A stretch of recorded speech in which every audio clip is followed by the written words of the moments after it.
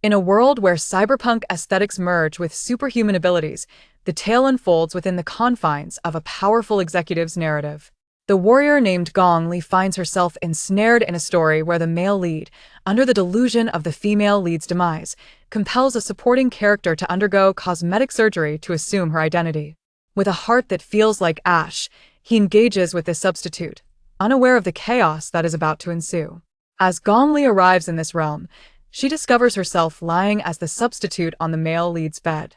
In mere moments, the true female lead will burst through the door, witnessing the scene in disbelief before fleeing in terror.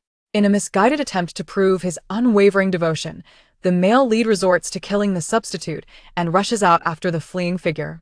Yet, Gong Li believes the narrative can twist even further into melodrama. Thus, when the female lead pushes open the door, she seizes the moment, tears streaming down her face, and implores, "Brother Chi, I truly do not wish to continue this charade." The female lead is left in shock, her worldview shattered, while the male lead stands in stunned silence, the very fabric of his reality unraveling. Subsequently, the couple reconciles, the female lead now cautious not to mention the secret of the tearful facade, only to be confronted by Gong Li once more, transformed in both visage and identity, now a formidable figure in her own right. When they meet, the male lead disdainfully remarks, "Just a mere substitute." In response, Gong Li enthusiastically introduces her. "This is but a discarded shoe I once had." The substitute female lead, through her ability to change her appearance, acquires various enhancements. As a pragmatic warrior from a post-apocalyptic world, Gong Li believes that beauty can be further elevated. Beneath a backless gown, she dons 6 pairs of cartoonish boxers with an attack power of 10 beneath a floor-length fishtail skirt. She wears plastic crystal slippers with maxed-out defense. Thus begins her journey, a tale of violent warmth traversing the world, transforming her into a legend. Chapter 1. Gong Li felt a chill beneath her collarbone. The man before her sported a black ring on his finger, a symbol of widowhood. Yet, this did not deter him from leaving his shirt partially unbuttoned as he pressed a gun to her chest, inching closer in the dimly lit, charged atmosphere of the bedroom. Chi Xian lowered his gaze, eager to witness the despair and helplessness that would compel this woman to cling to him, much like a cat floundering in water. However, to his surprise, she was enthusiastically bouncing on the mattress, delighting in the texture of the sheets. Upon arriving in this world, Gong Li had sensed her impending encounter with a bullet. However, she remained unfazed. Having survived 30 years in a nuclear wasteland, drinking radioactive water and feasting on 2-headed cattle, she had encountered all manners of irradiated creatures, but had never experienced such luxurious bedding. Gong Li raised her hand to touch the collar of the man's shirt, marveling at its pristine whiteness, something she had never seen since birth.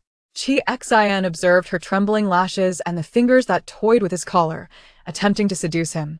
Yet, the moment she met his gaze, her expression shifted from surprise and joy to one of cold indifference. Chi Xian was taken aback.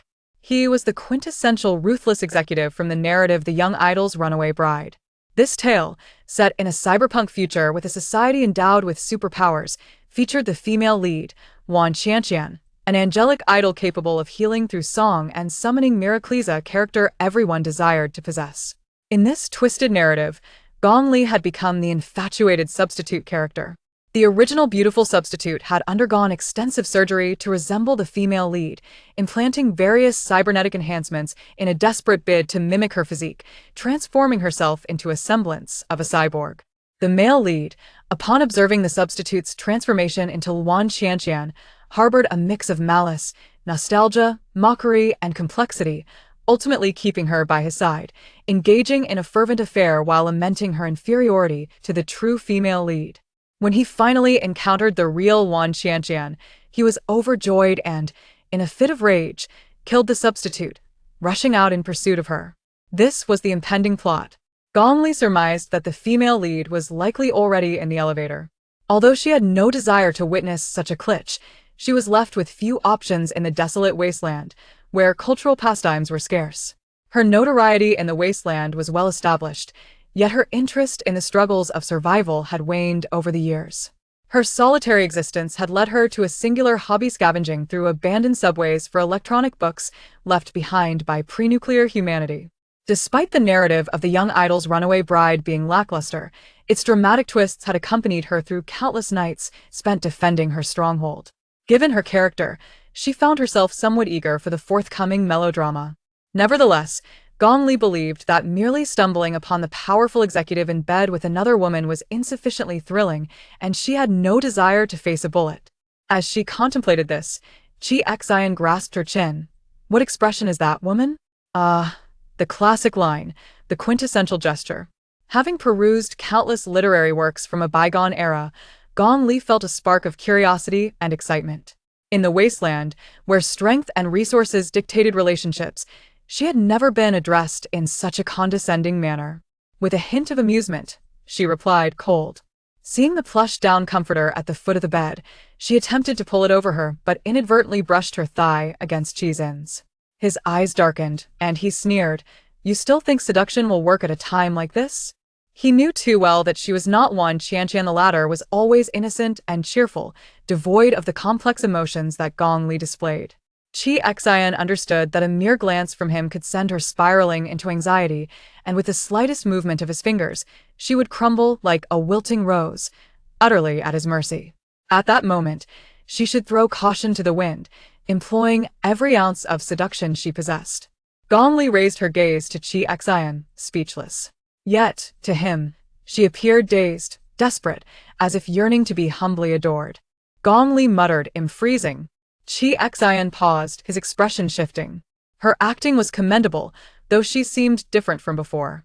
He removed his suit jacket and tossed it to her, lowering the gun slightly as he hesitated. Perhaps he could grant her a fleeting moment of joy before her demise. Gong Li wrapped the coat around her shoulders, glancing down to discover some purple text on her nightgown. Enhancement, Charisma 15, Persuasion 5, with a special effect that significantly augmented both visual and tactile appeal to her chest. Not only that, but her suit bore inscriptions as well. Strength 18, Speed 5. What could this mean? Yet, Gong Li soon heard hurried footsteps approaching from the corridor. The original female lead was on her way. With little time to spare, she reached out with her trembling left hand to grasp his weapon hand, as if seeking to intertwine their fingers, while her other hand sought his waist. Her lashes fluttered as she leaned in, lips nearly brushing against him as she pleaded, "Please don't kill me. I beg of you." Chi Xian looked down at her lips, only to notice the faintest curve at the corner of her mouth. He met her gaze, where her beautifully transformed yet lifeless eyes reflected his own. Suddenly, she slammed her forehead against his nose. In that instant, she twisted his wrist, causing the goo. Chapter 2. Gong Li truly wished to see Chi Xian's posterior bloom. However, after 2 firm presses, not only did the gun fail to discharge, but it also emitted a suspicious alarm. Gong Li furrowed her brow.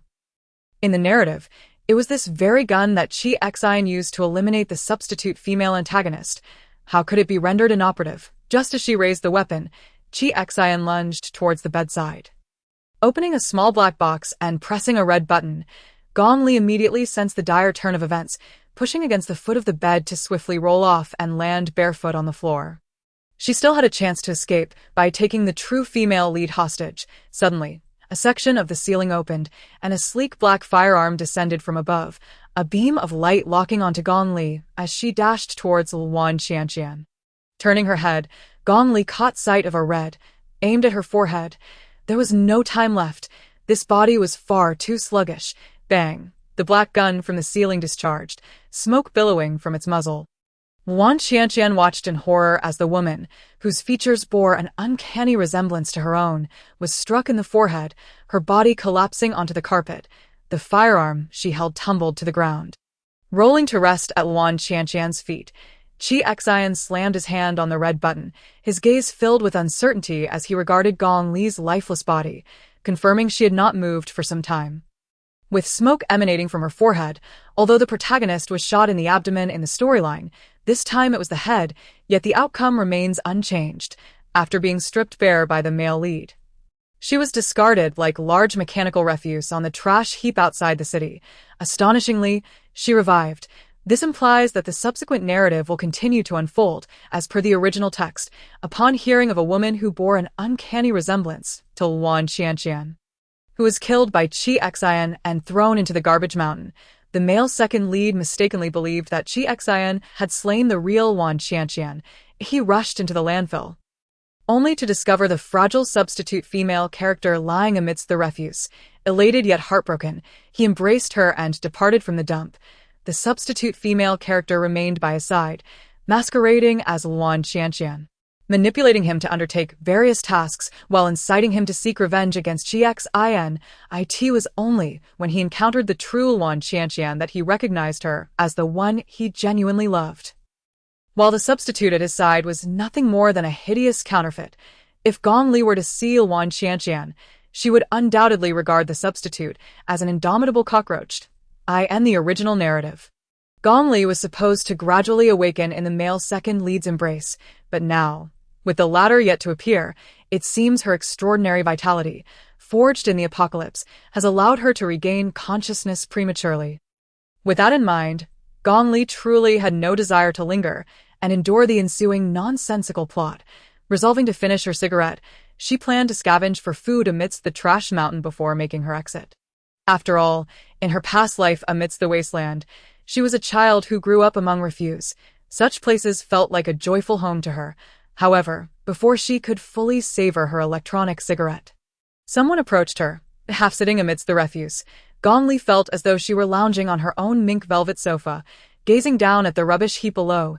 A few hunchbacked, filthy scavengers brandishing iron rods and crowbars stood not far away. Nervously watching her, Gong Li chuckled. Collecting scrap? Are we? I'm afraid I can't be sold by the pound. The apparent leader among the scavengers exclaimed in delight. This synthetic being can still talk. The neural circuitry is intact.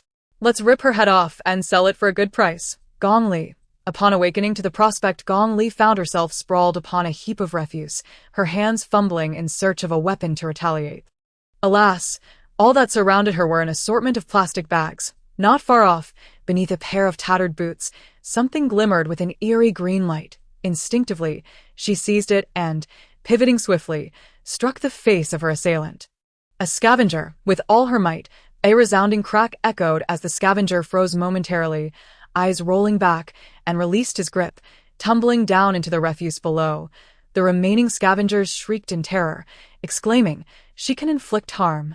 She is no ordinary model." It seemed the extent of the doppelganger's modifications was indeed impressive, as nearly everyone regarded her as a complete android. Gong Li steadied herself, her dislocated left arm cradled protectively in front of her. She gazed at the green glowing object in her right hand, a filthy plastic crystal slipper, adorned with rhinestone butterfly motifs. Butterfly fairy crystal slipper, green good. Attack power 3, special effect. Inflicts 200 damage when striking a male's face. Description, an essential item for the queen of the market. Pairing with will yield. Gong Li pondered. Attack power 3,200 damage to males. This crystal slipper is a weapon, resolute. She rose, no longer inclined to flee, brandishing the slipper before her like a lightsaber from her past. The leader among the scavengers shouted, "Does she look like a combat type? Hurry up, otherwise, none of you will get a share of the twist tubes today." The other scavengers, emboldened, approached Gong Li, initially appearing defensive. She suddenly lunged forward, swinging the slipper like a machete towards the face of one of the scavengers. Gong Li cursed inwardly. Her body felt woefully inadequate, her movements significantly slower than before. The scavenger instinctively shielded his head, unaware of Gong Li's swift kick aimed at his knee, sending him tumbling down the mountain of garbage with a scream. With just that single kick, Gong Li felt a sharp pain in her ankle. Another scavenger was already lunging at her, and as she braced herself for further confrontation, she resolved to seize the leader first. With all her strength, she hurled the slipper, its trajectory slicing through the air. It soared over the garbage mound and struck the leader squarely in the face. Crack! His eyes rolled back as he collapsed onto the ground. The remaining scavengers, witnessing their leader's unconsciousness, paused in disbelief, exchanging glances before scattering like cockroaches fleeing a pile of refuse. Some yelled, "How many times must we say, don't disturb the things that resemble humans in the garbage city," having endured 30 years in this post-apocalyptic wasteland. Gong Li was accustomed to the brutality of people severing each other's throats over raincloth, boots, and mantis meat, conflicts between factions, disputes over clean water sources. Each could incite bloody battles among hundreds amidst the refuse. Such skirmishes in Garbage City were trivial by comparison. With the immediate danger averted, she took a deep breath, only to cough from the foul stench, scanning her surroundings from a higher vantage point. She noted that apart from the towering mounds of garbage and some massive iron frameworks, as well as abandoned ships, there were scarcely any other structures in sight. Crossing her arms, she slowly descended the garbage mound. Casually resetting her dislocated arm, the gentle drizzle cascaded down upon her, as if her skin were composed of a meticulously crafted, extraordinary material. The grayish-yellow rainwater effortlessly washed away the blemishes adorning her form. The substitute female antagonist, in her quest for delicate skin, would have been better off equipping her arms with concealed grenade launchers. Perhaps she could have obliterated Chi Xian in an instant. She descended toward the scavenger she had just kicked down, who dangled unconscious from the iron frame. Gong Li observed that his shorts bore floating characters, the font a muted gray, the shorts of a homeless man, unwashed for a decade, home of the seamen. Women's Wardrobe, Section 3. Upon touching it, a more detailed description immediately appeared. Gray trash. Description: a collection of the essence of earthly odors. There were no enhancements to attack power, nor any special effects. However, both his vest and tattered boots bore no colored inscriptions, indicating that the garments of utility for her were but a mere fraction of the whole. Gong Li approached the unconscious scavenger leader, first retrieving the fallen 3-attack crystal slippers nearby, before examining him barefoot. The scavenger leader was adorned with a piece of equipment, a dark-hued short-sleeved top emblazoned with an advertisement for a food product called Twisting Tube, which they had mentioned earlier. The words that materialized around the t-shirt were white. Twisting Tube promotional t-shirt. She touched it. White ordinary, Defense 1 description. Limited edition hot pot flavor Twisting Tube. Twist it, lick it, and be flushed with spice. Gong Li. She recalled that a few hours prior, while beside Chi Xian, her nightgown and his suit jacket also seemed to carry descriptions. Gong Li realized that the substitute female antagonist possessed her own superpower. Simply put, wardrobe ability. The premise of the substitute female antagonist is that she is utterly unremarkable, lacking even the strength to bind a chicken, with all her abilities reliant on her attire. For some, a garment may merely be an ordinary piece of clothing, yet for the substitute female antagonist, it transforms into game equipment, bestowing upon her various enhancements and superpowers. The reason she was able to overpower Chi Xian moments ago was likely due to the extraordinary strength and speed conferred by the suit jacket. Now, in her entirely unadorned state, Gong Li found herself in the weakest form, devoid of any enhancements. In the original narrative, this ability was not particularly formidable and was clearly designed for the purpose of being belittled. For instance, when the substitute female antagonist made her entrance, her skirt would inevitably be stepped on and torn by the original female lead, causing the Charm 30 gown to lose its special effects before the eyes of all present. The crowd would then discuss how the substitute female antagonist had suddenly become unattractive, revealing that the true beauty was none other than the flawless idol, Wan Qianqian. Consequently, the substitute female antagonist harbored resentment toward the original lead. Reflecting now, the various colors of the clothing descriptions also represented the quality tiers of the equipment. Gray signified trash, white indicated ordinary, following that were green, blue, and purple. This was akin to the equipment classifications found in games. White gear, though somewhat useful, was not what she desired. Unwilling to remain bare, Gong Li planted her foot on the leg of the scavenger chief and began to tug at the Twisting Tube t-shirt adorning him. A Defense 1 would at least offer some utility. Suddenly, she heard a distant call echoing through the air. Qianqian, Qianqian, where are you? Goodness, the second male lead had arrived far too swiftly. Gong Li abruptly yanked at her clothing, disregarding the rings of salt stains that marred it, and hastily donned it over her form. Grasping a pair of slippers, she retreated, seeking refuge behind a metallic frame. Qian Qian, echoed the anguished calls of a man amidst the refuse heap. From afar, Gong Li discerned a figure clad in white robes atop the garbage mound. His softly curled golden hair danced in the wind, while his robe, embroidered with golden threads, billowed gracefully. He appeared to survey his surroundings, yet failed to catch sight of Gong Li. Clutching across to his chest with palpable urgency and sorrow, he bowed his head in whispered prayer. Indeed, while it is customary for the male secondary character in a domineering CEO narrative to be a gentle, kind-hearted figure clad in white. The current scenario had veered into the realm of the extreme. The male secondary character was a priest. Very well. Gong Li had no desire to revisit the absurdity of the original plot. Her sole aspiration was to avoid being a mere tool and to live for herself, and her previous life. Amidst the apocalyptic winds and pervasive radiation, the survivors were almost indistinguishable from the undead.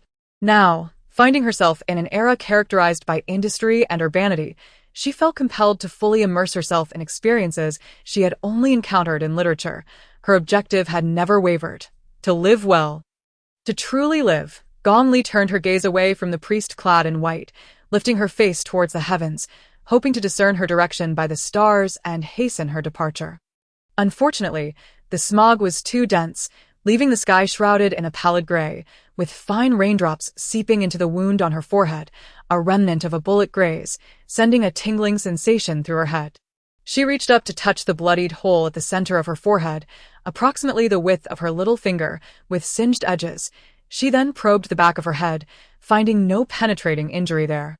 Remarkably, what had been a laser strike had failed to perforate her skull. Above, the sound of more aerial vehicles roared, and Gong Li beheld several silver, elliptical craft emerging from the mist, clearly dispatched by the male secondary character.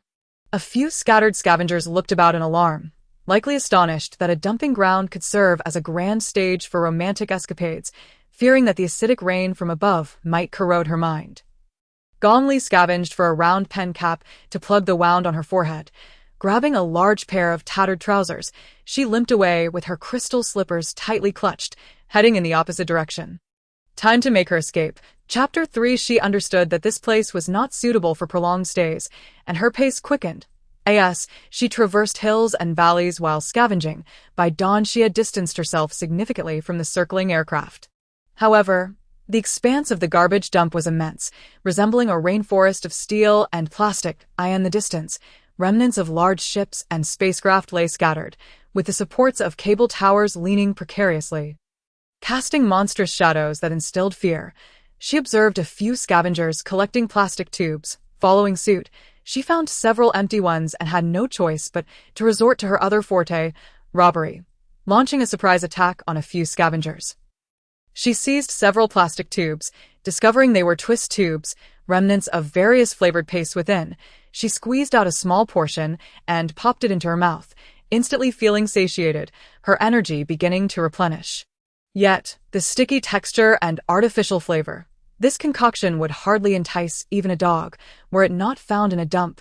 She beheld an endless array of motors, iron frames, and plastic amidst the mountains of refuse. Occasionally spotting tattered garments adorned with flickering gray or white letters, all of which were either trash attire or white outfits. Yet, regarding the green attire, apart from the crystal slippers in her possession, she had not encountered a single piece. Indeed, the original narrative depicted the substitute female antagonist draped in purple and blue garments, all painstakingly amassed with genuine wealth. It was rumored that she even owned a villa brimming with an assortment of charm-enhancing clothing she had scavenged. However, the original text provided no specific address.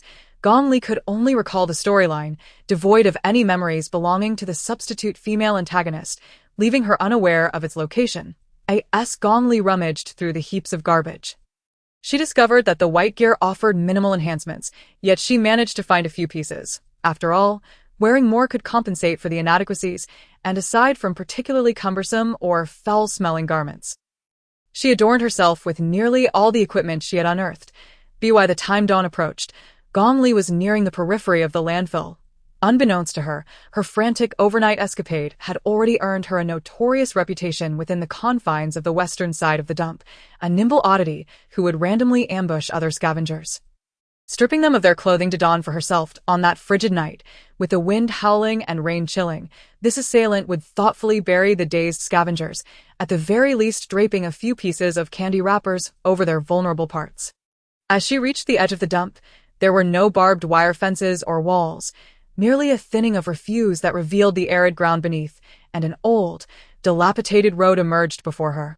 In the dim light of early morning, without street lamps to guide her, the road lay riddled with potholes and decay. Gong Li spotted a faint yellow glow in the distance and limped toward it. The glow proved farther than anticipated, and after a considerable struggle, she finally discerned the scene. A large red truck was parked at the roadside, its headlights aglow, surrounded by several motorcycles. A group of individuals clad in vibrant faux fur were mercilessly beating a man who was cowering and clutching his head. The victim wailed in despair. Before Gong Li could utter a word, one of the sharply dressed figures in pink fur suddenly turned. Something was approaching. I've noticed an influx of cult figures near the dump these past few days. All clad in white robes, highly ranked. Something must have gone awry. Perhaps we ought to call it a day. Another, adorned in green leopard print, viciously kicked the weeping man. After all this effort to stop a truck. And it reeks so badly. The cargo must be filled with rotten fish and shrimp. What on earth is that? The assailants directed their gaze towards the dimly lit end of the road, where a pale, slender figure staggered out of the dense gray fog, garbed in tattered clothing, hair obscuring the face, moving silently. The one in green leopard print raised a plastic gun. Stay back. Who are you? The pale, elongated figure halted, slowly brushing the dirt-laden hair from her face, revealing a gaping wound in her forehead, her visage smeared with dried, dark blood. She cracked a smile and said, I wish to inquire. The one in green leopard print screamed in terror, abruptly firing her weapon. It's a ghost. The ethereal figure was struck in the calf by the bullet, stumbling yet emitting no cry of pain, swiftly darting behind the red truck, her movements as light and swift as a dragonfly. Evading their line of fire, a few individuals exchanged terrified glances, hastily raising their weapons in search of the source of their alarm. Suddenly, a pale specter appeared above, leaping down from the red truck, wielding a flip-flop in each hand, and struck fiercely at the head of the astute, fawn-colored creature. The creature collapsed to the ground, unable to emit even a scream before succumbing. The specter landed gracefully on one foot, supporting itself on the ground with both hands, resembling a silent snow leopard, its bloodied visage tilted upwards to gaze at them. What sort of technique is this? The fur-clad individuals recoiled in horror, retreating hastily. Is this cursed place truly haunted? Gong Li had her sights set on the red truck, yet the individuals opposite her were armed, and she doubted her ability to confront them. If all else failed, she would seize the vehicle and flee. Just as she contemplated this, a sound of sobbing emerged from behind her. Turning around, she beheld the man who had been clutching his head in pain, slowly rising to his feet, his delicate features marred by distress. Trembling, he wept bitterly, threatening, Woo woo woo, leave my truck, otherwise I shall take action. He bared his frail arms, clad only in a vest, while the green leopard-patterned figure scoffed. What are you clamoring about, you E-class fool? The weeping man trembled even more violently, tears streaming down his face as he reached towards his arm. Gong Li noticed the hilt of a knife protruding grotesquely from beneath his skin, akin to a horn splitting through flesh. Grasping the hilt, he yanked it out with a sudden force. A cry escaped his lips as he brandished a bloodied, towering white-bone knife, its ominous presence sending a chill down Gong Li's spine. Even as the weeping man struggled to maintain his stance, as he sobbed, he twirled his wrist, the knife glinting with a menacing aura. The fur-clad individuals exchanged wary glances at Gong Li and the bone knife, suddenly retreating in unison, mounting their motorcycles, hurling a few harsh words before vanishing into the mist. The weeping man, now filled with trepidation, crumpled to the ground, sobbing uncontrollably. The road returned to silence, the truck's lights flickering weakly in the fog. Only the fawn creature, struck unconscious by her earlier blow, lay abandoned by the roadside. Noticing that the creature's coat was also a piece of equipment, Gong Li swiftly stripped it off and donned it. The wind on the highway was fierce, transforming her into a fluffy Samoyed that had fallen into a dye vat. Just as she was about to speak, a line of garbled text suddenly flickered before her eyes, trembling for a moment before vanishing. What is happening? SG Exine truly damaged my brain with that shot.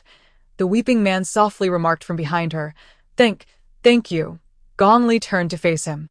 The weeping man, aghast at the bloodied wound on her forehead, gasped, wide-eyed, Are you still alive? Gong Li replied, What do you think? She had to admit that, in contrast to the robbers adorned in nightclub finery, she resembled the malevolent spirits of this road. The weeping man wiped his eyes, leaning against the truck door, rising to his feet, and said, My name is Ping Shu. And you? Gong Li interjected, Are there any other cities besides one city nearby? Wan City served as the backdrop of the original story, and if possible, she certainly wished to temporarily escape this stage of diminished intellect. Ping Shu responded, "Where would you find so many cities now? They are all hundreds of kilometers away. The closest city to Wan City, Chun City, recently experienced an A-level disaster and has been sealed off." Gong Li gasped in astonishment, in a state of despair. She suggested returning to Wancheng, reasoning that if she did not seek out the male and female leads, they would not spontaneously appear before her. If all else failed, she could always take on some work to earn a living, finding a way to restore her original appearance. Otherwise, enduring each day with a face identical to that of the original female lead would be quite disconcerting. Ping Shu nodded in agreement. "Would you like a ride? I can take you partway." Gong Li pondered for a moment. "I could also hijack a vehicle." Ping Shu chuckled, opening the car door. "Come on in. What is your name?" As Ping Shu swung open the door, he raised a steel blade and plunged it into his abdomen, accompanied by a cry of anguish, the entire blade disappearing into his body, even the hilt vanishing beneath his skin. His physique seemed to swallow the blade, which was longer than his legs, much like a swamp absorbing its surroundings. He was capable of concealing quite sizable objects within his body. Gong Li remarked, "This superpower would be perfect for a personal shopper." Wiping away his tears, Ping Shu entered the vehicle. The car started moving slowly as she lowered her gaze to inspect the spot on her calf, where she had been struck by a bullet. There was no bleeding, only a deep indentation, indicating that her leg bone had likely been injured. The extent of her injury was less severe than she had anticipated. Perhaps it was due to the majority of her equipment being defensive in nature? Ping Shu cautiously spoke up. "Are you sure you don't want to tend to the blood on your face?" Gong Li pulled down the small mirror in the car to examine herself. Good heavens. The blood that had once streamed from the bullet wound in her forehead now coated her entire face, dried and congealed into a dark crust, and she had no idea when the pen cap stuffed into the gunshot wound had gone missing. Ping Shu handed her a wet wipe, and she cleaned her face. He stole a glance at her, utterly astonished. "You." His disbelief directed towards Gong Li was palpable. Just then, she turned to look beside her. And to their surprise, the interior of the car was adorned with several posters of various sizes. Wait a moment. The poster depicted a girl in a white cocktail dress and high heels, microphone in hand, dancing with a radiant smile on stage. None other than the original female lead, Wan Qianqian. Surrounding posters showcased her photo shoots and stage performances to encounter fans of the original female lead while hitching a ride. Stammering, Ping Shu exclaimed, You. Gong Li tightened her grip on her slippers, contemplating a drastic course of action. "You're quite attractive." "Huh?" Gong Li glanced again at her reflection, noticing the most striking difference. Previously, she had seen Wan Qianqian, who had black hair and eyes. Logically, her substitute should have mirrored that appearance. However, this synthetic body appeared flawed, as if it had faded. Her eyelashes and hair resembled transparent glass strands, and her pupils had transformed into a marbled gray. She resembled a highly translucent piece of ice. While her features remained beautiful, Gong Li now slouched languidly, a mocking smile gracing her lips, further amplifying the disparity in temperament compared to the original female lead. Gong Li deliberately pointed at the poster. "I underwent surgery to resemble this star." Ping Shu inquired. "Who is this?" "Oh, my apologies. The car is rented, and I did not put these up that I don't know her." He assumed Gong Li was a fan of Wan Qianqian, his tone growing increasingly cautious. "It's fine if you don't know her." Gong Li meticulously cleansed her face, the gaping wound on her forehead becoming more conspicuous. Yet, her hair was unkempt. Spotting scissors within the car, she boldly extended her head out of the window, wielding the scissors to shear off her hair in handfuls. Ping Shu was rendered speechless, unable to divert his attention. He could only observe her slender figure half out of the car window, akin to a dandelion, as she liberally discarded her long locks. Moments later, she returned to the passenger seat, her head now adorned with merely an inch of soft white hair, closely cropped at the nape, with some exceedingly short and disheveled bangs at her forehead, accentuating the delicacy of her long neck. Ping Shu focused on driving, yet his gaze caught sight of numerous hovering drones and flying vehicles in the distant refuse city, with some individuals meandering atop the mounds of garbage. Suddenly, he remarked, "Why are there so many people? Did some prominent figure inadvertently discard valuable items into the trash?" Gong Li rested her chin on her hand as she gazed outside. the horizon beginning to brighten, revealing countless church followers rummaging through the refuse. Each of these followers bore the weary countenance of those who had toiled through the night, likely cursing under their breath.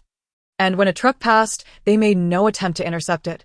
Ping Shu turned his head, inquiring, "What are they searching for?" Gong Li's penchant for nonsensical chatter reared its head once more. "They are searching for me. After my marriage, my husband forced me to undergo cosmetic surgery to resemble his preferred celebrity, subjected me to domestic violence, and even took a mistress. I want a divorce, but he shot me and discarded my body in the landfill. Now, the mistress has discovered that I am not truly dead and has sent people to hunt me down." Ping Shu was taken aback. "What? But those people appear to be affiliated with the church." Gong Li rummaged through Ping Shu's car for a cigarette but found none. Instead, she casually continued her tale. "Well, my husband's male mistress is a priest, which is why he calculated. Ah no, used divination to discover that I am not completely dead." Ping Shu, dumbfounded, pressed the accelerator, and after a prolonged silence, stammered, Are you telling the truth?" Gong Li patted Ping Shu's shoulder, sighing, "A woman like me appearing in a landfill must carry some sorrowful past. No more questions. I must start anew. From this moment on, I shall cherish myself and become a happy woman." Ping Shu fell silent. Gong Li discovered a dead electronic cigarette in the storage compartment and was about to ask him for a charger when she heard a sob. Lifting her gaze, she saw Ping Shu staring ahead, tears welling in his eyes. Biting his lip to stifle his cries, it was Gong Li's turn to be astonished. "Are you shedding tears for me?" "Surely not, dear brother. Can you truly believe that?" Her softly spoken words, to Ping Shu, sounded like the incredulous question of a pitiable girl who had never been cherished. Ping Shu trembled, vigorously wiping his face, asserting, "No, I believe you will find happiness." Gong Li. Chapter 4. Even Gong Li, who had never understood the concept of shame, felt a twinge of awkwardness amidst his weeping. Those who love to be frivolous dread the earnest. She had no choice but to lower the window, staring only at the scenery outside. Before long, a vast column of light appeared in the morning sky, its radiance indicating they were nearing one city. The beams were composed of various convenience foods, flying vehicles, and advertisements for cosmetic surgery, while below stood towering skyscrapers shimmering in the bustling metropolis. And the nocturnal sky, amidst the shifting advertisements, a muscular male torso abruptly materialized. Followed by a downward scroll revealing sculpted abs and the tantalizing silhouette, a line of crimson text burst forth, obscuring the pivotal area. Introducing the cutting-edge, oversized electric vibrating prosthetic, now available in the 45 centimeters limited edition WBA Star collaboration. Utilize the Wancheng Bank credit card with a maximum loan limit of $3 million and ultra-low interest rate over 648 installments. Gong Li mused. What 45 cm? However, Ping Shu seemed accustomed to such advertisements, wiping away his tears. He pursed his lips, striving to adopt a more buoyant tone, and initiated a conversation. "Are you an empowered individual or not?" Gong Li snapped back to attention. "What do you mean?" Ping Shu replied. "It's just that the toll for entering the city differs between the two types of people. Hence my inquiry. Do you possess any abilities? They say the proportion of empowered individuals has surpassed 53 in recent years, and I reckon you appear to be one." Gong Li felt reluctant to fully disclose his abilities and remarked, "I've noticed that some clothing possesses unique attributes." Ping Shu understood. "Oh, like system-driven gear, right? That's quite good." The tone of Ping Shu was reminiscent of encountering a northeastern individual in Hainan, as if people of his type were ubiquitous on the streets. Ping Shu reassured him, "It's genuinely quite beneficial. Within the mainstream categories, there are numerous training schools and abundant resources. The system and cultivation are the two largest categories in Wancheng, although the employment pressure might be somewhat daunting. Opportunities do exist. However, cultivation may offer slightly better employment prospects. Worst-case scenario, one could work as a security guard in a parking lot, conveniently using their sword to assist others in finding their parking spots." Gong Li. Wancheng is not merely a city of superpowers. It is also a metropolis of superpowered wage slaves. Nevertheless, the original narrative mentions that empowered individuals possess an array of bizarre abilities, which are unrelated to lineage, race, or gender, manifesting randomly at any age. This sudden emergence of abilities is termed mutation. Mutation is not necessarily a boon. For instance, if a child's head were to mutate into that of a lizard while still in the womb, it could lead to the mother's difficult labor and potential death.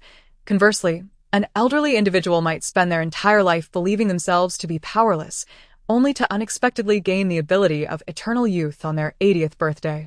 Most individuals' abilities are of little practical use and often correlate with life experiences.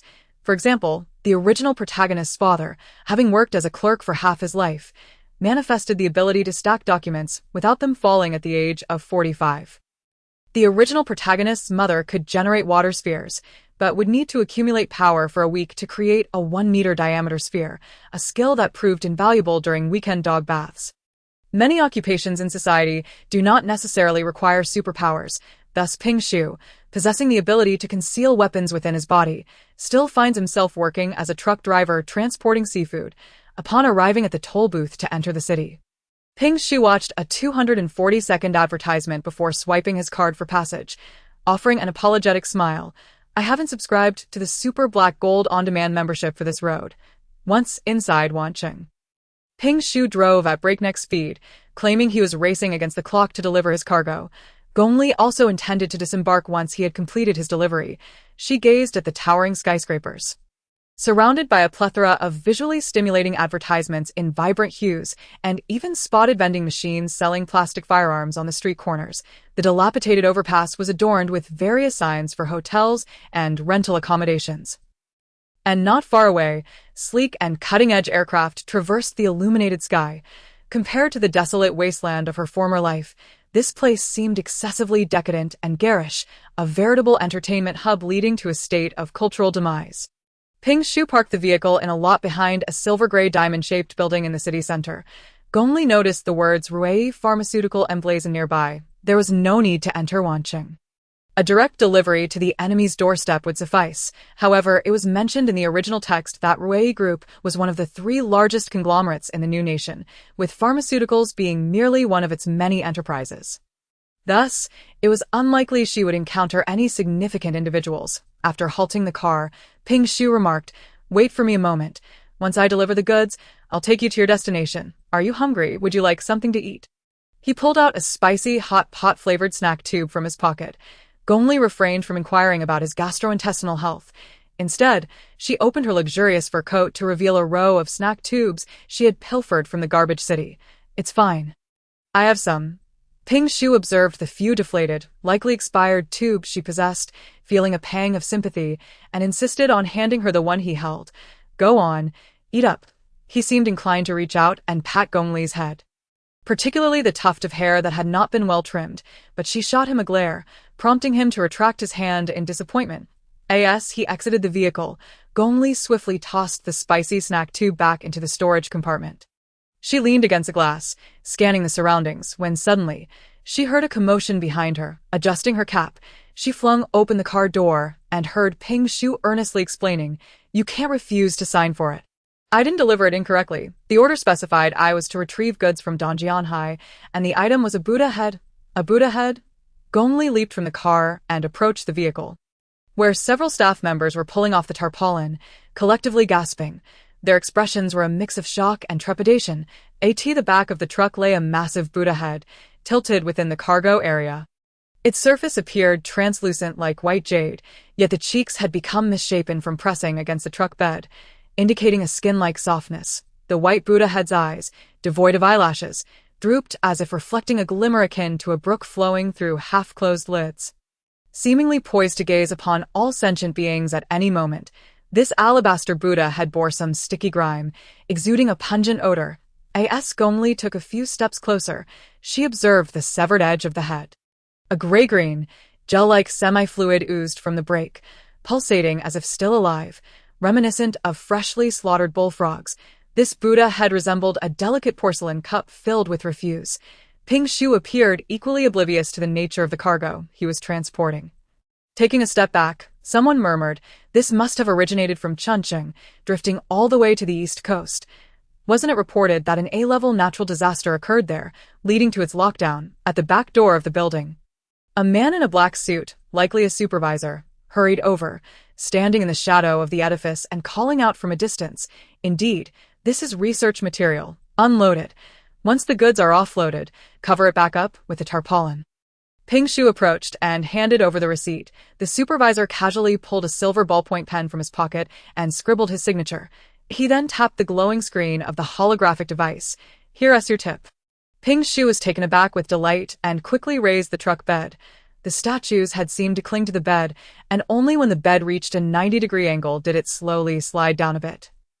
Before tumbling to the ground with a thud, as Gong Li had accurately described, the thin porcelain cup filled with kitchen waste fell to the floor, shattering the jade-like Buddha head into countless fragments, with thick, viscous liquid splattering everywhere. Yet, amidst the murky green sludge, there was a considerable amount of refuse, including fish, shrimp, and a mix of plastics and clothing. The supervisor, clad in a black suit, became frantic. "Pick it all up. Or use a shovel to gather it. At the very least, I expect all solid waste to be recovered. Other avenues of entry would likely involve layers of scrutiny. Thus, it was through the most dilapidated and inexpensive roads that the goods could be quietly delivered." The supervisor, having received orders from above, rushed down but was taken aback by the utter carelessness of these lowly truck drivers who had so recklessly discarded such crucial research materials, having heard about their origins. He was determined not to be negligent. The surrounding staff began to scavenge through the refuse of fish and shrimp, and Gong Li, overwhelmed by the stench, pinched her nose and prepared to get back in the vehicle, only to discover a green, glowing object that had seemingly been tossed through the window, landing on the floor of the passenger seat. She sat inside the vehicle, frowning as she looked closer. It was a hairpin. The kind worn by Taoists in ancient fantasy dramas, adorned with gemstones. Just as Gong Li intended to pick it up, the hairpin suddenly transformed before her eyes, like a creature revealing its true form.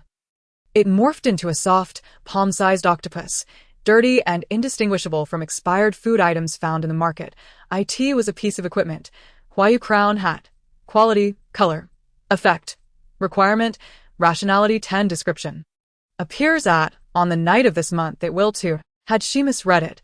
How could it suddenly turn into an octopus, while the equipment description still referred to it as a hat? Moreover, the name Huayu crown seemed to align perfectly with the Taoist hairpin she had just observed. This was the first time Gong Li had encountered such a plethora of garbled text.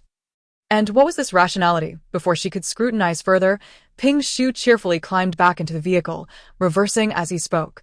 "There's a tip. How wonderful. I'll take you home first, then return the truck to the company. I still have to work tonight.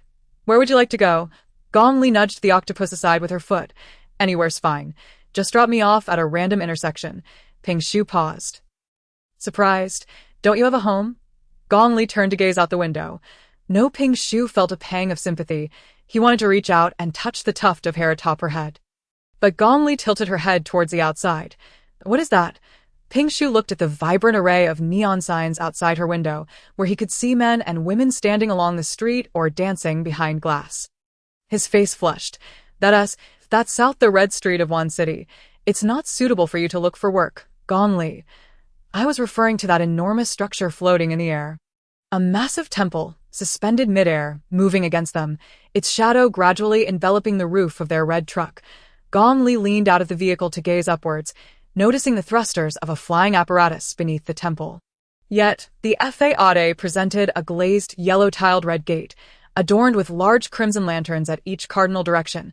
The walls depicted a fierce battle between red and green dragons, and the imposing red door bore a gigantic, sinister mask with menacing fangs. Fortunately, it was daytime on the main thoroughfare. Had it been night, the sight would have been reminiscent of an entry into the underworld. Ping Shu, fear not, it is merely a patrol ship from the Fondi organization.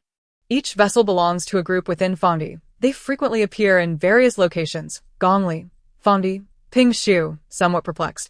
Have you not heard of it? The original text seems to mention it briefly. It is a management organization for superpowered individuals. However, given the dominance of the tyrannical CEO, the frequency of references to Fondi pales in comparison to that of Chi Xin's cousin, who is known for slapping the female protagonist. Gong Li, lying effortlessly. The hole in my head has caused me to lose my memory. Ping Shu displayed a maternal expression, akin to a mother witnessing her child suffer, and explained with great detail. Fangti is the governing body for all ability users in the new nation. And it would not be an exaggeration to call it the core institution of the new nation. Look at that black cube insignia. That signifies their affiliation with Fangti. Gong Li observed as the temple just passed by Rui Pharmaceuticals, floating along the street, destined to glide over their heads. Understood? Superpowered civil servant. Dio, they frequently drift about the city. Ping Shu. It's not uncommon, especially in. Before Ping Shu could finish his sentence, he felt Gong Li lurch towards them, her pale hand gripping the steering wheel and abruptly turning it to the left. A blinding explosion of flames immediately robbed Ping Shu of his vision, followed by a tremendous shockwave that hurled him out of the vehicle. Gong Li instinctively shielded her head, only to be thrown from the car as well. Moments later, she jolted awake, coughing violently, lying amidst shards of glass. The street before her a scene of devastation, flames raging all around, and the red truck overturned in the distance. Her already injured leg had now shattered into several pieces. Gong Li was propelled into an upscale clothing store lining the street, crashing into a cluster of mechanical mannequins in the window display. Those fragile mannequins had broken limbs, yet lay there with smiles, repeating, "Season's new arrivals, limited edition." Unable to contain herself, Gong Li raised her hand to close the eyes of a mannequin with broken legs. "It's time to clock out." Just then, a fireball erupted high in the sky, the heat nearly singeing her hair, as injured pedestrians on the street cried out in agony, the brilliance of the flames dimming the surrounding daylight. She watched as the metallic sign of Rui Pharmaceuticals appeared to melt in the blaze, while some vehicles and makeshift structures below seemed to disintegrate into gray-black ash before they could even catch fire. She recalled the sequence from the original text.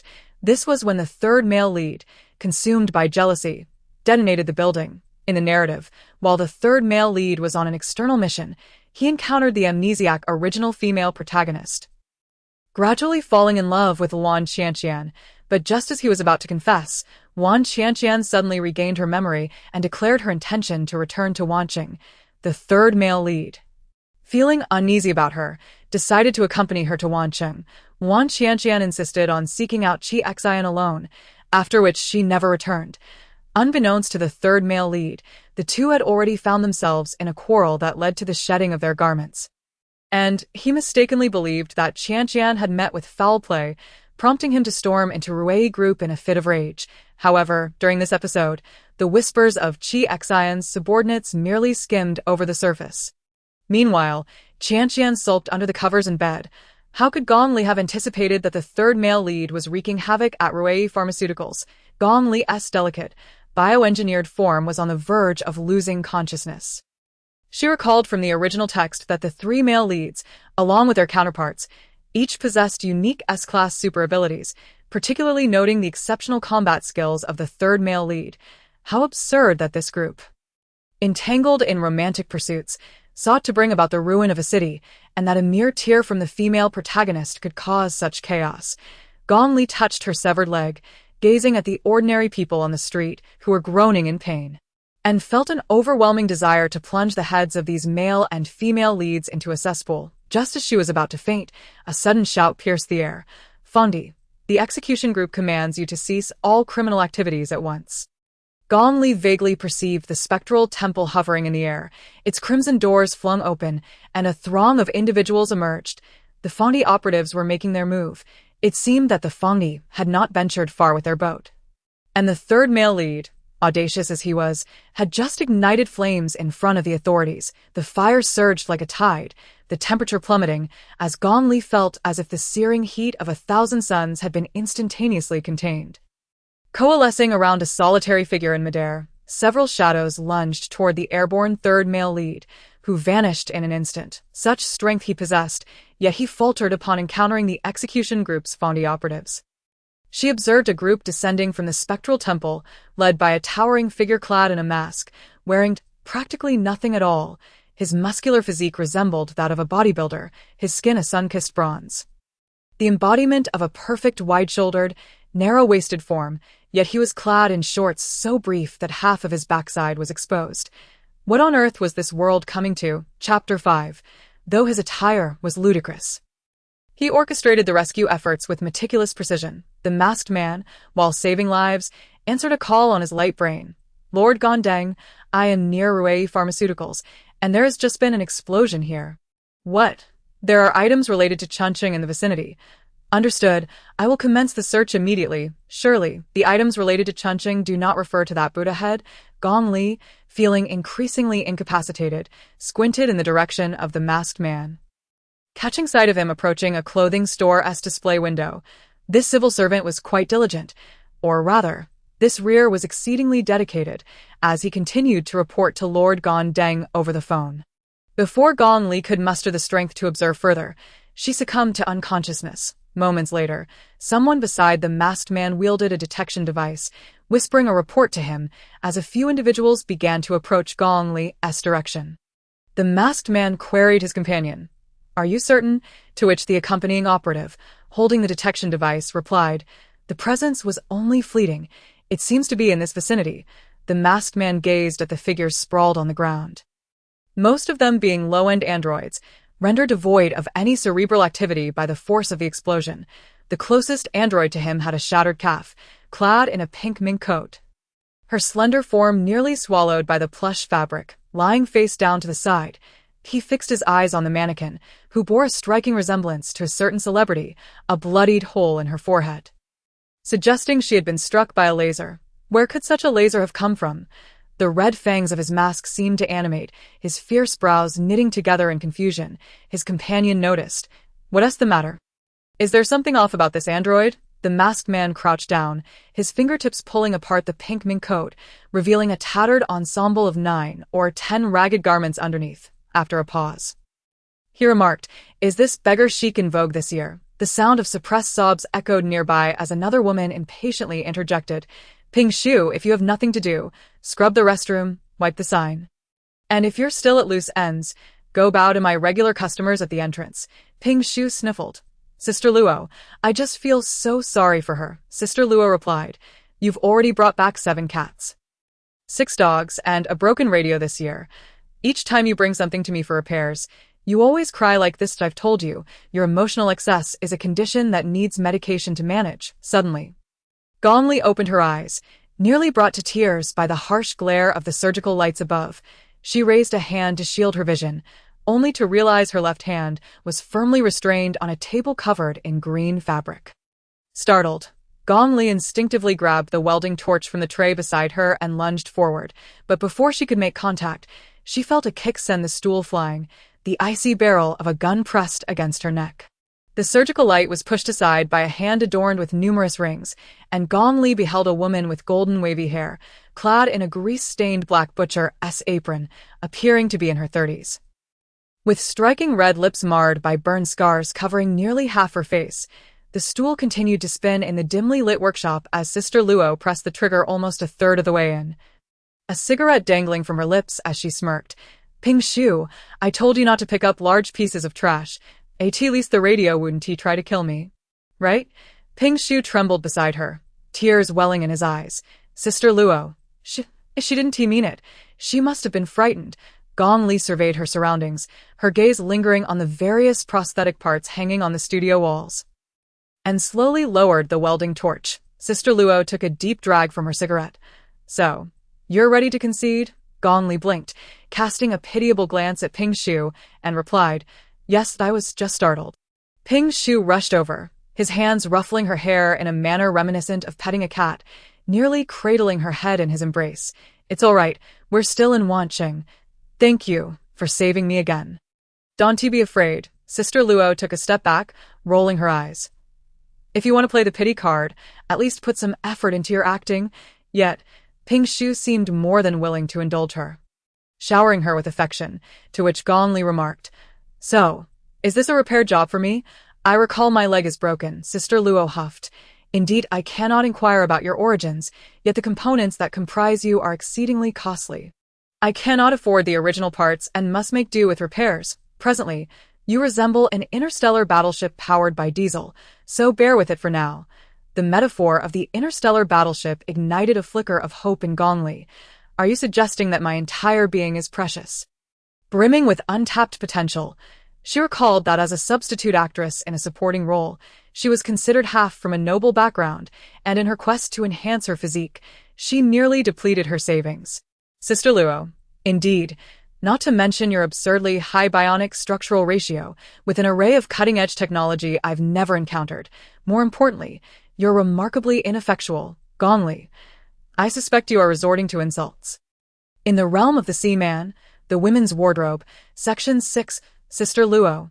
Nowadays, most bionic bodies possess extraordinary strength and combat prowess, yet you lack both. The texture of your skin is unprecedented, exquisitely smooth without a blemish. And even a gentle pinch elicits a flush. Your muscle softness is akin to being entirely padded with breast material. Everything about you is crafted for realism, designed to make you appear like a fragile human. Oh, and most crucially, you possess the most technologically advanced, highly mimetic vagina I have ever encountered.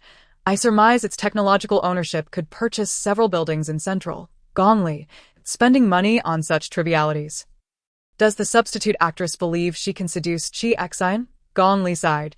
Please, just fix my legs first, Sister Luo, evidently a purveyor of prosthetics, gently coaxed, if you truly find no use for the high-tech apparatus between your legs. You could sell it. Wouldn't that reduce your sexual escapades? You could probably fetch quite a sum for a fleeting moment. Gong Li found herself tempted. She paused. On second thought, the idea of selling it from your shop to some big shot is rather repugnant to me. Sister Luo contemplated. You make a valid point. As Sister Luo focused on her repairs, Gong Li turned her gaze toward the projection screen in the room, which was broadcasting news. The report detailed the destruction of the Ruei pharmaceutical building. With the upper half nearly melted away, the identity of the perpetrator remains unknown and at large.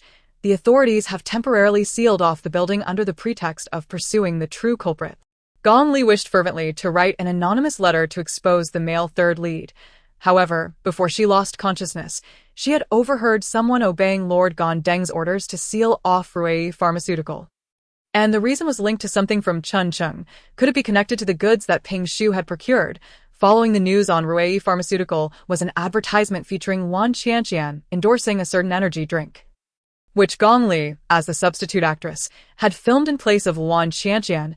To illustrate how the substitute actress fell short in comparison to Wan Qianqian, the original work depicted her abysmal acting during the advertisement, tormenting the director to no end. Chi Xian is the behind-the-scenes owner of the entertainment company that Wan Qianqian represents. Thus, the supporting actress effectively worked as a substitute for half a year without pay. All while having to accommodate the boss in a moment, Gong Li was able to lift her upper body, observing the soft metallic coils writhing like slender serpents through Sister Luo's fingers as she repaired the bionic muscle on her calf. Gong Li, can you address this hole in my head? Sister Luo, donning protective goggles, glanced at her. Your brain-machine interface has suffered severe damage, but I cannot repair it now. I lack the necessary materials and tools. Let us leave things as they are for now. After all, you cannot perish. Perhaps only some functions may be limited. Sister Luo did not elaborate much. Just moments ago, she attempted to repair the neural interface, only to discover that the internal structure was exceedingly intricate, a level of technology she had never encountered before. The laser, when directed at her, did not penetrate her head, for an electrode had long been pressing upon her psychic region. The laser was effectively obstructed by this electrode, which deformed, causing further damage to the part of her brain responsible for her abilities. Yet it ultimately preserved her life. Sister Luo realized that this electrode was unfamiliar to her, and as she could not remove it, she chose to remain silent. Gong Li, unaware of this, moved her shoulders and felt quite at ease, sensing no restrictions on her movements. She gradually began to perceive the ominous atmosphere of this establishment. So, what will the cost be? Sister Luo scoffed lightly, adjusting her golden curls. Not much. I haven't here replaced any components for you. He mentioned he would repay you. Gong Li cast a glance at Ping Shu. Sister Luo swiftly repaired Gong Li's body, but I declined. The logistics company's truck had been incinerated, and he was already in debt. If he continued to accrue more, he would soon find himself resorting to selling his face and undergoing enhancements. You have hands and feet. Earn your keep and repay gradually. Gong Li found this acceptable and, before Ping Shu could speak, replied, All right. Sister Luo undid the restraints binding her, and Gong Li rose from the workbench. Staggering slightly before regaining her balance, Sister Luo's skills were indeed remarkable.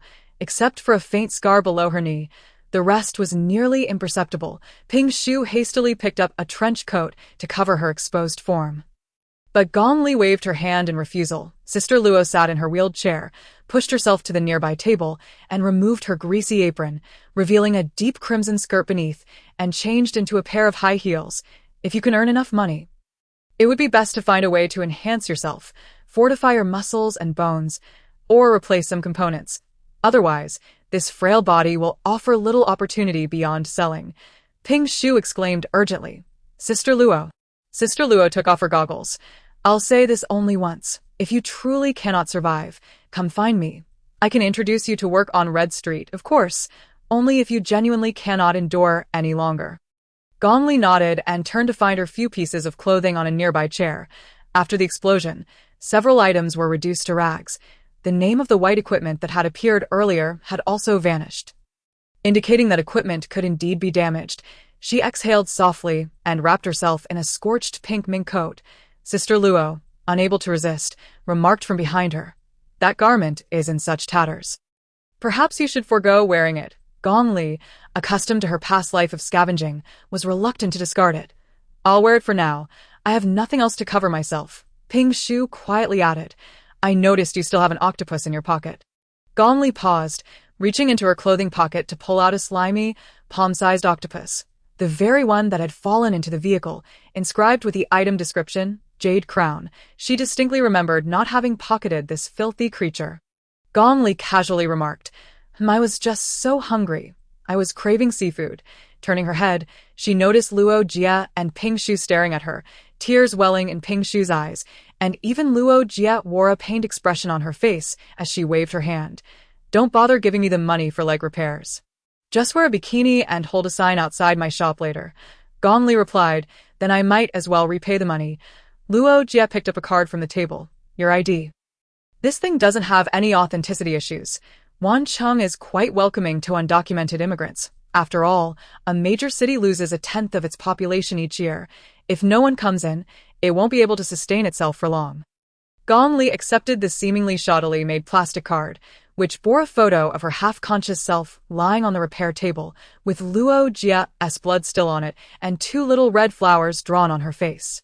"The ID photos here are indeed quite casual," Luo Jie continued. "Even if you're undocumented, as an ability user, you must undergo registration and level assessment. Otherwise, if you're caught, it will be disastrous. At that time, let Ping Shu take you to the street office."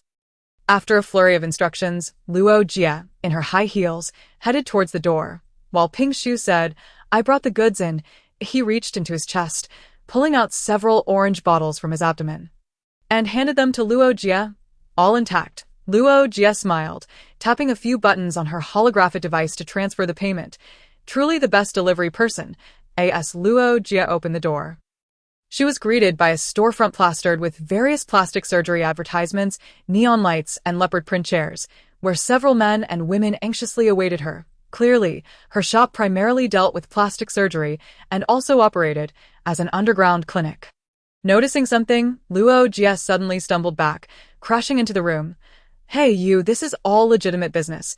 The IDs I make are connected to the community network, and taxes are paid properly. Hey." Gong Li turned around to find 2 black spherical robots flying into the studio, hovering before her. Ping Shu, taken aback, nearly fell onto the prosthetic frame. The 2 black spheres encircled Gong Li, a beam of light sweeping over her body, and one of the spheres emitted a saccharine voice. "Your name." Even Luo Jie grew tense, mouthing, "Answer well." Gong Li steadied herself. "Gong Li." The sphere's sweet voice responded, "Registered. New ability user in Wancheng unclassified, sexual orientation detected as male. Would you like to switch to a juvenile, bubble sounding, or other male voice to enhance your experience?" Gong Li replied, "No need." The sphere continued, "Understood. Thus, the Wancheng Red Street office announces that you have been selected as a candidate for the Fengdi Academy." "Fengdi Academy?" Gong Li furrowed her brow. "Academy? It can't be some superpower academy or interstellar military school, right? I'm not going." The sphere stated, "Rejection invalid. Level 2175 student Gong Li has been randomly selected and forcibly registered. This student has not undergone classification. Classification begins now." The 2 black spheres lit up brightly, momentarily blinding Gong Li. The saccharine voice reminded her, Please focus on the sphere point. Concentrate your attention. Sphere point. Which sphere point?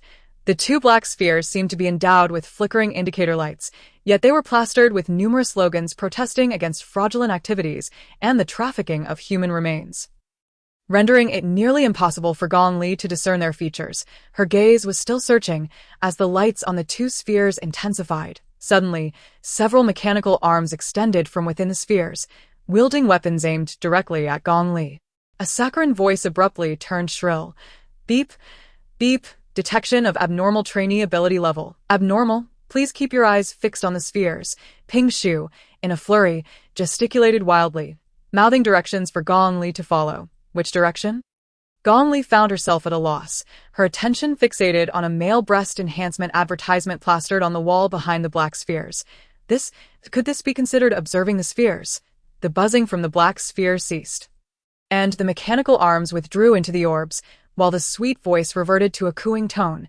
Trainee Gong Li, classified as Level D. Carbon-based realm, human domain, system phylum, non-personal species, digital enhancement class, genus, species pending due to your level being less than or equal to D.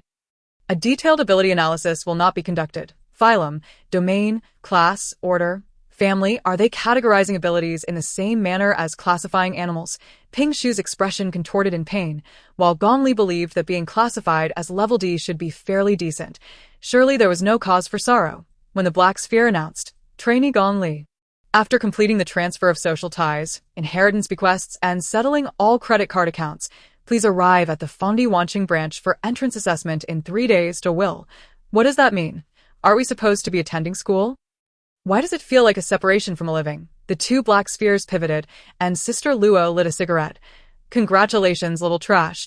You've just arrived at Wancheng and have been selected for service. Academy, did you really think they would allow you to pursue your studies?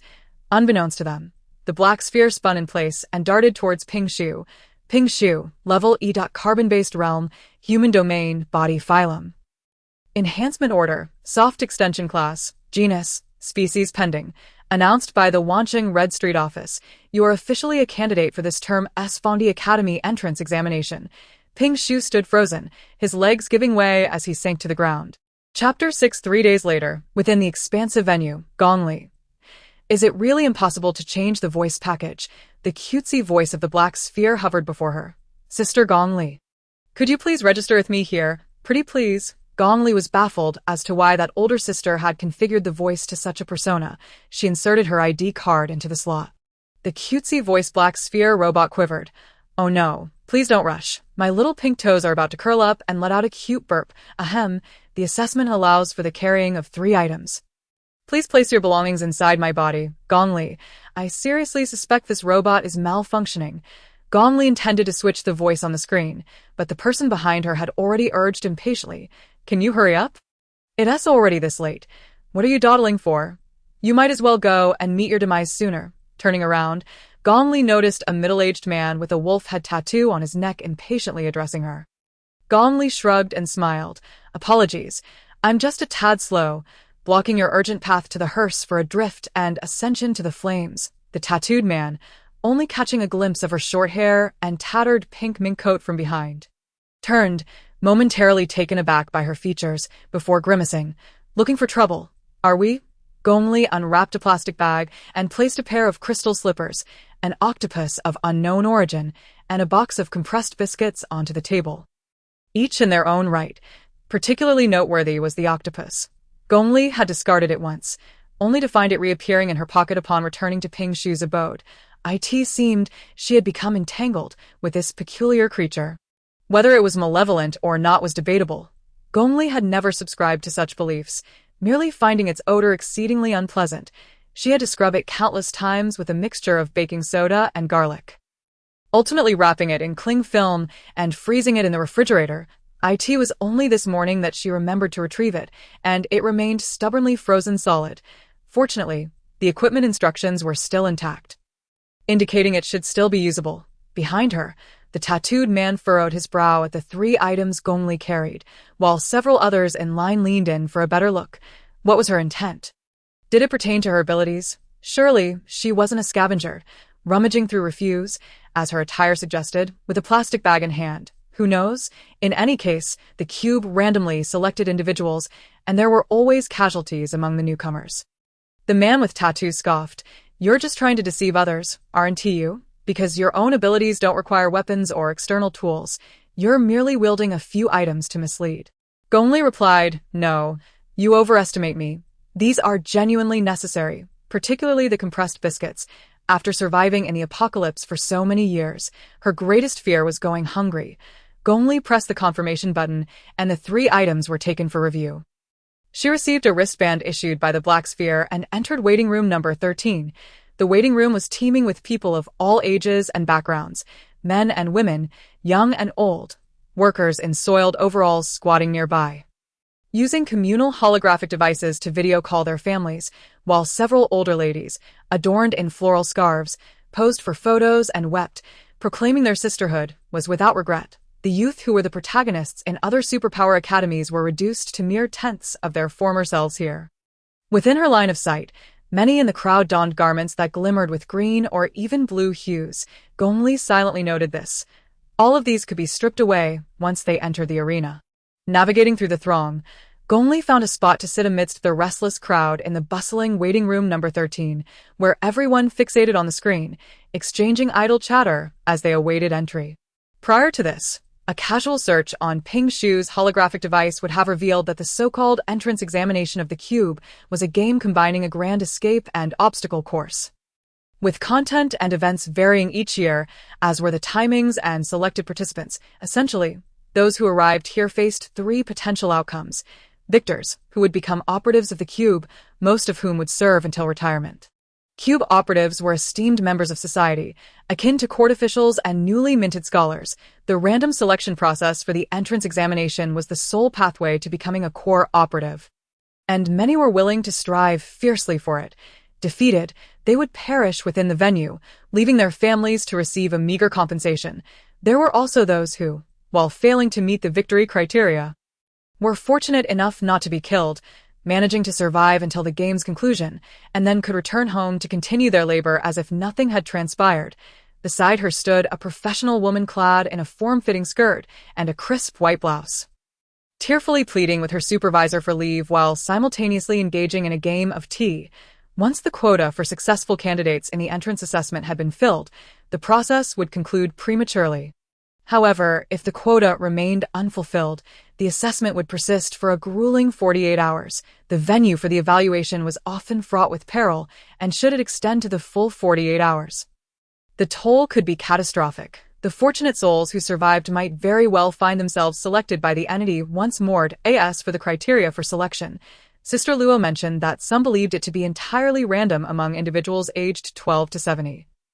While others claimed that elite members of the entity possessed a discerning eye, capable of identifying those with potential and choosing them accordingly.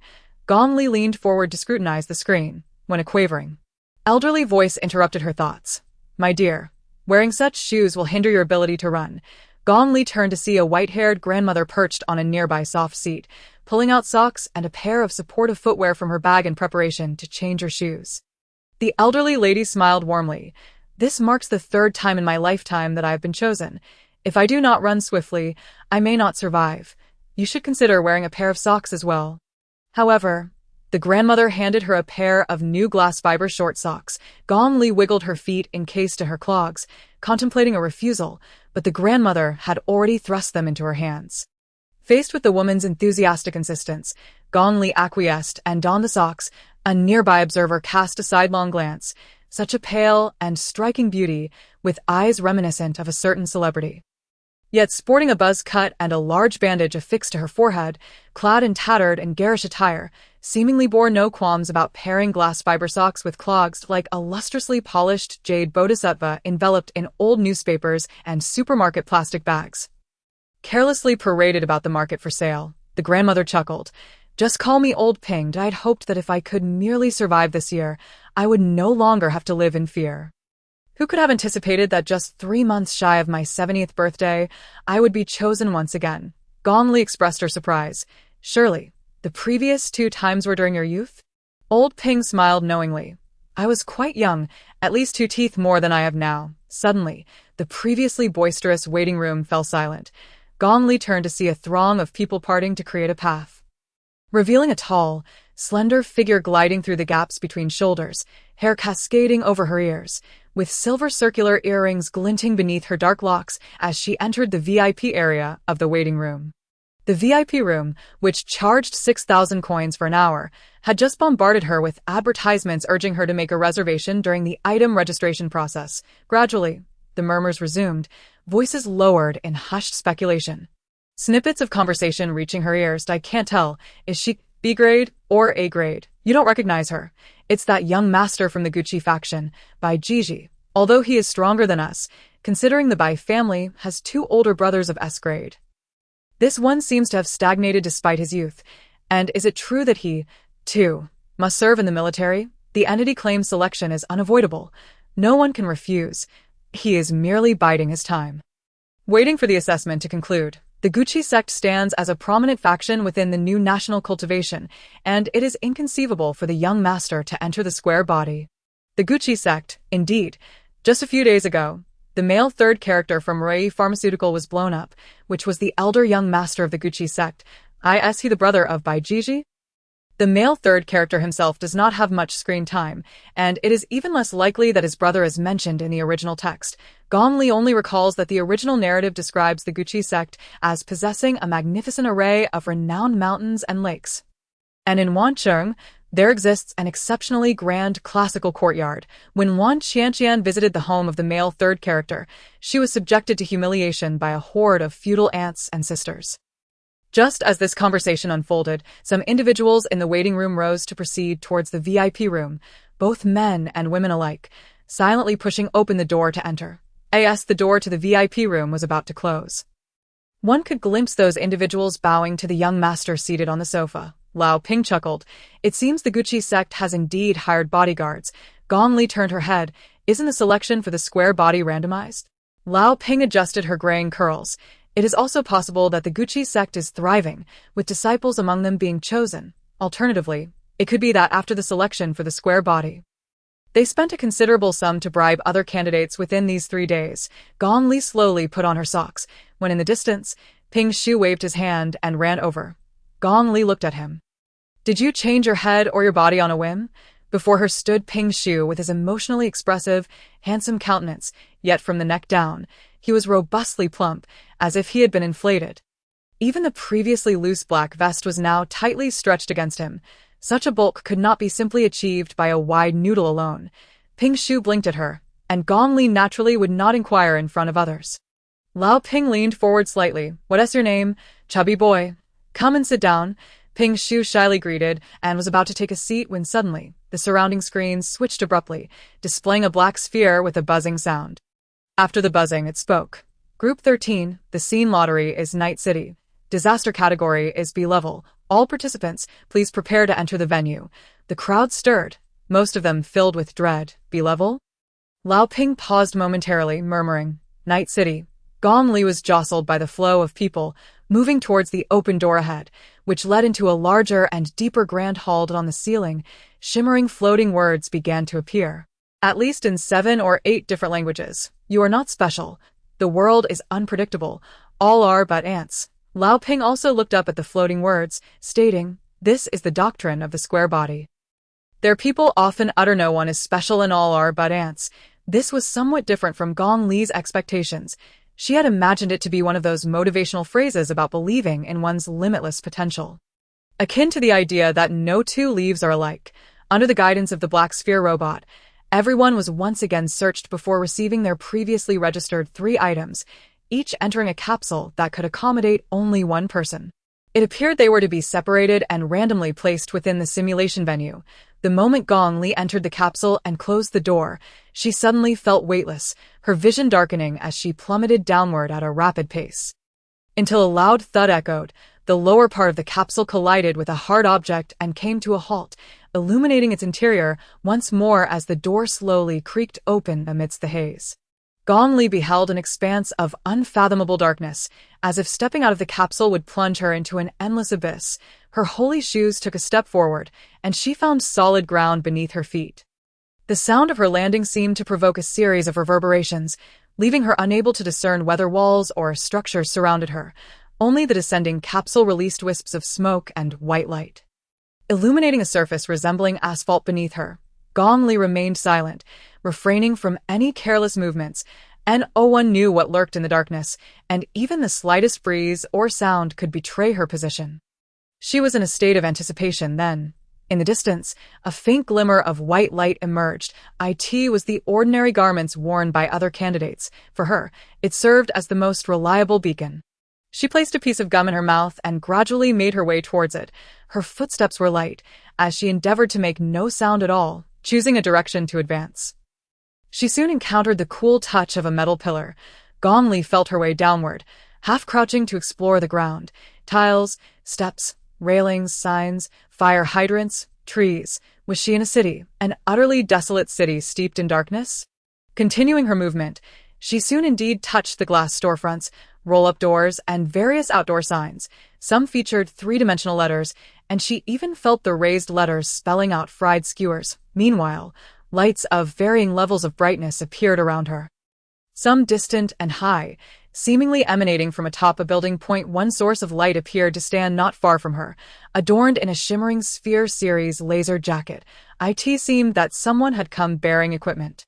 As Gong Li pondered how to approach the individual silently, she observed the blue lettering of the shimmering Sphere Series laser jacket shift at an angle, pausing momentarily before gradually moving closer to her. This was no coincidence. The person was indeed approaching her. They could see her in the pitch-black darkness. On the other side, within the spiral white structure above the simulation venue, a vast chamber reminiscent of a stock exchange was filled with individuals manipulating light brains while wearing headsets. They were fixated on myriad screens, incessantly switching cameras to curate content for their respective clients and channels. The densely packed screens displayed live footage of various groups participating in the entrance examination. Some traversed through dense forests in groups, while others stood alone in the desert.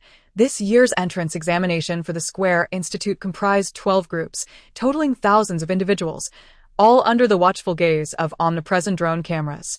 Every year, countless dignitaries flocked to witness the Square Institute's entrance examination, filling the private rooms surrounding the Grand Hall as live-stream viewers. However, in the broadcasting hall, one figure in the corner drew attention as he gazed up at the screens.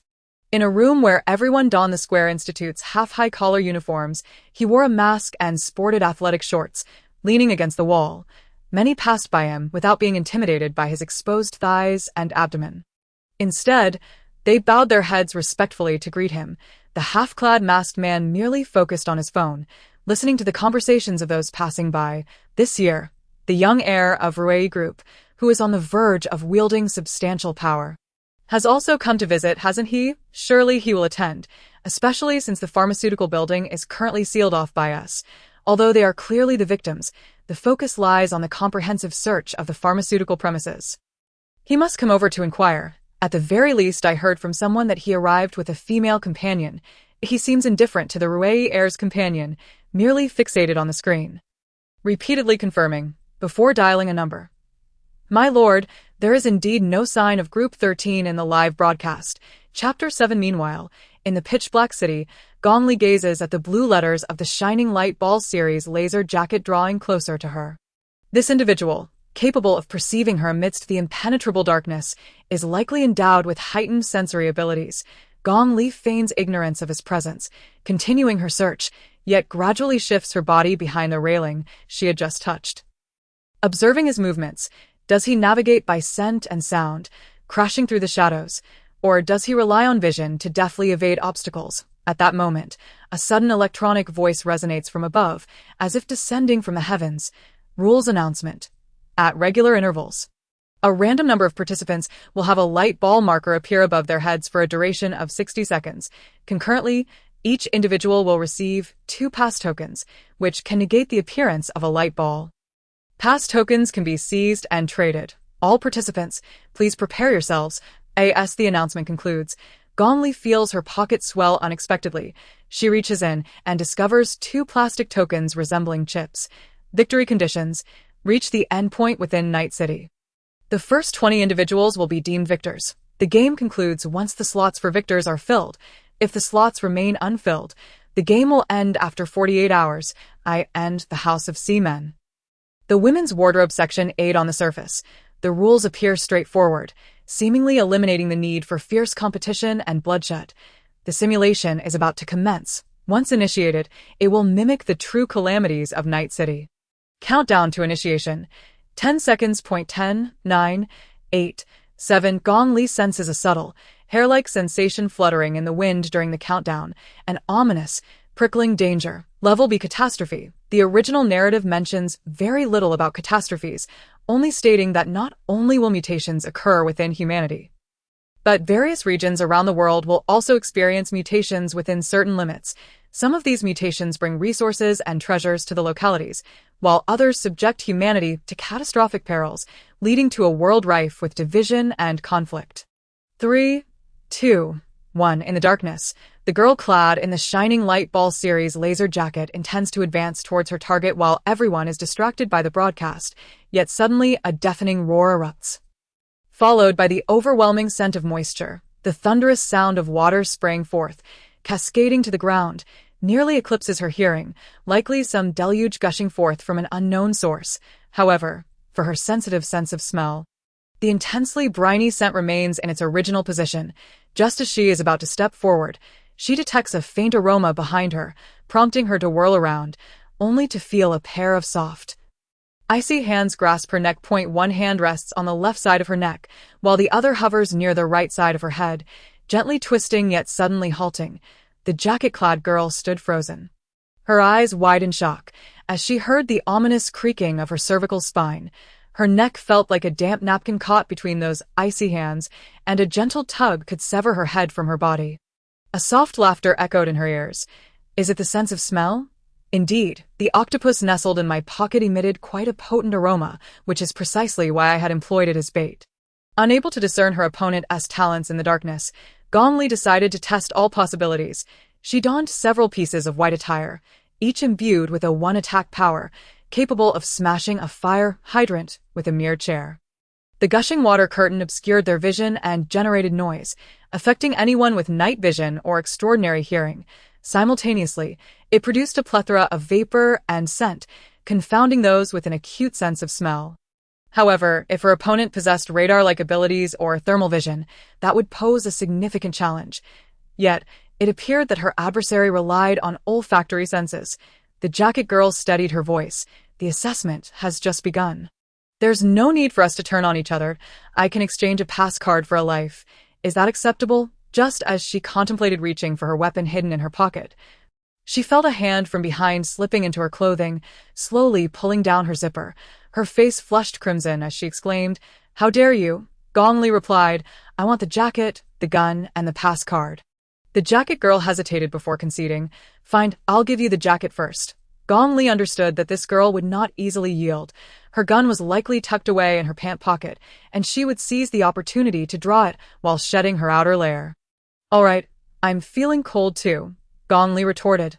As she grasped the girl's neck, the latter slowly removed her jacket, deliberately allowing it to fall at her feet.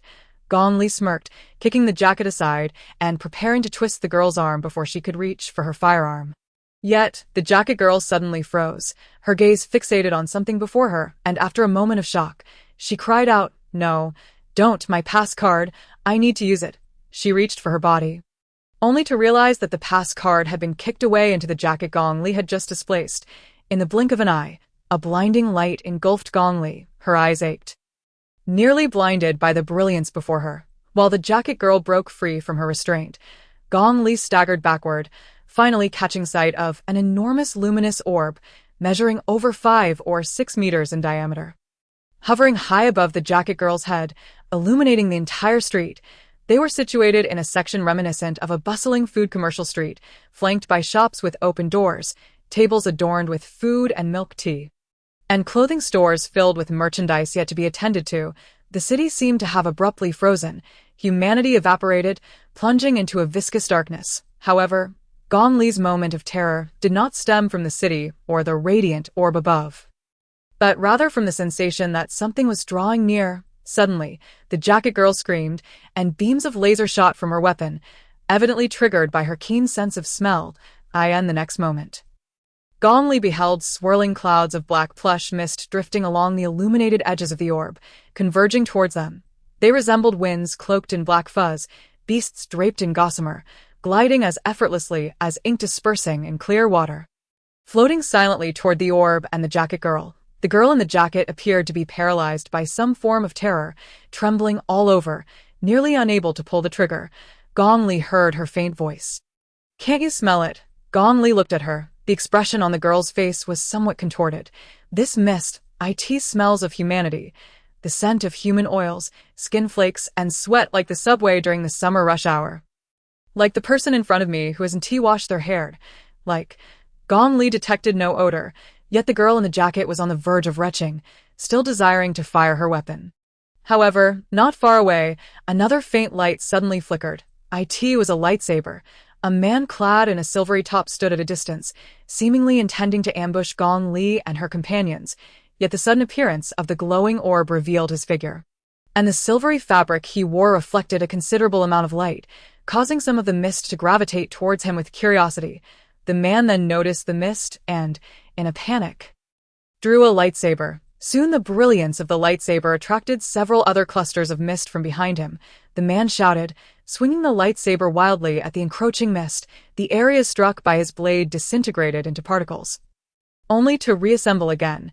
The swirling mist emitted a shrill cry reminiscent of wind rushing through a narrow passage as it lunged toward the man. In an instant, the fibers dancing within the mist clung to him like spores. Rapidly, the black velvet clung tightly to the surfaces of various objects, akin to the roots of dandelion seeds. Whether it was a stainless steel tabletop or a cobblestone pathway, to touch the black fuzz felt as though one were being corroded, disintegrating into a flurry of particles. Before long, the road was riddled with depressions, eroded by the velvety haze. Then, flickering flames leaped forth, reminiscent of a moon devoured by a celestial dog. The light rapidly dimmed, almost extinguished, as it was engulfed and obscured by the advancing velvet fog. This fog would pounce upon illuminated objects, consuming the very light itself. Those adorned with luminous spheres became the brightest prey, akin to bloodied souls plunging into a shark-infested sea, torn asunder and assimilated by the velvet mist. The girl in the jacket trembled to the brink of collapse, while Gong Li had already donned her coat and grasped her firearm. Whispering, "You have 17 seconds left," the girl in the jacket replied in confusion. "What?" Gong Li flicked a shimmering token toward her, and as the girl caught it, she noticed it bore the inscription ASS. Gong Li retreated into the darkness, stating, 15 seconds remain. The light sphere will vanish, and here's one for you." Gong Li sprinted toward the street, where the burning shop illuminated the path with its flickering flames. After covering some distance, she attempted to stow her gun in her pocket, only to find it damp and squishy once more. That little octopus had reappeared upon her. The stench was indeed overwhelming. Had she known, she would have kept it encased in a plastic bag. The girl in the jacket darted in another direction, and within moments, a green mist seemed to rise from her position, enveloping her figure and half of the luminous sphere in a shroud of toxic vapor. It appeared her abilities were linked to scent and gas, the gun merely a fade concealing her true powers. After a few moments, the light sphere on her side extinguished. Was this temporary safety? Really safety? Gong Li found herself shrouded in darkness, unable to see anything. She was uncertain if it was merely her imagination. Yet a sensation akin to fine fuzz brushed against her skin, and she believed she could truly detect the scent of humanity. Gong Li stood still for a moment. Nothing transpired. The velvet fog in the darkness seemed to pose no threat to them. With 10 minutes remaining until another light sphere would randomly appear, the rules of the game merely dictated the need to find the endpoint, without specifying what that endpoint should resemble or the conditions required to reach it. In the context of the original narrative, while S-level represented the average prowess of the male protagonist and supporting characters, in society, such individuals were exceedingly rare geniuses. A-level characters were typically elite members of the upper echelon. She sensed that most of those present within the venue were akin to her and Ping Shu, D or E-level abilities. To cast these ordinary individuals into a B-level catastrophe was tantamount to sending them to their demise. Had they drawn the short straw, landing a particularly challenging assessment, or was this trial genuinely designed to sift out only a select few? The laser jacket Gong Li had received was classified as blue and grade. Eagerly, she put it on, only to discover that its attributes did not align with her hopes for enhanced attack or defense. Shining Light Sphere Series Laser Jacket, Blue Excellent, Rationality 7, Special Effect, Under Light. It reflects colorful rays, confounding others' vision, and grants a random special effect, can trigger a maximum of once every 5 minutes. Description: You are the dazzling light sphere of the dance floor. Even the king of cats would be perplexed. Gong Li harbored deep skepticism towards the equipment's description, perceiving an obsession with rhyme. Nevertheless, it was indeed a commendable item, perfectly suited for the present circumstances, if the luminous orb were to manifest above her. Could it confound the billowing mist? The attribute merely indicated a rationality boost of 7, yet Gong Li remained perplexed about the true utility of rationality. As she caressed the wall and advanced. Enveloped in pure darkness, the aimless and timeless pursuit of survival became a torment to her will. She yearned for a confined space. If the orb appeared overhead, she could ensure that her light remained contained within the room. Rather than resembling a disco ball suspended above the cityscape, lost in thought, she felt a flicker of light above as she groped her way to a partially ajar door, raising her gaze. She beheld a flashlight shimmering at the window overhead. In the boundless darkness, the beam of light evoked both yearning and dread, illuminating the stagnant air and the motes of dust suspended within it.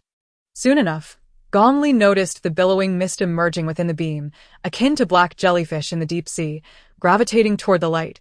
It was clear that someone was attempting to lure these mists away. As she pondered this, a pair of hands suddenly emerged from the slightly open door, seizing her arm. Gong Li swiftly turned, her laser weapon poised to retaliate, only to catch sight of Ping Shu's face, which was nearly in tears from fright. "How did you know I was here?" she demanded. Ping Shu, still bearing his corpulent figure, whispered urgently, "We need to go." His hands, slick with nervous sweat, grasped her arm, pulling her through the door. He wore a peculiar windscreen over his head, which he hastily adjusted to fit over his glasses, and together they dashed down the darkened corridor. "Night vision goggles?" Gong Li inquired. Ping Shu's voice trembled slightly. Despite his anxious, timid demeanor, he proved to be quite dependable. He quietly guided her with left and right directions, reassuring her, "Don't worry, I will protect you. I brought many things with me." Indeed, Ping Shu possessed the uncanny ability to conceal items within his person. A fact undetectable by external scans or inspections, the entrance examinations rule permitting only 3 items proved utterly ineffective against him. "Where are we heading?" Gong Li asked. "I've found a place where we can hide," he replied. As he pushed open a door, they burst forth from the opposite end of the building. Gong Li glanced back. Amidst the oppressive darkness, the beam of the flashlight appeared magnified, illuminating the outlines of the structures with a faint white glow. In this dim light, she observed that the city exuded a rustic charm, brimming with life, devoid of the myriad neon tubes and electronic screens that characterized one city. Instead, it was dotted with signs for barbershops and food stalls. Occasionally, a few signs caught her eye: ability enhancement training classes, unlock your child's new life, free trial classes available, and top-tier masters teach you rapid mutations, guaranteeing a talent level of C or above. Refund of tuition if no mutation occurs within 3 months. Ping Shu steadied her, urging, "Watch your step. There are stairs ahead." As Gong Li turned her head, she beheld Ping Shu leading her towards a colossal white stone edifice in the square. The structure, devoid of windows, resembled an imposing cube standing resolutely amidst the cityscape. Its surface was adorned with undulating wave-like patterns and straight, vertical grooves, while the corners of its apex were perfectly defined, as if they existed solely within the realm of mathematical precision. Gong Li inquired, "What is this?" Ping Shu replied, "I just discovered it, the branch of the cube in Night City. Each city in the new nation hosts its own branch or office of the cube. And this one is sufficiently spacious. Even with the luminous orb above us, it can encapsulate all the light within its confines." They both shared a moment of realization. As she tilted her head back to gaze at the structure. The light behind them grew increasingly dim, flickering briefly before vanishing entirely. It appeared that the velvety mist had completely consumed their flashlight. The surroundings were once again enveloped in absolute darkness, causing Gong Li to perceive a kaleidoscope of static akin to television snowflakes due to the absence of light. Gong Li remained composed, though Ping Shu, gripped by fear, tightened his fingers. She patted his rounded shoulder and encouraged, "Continue leading me forward." After a brief sprint into the darkness, they ascended the steps. Fortunately, Ping Shu wore night vision goggles, guiding her on the number of stairs remaining. Otherwise, Gong Li feared she might tumble down the seemingly endless staircase of the Night City branch.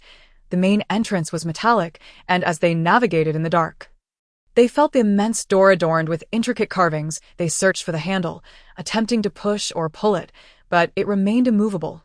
"Wait a moment," Ping Shu said. "Let me see if I have a jack or something similar." "Here, take the night vision goggles. You can keep watch for me." Gong Li donned the goggles and observed Ping Shu, who was wincing in pain as he buried his hands beneath his own skin at his chest, abdomen, and thighs, groping about. He appeared to be well prepared. Gong Li noticed a compass and a mechanical watch on his wrist, a power bank connected to the interface on his arm, and a water bottle and dagger hanging around his neck. It seemed that he could survive for half a month in the wilderness with such equipment. He extracted 4 flashlights from his abdomen. "How did I end up with so many flashlights?" he pondered, followed by 2 folding stools that I fear there wouldn't be enough seats in the waiting area, so I brought you a stool. He also produced a pair of toad figurines. "Oh, these are for Sister Luo. I forgot to give them to her." Gong Li expressed her incredulity. He examined the items briefly before returning them to his abdomen, though his figure appeared to thin out noticeably when he retrieved the stools, indicating a correlation between his physique and the quantity of items he carried. Finally, Ping Shu produced a row of snack tubes. "Are you hungry?" Gong Li accepted. "A bit." Upon inspection, she noted they were not of the spicy variety. Ping Shu muttered, "I noticed you don't enjoy spicy food, so I specifically bought seafood flavor from the convenience store before we set off." "Are you feeling nauseous from the seafood scent now?" he continued. "I also brought an electric kettle and instant soup. If we can find an outlet, we could enjoy some hot water." Gong Li felt as if she were on a trip with her parents. "Ping Shu, don't digress. Focus on finding the jack. If we can't locate it, we'll seek another entrance." Suddenly, without warning, the square illuminated with brilliance. Chapter 8 with a sudden tremor in his hand. Ping Shu inadvertently tipped the kettle, spilling scalding water onto his foot, causing him to instinctively clamp his legs together. After a moment of struggle, he finally found his voice. "It's the second round." A luminous sphere appeared ahead of the Night City branch, illuminating the entire square before it, along with the flower beds and pathways. This cubic division, situated at a higher elevation, afforded a panoramic view of half the city. In the distance, numerous streets and the rooftops of tall buildings, as well as the slopes of a nearby hill, were dotted with glimmering orbs, clearly the other candidates who had been selected simultaneously. Within his line of sight lay a somewhat antiquated, medium-sized third-tier city. Yet, this city was adorned with colossal white poles, each topped with sleek silver-black panels angled toward the sky. They resembled light shields or solar panels. The diameter of these poles surpassed that of many buildings, and their heights soared like skyscrapers, making the city resemble a thicket of gravestones. Gong Li found herself questioning whether the simulation venue could truly replicate such an expansive scene. However, she had little time to scrutinize the city further, as the spectacle unfolding in the square beneath the glowing sphere captivated her attention. Numerous candidates gathered in the square, perhaps seeking refuge from the chaos.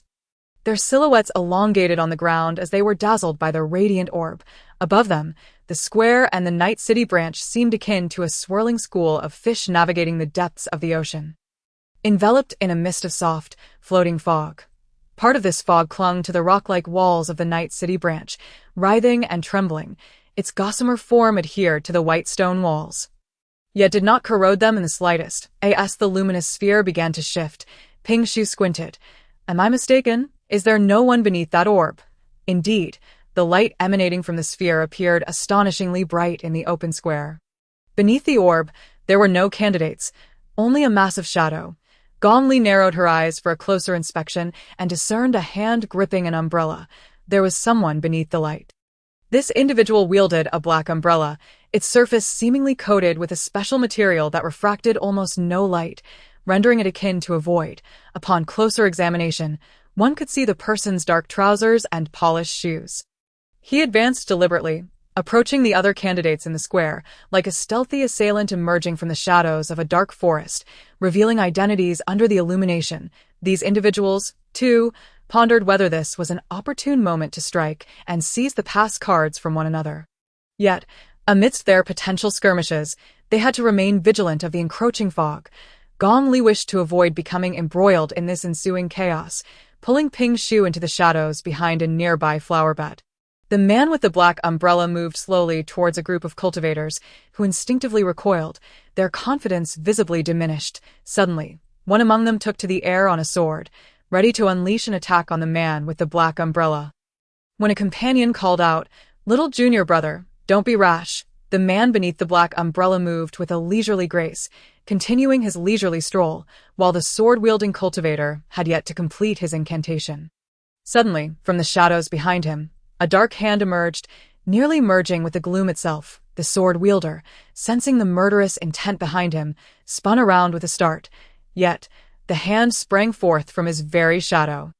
No matter how swiftly he turned, the hand remained a constant companion, in that fleeting moment of bewilderment, before he could muster the strength to thrust his incantation backwards. The dark hand had already pierced through his chest. Ping Shu, nearly overcome with terror, quickly stifled a gasp, whispering, "The cultivators of the Cultivation Alliance are organized into factions with well-established systems. They traverse paths laid down by predecessors, and even their weakest members possess strength that surpasses that of ordinary abilities." How could one be so easily slain? In the original narrative, the Cultivation Alliance and the System Alliance indeed represent two distinct categories of ability users, yet their standings are as disparate as heaven and earth. The Cultivation Alliance, a classification unique to the new nation, boasts a multitude of practitioners. The phenomena of cultivation abilities often emerge among middle and high school students, coinciding with a demographic that indulges in web literature. This suggests that the existence of cultivation, coupled with the fervent obsession of youthful aspirants, led to the emergence of abilities reminiscent of cultivators. The paramount strength of the cultivators within this alliance lies in their compatibility.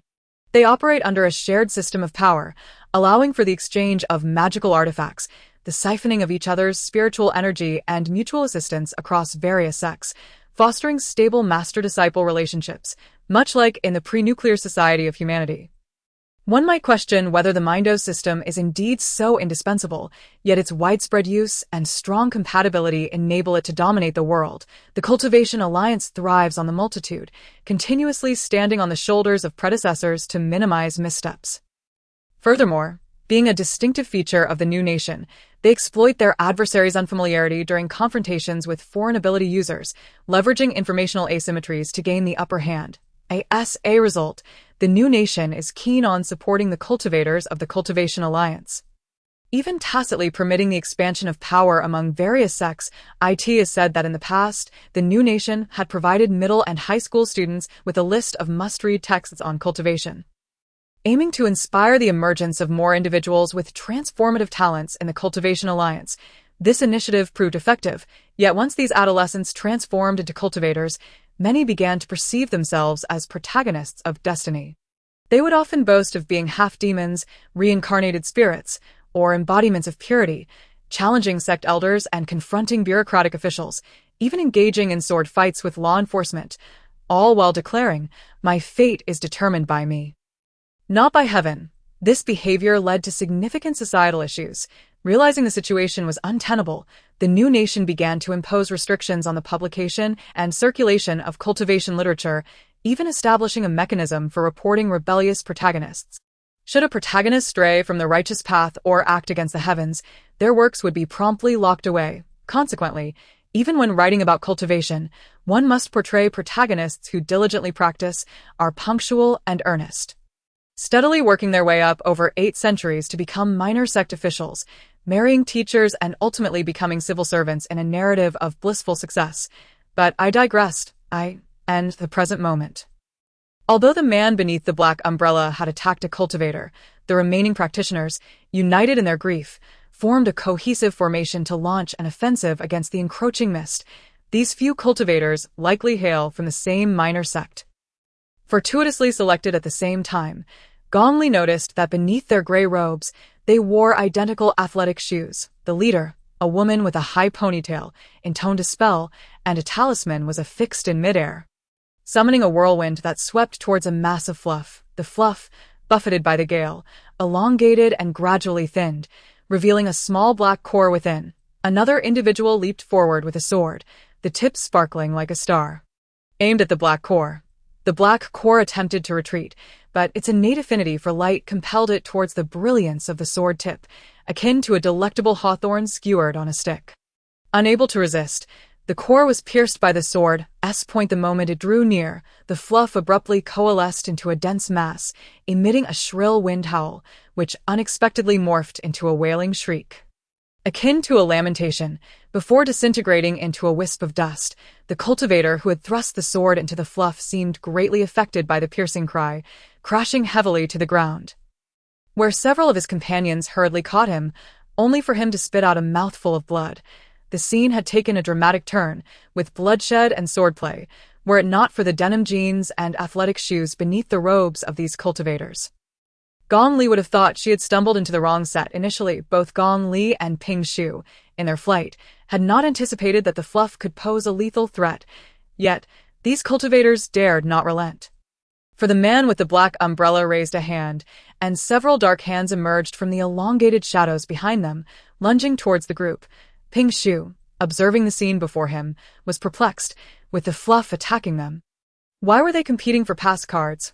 Gong Li, however, sensed that this place was unsafe. The black umbrella man's abilities were tied to shadows, and though she was unaware of the extent of his control, it was evident that hiding within the shadows might prove even more perilous. Just as she intended to pull Ping Shu away from behind the flower bed, a voice answered Ping Shu's inquiry, because entering the finish line requires a sufficient number of pass cards. Gong Li whipped her head around. A hand emerged from the shadows, its palm forming a mouth that spoke. 1D grade, 1E grade. It seems you possess more than 4 pass cards. Ugh. Ping Shu, having fallen outside the flower bed, witnessed Gong Li seizing the opportunity while the mouth was speaking the first half of pass to shove the barrel of her laser weapon inside, then yanked the entire hand out from the shadow. Was she truly so reckless in combat? Ping Shu had always perceived her as fragile, malnourished, and clad in tattered attire, always wanting to protect her. The dark hand moved with lightning speed, struggling to devour the grip of the gun. Even attempting to engulf Gong Li's hand, Gong Li called out, "Ping Shu, the flashlight." Without delay, Ping Shu lifted his vest, reaching into his abdomen. Gong Li saw a pulsating red light emanating from within, illuminating his ribs. He feared delaying the matter, so before fully extracting the flashlight, he flicked the switch on and then swiftly pulled it out, flooding the area behind the flower bed with brilliant light. The radiance surged forth, causing Gong Li's mink coat to part as she moved. The flashlight nestled within her laser jacket. Our Gong Li exemplified sheer ferocity, using the gun's handle to press the dark hand into the ground. As she pulled the trigger, the dark hand unexpectedly twisted in a reverse motion, and Gong Li's arm struggled against the immense force of the dark hand, nearly dislocating or fracturing. She took a half step back to alleviate the pressure, causing the laser emitted from the gun's muzzle to veer off course. At that moment, a line of text suddenly appeared before her eyes. Shimmering Orb Series Laser Jacket. Triggers random special effect. Special effect. When executing an attack, if the target is within 50 meters, a hit is guaranteed. This effect lasts for 30 seconds, and after hitting once within 30 seconds, the effect dissipates. A guaranteed hit. As Gong Li retreated, she watched as the misfired laser appeared to curve midair, striking towards the dark hand's palm like a red serpent, piercing through. In the House of the Sea Man, the Woman's Wardrobe, Chapter 10, she heard a heavy muffled groan from a distance. Ping Shu turned her head towards the center of the plaza in astonishment, exclaiming, "He is injured." Gong Li rose to take a look. In the plaza, a black umbrella had fallen. Beneath the black umbrella, a man clad in a black suit was illuminated by the orb's light. Clutching his chin and staggering in pain, revealing his visage, Gong Li felt an odd familiarity from afar, yet his face bore no mouth, evidently because it was now in the grasp of the dark hand beside her. A gaping wound the size of a fist was torn into his chin, blood gushing as he pressed his hand against the gruesome injury. Incredulity and fury etched across his face as he glared towards Gong Li. Chapter 9. Amidst his rage, the man seemed profoundly terrified of the light, hastily retrieving the black umbrella, while a dense fog surged towards him, swirling around his form. The man under the black umbrella once more unfurled it, And from the thick shadows beneath, multiple dark hands appeared to reach out like tendrils sprouting from the gloom, grasping towards the fog. Gong Li discerned that the intensity of a shadow likely correlated with the strength of the light source and its proximity. The dark hands emerging from beneath his umbrella were evidently quicker and more potent than those beside her. Moreover, his dark hands proved to be lethal weapons against the fog. They did not reflect light, thus evading the fog's assault. Although they twitched and disintegrated upon contact with the fog's surface due to corrosion, the sheer number of dark hands swiftly took advantage of the fog's unguarded state. Shattering its core, the plaza resonated with the piercing screams of the fog dissipating.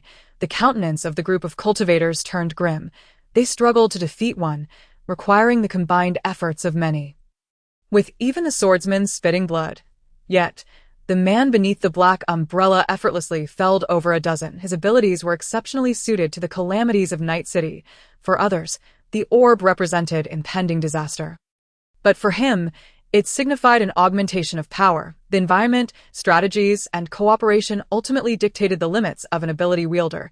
This elucidated why most wielders meticulously concealed the mechanisms that triggered their powers. The group of sneaker-wearing cultivators considered that the luminous sphere would likely last only for a few more seconds. Their strategy was simply to evade it. Once the sphere faded away, the absence of light would render shadows non-existent, thus incapacitating the man with the black umbrella. Clearly, the man with the black umbrella had anticipated this as well. He aimed to eliminate the sneaker cultivators and Gong Li while the sphere still radiated light, intending to dispatch each of them with 2 pass cards each, totaling 6 individuals, which meant a minimum of 12 cards would be expended in this endeavor. His numerous hands, sprouting from beneath the black umbrella, crushed the mist without hesitation and lunged towards the sneaker cultivators. Meanwhile, Ping Shu wielded a flashlight, but the special effect triggered by Gong Li's laser coat could only be activated once every 5 minutes and was currently in its cooldown phase. The black hand suddenly lashed out once more, aiming to stab Gong Li in the chest. She swiftly positioned her laser firearm defensively across her torso. Quick-witted, Ping Shu directed his flashlight towards the black hand and retrieved another flashlight from his pocket, tossing it to Gong Li. The black hand recoiled sharply, swiftly emerging from the shadow behind Gong Li, only to be taken aback as she caught the flashlight and, instead of illuminating backward, raised it above her head, directing the beam downward.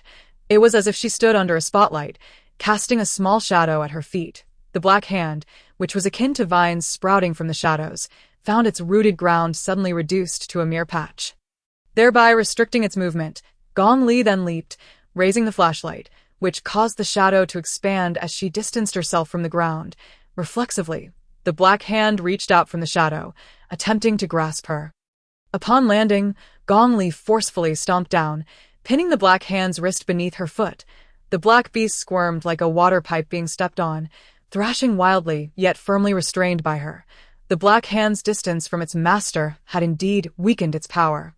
And having been injured by her, the man with the black umbrella seethed in a mix of humiliation and rage, blood seeping from the gaps between his teeth as he hoarsely growled, "E-rank, D-rank, worthless beings without a background to die for. How dare you?" Smack. Ping Shu sat dazed on the ground, unable to keep pace with Gong Li's rapid maneuvers.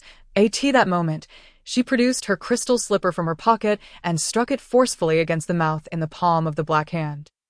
The special effect of the crystal slipper was, inflicts 200 damage when striking the facial area of a male.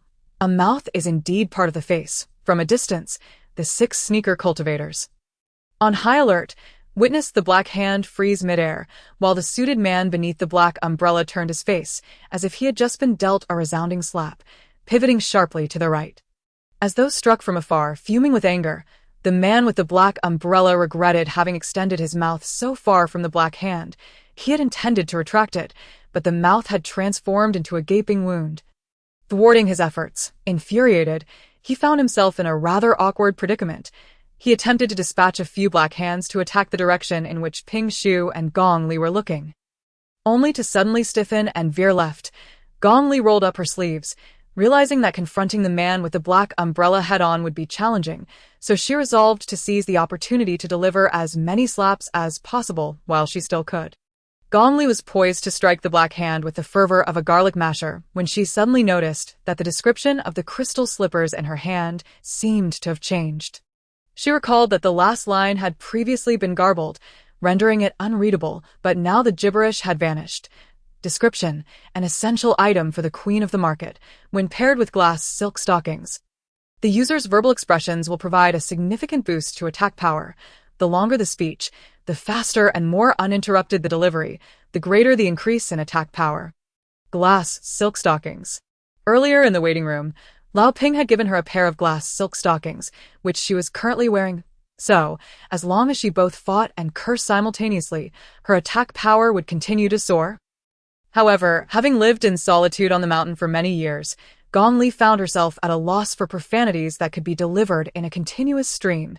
If she were to truly maintain an uninterrupted tirade, father's father is grandfather. Father's mother is grandmother. Mother's mother is grandmother. Mother's father is grandfather. As she slapped the black hand, she watched the 200 damage inflicted when striking a male's face on the slippers rise like a skyrocketing meter, 220. 246.293.320. The black hand writhed in pain, curling tightly, while on the other side, 6 sneaker-clad cultivators fought desperately against a seemingly dazed black umbrella man. Gong Li rifled through her memory. She had read extensively. Yet the only words that surged to her mind were the original text from the young idol's little runaway wife. The black hand struggled violently, and Gong Li nearly lost her grip, holding the crystal slippers. She could no longer contain her words. Chi Xian grasped her wrist, ensnaring the cunning woman tightly in his embrace, yet as her slender waist swayed gently in his grasp, his heart raced with frustration. Why was this woman so enchanting that it tugged at his heart? In a moment of resolve, he forcefully pushed her against the wall and kissed her passionately. Ping Shu stood frozen in shock. What was she saying? Was she referring to Chi Xian from the Rui group? Was this some kind of public recitation of an embarrassing little essay? Gong Li, with her fierce demeanor, made even Ping Shu feel the intensity of her assault. Yet Gong Li appeared as if she were on the verge of suffocation. Chi Xian whispered in her ear, "Don't think you can escape me. Damn, after all this talk, is the limit only 1,000? Ping Shu, what? Meanwhile, the black umbrella man seemed to be enduring an invisible onslaught, nearly losing his footing, yet the black hand's assault intensified. Among the sneaker-clad cultivators, one, seeing the chaos, attempted to take a risk and charge forward. But the black hand suddenly lunged at him, viciously throwing him against a nearby lamppost. The others, their eyes ablaze with fury, cried out, "Junior sister!" They gritted their teeth and regrouped, determined to vanquish the black umbrella man. Only to find him abandoning the sneaker-clad cultivators, shielding his face with one hand, and sprinting towards Gong Li. Sensing the approaching energy sphere, Gong Li braced herself with one hand on the ground and executed a rapid backflip to evade. Ping Shu, in a panic, pulled a stool from his abdomen and hurled it at the black umbrella man, while Gong Li hastily retreated towards the metal gate of the Night City branch. Signaling to Ping Shu with a gesture of 3 fingers, she had been counting down, and with 3 seconds remaining, the luminous sphere was about to vanish. Gong Li had already donned her night vision goggles. Poised to strike at the man with the black umbrella the moment the sphere disappeared, yet, just as she was about to retreat beside the metallic door, the very door they had been unable to push open suddenly cracked ajar. A blinding radiance bursting forth from the crevice, a figure, similarly crowned with a luminous sphere, dashed out from the gap, exuding a murderous intent, swift as the wind and sharp as an arrow, brandishing a long spear towards the man with the black umbrella. Startled by the overwhelming pressure emanating from his adversary, the man with the black umbrella stumbled back a step, gritting his teeth as he retracted the umbrella, revealing his bloodied face, grotesquely swollen, to the light.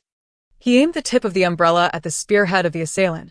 In that instant, Gong Li heard the sharp sound of air being rapidly compressed, and it was only then that the youth wielding the spear noticed her presence outside the door. Casting a fleeting glance in her direction, the youth appeared to be no more than 17 or 18 years old, slender in waist and long of leg, with short black hair grazing his ears. A single delicate braid trailing behind him, the tip adorned with a circular jade pendant, his eyes, slightly upturned, framed a sharp, youthful visage, with a strikingly refined countenance. The golden glint in his pupils was chilling as it swept over her. It was then that Gong Li caught sight of a silver earring nestled among his hair, and she realized that this boy was none other than Bai Jiji, the young master of the ancient Qi sect. Yet, the earring dangled from a furry, drooping ear. Just as the black umbrella and the spear were poised to clash, the luminous sphere vanished. Darkness enveloped the entire city, even with her night vision goggles. Gong Li required a fraction of a second to discern her surroundings. The man with the black umbrella suddenly rolled backwards on the ground, while young master Bai Jiji stepped forward. Thrusting his spear into the air, he too seemed to have miscalculated the timing of the sphere's disappearance, letting out a frustrated growl akin to that of a small beast. Nevertheless, the golden brilliance of his eyes stood out starkly against the darkness. And the man with the black umbrella sprang to his feet, swinging the umbrella once more towards Bai Jiji with lethal intent. Bai Jiji lowered his gaze, and Gong Li subtly shifted a few steps aside. She cared not whether the young master would be harmed, yet the man with the black umbrella possessed an ability that was far too suited to the night city, coupled with an overwhelming murderous intent. Should he survive, he would undoubtedly pursue her thereafter. Just as the black umbrella was about to strike Bai Jiji, he tilted his head slightly to the side, then closed his eyes, surging forward a step before reopening them. Gong Li clearly observed through her night vision goggles as his drooping ear quivered momentarily. The man with the black umbrella failed to pierce the golden pupils, yet felt as if they had vanished and reappeared. Now looming before him, attempting to retreat, he found the speed of the spear nearly surpassed the limits of his reflexes. However, he still managed to evade, just as he was about to push his body to its extreme to retreat. He sensed another presence behind him, delivering a shower at long last. The visage of the man beneath the black umbrella returned to his countenance, his face contorted in agony as he expelled a copious amount of blood. Bai Jiji's expression flickered with surprise. He pressed his lips tightly together and unsheathed his azure spear, retrieving a talisman from the pouch at his waist, with a delicate flick of his fingers. He activated the talisman, causing a sigil-like mark to manifest over the gaping wound in the man's chest, gradually staunching the flow of blood. However, the man remained grievously injured, collapsing weakly to the ground. Face down, the young master nearly extended a hand to assist him but halted midway, retracting his fingers into a tight fist, and spoke softly, "I had no intention of taking a life. Alas, your murderous intent was too profound. And this fate is the consequence of your own actions. This talisman may temporarily halt your bleeding, but it will lose its efficacy after 12 hours. Dio, take care of yourself."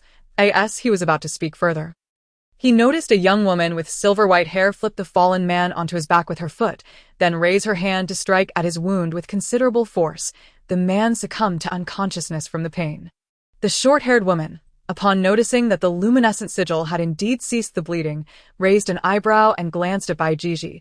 Yet, Bai Jiji furrowed his brow. This woman had reacted with remarkable speed, calculating precisely when the orb of light would vanish. Seizing the critical moment to deliver a lethal kick, she appeared utterly unfazed, as if nothing had transpired.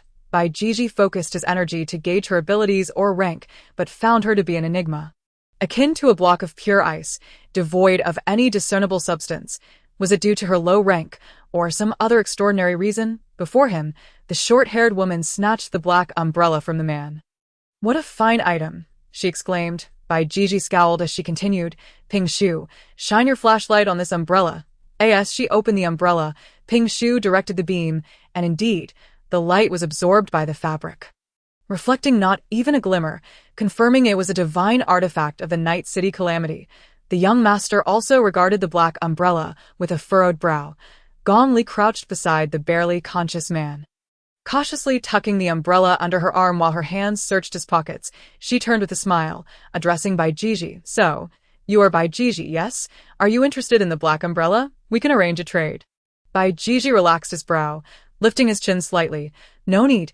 I can ensure my safety without such items." Gong Li, as if performing a sleight of hand, produced 3 blood-stained pass tokens between her fingers. "What of this? You possess something I desire. We could exchange." Bai Jiji's gaze fell upon the tokens, while Gong Li chuckled inwardly, finding the young master's thoughts all too predictable, with the umbrella tucked under her arm and the tokens delicately pinched between her fingers. She squatted beside the near-lifeless man, resembling a rogue catcalling a young girl on the street. She rested her chin on her palm. "What can you offer me? Let me ponder." She yearned for his garments. Compared to those practitioners in sneakers, Bai Jiji exuded a far more classical elegance. He stood merely half a head taller than Gong Li, clad in a flowing deep green robe adorned with intricate designs of malevolent spirits. The hem reaching mid-calf, his slender waist was tightly cinched with a crimson sash, from which hung jade pendants, fragrant pouches, and small gourds, while his feet were shod in thin-soled fabric shoes. Had he not worn a black turtleneck beneath his robe, he would have appeared almost indistinguishable from an ancient figure.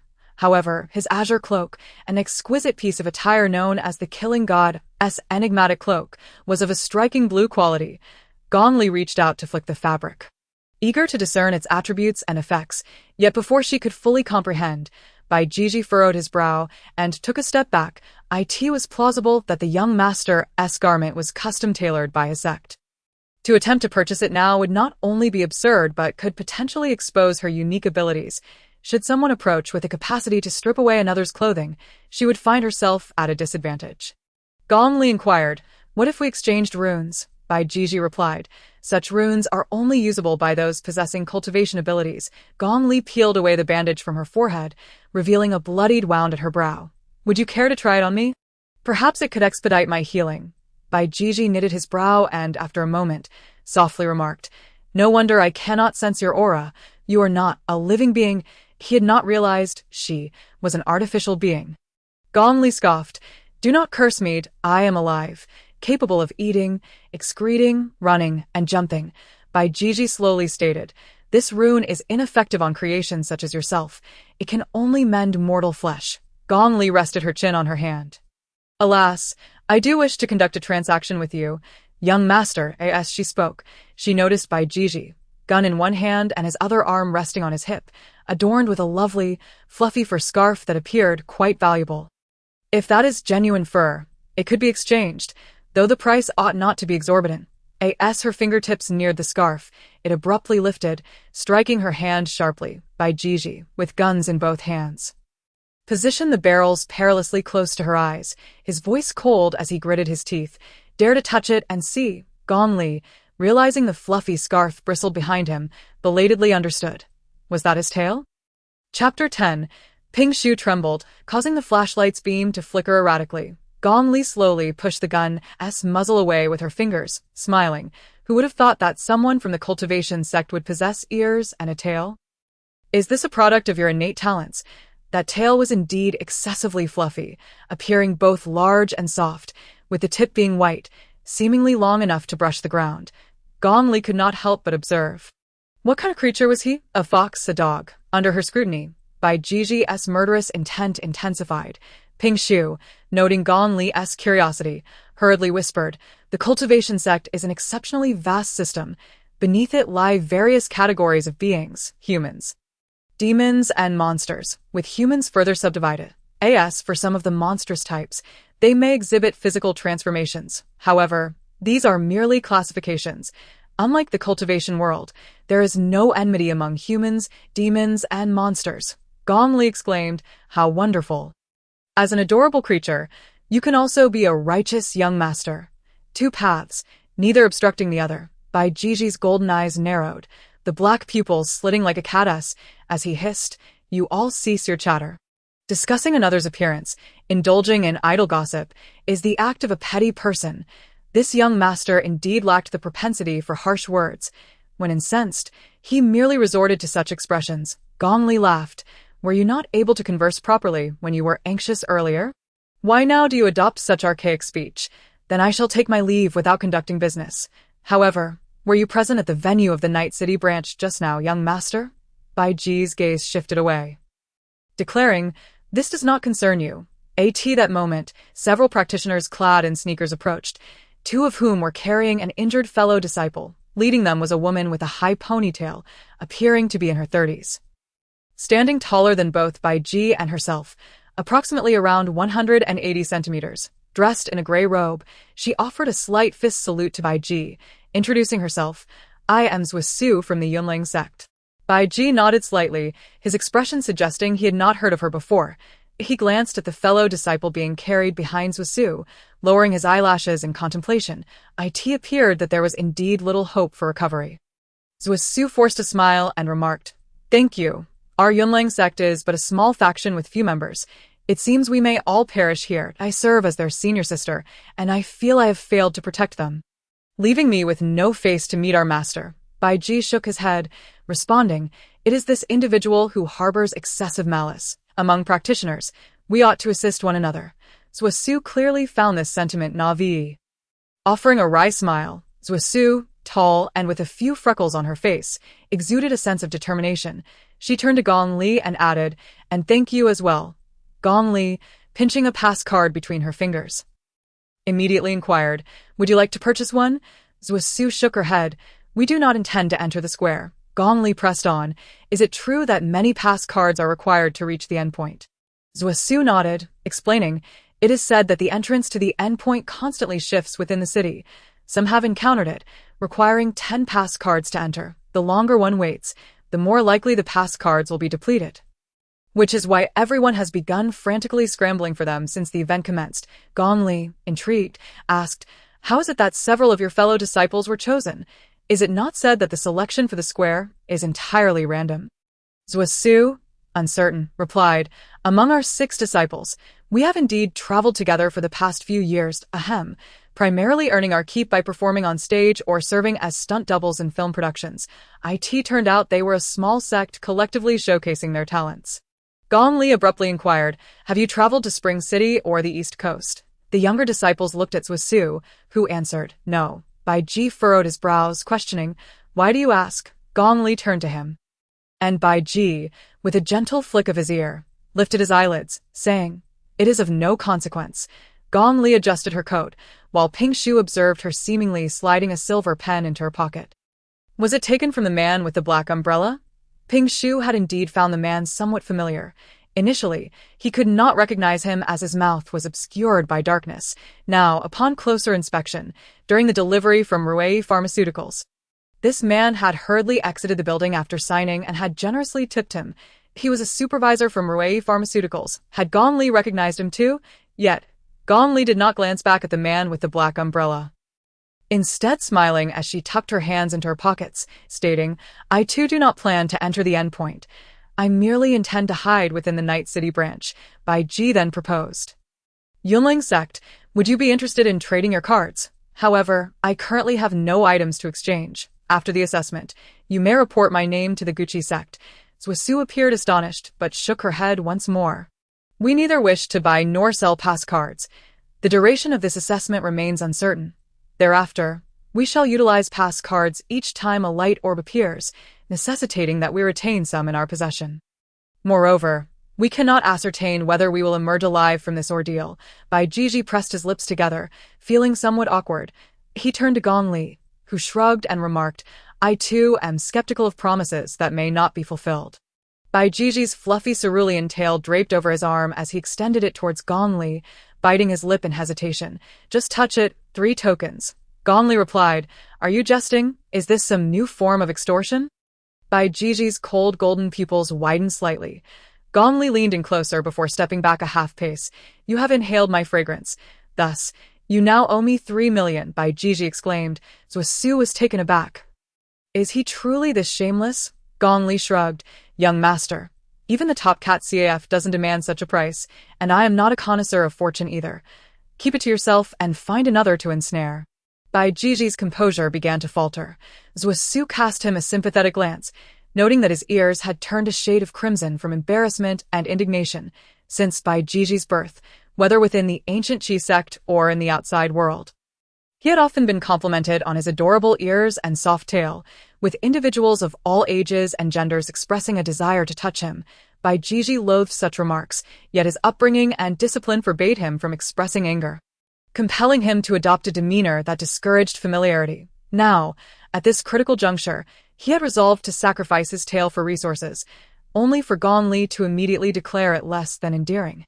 Displaying no intention of touching it whatsoever, though he detested others encroaching upon his personal space, he had taken great care to groom his tail meticulously. Gong Li tossed an umbrella to Ping Shu and strode towards the metallic entrance of the Night City division. Upon entering, Ping Shu glanced back at Bai Ji's slender, upright figure several times, muttering, "He seems quite reluctant to take a life." He possesses both compassion and skill. Why not accompany him? Gong Li responded. Did you not notice? This young master is so eager to obtain a pass card, clearly intent on entering the square. While in the waiting room, Gong Li had observed individuals entering his chamber, presumably his bodyguards, yet at this moment, he stood alone. Those bodyguards were likely not there to shield him from harm but to keep him under control. Now that the young master stood solitary, had he perhaps dealt with those bodyguards already? Ping Shu was astonished. He entered the square. The ancient Qi sect is a major faction. Despite being overlooked in his generation, how could it, he sighed? It seems that being a young master of the ancient Qi sect is not an easy task. If he truly has entered the square, the sect will no longer have any authority over him. Oh, that man with the black umbrella. Gong Li popped a piece of gum into his mouth. Yes, from Ray Pharmaceuticals. He produced a silver pen from his pocket. Look, even the pen bears the Ray Pharmaceuticals logo. Ping Shu pressed a button on the pen, confirming its normality as a ballpoint pen. He made a mark on his hand, finding no issues. Gong Li returned it to his pocket. Hold on to it for now. As I observe the cultivators at Yunling Tower. I notice their anxiety when I inquire whether they have ever visited Chuncheon or the East Coast. Their gazes darting nervously towards their senior sister. Bai Jiji, typically reticent, takes the initiative to ask me why I brought up Chuncheon, upon realizing that the man with the black umbrella is affiliated with Ruei Pharmaceuticals. She senses something amiss. Ping Shu comprehends. We are not merely random selections, are we? This is connected to Ruei Pharmaceuticals. No, perhaps it pertains to that Buddha's head, linked to the calamities in Chuncheon. Moreover, the evaluation period of 48 hours is structured with such rapid and conflicting rules. In approximately 10 minutes, the luminous orb will randomly illuminate, and within 48 hours, it will shine hundreds of times. Yet each individual is allotted merely 2 pass tokens. To reach the endpoint, 10 tokens are required. It is as if they are compelling everyone to engage in a frenzied battle within the first hour.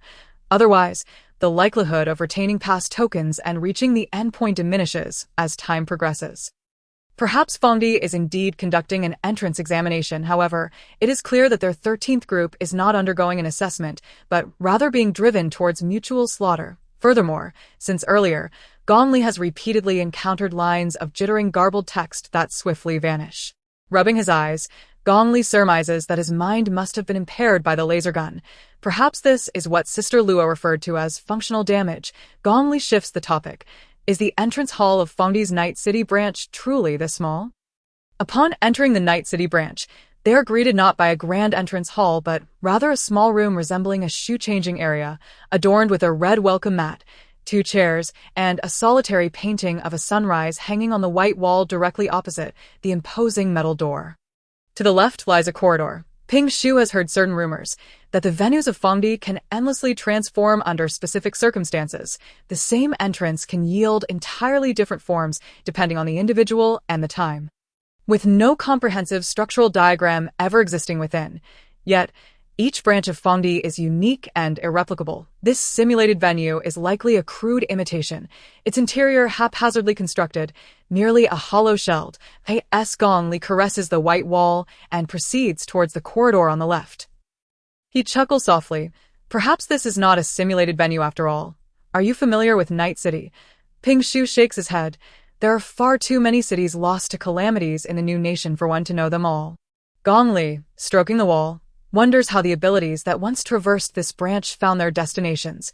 Were there special commands or routes, or perhaps secret mechanisms? At this moment, Gong Li finds himself increasingly curious about Night City itself. Just as he contemplates this, the corridor beneath his feet suddenly transforms. The concrete gives way to aged floorboards, and the white walls morph into yellow floral wallpaper, cracked and stained. The lighting dims, and as Gong Li and Ping Shu glance back, the white corridor has vanished, replaced by a wall adorned with the sunrise painting. Above them hangs a crooked incandescent bulb, and upon checking his wrist compass, Ping Shu observes that the needle spins erratically, a reflection of their uncertain path. At that moment, the corridor ahead began to brighten gradually, revealing a wooden door at the far end. Gong Li walked alongside Ping Shu on the creaking floorboards until they stood before the door. She knocked gently but received no reply, so she reached out and opened the door. Warm sunlight enveloped her, and she beheld the distant sky, a pale hue reminiscent of dawn, with a sun that appeared to have just risen. Shielding her eyes, she realized she was standing at the intersection of a residential area. Turning back, she found the door had indeed vanished. Ping Shu glanced around, while Gong Li took a few steps forward. The street before them was strikingly realistic, with bicycles parked along the roadside and a tricycle vendor selling roasted sweet potatoes. The telephone poles were plastered with small advertisements, and in the distance, a small shop was filled with an array of snacks and toys. The rustling of leaves in the gentle breeze, the chorus of cicadas in the summer, and even the distant tolling of a bell created an atmosphere reminiscent of a morning when students carried their backpacks to school. Gong Li squinted, her hand shielding her eyes from the sun, and she felt as though the scene before her mirrored the city of night before the disaster struck. As they passed the small shop and were about to move forward, a series of piercing phone rings suddenly pierced the air. A red plastic landline phone rested on the glass counter next to a hot dog machine and a jar of lollipops. Not only the phone, but also the clock hanging on the wall, the beepers on the shelves, and an old mobile phone in the corner, all seemed to vibrate with at least a dozen ringing sounds. Ping Shu recoiled slightly, remarking, "With such beautiful sunlight, why do I feel so uneasy?" Gong Li approached, picked up the red phone, and held it to her ear. After a long pause, a voice reminiscent of a vintage tape recorder crackled through, saying, "Dear comrade, please state the code." Ping Shu heard this and mouthed, "What code?" Gong Li pondered for a moment before suggesting, "Sunrise. The sun?" There was silence on the other end. Unsure, she began to ramble. "Night City. The city that never sleeps." Static crackled through the line, and just as Gong Li felt she had misspoken and was about to hang up, the voice returned. "The night has long since fallen. Sunrise will not come again." "Yup, Kachak. What district do you wish to go to?" Gong Li held the red receiver with one hand and, with the other, unwrapped a lollipop and popped it into her mouth. "I want to find a quiet place to hide." "This is not a simulation venue. It is the true Night City, isn't it?" After a prolonged silence on the line, a jumble of disjointed phrases erupted. "A baptism, trials and life tomorrow is the sunrise. Remain optimistic in the fog. In the mind, as a child, I would cry, but not too much as a child. Sometimes." The tone and background of these words varied greatly, with a palpable sense of dislocation between each sentence. They seemed to be fragments of dialogue cut from various films, music, and recordings, chaotically pieced together over the phone. Like a poem composed of clippings, a landscape woven from garbled text, it resembled the anguished struggle of a narrating feelings through a chaotic tapestry of sounds stored within a hard drive. Gong Li suddenly felt that the cube-shaped division was alive. The division of this nocturnal city gazes upon the entirety of the urban expanse. Sensing the emptiness that envelopes its inhabitants, IT fears it may soon become a dilapidated, colossal machine, awaiting its inevitable decay and collapse in the depths of the night. These fragmented utterances echo like the lamentations of a dying entity. The voice on the receiver persists. "Turn on the air conditioning. Switch on the television. Kellen brand vitamin vegetable soup. Insomnia is a viscous DEW. Do not succumb to death. Only through immortality can one believe in the existence of paradise." Amidst the cacophony of static and incoherent murmurs, the voice abruptly transitions into that of a road movie, where the sounds of wind and engine dominate until a faint whimper emerges. "But the world is overwhelmingly crowded, Mama." Beep, beep, beep. The call disconnects. Deep within the small shop, a weathered, low door creaks open slightly. Chapter 11. Gong Li paused in silence, placing the receiver down, while Ping Shu gazed at her, momentarily speechless, before softly uttering, "It is afraid. IT is very lonely." Gong Li replied, "I know." Standing behind the counter, Gong Li prepared a grilled sausage for both Ping Shu and herself and stuffed a few bottles of water into Ping Shu's arms. They squeezed past shelves laden with biscuits and stationery, pushing aside a curtain of pink plastic beads, and bent to open the narrow door. Before them lay a dim expanse, cloaked in sea mist, the wind slicing like a blade. As the door closed behind them, they found themselves on a rocky shore, where the night was dense and visibility scarce, the sound of crashing waves enveloping her senses. Gong Li swallowed her sausage in one bite, discarding the skewer, wrapped her coat tightly around herself, and stepped onto the rocks until a pristine white walkway appeared along the coastline on either side. The waves crashed, creating frothy white bubbles and swirling eddies. She stepped onto the path, which swayed gently beneath her, creaking from years of neglect, while the sea breeze nearly pushed her back to shore. The two pressed forward against the wind. Ping Shu felt a surge of anxiety, but when Gong Li glanced back at him, an inexplicable sense of reassurance washed over him. Gong Li's adaptability to her surroundings was remarkable. She remained unfazed by whatever came her way, even managing to utilize her environment to its fullest. Ping Shu trailed closely behind her, unable to resist tugging at her sleeve. Gong Li said nothing and did not pause. They continued forward, spotting a bright light at the end of the walkway. When Gong Li looked back, the rocky shore had vanished, engulfed by the thick fog, leaving them surrounded by an inky expanse of sea. She reached out to steady herself against the cold, white metal railing of the walkway, moving toward the light. The moist sea mist, laden with tiny droplets, chilled her cheeks as she approached a small table at the end of the path. On the table sat a green glass-shaded lamp, casting a circular halo of light. Alongside an open notebook, a pen lay horizontally atop the pages, and before the notebook stood a brass triangular sign inscribed with the words, "Registration Office." Ping Shu inquired, "Is it necessary to write down a name?" Gong Li picked up the pen, pressing it down upon the fluttering paper in the sea breeze, and inscribed her name, Gong Li. Suddenly, a blot of ink appeared, striking through her name. Darkness and the sound of waves persisted around them, with no further events unfolding. Was it because she was not a person of the square? That she lacked the requisite permission? Gong Li Xiang pondered for a moment, realizing that her knowledge of names related to the square body was exceedingly limited. In the original text, neither the male protagonist nor the male supporting character belonged to the square body. After a lengthy reflection, she suddenly recalled the name mentioned by the official with the pert posterior during a phone call following the explosion at Ruei Pharmaceutical, Gondeng. This phonetic combination was rather simple. She had scribbled down various iterations like Gondeng and Gondeng, all of which she subsequently crossed out until she finally inscribed the two characters Gondeng as her final stroke was penned. The pages of her notebook quivered and began to flutter wildly. The sea surface abruptly receded as if it were withdrawing with the tide, plunging the area beneath the walkway into darkness. The sounds of the ocean wind and waves vanished entirely, and even the chilling cold that had stolen her warmth dissipated. She caught a whiff of ink, the scent of books. Yet, when Gong Li looked around, all she could see was darkness. After contemplating briefly, her gaze fell upon the pull cord dangling beneath the desk lamp. She extended her hand and tugged at the cord. Click! The green lamp before her extinguished. In that instant, countless lights around her flickered to life in succession. Beneath the walkway, there were no longer crashing waves or rocky outcrops, but rather a series of colossal gray metal bookshelves, arranged in neat rows extending into the abyss of her vision. The excessive repetition and uniformity of the arrangement induced a dizzying sensation akin to gazing into two opposing mirrors. The lofty ceiling featured industrial trusses, from which numerous pendant lights hung, casting a blue-white glow over the shelves. The registration desk remained in place. The walkway beneath her had transformed into a warehouse lift for retrieving high-placed items. Was this the library of the Night City branch, Lord Gondeng? The expansive room was dim. With an entire wall of floor-to-ceiling brown-tinted glass facing her, a figure stood before the window, overlooking the brightly lit broadcasting hall. He did not turn around. His voice was soft. "Proceed." To Gondeng's left was a dense arrangement of spherical screens, capturing footage of the audience in various private rooms. Indeed, there was the 13th group, but their live stream had not been integrated into the broadcasting hall. You guessed correctly.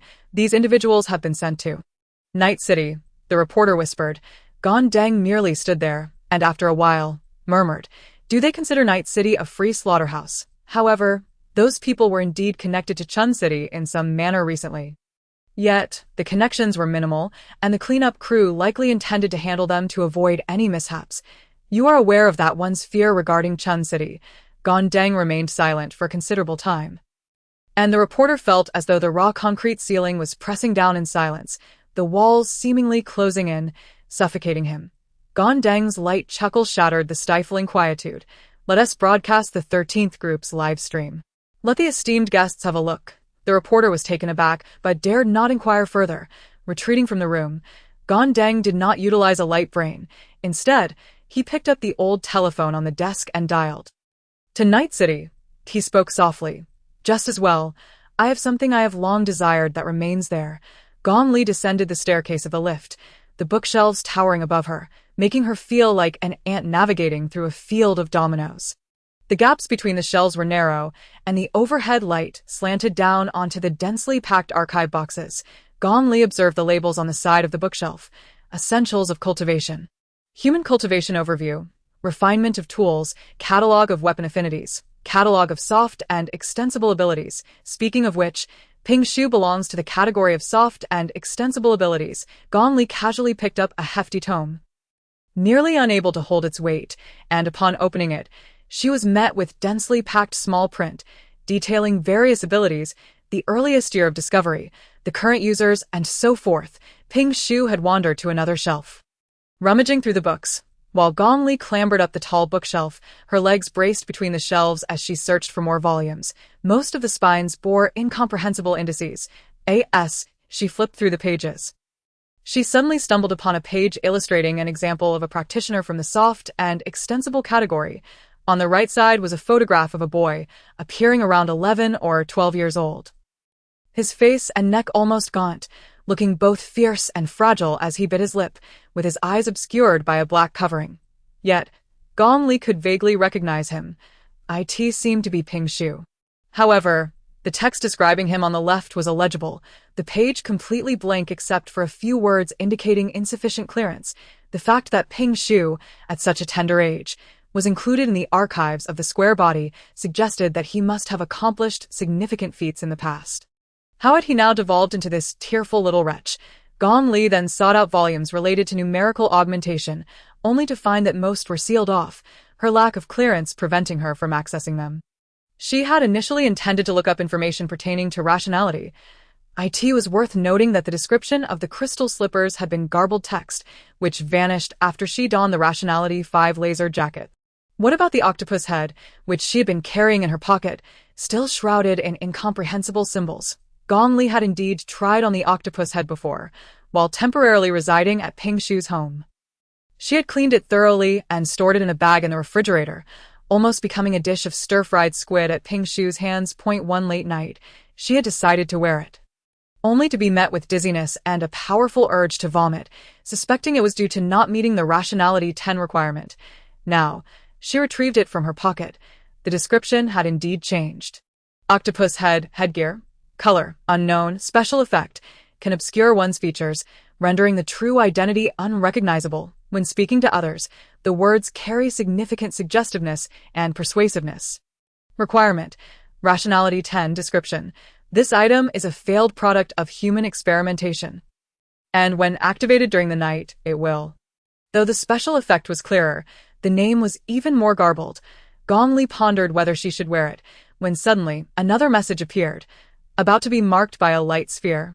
Do you wish to expend a pass token? So it provides an advance warning. No wonder that girl in the jacket had been frantically searching for a pass token earlier. Gong Li refrained from reaching into her pocket for the 3 pass tokens. In the Seaman's residence, within the women's wardrobe, section 13, she found herself in the library, where there was no need for one. After standing for a brief moment, a large light sphere indeed illuminated above her head. From such close proximity, Gong Li couldn't help but admit it was indeed extraordinarily large and undeniably bright. The luminous orb indeed offers her a modicum of advantage.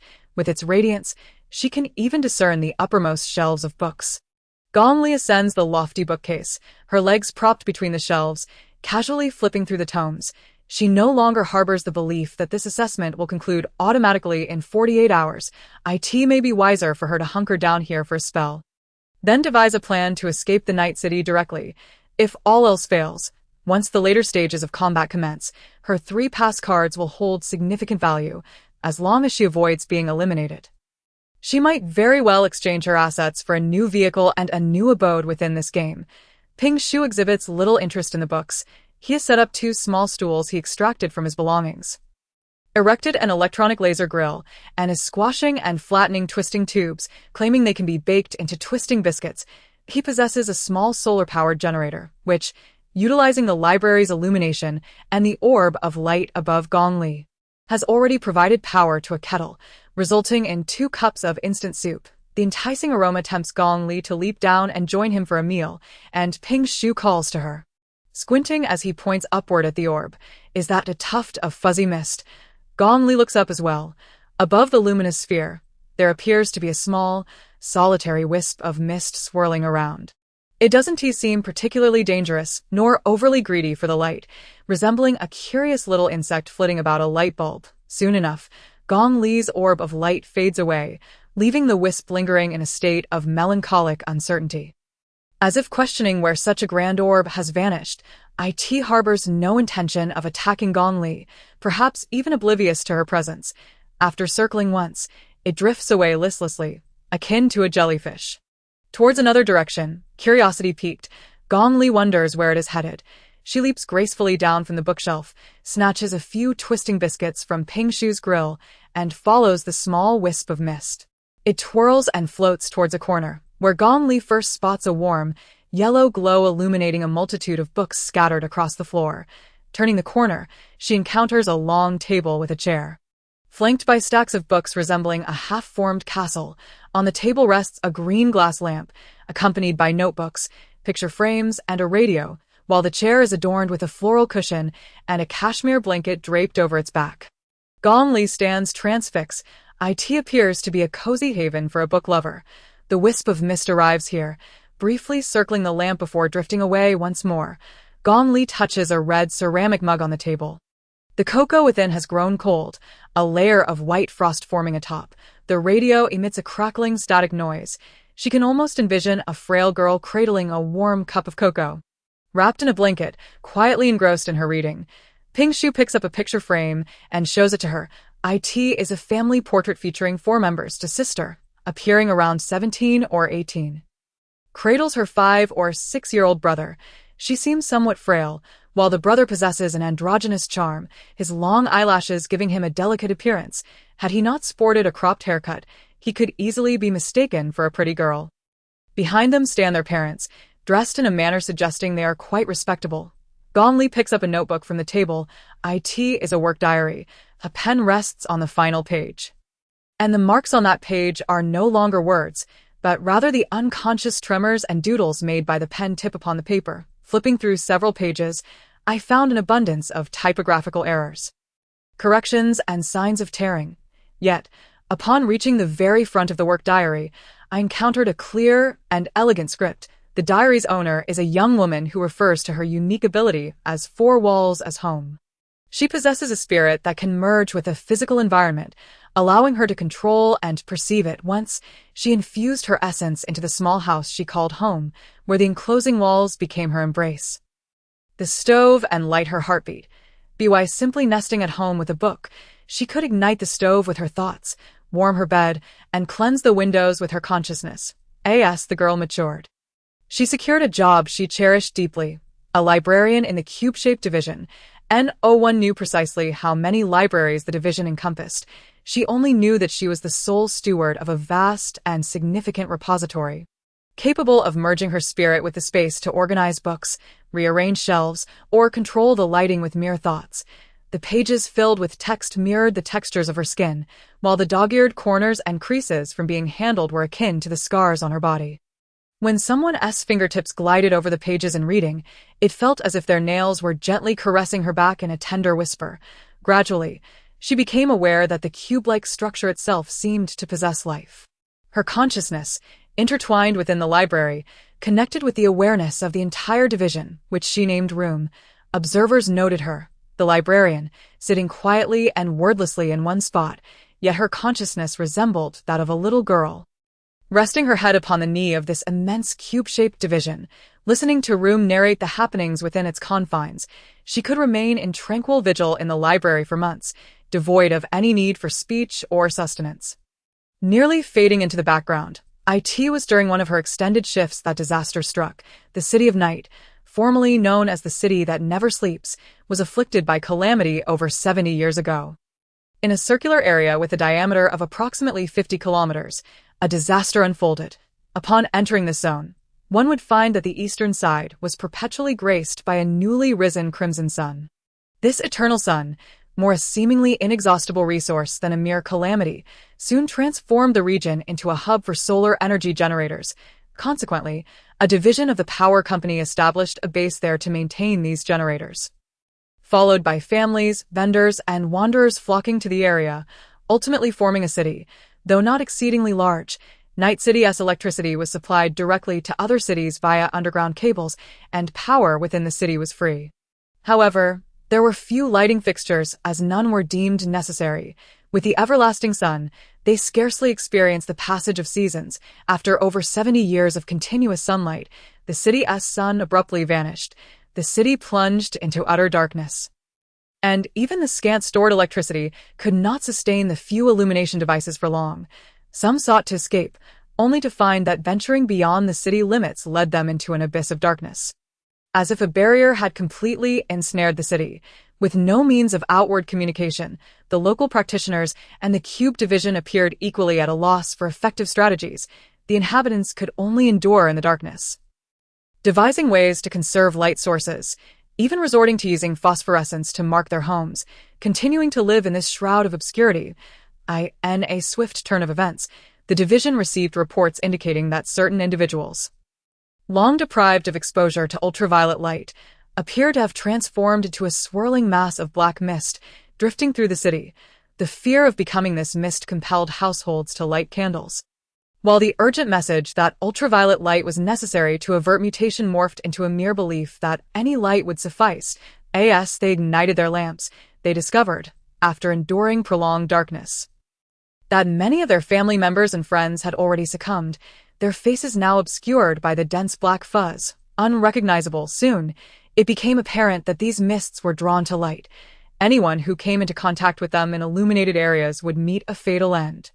Becoming one with the mist, the widespread lighting of lamps naturally attracted numerous clouds of mist floating throughout the city, causing a catastrophic mutation to erupt and spread uncontrollably, whether one lit ultraviolet lamps or remained shrouded in darkness. It seemed that the fate awaiting the majority was singular: transformation into mist. Within mere days, the city had evolved into a wasteland, teeming only with vast expanses of mist. The much-anticipated division of the organization had sealed itself completely.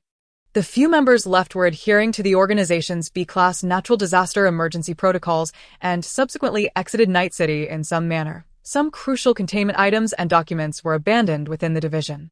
They fortified the archive with special barriers, and for particularly troublesome containment items or entities, they even filled their containment chambers with vast amounts of concrete, entombing them entirely within solid blocks. The librarian girl, unable to extricate her consciousness from the library, was inadvertently locked inside by her fellow members who were making a hasty escape. She, along with the vast sea of books, was ensnared within layers of barriers. Awaiting her was only death, either by starvation or by transforming into mist due to prolonged absence of ultraviolet light. Seeing the gentle mass of mist floating above the shelves, Gong Li had reason to suspect that it might be her. Before her demise, the consciousness of the division, known as Room, could still relay certain external events to her, including the cries of people outside. Gong Li understood no wonder so many mists gathered outside the organization. Following the disaster, countless citizens had flocked to the division's branch in Night City, knocking on the doors in desperate pleas for assistance. Yet, they were oblivious to the fact that the organization had long since been abandoned. Ultimately, all transformed into mist, their residual consciousness lingering, compelling them to hover around the division, swirling with a sense of yearning like devotees pressing their heads against the stone wall of a weeping shrine. Sobbing in prayer to end her work diary, the girl had filled pages with worries for her parents and younger brother. Yet, she surmised that her parents and brother had likely transformed into a mass of mist. Aimlessly wandering through the darkened city, Gong Li's hand faltered. The girl had penned a line in her diary. "I told a Deng about the story Room shared with me. A Deng expressed a desire for me to bring him a new picture book. But that now seems impossible. How I wish we could all be confined together in this library, reading as one, embracing one another, together a Deng." That referring to Gong Deng. Gong Li abruptly flipped to the cover of her work diary, where in the lower right corner, she found the small inscription, "Gong Shoa." Could it be such a coincidence? This librarian was Gong Deng's sister. No, the logic was inverted. Perhaps it can be said that within the division lie countless libraries, And she would arrive at this particular one simply because she inscribed the name Gong Deng at the registration desk. Chapter 12: The Scattered Papers at the Registration Desk. Could it be that this librarian sister is agitated by the thought of her brother's arrival? The velvety mist continuously drifts and wanders. Might it be a fragment of her soul in search of her sibling? Gong Li observed that her work diary was already filled with numerous typos and nonsensical scribbles, likely due to her lack of ultraviolet light. As she gradually transformed into this very mist, as he turned the pages, he was relieved to find a few snippets that Gong Li could comprehend. Room informed Gong Shua that the members of the Fondi organization who escaped from the Night City seemed to have reported the details of this calamity to the headquarters a few months later. Higher-ups at headquarters dispatched agents to enter the Night City. Was their intent to obliterate this place, or was there something of significance they wished to retrieve? Little did they anticipate that the agents would discover a young boy living for months on stored food in a dark basement. Alongside his parents, who had long since transformed into mist, miraculously, he sustained his human form with the aid of a purple light in a small compartment, cohabiting with two masses of mist, which endeavored to maintain shapes resembling human limbs, even embracing the child in the darkness. The Fondi agents sought to rescue the boy, but their actions provoked a conflict with the two masses of mist due to the illumination of their movements. The team easily dispatched the two entities, causing the boy to witness the scene and hear the anguished wails of his parents in their final moments, screaming for vengeance against the Fondi agents. Ultimately, a luminous orb, akin to the moon, illuminated the sky of the Night City, which had been shrouded in darkness for over half a year, resembling a slowly rising moon replacing the crimson sun of the Eternal Day City. Suspended in the eastern sky, the boy underwent a transformation, awakening his abilities. Much like his name, he became a beacon of light hovering above the city. Under his radiance, the mist was incited to a frenzied assault upon the agents. What transpired thereafter remains unknown. Consequently, the Fondi organization resolved to completely seal off the Night City, choosing to ignore it as though it did not exist. The timestamps inscribed in the diary predominantly date around 2150 and 2151. And Gong Li recognized himself as a member of the 2175 cohort, indicating a span of approximately 25 years. This suggests that Gong Deng himself is now in his 30s, based on previous reports directed toward him. He must have been a high-ranking member of Fondi. Did he, at that time, kill many Fondi agents? Why then did he join the organization? 25 years later, the Fondi organization seems intent on quietly eliminating Gong Li and his companions, perhaps suddenly recalling the sealed-off Night City, allowing them to transition from slaughter to survival, ultimately becoming the very mist that envelopes this forsaken city. Unbeknownst to anyone, it appears that their methods bear striking resemblance to those employed during the calamity that befell the Night City years ago. At this moment, the radio crackled with a static sound, reminiscent of a scheduled meeting and conversation. A recitation of poetry amidst the rain echoed throughout the vast expanse of the library. My soft fuzz irritates the skin between your follicles, embracing tightly, holding on fiercely, just like the castor beans crowded upon the branches. Gong Li observed the soft mist and heard the sound, drifting towards the tables and the radio. She stepped back from Ping Shu, who curled into a small ball, settling upon the floral cushion of the stool. It was akin to the rain tapping against the window in the deep of night. As the girl hugged her knees, listening to the gentle voice from the radio narrating a tale, following a wave of tender poetry, the radio shifted its tone amidst the static, revealing a woman, her hands drenched in blood as if in a desperate plight, trembling as she whispered an oath. Find it, and take it away, leave this place. They all wished to uncover it. The soft mist seemed to turn towards them, and the radio emitted a series of abrupt, fragmented sounds. White unfold, capable of circling the earth 3 times. A book. The wind can scatter the pages and leaves. Run. Do not let them find you. Among these voices, some howled, while others whispered in sorrowful tones, their disjointed phrases sending shivers down the spine. Ping Shu could not contain himself and exclaimed, "What does it mean? What should not be found?" The radio incessantly repeated the phrases. Find it. Take it away. The House of Sea Men. The Woman's Wardrobe. Section 14. Gong Li furrowed her brow, seemingly referring to a book. Yet this place was an ocean of books. Searching for one here was akin to finding a needle in a haystack. Moreover, Gong Li pondered whether the spirit of the librarian still lingered. Were these voices emanating from the consciousness of the entire rectangular meeting hall, room, or perhaps a fragment of her own essence was intertwined within? Room. Gong Li shifted her gaze towards the small cluster of mist beneath the stool, where one leg was inexplicably shorter, necessitating the placement of a thick book with a white cover beneath it. Slightly larger than a palm, its thickness rivaling that of a comprehensive dictionary, Gong Li noticed a gilded R on the thick paper-covered room. She approached, half squatting, placing her fingers along the edge of the white tome. Gazing up at the curled mist resting on the chair, Ping Shu held his breath. At this proximity, should the mist suddenly strike, Gong Li could very well meet her demise. Yet, Gong Li was not without caution. She clutched the flashlight, poised to direct its beam towards her own coat to obscure her presence. She looked up at the mist, its edges fluttering like sheets in the wind, as if peering down at her. An inexplicable calmness and curiosity enveloped Gong Li. After a moment of contemplation, she smiled and said, "Sister Gonshoa, perhaps I can assist in bringing these items to your brother." The surface of the mist began to tremble violently. Twisting into a ball and lifting off the chair, soaring into the air, Gong Li seized the white tome, gazing at it, as the mist grew increasingly faint under the hanging light, swirling momentarily before gradually dissipating. Crackle, crackle, the radio continued to blare, and suddenly, amidst the cacophony, a voice emerged, reminiscent of a soothing lullaby. Home, the hearth, the bed, the walls and roof, not these to it is the feeling of awaiting someone's return. Crackle, crackle, take me home. These words were undoubtedly hers.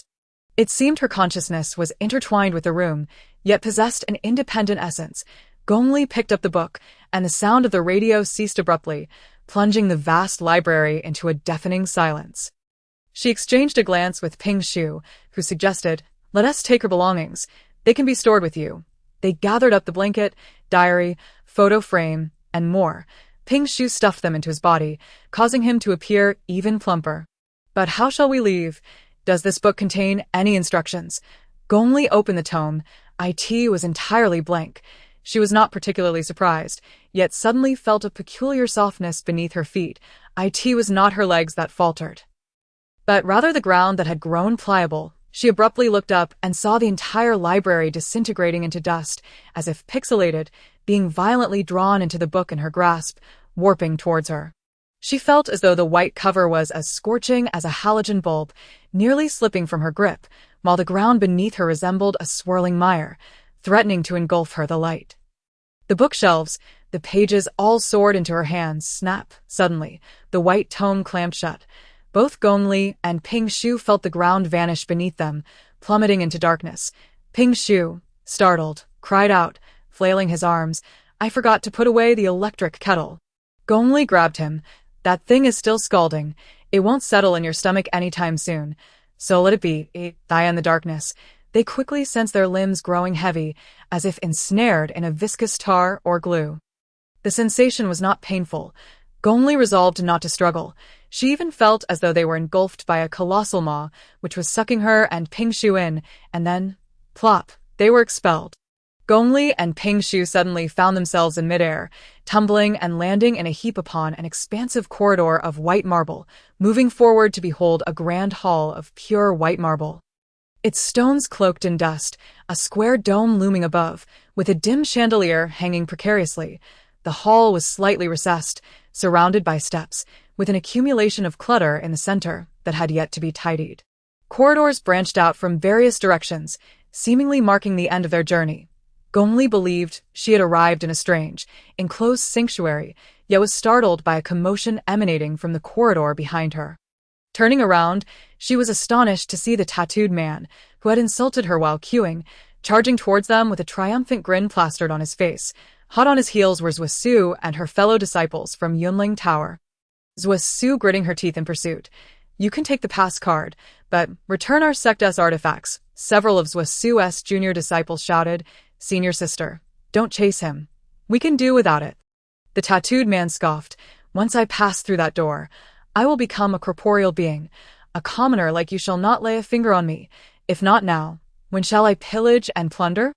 The tattooed man hurriedly dashed forward and caught sight of Gong Li, who was standing beside a pillar in the lobby, barefoot and bent over, dislodging small stones from her crocs. Zhuosu called from behind. Gong Li, stop her for me. The tattooed man's expression shifted to one of surprise in an instant, mistakenly believing they were accomplices. His legs weakened. Having run too swiftly, he slid to the ground, landing at Gong Li's feet. Gong Li slipped on her crocs, picked up the crystal slippers from her arms, and chuckled. Brother, there's no need for such kowtowing. She glanced at his neck and raised her crystal slipper. The tattooed man hastily raised his hand to shield his face. Gong Li's brow twitched as she abruptly swung the crystal slipper, turning sharply to the rear and flinging it with force. With a resounding thud, it struck a nearly 2-meter-tall, smoke-like black wolf in the head, causing it to tumble to the ground, only to rise again, baring its sharp teeth and exuding a murderous aura. Gong Li was taken aback that her slipper had sent the wolf reeling. Had her strength increased? The tattooed man, now retreating, wore a smirk on his face, the earlier panic clearly a fa as he scoffed. Quite perceptive, aren't you? Gong Li retrieved a laser gun from her belt, simultaneously dragging Ping Shu closer, and unleashed a barrage of gunfire at the swiftly moving black wolf. That neck of yours is rather conspicuous. Perhaps consider wearing a turtleneck next time. Upon seeing him, Gong Li noticed that the wolf head tattoo on his neck had vanished. Zhuosu arrived as well, her feet clad in sneakers, and she pressed against the white wall, wielding a pen, not a brush, but a ballpoint pen. With a fierce shout, she moved the pen's tip through the air, and golden characters materialized. Lock. The characters morphed into a golden chain, soaring towards the tattooed man. He sneered coldly, and just as the chain was about to strike, a long katana appeared midair, shattering the chain into fragments. A pair of feet landed heavily on the dust-covered ground, kicking up clouds of dust. Zhuosu looked up to see a translucent samurai, clad in blood-red armor, towering over the tattooed man. Its helmet obscured its face, but its eyes glowed ominously red, surrounded by an aura of foreboding smoke. It slightly bent its knees, positioning the sword horizontally before it. The tattooed man, seated on the ground, slowly began to laugh. Never underestimate a person. Gong Li surmised that his ability was to materialize tattoos into summoned beings, and it was likely that beneath his clothing were tattoos of various beasts and monsters, while Gong Li felt no obligation to assist Zhuosu. The tattooed man viewed her as an adversary, and the colossal wolf had latched onto her and Ping Shu. She retaliated with gunfire, but the agile wolf evaded her shots, realizing she posed a threat, and turned to attack Ping Shu instead. After absorbing the belongings of the library girl, Ping Shu had gained a significant amount of weight, causing his pants to nearly burst at the seams, making it difficult for him to run. He stumbled and fell to the ground after being chased for a few steps. No, Ping Shu. This frantic retreat after being pursued is the stuff of protagonists or cannon fodder. Gong Li found herself at a loss. Her crystal slippers lacked the power to strike men's faces, and without the illumination of her laser coat, it was rendered ineffective. Thus, she had no choice but to rely on the gun in her hand. Ping Shu sat on the ground and beheld Gong Li sprinting amidst the clutter in the dome hall, reminiscent of the day they first met. She leapt into the air, twisting as she aimed her laser firearm at the head of the giant wolf. The radiant cloak billowed around her, and he could almost hear the creaking of her frail mechanical skeleton under the strain. She was faster than ever before. Gong Li fired her weapon while airborne. Yet nothing transpired. She confirmed that she had activated the energy switch, furrowing her brow as she frantically pulled the trigger. Suddenly, a dazzling pop-up advertisement appeared above her firearm. Energy depleted. Would you like to renew your gun oddity membership to replenish your weapon's energy? Now available for a monthly subscription of just 45 yuan, entitling you to 300 free bullets each month. Additionally, you can purchase a 100-round energy pack for 20 yuan. Damn those capitalists, Gong Li cursed vehemently, hurling the weapon upward, seizing the gun's barrel, and bringing the hefty grip down mercilessly upon the giant wolf's head. Chapter 13. The giant wolf howled in agony, while Gong Li's hand throbbed painfully. On the other side, the tattooed man inhaled sharply, clutching his neck. The pain was interconnected. Gong Li had no time to ponder further as the giant wolf tossed its head, and she attempted to grasp its mane. However, its fur was as elusive as smoke. She was left with no choice but to leap onto its back, executing a somersault to land safely on the ground.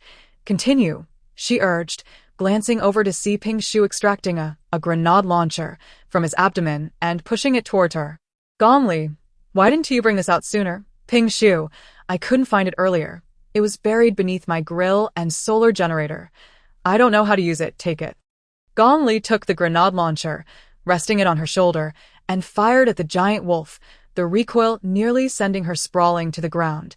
The explosion illuminated the hall, shaking it with a resounding force. The tattooed man winced in pain, retreating while clutching his neck, blood seeping between his fingers. Gong Li glanced at Ping Shu, who seemed to have also noticed.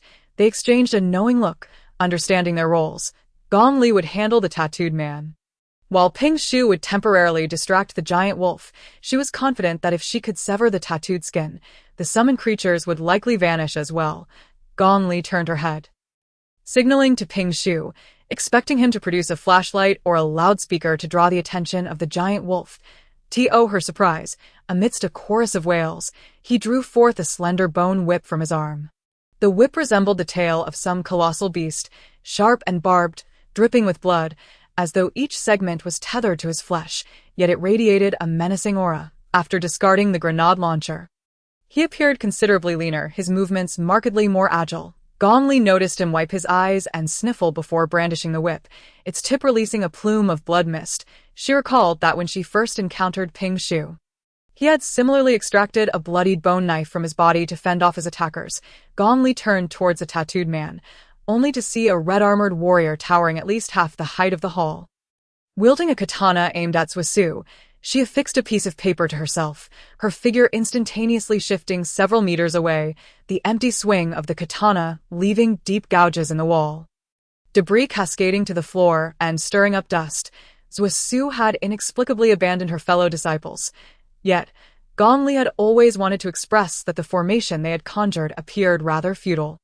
The red-armored warrior turned, raising its blade once more, advancing relentlessly and launching an assault toward the onlooking junior disciples.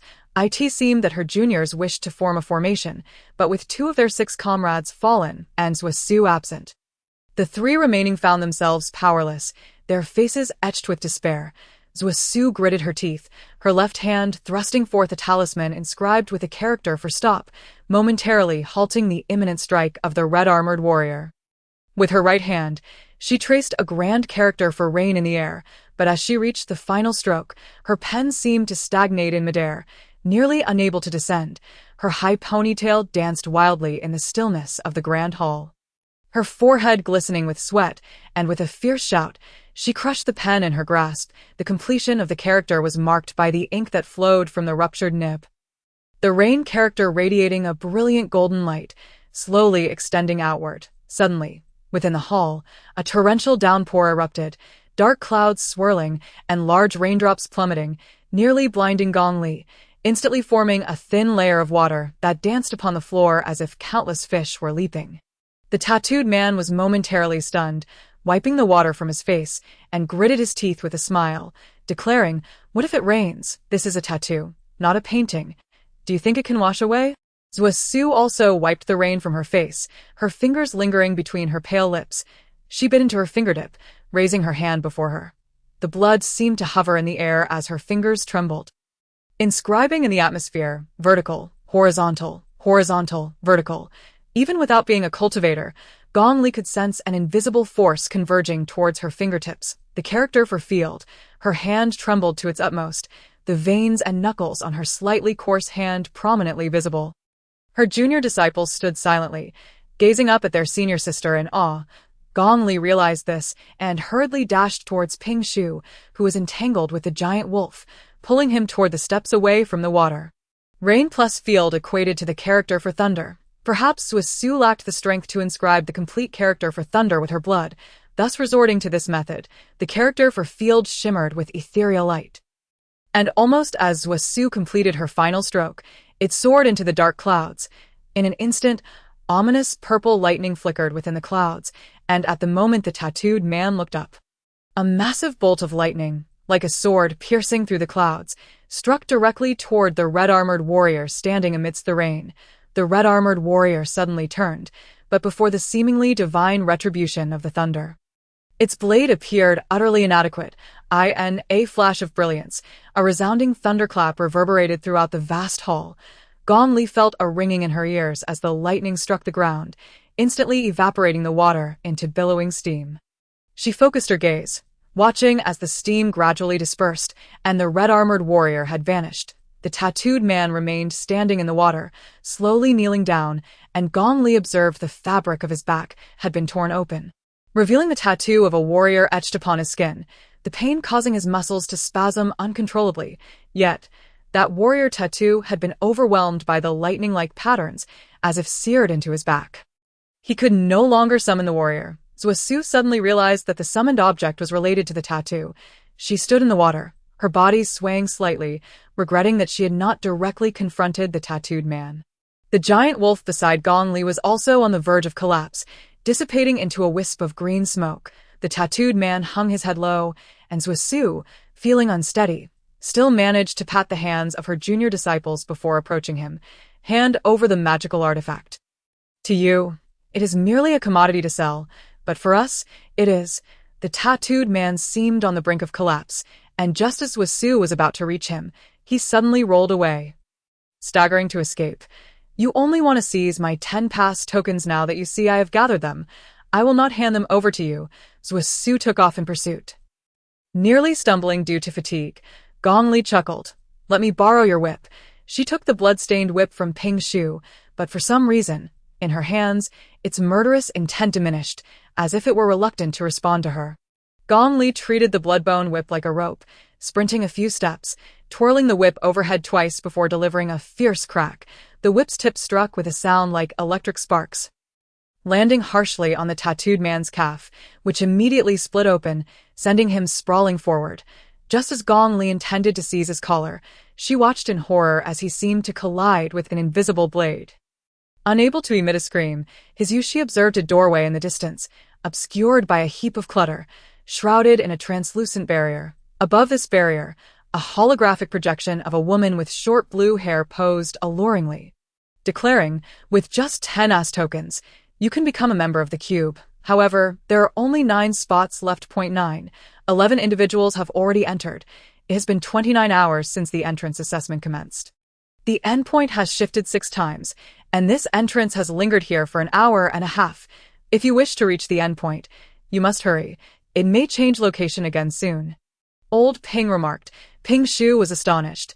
29 hours. To Gong Li, it felt as though only 2 or 3 hours had passed. Clearly, within the confines of the library, the flow of time was markedly different from the outside world. Nevertheless, the path leading to the endpoint was not obstructed by a tangle of colorful threads. Old Ping merely lingered beside the entrance, while the interwoven threads seemed to protect themselves. Old Ping continued to weave with her head bowed, smiling as she inquired, "Do you wish to purchase some past tokens from me?" She resembled the enthusiastic aunt at a school gate, eager to sell red scarves to every child lingering there without one. As she spoke, she waved a plastic bag filled to the brim with past tokens, akin to a wholesale supply. How many lives had she taken or lives had she stolen? In the broadcast hall, chaos erupted, with all eyes fixated on the sudden appearance of the live feed from Group 1-3. The dimly lit scene, where death was a constant. It was evident that the calamity faced by Group 13 was far beyond the ordinary scope of assessments. Most of the personnel from the cube were still young, frequently turning to inquire which region this simulation represented. The mortality rate was beyond reporting. Some older individuals vaguely recognized the live scene as reminiscent of the long-sealed Night City. Yet there was no option to simulate Night City in the entrance assessment venue. They dared not voice their thoughts or questions, their faces pale as they sought to switch back to the broadcasts of other groups. Wan Qianqian sat on the sofa, gazing at the screen in the private room, where the silver-haired woman was turning, using a comically oversized slipper to fend off a giant wolf, her movements agile and her expression a mix of fearlessness and occasional ferocity. Upon seeing her face clearly, Wan Qianqian recognized her as the woman killed by Qi Xian that day. Despite a gunshot wound to her forehead, she had not perished. Wan Qianqian lowered her gaze, recalling how this woman, bearing a striking resemblance to her, had charged at her with the intent to kill, evidently a doppelganger seeking vengeance upon realizing the original had returned. Now, with this doppelganger still alive, she would likely seek every opportunity to eliminate her. However, Wan Qianqian felt no fear. Rather, she was concerned. Having spent so much time by Qi Xian's side, using her former room and belongings. Had she uncovered anything she should not have? Turning her head, Wan Qianqian noticed Qi Xian holding a black metal cigarette case, conversing with someone through a holographic device at the entrance of the private room, with the door to the living room slightly ajar. Just as Wan Qianqian pondered this, Qi Xian switched off the device and entered through the door. Qi Xian had previously heard that the priest believed the one who had died was the true Qian Qian.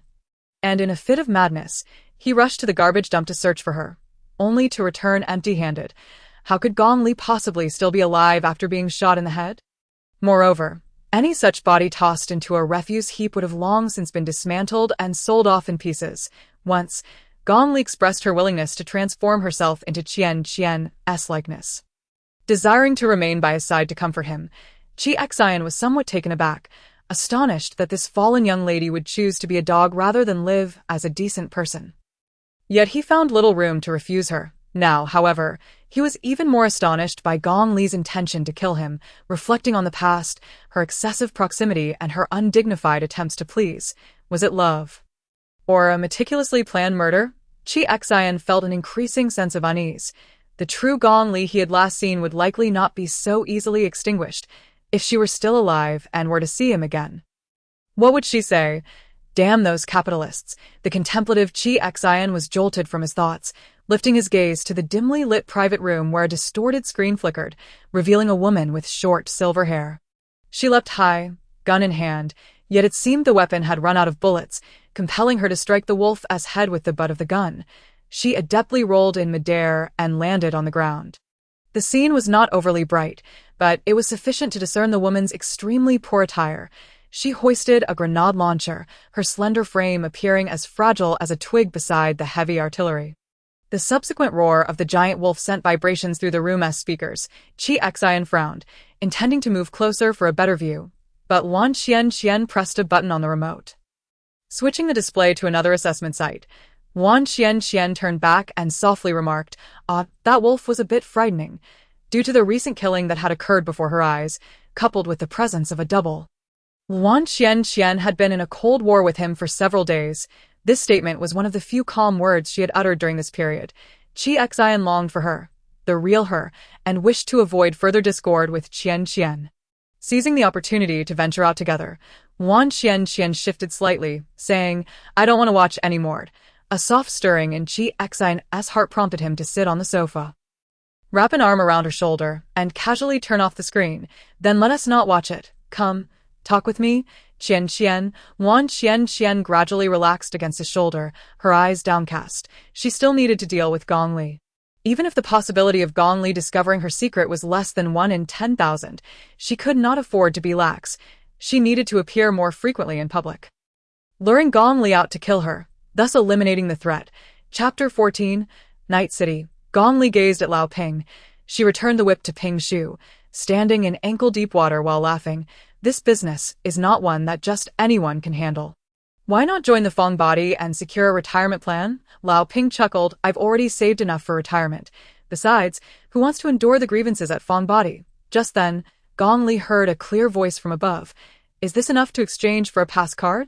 With a loud crash, Gong Li watched as a large safe fell from the narrow window in the ceiling, crashing heavily onto the ground. Immediately, a slender figure leaped down from the air, its fluffy tail swaying with the descending gusts.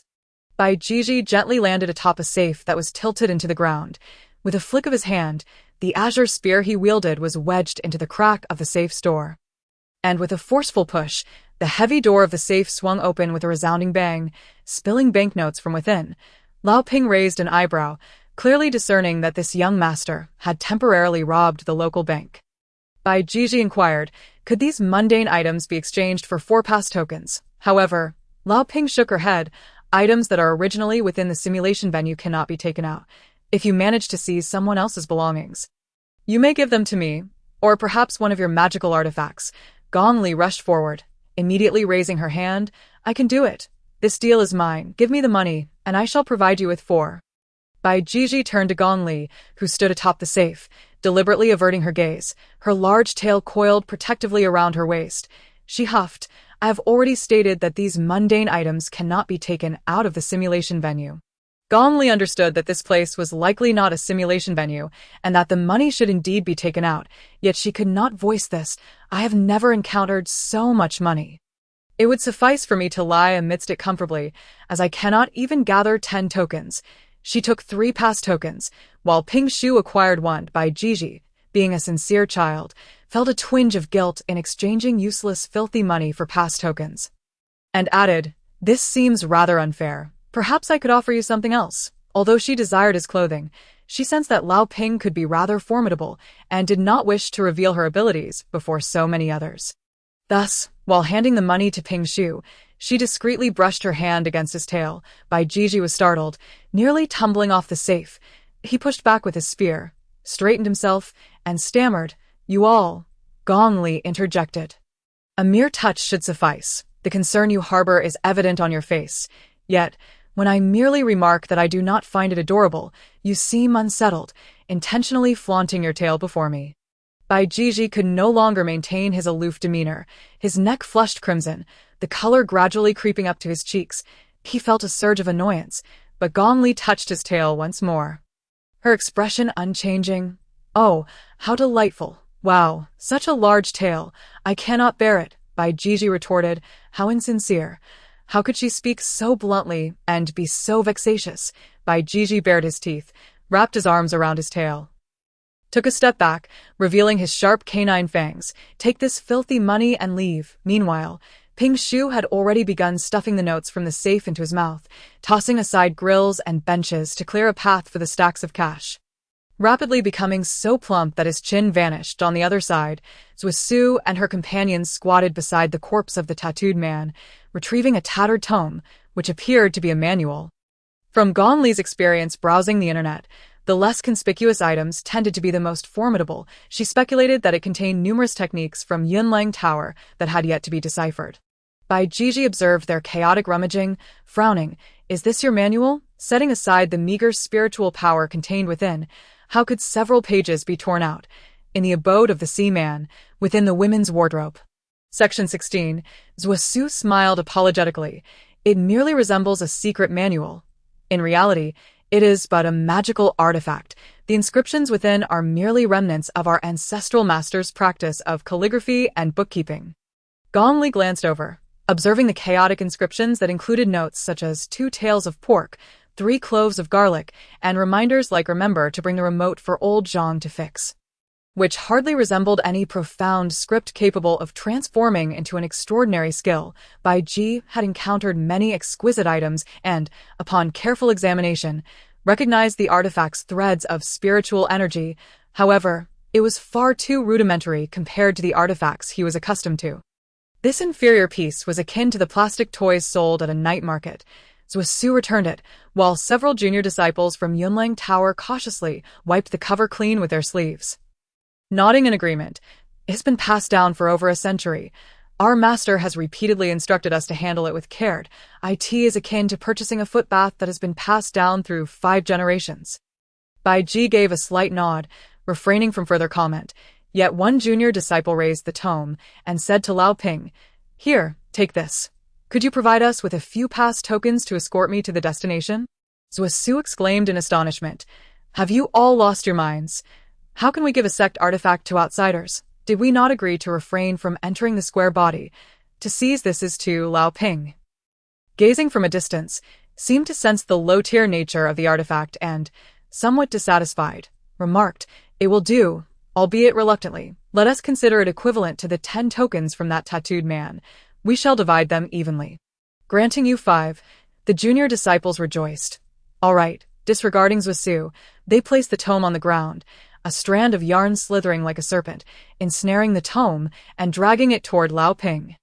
Nearby, Lao Ping opened a suitcase filled with the trinkets she had traded for and carelessly tossed the artifact inside, along with the 5 pass tokens.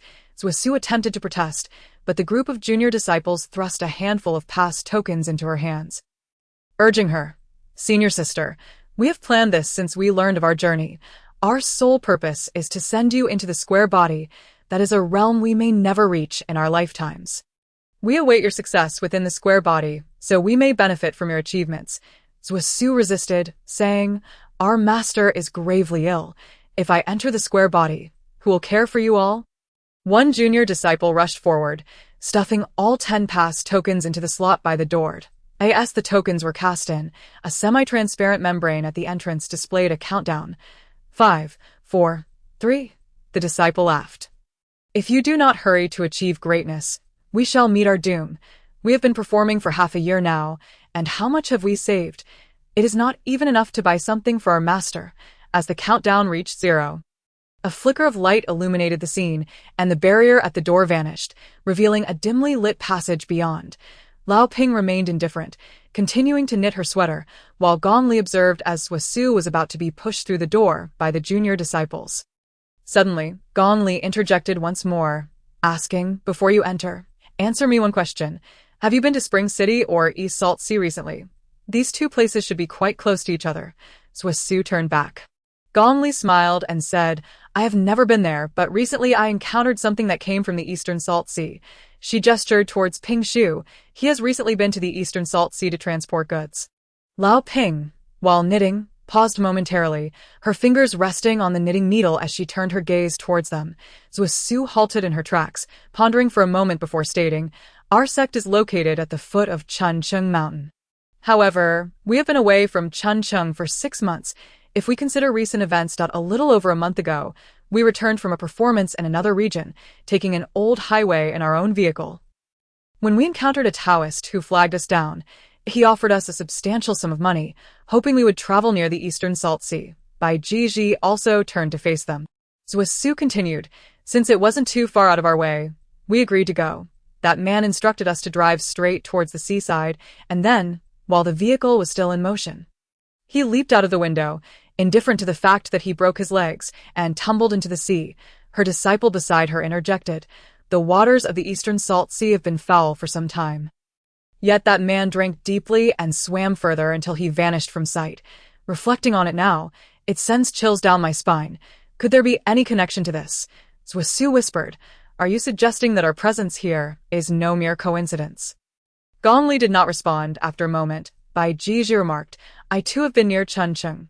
Gong Li tilted her head, looking at Lao Ping, who continued to knit. "Lao Ping, what about you? Have you been there?" "Yes." She paused, halting her knitting, sitting up with a contemplative expression. "Are you implying that we are all destined to die?" Gong Li replied, "I do not know. However, I believe that once we entered that capsule, we were transported to the true Night City. And someone desires for us to perish here." Bai Jiji gasped in surprise. "I thought Night City had been eradicated. IT no longer exists on the map." Lao Ping, being slightly older and more knowledgeable about past events, explained, "Night City was originally established as a center for optoelectronics, with a high cost of construction. After the natural disasters, it was merely sealed off like an unfinished building, awaiting the time when the calamities would dissipate or a solution would be found for reopening." Gong Li speculated, "I suspect they have temporarily rediscovered the value of Night City, utilizing it as an uninhabited slaughterhouse, casting in those they wish to dispose of. We may not be the first to have been thrown in here. Therefore, Su, I advise against crossing that threshold. If this is not a mere entrance exam, how could there possibly be an end?" Su turned her head, staring at the open door, behind which lay a pitch-black passage. Lao Ping furrowed her brow and retrieved a wind-up mouse from her suitcase. "The person who just entered traded this to me. They said it could be sent out to perform tasks and then be teleported back at any time." She inserted the wind-up key and turned it several times, causing the mechanical mouse's eyes to shine brightly, its movements becoming lively as it twitched its ears like a real mouse. Lao Ping removed the wind-up key and pointed towards the door. And the wind-up mouse scurried over, squeaking excitedly. The holographic projection at the entrance announced, "A life form has entered the destination, deemed the 12th qualified candidate." All eyes were fixed on the door, and after a while, Lao Ping gently twisted the wind-up key in midair. With a clatter, a plethora of shattered fragments cascaded to her feet, their edges marred by clean cuts. Su felt a chill run through her. Had they been ground to bits? Could it be that the 11 individuals who had entered earlier were already? Bai Jiji gripped the long gun tightly. Lao Ping remained silent, raising her hand to gather the tangled mass of yarn above her.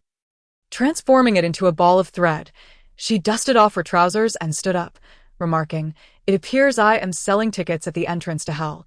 Gong Li glanced upwards, surveying the surroundings.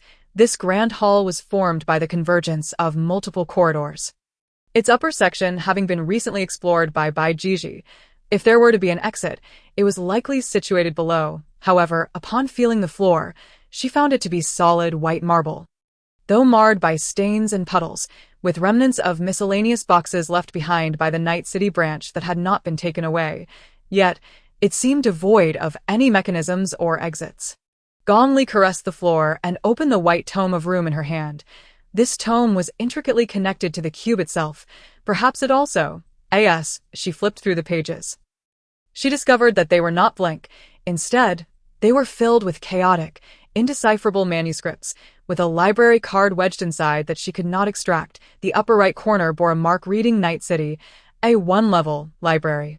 Was this referring to the library they had just visited? She had no time for a thorough examination, as the pages suddenly began to flip wildly, landing once more on a blank page. Bai Jiji, Lao Ping, and Zhuo Su glanced at Gong Li, who was half kneeling on the ground, when a thunderous sound erupted above her head. Gong Li lifted her face. The hemispherical dome was collapsing. No, more accurately, it was deforming downwards, its height diminishing, akin to fluffy bread being squashed. Just as she thought the dome had flattened into a ceiling, it began to extend downwards. The apex of the dome slowly approached them, its upward bulge transforming into a downward suspension, reminiscent of an umbrella flipped inside out by the wind. The enormous dome grew downwards with a resounding crash, leaving Gong Li with a dizzying sensation, as if she were suspended in the sky. Gazing down at the ground, coupled with an oppressive feeling of being crushed by this dome, then the apex of the dome halted about 2 meters above the ground, and Gong Li felt she could reach out and touch the stone cube at its pinnacle. Bai Jiji took 2 steps back, visibly astonished. "What have you done?" Gong Li shook her head in silence. Her hand was seemingly glued to the ground. Meanwhile, the white tome in her grasp continued to flip erratically, akin to a student frantically searching for a formula amidst the pages during an open-book exam. Suddenly, Gong Li heard a deafening boom. Before her, directly beneath the apex of the dome, a circular depression with a diameter of several dozen meters abruptly emerged in the ground, its edges perfectly aligned and descending about 50 centimeters deep, as if forcefully compressed by a heavy machine. The surrounding water surged into this circular hollow, and the group held their breath, watching intently. After a considerable pause, boom! Another concave pit appeared within the circular depression, nested like concentric circles, descending another 50 centimeters. "Steps," Lao Ping murmured. "This resembles the construction of a staircase leading deep into the earth." Was she intending to lead us underground to the cube? Just as the third concave circle emerged, Bai Jiji's ears twitched, and she turned to the surrounding corridors. "Someone is coming. Are they other candidates?" "Note, it does not seem so." Bai Jiji's golden pupils fixated on the wall as he shook his head. "They are not wandering aimlessly. Rather, they are heading straight towards us." And sooner had he spoken than 4 figures emerged from the corridor entrances, all clad in matching dark, semi-high-collared uniforms, clearly part of a single team. Upon sighting Gong Li and the others, the quartet turned their heads and whispered softly to one another. Bai Jiji, evidently possessing keen hearing, furrowed his brow and stated quietly, "They are discussing shutting down the surveillance and resolving matters on the spot." Ping Shu blinked in surprise. "Just 4 individuals. Are they here to kill us?" Just as the words left his lips, a distant snap of fingers heralded the instant arrival of the 4 before them. Ping Shu felt a sharp object pressed against his throat, rendering him motionless as he widened his eyes to look down. It was a transparent triangular ruler held by a middle-aged woman with short, curled hair and red-framed glasses, who bore an uncanny resemblance to a homeroom teacher. Beside him, Zhuo Su was similarly subdued from behind by a man wielding scissors. As for the junior disciples, they were entirely disregarded, treated like mere debris scattered on the ground. Lao Ping and Bai Jiji, however, were not captured. Bai Jiji's spear was firmly against one of the assailants' weapons, while Lao Ping dangled precariously from a few strands of hair. Looking down, the homeroom teacher with the triangular ruler spoke. "The young master of the Gucci faction should refrain from violence for now. His brother is causing quite the commotion. However, that elderly woman is suspected of murder for insurance fraud, theft, bribery, and several other homicide cases, so she is fair game." Lao Ping squinted. "This uniform indicates that you are not candidates." but rather civil servants of the Fondi agency. It seems you have realized that we have yet to succumb to the suffocating fog of Night City, and you are growing impatient, taking matters into your own hands. The homeroom teacher adjusted her glasses and smiled. Lao Ping, this is the third time Fondi has chosen you. Each time you have set up shop at the finish line, departing with your pockets full. But this time, you'll not escape alive. Boom! No sooner had the homeroom teacher's words fallen than the ground trembled beneath them. Hearing a loud noise from behind, she turned to notice a young woman half kneeling behind the pile of debris. Her hand pressed against the ground. The hall's low-hanging dome revealed 4 concentric circular depressions resembling steps. Who is that? They had not sensed the presence of a living being. The sunglasses-clad man confronting Bai Jiji reacted more swiftly, pivoting to charge at the young woman. If Bai Jiji could not be harmed, then she would be the target. Gong Li could only watch in horror as the man approached. Her left hand clutched a book while her right hand was firmly anchored to the ground, rendering her unable to rise for battle, let alone evade. Behind her, Bai Jiji seemed intent on rescuing her, but he was no match for the speed of the sunglasses-wearing operative. Gong Li abruptly slammed the white book shut and hurled it at the man, who merely tilted his head to evade, his firearm already aimed at her. She had thought that releasing the book would free her right hand from the ground, yet it remained gripped tightly. The slippers were out of reach, and she feared she could not strike them even if she tried. Gong Li rummaged through her pocket, finding only a sticky, slippery object. She recalled the description of it. But there was no time to ponder. She extracted the nearly worn-out octopus from her pocket and pressed it onto her head. The octopus's damp tentacles flopped against her face, and she suddenly felt as if this small creature had come to life. Its suckers abruptly adhering to her forehead and cheeks, while its soft head seemed to rise. A wave of dizziness washed over her as she noticed the color of the octopus's equipment description rapidly shifting, transitioning from white to green, blue, purple, like a racing marquee, before finally settling on green.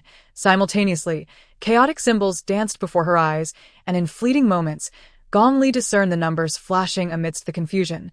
Sanity -1. Sanity -1. She wanted to speak, but found herself unable to retrieve any words, not even a short phrase or a single term. She was losing her wits. Damn it, she was becoming foolish after donning this thing. Chapter 15, yet she had to utter something. As long as she spoke, she could command the other party. Gong Li felt akin to a student barely scraping by in an English exam attempting a fill-in-the-blank exercise, or a toddler struggling to produce a trilled sound. She strained with all her might to form a single utterance. Goo. Drum. In the realm of the seamen, within a woman's wardrobe, section 17 no. She intended to say roll, but the word was trapped, as if some force was gripping her very soul, preventing her from articulating fully. Nevertheless, that sound resonated throughout the hall, and Ping Shu suddenly heard a low, mysterious voice that seemed to emanate from the depths of the universe, from the annals of history, from the sands of time. He froze in place, feeling as if Gong Li's head was shrouded by an indescribable, unfathomable black mist of stars. Had it not been for the laser jacket draped over her and the peculiar shoes and glass-threaded socks adorning her feet, he would scarcely recognize her. This utterance not only stunned him but also unsettled the man in sunglasses who had approached Gong Li, causing him to take a half-step back, his body bending in fear, the gun in his hand drooping as he muttered, "Drummed, drum." He glanced down at his own chest. Drum. Beat the drum. He himself was a drum. Ping Shu's eyes widened as he witnessed the man bend his arm and strike his chest with force.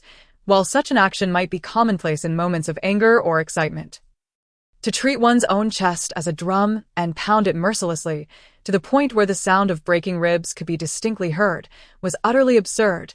Thud, thud, thud, coupled with the man's face contorting in pain yet tinged with a perverse sense of reverence. It was a chilling sight. Boom, another step sank downwards, sewage flowing and gathering, even frothing into a faint whirlpool. Thud, thud, thud. The man continued to pound away, and Bai Ji's expression shifted subtly. Gong Li squinted at the man, and one of the uniformed quartet, having regained consciousness, suddenly dashed to the man's side, gripping his wrist tightly and shouting, "Wake up!" Gong Li had been waiting for someone to come to her aid. Evidently, this quartet constitutes a group within the cube, one that has likely collaborated for an extended period, fostering deep emotional bonds among its members. Gong Li experienced an excruciating headache, nearly teetering on the brink of nausea. Yet, she managed to force a smile, blood seeping from between her teeth, and softly uttered, "Sit." Her voice, gentle as an invitation to a guest, sent shivers down the spine. However, in truth, Gong Li could only muster such a feeble whisper. The two individuals before her, utterly incapacitated, collapsed to the ground, as if their limbs were being manipulated in a dream, gazing up at her with a vacant, entranced expression. Boom! The ground continued to sink, forming concentric circles around them. The homeroom teacher, positioned at a considerable distance, remained unaffected by this bewitching call, yet her head felt as though it could scarcely turn in Gong Li's direction, let alone meet her gaze. It was as if she could hear whispers at her ear. Sensing the presence of mist, deities, and barnacles surging towards her, nearly causing her to tremble, over a month ago, this C-ranked quartet had been dispatched to the Eastern Salt Sea for a mission, upon their return from those nightmarish days. They underwent the cube's memory eradication process, retaining only a semblance of consciousness, although they had forgotten their actions, as a reward for their valor during their time in the Eastern Salt Sea. Their group had been elevated to AB rank and reassigned from the Spring City project team. After a period of recuperation, they were sent to infiltrate a particular assessment, awaiting orders to eliminate the remaining candidates at an opportune moment. However, the cube had failed to inform them that these examinees had a connection to the Eastern Salt Sea. The two individuals collapsing before Gong Li were terrified, as if their souls had been siphoned away by the whispers. Transported back to the Eastern Salt Sea, even the homeroom teacher, upon catching a whiff of that scent, felt her long-buried madness stir. The grayish-white corpses, exuding foam along the coast, stretched for miles, accompanied by wide-sleeved garments swirling in the air. A translucent head, water draining from the sand, and a red tassel sword, encrusted with barnacles and seaweed, embedded in the shore. She felt her throat quiver, almost believing that the diminutive object atop Gong Li's had compelled her to worship. To rot her limbs, to rend her having thoroughly washed it with soap both inside and out 6 times, soaked it in bleach twice, and scraped its skin with a knife on the cutting board. I then froze it for several days. The odor has significantly improved. It was previously unbearable. The homeroom teacher was taken aback. This item was treated as if it were seafood destined for the pot. Or rather, as if it had fallen into a toilet and was being handled accordingly. Was this not akin to one of the 10 tortures, if there truly existed remnants of a demon? It would likely be half dead from her torment, yet now it appeared to have been subdued by her. Gong Li inquired, "Have you previously visited Dongyan or Spring City?" The homeroom teacher struggled to steady her trembling voice and replied, "Dongyan." Boom. Gong Li remained half kneeling, and once more, the ground in the hall sank, but this time, after the water surged and vanished, a black hole emerged at the center of the circular, step-like depression. Gong Li removed her hand from the ground, shrugged and retreated, saying, "The phony team must have sent more than one group to hunt us down. You should not follow us. Let the other teams come, or I fear you may lose your sanity." The homeroom teacher replied, "We are the highest level group in this operation. It was precisely because of the troublesome characters by Gigi and Lao Ping that the higher-ups had dispatched them to pursue." Yet they had not anticipated falling into the hands of this seemingly unassuming short-haired woman. Gong Li, with her hands tucked into the pockets of her laser jacket, continued to back away.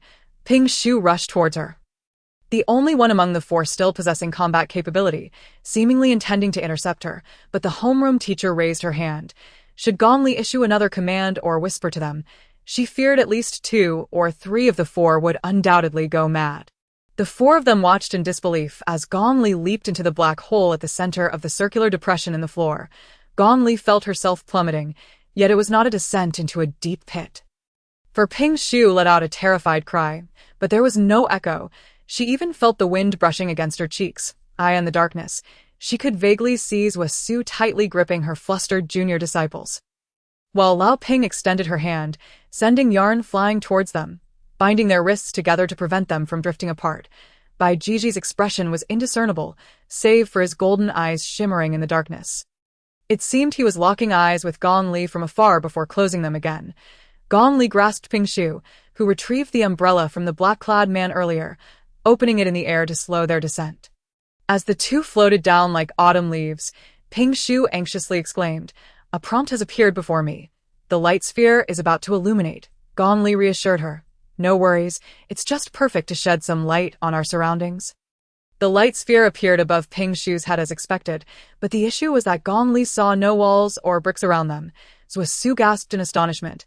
Look up, Gong Li tilted her head, only to behold the entire city outlined against the pitch-black backdrop above them, the numerous rooftops and terraces gradually distancing from them, along with the towering solar towers. The entire night city was inverted above their heads. Bai Jiji furrowed his brow. Not quite. The city remains on the ground. Rather, we are ascending towards the sky, and I have heard that some individuals possess the extraordinary ability to create a realm where gravity is inverted. The mechanism initiated by Gong Li activates a gravitational inversion field, causing them to plummet upwards into the sky. She had initially believed that many of the cubic beings who departed from Night City did so through some clandestine underground passage or railway. However, the true exit from Night City is not beneath the cubic division but rather above. Indeed, they were dropped from capsules descending from above today, which serves as proof that the exit of Night City lies in the heavens. Upon gazing upward, one can discern several glimmering white lights within Night City, resembling pearls scattered across a backdrop of black velvet. These are the luminous orbs above the heads of other participants, who are still navigating within. Suddenly, a gentle and radiant light ignited several kilometers away in midair, exuding a coolness reminiscent of dawn, with a bluish-white halo. The crowd, astonished, turned their gaze towards this luminous entity. It was not any orb atop a person's head. The light gradually unfurled, akin to soft petals of a flower, illuminating the surroundings without causing any discomfort to the EYE. It subtly enveloped everything beneath a delicate veil of luminosity. The light illuminated rooftops, streets, and dust-laden signs, as well as the playground adorned with flagpoles, and the rows of vehicles tightly aligned along the roadside. The entire Night City appeared to awaken from an interminable polar night. Resembling a low-hanging moon suspended in the air, Gong Li observed that at the core of this light, there seemed to be an almost invisible figure, tall and slender, akin to a wisp of cloud upon the moon. It hovered in the air, slightly bowed, gazing upon this land that had remained in darkness for decades. The scene before her mirrored the descriptions from a work journal decades ago, the boy who illuminated the skies above Night City. Could it be? Gong Deng? Was he to unleash the fog of death once more, as he had years ago? Yet, Gong Li witnessed the multitude of fog beings illuminated by the light. They neither exuded excitement nor sought refuge.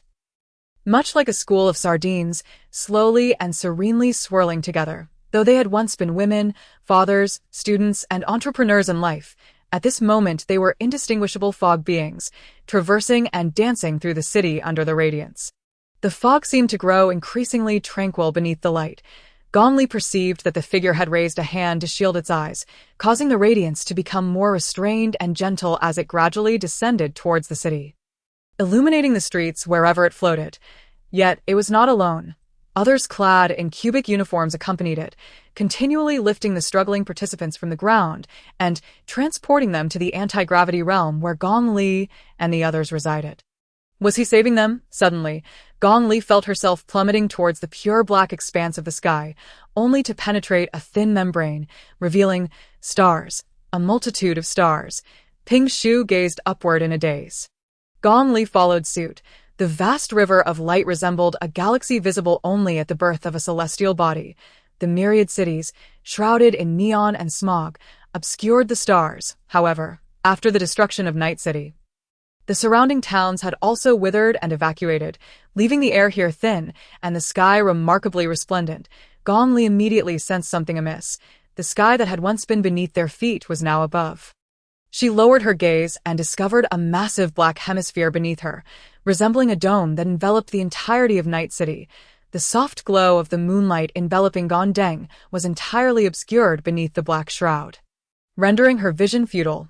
Was this the barrier sealing off the calamity of Night City, or was it the calamity itself, as she was hurled towards the heavens by the inverted gravitational field?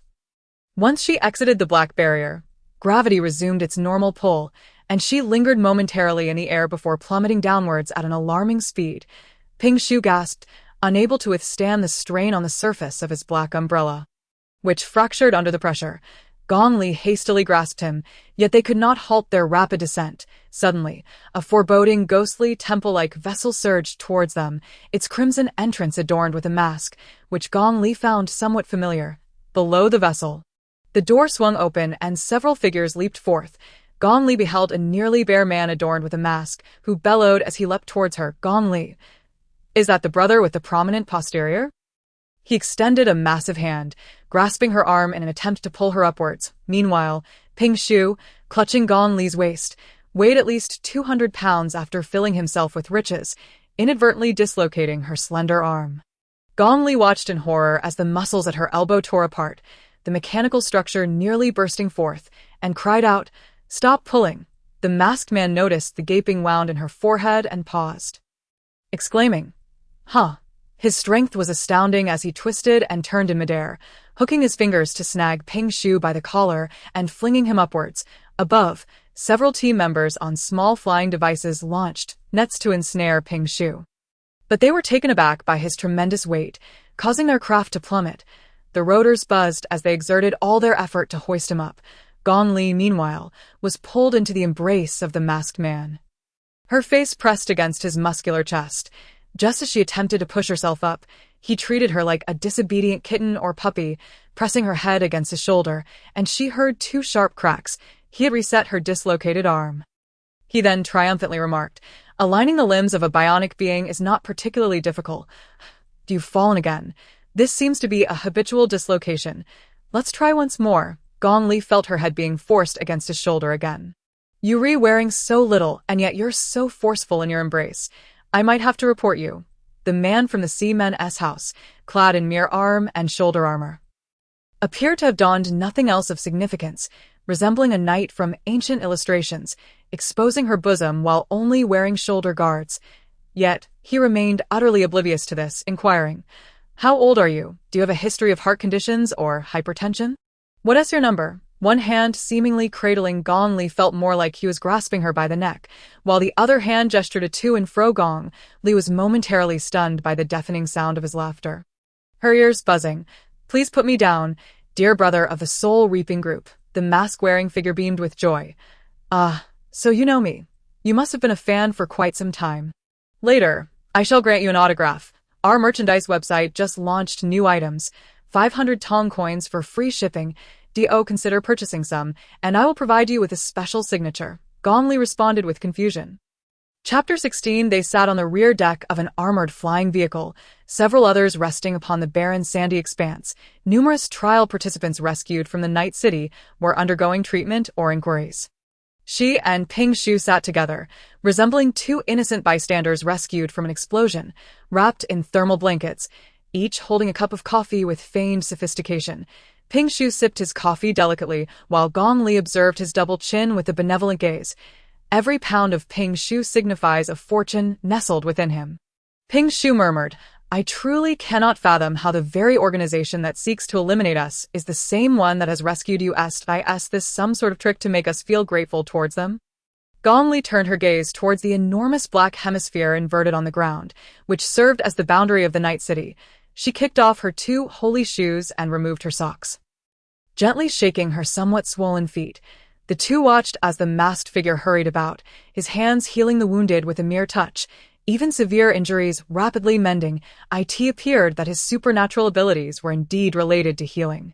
Many of those he saved seemed to recognize him, and he appeared to be quite famous, with numerous individuals extending their hands for a shake or seeking his autograph. His muscular physique and rugged fingers resembled those of a wild knife-wielding hero from the Northwest. Yet his demeanor was light-hearted, and his gestures gentle. While advising the injured, his volume was somewhat irritating, akin to a children's program host, his delivery a touch clumsy. However, he was not without limits. Gong Li noticed his skin beginning to redden, his body temperature rising, and beads of sweat forming on his back, his movements growing increasingly sluggish. Yet he continued to traverse the open space dedicated to rescue efforts, tending to every injury, big and small. After completing a circuit, he returned to Gong Li's vicinity. She had no desire to greet him, but he pulled a golden signature pen from the pocket of his low-waisted denim shorts and enthusiastically scrawled 3 characters in a flamboyant wave on her laser jacket. "Yuan Chongyu, Gong Li was rendered speechless, raising her arm. "You need to wipe that off." She trailed off, struck dumb, for an additional line had appeared in the description of her Shimmering Orbs series laser jacket. Gift from the enchanted nurse. Probability of recovery effects increased during randomly triggered special effects. The garment had transformed, augmenting her with unique effects. And who is the nurse? She pondered, when a voice rang out from afar. "Nurse, there are more injured here." The broad-shouldered, narrow-waisted, powerfully muscled nurse, Yuan Chongyu, approached the call with warmth and concern. Gong Li stood in astonishment as Yuan Chongyu turned, gesturing flamboyantly before her, exclaiming, "I hope you will continue to support me in the future. Remember to join the fan club. The autumn handshake tickets will soon be up for selection." What on earth is going on? Has he truly transitioned from being a little nurse to becoming an idol? What exactly is his character setting?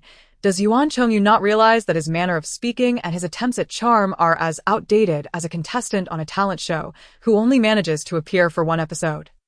Destined to be a mere background figure, Gong Li stared at the signature for a while, not wiping it away, and turned to survey the surroundings. The two deceased disciples of Zhuosu were ordered to be cremated on the spot, while the others wept inconsolably. However, Zhuosu stood there without shedding a tear, accepting the consent form that required her signature, her fingers trembling slightly as she silently read the stipulations above. Bai Jiji leaned against the long spear planted in the ground, his eyes half closed, seemingly aware of Gong Li's gaze.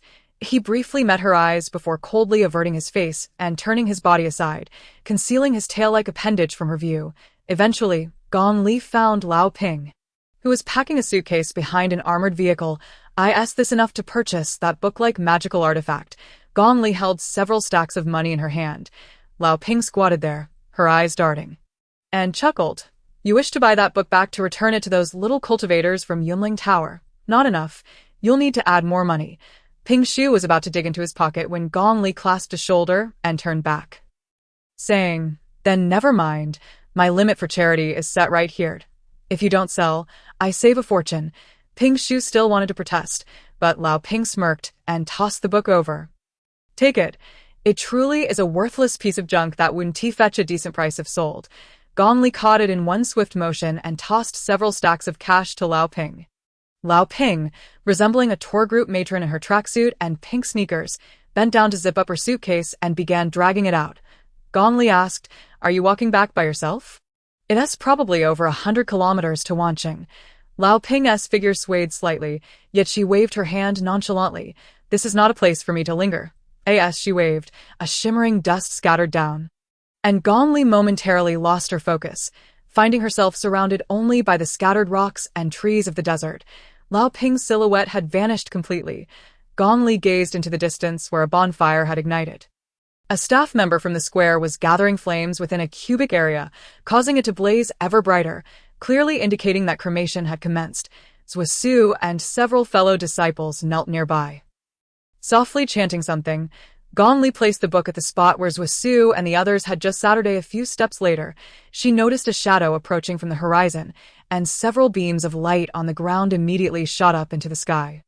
Alarms blared from the airborne vehicles on the ground, and numerous personnel from the square looked up. Several palanquins made of sandalwood were flying through the air towards them, though referred to as palanquins. They were the size of a theatrical palace, with bronze octagonal lanterns adorned with gold hanging from their corners, surrounded by numerous elegantly garbed cultivators soaring alongside on their swords. Someone exclaimed in astonishment. "The Guqi sect." Yuan Chongyu slowly rose, his brow furrowed in concern. Many recalled that the young master of the Bai family was also present and turned to glance at Bai Jiji, whose expression was anything but pleasant. The palanquins gradually descended, and numerous accompanying cultivators leaped off their swords, approaching the foremost palanquin, which bore intricate mountain and water designs, and opened its heavy doors. A beam of light cast upon the intricately carved depiction of the classic of mountains and seas on the lintel, where the eyes of the blue stone were adorned with the reflections of the mythical phoenix and the red-crowned crane. The door creaked open slowly, revealing a man who stepped forth with measured grace. His wide, flowing white silk trousers billowed gently, while the snugly fitted upper robe clung to the contours of his muscular frame, the hem swaying like the dark patterns of elusive spirits in the wind. A thick braid of deep azure cascaded down to the bend of his leg, its end tied with a bronze arrowhead. The man rolled up his sleeves, bandages wrapped around his forearms and palms. A flickering flame of intense heat dancing within his grasp. He tilted his head, his sharp brows and starry eyes framing a face so striking it bordered on frivolity, a charming smile gracing his lips. "Whereas my dear brother?" This man was Bai Ji, the third male lead of the original narrative, infamous for having casually obliterated Rui Pharmaceuticals in the city-centered. I end the original tale. He was a formidable and deranged martial artist, relishing the challenge posed by various ability users and sects, often resorting to lethal force in competitions. While he amassed countless enemies, he also garnered the affections of many, with those wishing to slay him or claim his heart being exceedingly numerous. It was only during his travels that he encountered the amnesiac Wan Qianqian, succumbing to her allure and spiraling into a madness fueled by love. I end the original work, when the substitute female antagonist aimed to eliminate Wan Qianqian. It was Bai Ji who discovered her, mocking her disfigurement with a derisive grin before dispatching her with a mere kick. Gong Li furrowed her brow, stepping back to evade Bai Ji, only to find Bai Ji standing not far behind. His expression one of disdain as he regarded Bai Ji, his ears taut and almost erect. Just as Gong Li intended to retreat, a gust of wind halted before her, accompanied by laughter. "My dear brother, you have suffered." Gong Li attempted to glide away across the sandy ground, but Bai Ji stood resolute before his brother, his lips paling, yet his posture upright as he met Bai Ji's gaze. Yet, Bai Ji soon realized that Bai Ji's attention was not on him. Bai Ji turned to face Gong Li instead. With a flick of his fingers, the searing flame in his palm transformed into black ash, swirling between his fingertips as he smiled brightly, though his voice carried an icy undertone. "You are Qianqian? No, I believe I know who you are now." Bai Ji's smile widened. Qianqian mentioned that a woman had undergone surgery to assume her likeness, usurping her very existence. Suddenly, Bai Ji extended his hand toward her. Gong Li recoiled sharply, her shoes leaving a deep impression in the sand, the flames nearly singeing her hair as she watched the ground beneath her morph rapidly into a dark, crumbling mass, even the glass of the armored aircraft nearby splintering with cracks. Qianqian said she would meet the counterfeit who replaced her on stage, and she never returned. "I must ask you, where is Qianqian?" The oppressive heat momentarily subsided, halting its ascent in temperature. Gong Li beheld Bai Ji stretching out a finger, its tip glowing a deep crimson, as if his blood and bones had transformed into a searing brand. A long spear's tip hovered near Bai Ji's chin, as Bai Ji seized his brother's wrist, revealing his sharp canines as he coldly declared, "Indeed, the Bai family's facade remains unblemished, yet you cannot shake off the penchant for murder." Gong Li watched as his hair and the fine fur on his ears curled and darkened from the scorching air. The talent of Bai Ji, at a mere B level, dares to directly confront her S-level elder brother. The light at Bai Ji's fingertips remains unextinguished. With a flick of his finger, he points accusingly at Bai Ji, whose pupils gleam with a golden radiance. A more malevolent grin spreads across Bai Ji's face. "Are you acting out of kindness, or do you have a fondness for this short-haired girl?" "Do you know, she is." Gong Li is aware that the third male lead is notoriously foul-mouthed, having previously insulted the female substitute to the point of nearly causing her to vomit blood. However, to his surprise, Bai Ji furrows her brow and grits her teeth, an almost beastly demeanor emerging between her brows. She thrusts the tip of her gun upward, breaking the skin on Bai Ji's chin. Silence. "Are you about to spew more slanderous words?" Witnessing Bai Ji's composure and poise, Gong Li nearly applauds on behalf of the young master.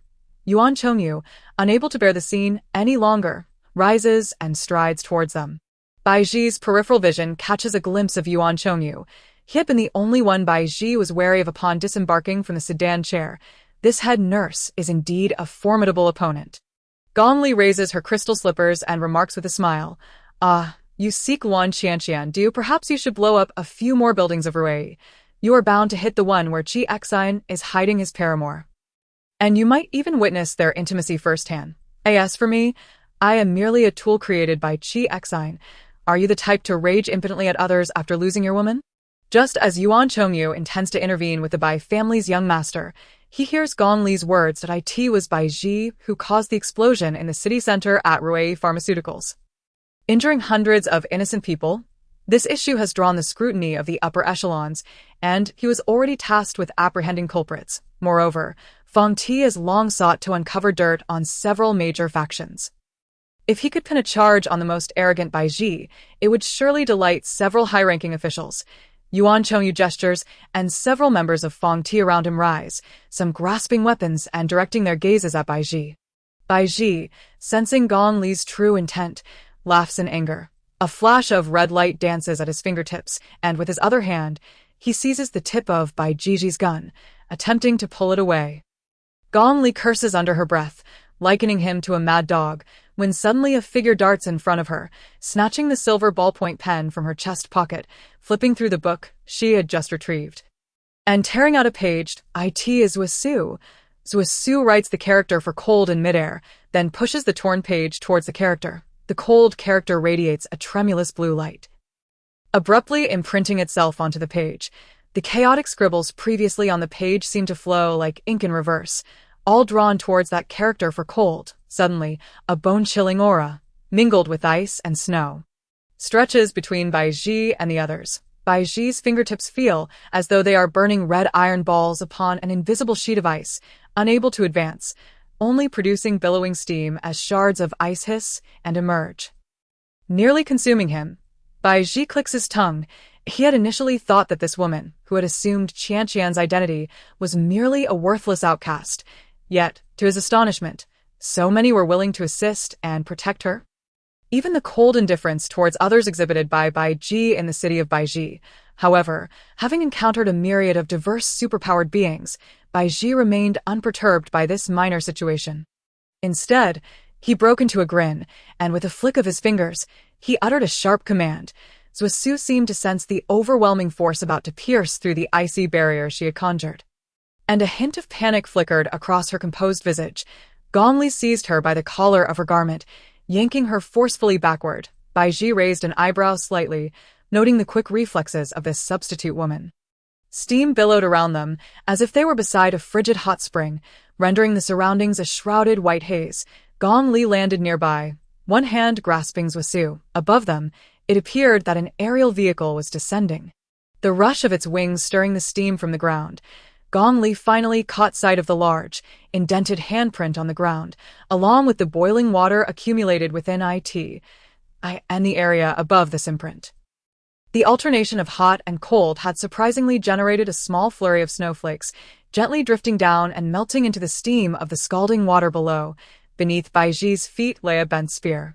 As Bai Ji seemingly launched an assault on him, only to receive a formidable counterattack, tumbling amidst the fallen stones, his body marked with charred traces, with his hands in his pockets and his coarse braids swaying in the wind. Bai Ji tilted his head upward to observe the buzzing aerial vehicle. Gong Li followed suit, a black sphere illuminated by a red, encircled by several armored aircraft, descended slowly. This black sphere was significantly larger than that encountered during the entrance examination, and an electronic voice resonated amidst the diagonal steam and falling snowflakes.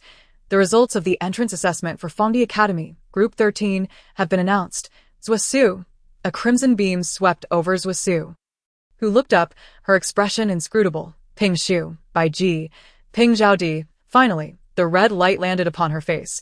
Gong Li, a total of 5 individuals from the 13th group have passed. Please report to the Wancheng branch within 3 days. Gong Li. Bai Ji's demeanor turned frosty. The Bai family had joined Fongdi. Bai Ji raised his face to regard his elder brother, wiping the corner of his mouth, his eyes sharp and the corners of his lips slightly curling upward. I have awaited this day for far too long. The flames at Bai Ji's fingertips flared brighter, and he let out a cold laugh. Just as he was about to raise his hand, a hand rested upon his shoulder. The flames at Bai Ji's fingertips flickered out like a spent match, emitting a wisp of black smoke before vanishing. Yuan Zhongyu's mask appeared behind him, and despite the gravity of the situation, his voice remained bright and resonant. They are now part of Fongdi. You understand, don't you? To act against those of Fongdi is tantamount to declaring enmity with Fongdi. Bai Ji gazed at his now extinguished hand, slowly lowering it, casting a sidelong glance at Yuan Zhongyu. The Guqi faction has not shied away from opposing Fongdi before. Yuan Zhongyu laughed heartily, while Gong Li could not discern his rank. However, Bai Ji was ostensibly a top-tier genius in the original narrative. Yuan Zhongyu should not be so unafraid in his presence. Yet, judging by the recent display, could it be that Yuan Zhongyu possessed the ability to suppress other superpowers? Yuan Zhongyu declared loudly, "Bai Ji, come with me for a moment. We cannot simply let the explosion in the city center go unaddressed." Bai Ji scoffed, "You intend to capture me?" Numerous agents from Fondi rose, anxiously glancing towards the two, while the cultivators accompanying Bai Ji drew their weapons, as tensions mounted and the atmosphere grew, increasingly charged. Yuan Chongyu's luminous brain suddenly flickered to life, and the single-sided headset he wore illuminated, suggesting that someone was attempting to communicate with him. A faint crackling sound emanated from his earpiece as he gradually raised his hand, unexpectedly releasing Bai Ji. Taking a step back, he remarked, "There's no need to apprehend me, in due time. Someone will invite you to the square to have a seat." This statement, rather than alleviating the tension, caused Bai Ji to furrow his brow, growing increasingly agitated. With a disdainful snort, Bai Ji conjured a burst of flames, vanishing into thin air before Yuan Chongyu. Gong Li slowly rose, adjusting Zhusu's attire, as she intended to assist the nearby Bai Ji, who was on the verge of being scorched. Yet he scoffed, stumbling into the rising mist. Lord Gondeng stood upon the pier amidst the turbulent waves of the night. His hair gently tousled by the wind, he gazed toward the registration desk at the end of the pier, where the green lamp had extinguished. A companion beside him held a glowing tablet and remarked, "The library is indeed no longer located here. Perhaps you have erred in your recollection." Gondeng softly responded, "Impossible." Leaning on his cane, he approached the registration desk, where the sea breeze howled and the pages of the ledger fluttered. His finger suddenly grasped a page, upon which his name was inscribed. Frowning, he flipped further, discovering several names struck through. Gondeng Gon. Was this a play on his name? Did the impostor not know how to write it? Flipping back further, he encountered two bold, cursive characters. Gong Li. The handwriting was unmistakably from the same individual, and it had been penned not long ago. Gondeng lowered his gaze and closed the ledger. Chapter 17, Wan City, Red Street. "Do you take me for a fool?" Gong Li mused, a cigarette dangling from her lips as she half immersed herself in the currency exchange window, her fingers tapping rhythmically on the calculator. "Do you truly believe that those on Red Street are so dazed from drug use that they can't even perform multiplication?" The vendor behind the currency exchange counter-slammed his gun onto the table, growling, "I take no responsibility once you leave the counter." The lad who just exchanged currency signed off. Gong Li flashed a grin, exhaling smoke into the vendor's face, tearing off the band-aid from her forehead to reveal a bloodied wound. "Come on, shoot me right here in the hole. I've inquired about your currency exchange chain, and yours is the only one offering such ludicrous rates. I ask this how you keep your accounts. Does the extra money go to your boss? Or into your own pocket?" As she spoke, she began to swiftly peruse the electronic screen on the table. The vendor's expression shifted dramatically as he stumbled back, kicking his stool. "I must have miscalculated." "Miscalculated? This is an old currency from over 20 years ago. Few people exchange it, and I must have remembered the rate incorrectly." Gong Li pressed the gun he had placed on the table down, redirecting the barrel toward him. Her finger rested on the trigger as the vendor awkwardly chuckled, gesturing at the calculator. "Oh dear, shall I transfer the missing amount directly to your luminous brain?" Gong Li stepped back, shoving a frail man into the window, her voice echoing from outside. Transfer the money directly into his luminous brain. Moments later, beneath the alluring neon signs of Red Street, Gong Li walked while reapplying the band-aid. As Ping Shu continued to incredulously check his luminous brain, could it truly be that much money missing? Gong Li chewed on her gum and said, "Don't be foolish. Don't just accept whatever price is mentioned. Go inquire about the costs," she added. "Come, accompany me to purchase a light brain, and we shall split the expenses evenly." The two had just exchanged the money they brought from Night City for universal currency, and the amount was indeed sufficient for various ventures. After Bai Ji's departure on that day, the remaining individuals dispersed, each being transported to their respective residences by the cubicle aircraft. Gong Li also intended to procure some items in preparation for her upcoming enrollment in a few days. She first acquired the most economical light brain, opting not to purchase a video data package, but rather a few data packages for specific stations, and she casually downloaded several games. Next, she bought a few articles of clothing, disregarding the styles and simply selecting those with a higher quality rating. However, The shops that were within her financial reach only offered a handful of green attire, which, lacking any special effects, merely provided some attribute enhancements. She was indifferent to the styles and took everything home. Before they ventured out to exchange currency, Sister Luo had reminded Gong Li to procure medicine for Ping Shu. The medication Ping Shu required was likely some illicit substance. Gong Li and Ping Shu navigated through a narrow alleyway littered with sewage and advertisements until they reached an iron gate adorned with the character for fortune. She handed over the list. A dirty hand emerged from the dark opening, holding a dish, into which Gong Li placed a handful of steel balls that she had exchanged for universal currency earlier. In return, 2 glass vials containing a viscous, pastel purple liquid were pushed out to her. Holding the vials, Gong Li returned to Sister Luo, who was attending to a client, performing a buttock augmentation. The client danced a short electric hip-hop routine in front of the mirror, his body jiggling like water bags. And he left satisfied after making his payment. While Sister Luo was processing his card, she noticed the two returning and casually switched off the sign's light, partially closing the door as she bid farewell to the client. She then instructed Ping Shu, just add a couple of drops to water and drink it once a day. However, Ping Shu, clutching the snacks he had purchased, shook his head. I don't want to drink it. Gong Li bought 2 skewers of roasted bird meat and observed Ping Shu stowing the medicine deep within his belongings. She asked, is there any side effect from this medicine? Ping Shu quickly shook his head. No, it's just that I dislike the person I become after taking the medicine. Gong Li suddenly recalled the photograph of a 12 or 13-year-old Ping Shu from the library. Sister Luo, irritated, remarked, at this rate, you might end up being toyed with in the cubicle. Consider how I feel. I utterly detest your current state. Gong Li interjected, let us not be so harsh. We owe him quite a bit for the troubles we faced in Night City. Sister Luo curled her lip, as if to say something, but then fell silent, heading towards the semi-basement cybernetic workshop. Gong Li, make the transfer. After settling the previous bill, pay me an additional 4,500. I've ordered new tools, and will take a look at your habitually dislocated arm and that hole in your head. Perhaps I can fix it. Gong Li focused on the surgical light as Sister Luo, under the endoscope, removed a mechanical microspring coil from the cavity in her forehead, inquiring, how does it feel? Gong Li blinked, her voice hoarse. It's quite noisy. Ding, ding, ding, ding. Sister Luo asked, what? Gong Li slowly closed her eyes. Yet she could not halt the barrage of pop-up messages flooding her screen, akin to a subcontractor who had been off the grid for 3 days, now inundated with demands from the primary contractor. Ding, ding, ding, ding. Before her lay an array of notifications appearing in the message list, and as she raised her gaze, these prompts scrolled upward in chronological order. Strength 1, Strength 1. Glancing at the dates behind these enhancements, it became evident that they all occurred during her time in Night City. Agility 1, likely gained while she and Ping Shu fled for their lives. Survival 1, Survival 1, Survival 1. These were all acquired after she awakened in the junkyard. It turned out that these were the garbled messages that intermittently appeared before her. At that time, her mind was still impaired, rendering these notifications invisible. Thus, her perception of becoming stronger in Night City was not merely an illusion but a genuine increase in her abilities. Gong Li gestured with her eyes, and her interface materialized before her.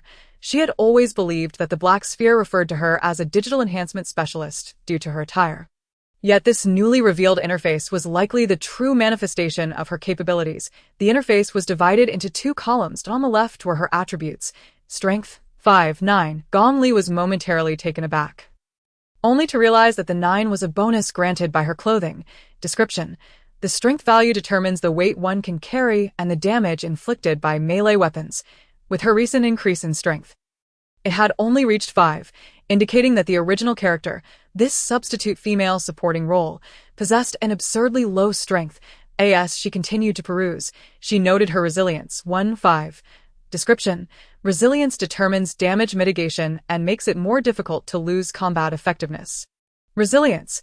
Gong Li had previously scavenged a plethora of resilience-enhancing garments in the junkyard, which was why a bullet wound to her calf merely resulted in a dent. This was the ability to withstand the most brutal blows without sustaining injury.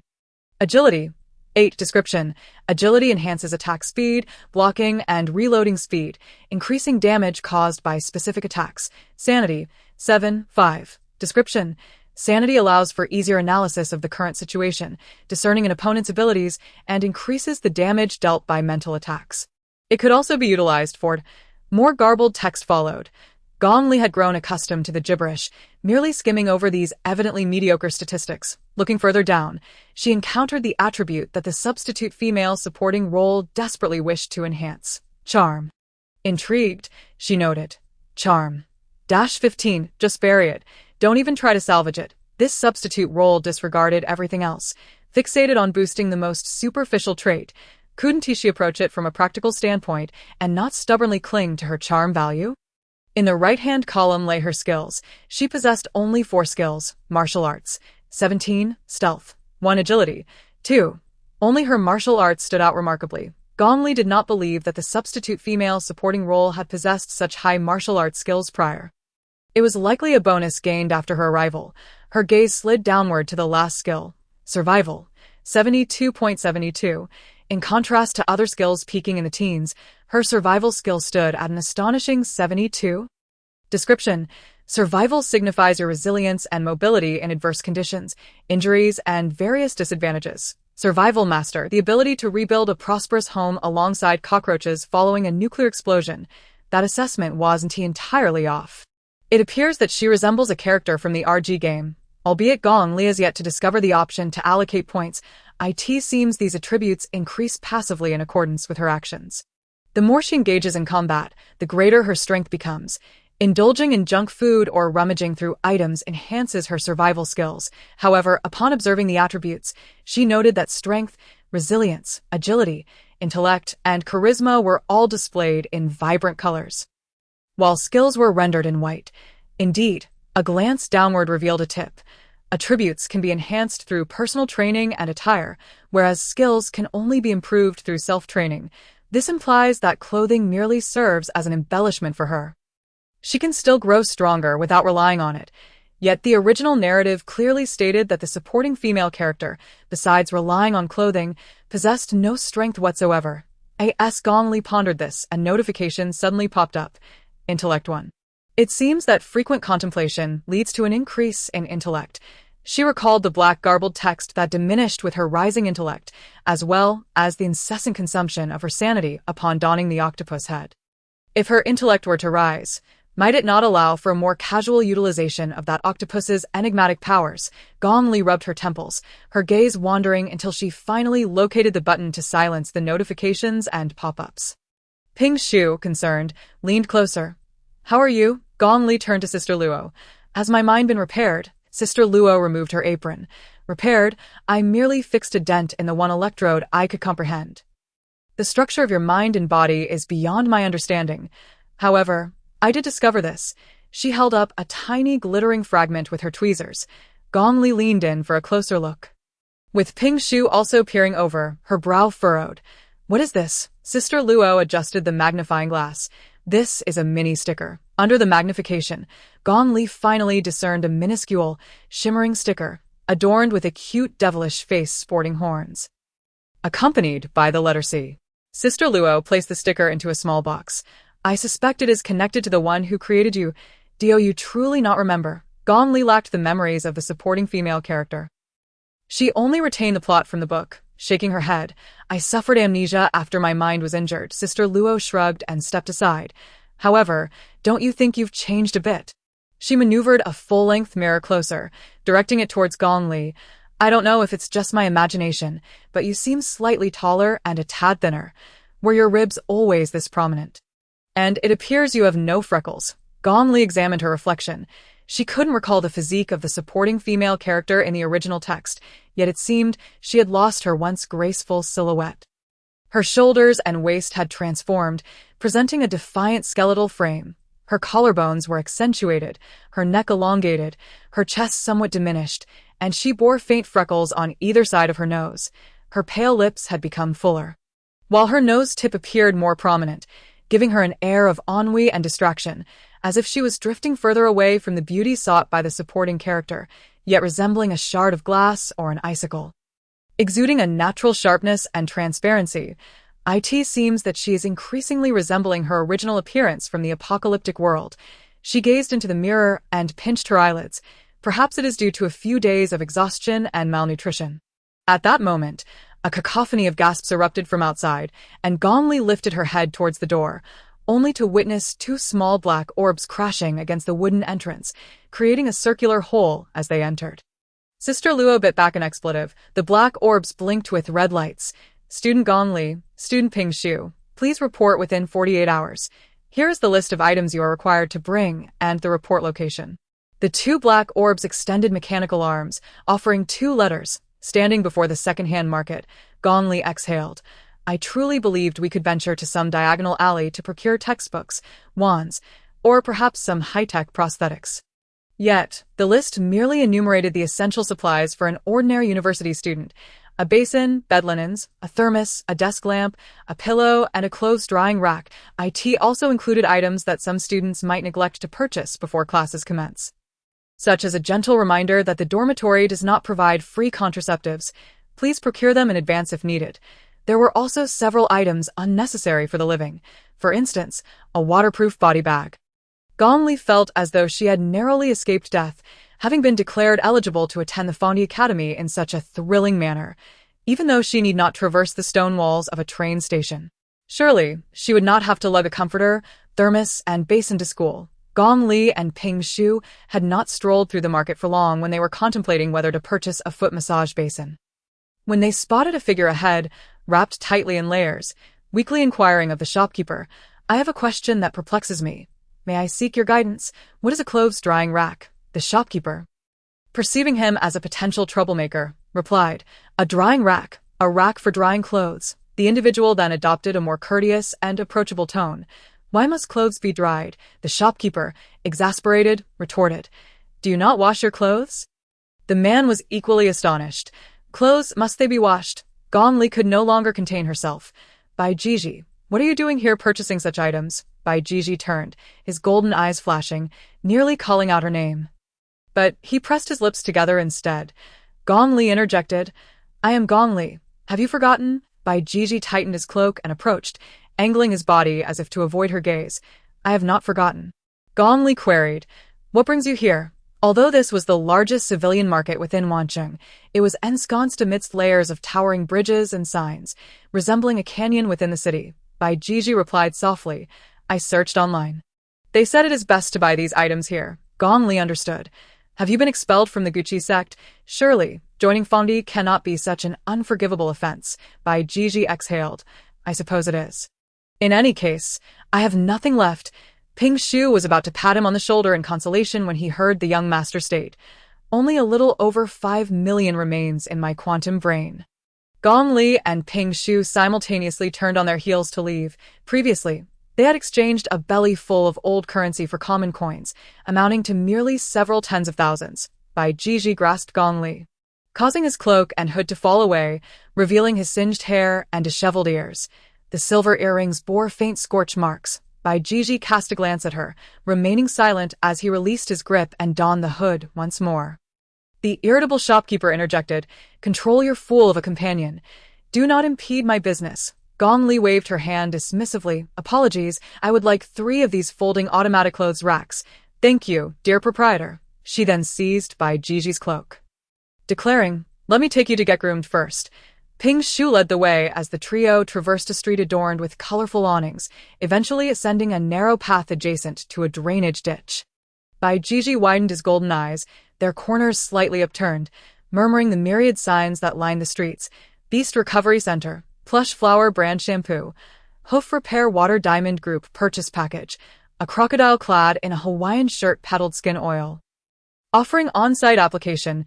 Meanwhile, a lady alpaca, donned in high heels and a wedding-style dress, meticulously selected a hairband, compressing her lush mane to a mere fistful. Gong Li then realized that the transformation from human form to beast form was indeed a significant undertaking. Although Bai Jiji possessed a beastly form, he could also revert to human shape, categorizing him as a rare entity under the cultivation sect, a rarity indeed.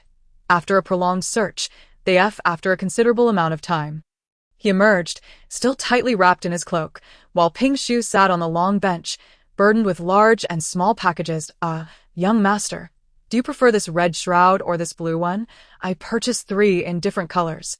By Gigi, with a languid expression, casually pointed to one. Gong Li replied, "Bring me the fine comb and 2 bottles of ointment." He settled the bill using his light brain. By Gigi, foolishly affluent, only inquired after making the purchase. "Why," Gong Li retorted, "in a school where one must prepare their own shrouds. Do you truly believe there could be a rational academy?" he continued. "Let us go to our place to stay. We shall travel to Fondi together tomorrow morning." In Ping Shu's modest rental abode, 3 individuals were suddenly crammed together. Besides a small toilet-cum-bathroom, the kitchen was adjacent to the bed, and after Gong Li had laid down a makeshift bed, there was hardly any space to stand. From the moment they entered this cylindrical building, Bai Jiji was on edge, nearly exploding with anxiety. The corridors were filled with various individuals, vomiting, high on substances, and covered in grease, along with heaps of garbage. Posters plastered on the walls, and several vending machines in dire need of repair. Bai Jiji's tail was raised, as if he could take flight on his toes. Upon entering Ping Shu's room, it was considerably cleaner. Bai Jiji eagerly volunteered to sleep on the clothesline. Gong Li disregarded his antics, reminiscent of a young dragon girl attempting to perform splits on the line, while Ping Shu tossed instant noodles into the blender. Provoking a ruckus from next door with exclamations of how impressive the suction was, Bai Jiji's face flushed crimson, nearly causing him to tumble from the line. Gong Li banged against the wall, shouting, "Big brother, remember not to turn off the lights. Let's see if the vegetables in his mouth are truly impressive." A clattering noise erupted next door, and the ruckus subsided. Ping Shu busied himself with cooking. While Gong Li began to tidy his clothes, Bai Jiji wished to inch closer but found no firm footing. So he hung his legs over the clothesline and asked, "Are those clothes you brought from Night City?" Gong Li was folding a laser jacket. Bai Jiji pointed, "Is that a signature? The handwriting's not very pretty." Gong Li carefully shielded it, exclaiming, "Whatever you do, don't smudge it." Bai Jiji recognized the few characters. Yuan Zhongyu was indeed quite famous. Even he knew that, but he had not anticipated Gong Li to be a fan. A slight smirk appeared on his lips. Ping Shu presented a steaming pile of vividly colored instant noodles, resembling a rainbow of mucus, alongside a plate of yellow-green marsala paste, a dish of his own making. He casually switched on the projection television, stating, "Let us see what we can find to watch." And as soon as it flickered to life, Gong Li was greeted by a half-naked man clad in an apron, muscular and tall, adorned with a red-toothed mask, standing beside a pristine toilet.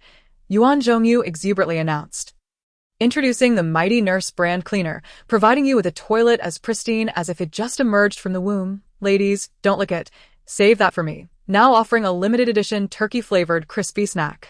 Gong Li remarked, "He still does commercials?" Ping Shu, seated cross-legged at the small table, replied, "Indeed, Fondi wishes to showcase some superheroes, and he is among the most renowned." Gong Li took a bite of lychee-flavored food and mused, "Is he the face of the brand due to his ample chest?" Bai Jiji's face flickered between shades of crimson and pallor, and after a prolonged moment, he finally spoke, "Because he has saved many lives. His extraordinary ability lies in healing. Furthermore, his attire is not intended for—" Gong Li interjected, observing his bashful demeanor, "not for the purpose of selling flesh." Ping Shu chimed in, "I have heard that his healing power strengthens the less he wears." His classification remains a mystery, yet his formidable healing prowess, coupled with the capacity to suppress others' abilities, has made him a figure of caution among various factions, suppressing others' abilities. Gong Li recalled the moment Bai Ji was touched by Yuan Chongyu, his fingers emitting a wisp of black smoke as if extinguished. Ping Shu continued, "However, his ability to inhibit others' powers is rather unstable. The specifics elude me. By the way, there was a rather popular show that documented his various escapades of ripping off his clothes to save people while running naked." Gong Li began to browse through her device. "What is the name of that show? I must personally review it." Ping Shu generously shared some of his homemade masala with Gong Li, stating, "The Fondi community has long been viewed negatively, mysterious, powerful, and often associated with malevolent incidents, including the recent one in Night City. Meanwhile, Yuan Chongyu's relentless efforts to save others represent one of the few positive images of Fondi." He added, "His so-called life-seeking group frequently engages in charitable rescues and spends considerable amounts. He likely earns enough from endorsements to support his team." Gong Li glanced at a television screen displaying a perfectly sculpted yet clumsy individual ardently promoting a product, curling her lip in disdain. As she took a bite of masala, Preparing to continue the conversation, she suddenly felt a wave of darkness wash over her. Her temples throbbed violently, her forehead drenched in cold sweat, and her body became so rigid that she could scarcely vomit. Ping Shu, who usually prepared instant meals, had truly created a culinary catastrophe this time. In a state of numbness, Gong Li could only see the frantic numbers flashing in the lower right corner. Survival 1. Survival 1. Survival 1, surely. Scavenging from a garbage heap couldn't yield such an upgrade. Clenching her teeth, she grasped her cup and tilted her head back, swallowing Ping Shu's concoction with lukewarm water. If she continued this way, reaching maximum survival capability would surely be a matter of moments. Weak and drenched in sweat, she turned her gaze to Bai Jiji, who, upon seeing her reddened eyes, immediately soared up to the clothesline. I think I should stick to my fasting pills. Ping Shu hurriedly wiped the sweat from Gong Li's forehead. It can't be that spicy. Why are you sweating so much? Gong Li, her voice hoarse, scooped up a spoonful of the masala mush, gritting her teeth. I have tasted the flavor of becoming stronger. The following morning, the three of them took the subway, transferred to a bus, and then caught a ride in an unlicensed taxi to arrive at the meeting point for Fondi's enrollment. Gong Li furrowed her brow. Is there a mistake? Ping Shu began to search the map. It appears to be correct. This is the place. The trio looked up to see the Li Chun bathhouse before them. Situated in the old district, surrounded by buildings topped with various signal transmitters and helipads, men and women of all ages, clad in flip-flops, emerged from within, enveloped in a haze of fragrant sweat mingled with the scent of humanity. Enthusiastically greeting each other while carrying plastic baskets. Outside the door, there were still some old shops offering oiling for prosthetics and dusting of parts, beckoning to customers. Gong Li flipped through the letters and soon noticed that after the addresses written by the three individuals, there was a diagonal slash followed by Eat. Gong Li entered first, taking the keychain, while the young master Bai Jiji, who seldom descended the mountain, was almost overwhelmed by the meaty aroma wafting among the bare-bodied patrons. His ears perked up in curiosity. The men and women separated. Gong Li proceeded into the women's changing room. At this hour in the morning, there weren't too many people present. She took the keychain and had just opened the locker when a hand suddenly emerged from the depths of the locker. Grasping her and pulling her inside, Gong Li exclaimed, "Damn, my bag is stuck." "Stuck? Don't pull so hard. Take it easy." As she adjusted her bag's angle, that large hand yanked her into the darkness, and when she opened her eyes again, she found herself in an open space. It wasn't some grand interior, but rather a sandy little park tucked away between the streets of an old residential area, adorned with many dilapidated exercise equipment. The man who had grabbed her was dressed in a half-high collar, diagonally buttoned uniform, wearing sunglasses. Upon seeing her, he recoiled in surprise, his face revealing fear. "It's you?" Gong Li recognized him as one of the quartet that had intended to kill them in Night City. The one who had drummed on his own chest at her command. She raised her hand and playfully tapped his chest from a distance, grinning wickedly. Dong dong. The man in sunglasses took a few steps back, cold sweat beading on his forehead. Meanwhile, a middle-aged woman with short curly hair and red glasses approached. Indeed, it was the same homeroom teacher who had previously wielded a triangular ruler. Her expression was equally grim. Muttering under her breath, "I really drew the short straw. Am I just that unlucky?" The homeroom teacher lifted her head and, regaining her serious demeanor, stated, "Gong Li, from today onwards, I shall be your homeroom teacher. My name is Jenner." "So she really is the homeroom teacher," Gong Li responded with a somewhat peculiar expression. "Aren't you a teacher? Calling me so affectionately, and Jenner at that. Please don't call me Lear." The teacher was at a loss for words. "Have you ever played cards? JQK? A hook, ball, kai," Jenna. Gong Li replied. "Oh, we all call kitten." The man in sunglasses chuckled and pointed to a young female teacher nearby. "Pin. Did you hear that?" The young teacher, squatting by the sandy area, rolled her eyes. The homeroom teacher continued, "Our group is primarily responsible for managing your class. There's no need for doubt. This year, there are only 5 classes, and your class E is considered the worst, deemed most likely to face dire consequences, the most troublesome, and least fitting with the overall style. All gathered here, naturally, as the homeroom teacher of Class E. My situation isn't much better. True to their E-class status, no one paid her much mind, as everyone continued chatting. The age range among the students in the class was quite broad. Some children were cursing while playing mobile games and swinging on swings, while a middle-aged man with thinning hair, clad in tight pants and a rain jacket, seemed to be preparing for a survival expedition in the rainforest. Among the happiest faces, Gong Li spotted the professional woman who had been crying while requesting leave from her leader before entering the examination room. She had even brought a footbath, sitting beside the sandbox in the little park to soak her feet. At least she wouldn't have to endure the 996 work culture at the academy.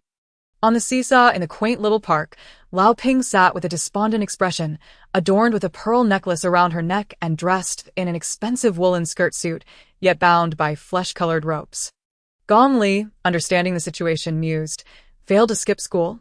The 69-year-old classmate, Lao Ping, rolled her eyes at her, just as teacher Q, Pai Dan, approached and stated, "Ping Zhaodi, let me confirm with you one last time. Are you resolutely choosing to forfeit your admission qualifications? If so, please sign the admission forfeiture and confession document here. We presume you will receive a sentence exceeding 97 months. Lao Ping, her face devoid of expression, uttered a few words. "Do I want to attend school?" Teacher Q brightened. "As a student and operative of the Fangdi, you can certainly atone for your misdeeds through merit. However, should you escape unlawfully after enrollment, we shall increase your punishment, ensuring a sentence of no less than 150 months. Lao Ping pressed her fingerprint, the flesh-colored ropes untied, and she rose, cursing under her breath, just as she was about to stride away. Her stiletto heel twisted in the sandy ground. Gong Li instinctively lent her a hand. "At your age, wearing such slender heels, where's your support?" Lao Ping now found fault with everyone around her. Huffing, "I could have been living a lavish retirement life, but alas, I am forever entangled with Fangdi in this lifetime." Meanwhile, Zhuo Su and Ping Shu, along with Bai Jiji, were similarly dragged into this small park. Zhuo Su, burdened by an enormous backpack towering above her, waved at Gong Li in greeting. Gong Li glanced at her pack, and Zhuo Su explained, "My junior disciples have prepared 30 large pancakes for me over the past few days, and even concocted 2 bottles of chili sauce. I wonder if our dormitory has a balcony. I spent a fortune on vegetable seeds and bought an insulated box." Gong Li was astounded. "We are here to study, not to prepare for a doomsday survival in a shelter." Zhuo Su chuckled. "Speaking of which, I forgot to return this to you." She retrieved a silver pen from her pocket, which Gong Li recognized as the pen from the enigmatic man with the black umbrella. Produced by Rue Pharmaceuticals, Zhuo Su, somewhat exhilarated, remarked, "This pen lacks an ink cartridge, yet writes continuously, 1,000 times better than the ballpoint pen I purchased, and its casing is exceptionally sturdy, impervious to my crushing grip." In a moment of curiosity, Gong Li took a glance, his fingers grazing the logo of Rue Pharmaceuticals, when suddenly a slender, sharp blade sprang forth from the pen's tip. Glimmering with a blue-violet sheen, unmistakably toxic, a concealed weapon disguised as a pen, yet Zhuo Su seemed oblivious to this detail. "Oh right, it can kill." Nevertheless, she dismissed its significance, but that's not important. "It writes so smoothly and can even function underwater," Gong Li replied. "You may keep it. It was originally taken from me, and even if you return it, I would only utilize it as an ordinary pen." Zhuo Su nodded, cherishing it dearly. "As for the books and the matter of saving our fellow disciples, I owe you far too many favors." Gong Li patted her shoulder, jokingly asserting, "No worries. When you have money in the future, just build me a 30-meter bronze statue in Wansheng and erect 2 temples for me to burn incense as repayment for my kindness." The homeroom teacher clapped their hands. "All right. Everyone is present. Do not wait any longer, nor ponder further. There shall be no opening ceremony, nor any address from the principal. What lies before you now is the first round of a quiz." Determining your dormitory assignments, she clutched 2 access cards, a total of 24 individuals in Class E, comprising 8 single rooms and 8 double rooms. The rooms have been ranked according to their size, lighting, and location. The game that will decide your dormitory arrangements is none other than hide and seek. We, the 4 of us, shall serve as the supervisory team for Class E, tasked with capturing each and every one of you. The homeroom teacher raised a hand, and the distant city streets illuminated 4 radiant walls of light. The area contained within these walls spans approximately the length and width of 2 or 3 subway stops. The homeroom teacher announced, "The game will last 30 minutes, granting you 5 minutes to hide. After those 5 minutes, We shall commence our pursuit, and your dormitory assignments will be determined by the order in which you are caught. The earlier you are apprehended, the lesser your accommodations will be. Should any remain uncaptured by the end of the allotted time, a game of rock, paper, scissors will decide their ranking. Luo Su, munching on a biscuit, raised a hand. What does it mean to be caught? Is it merely a touch upon my person? Bai Jiji pondered seriously.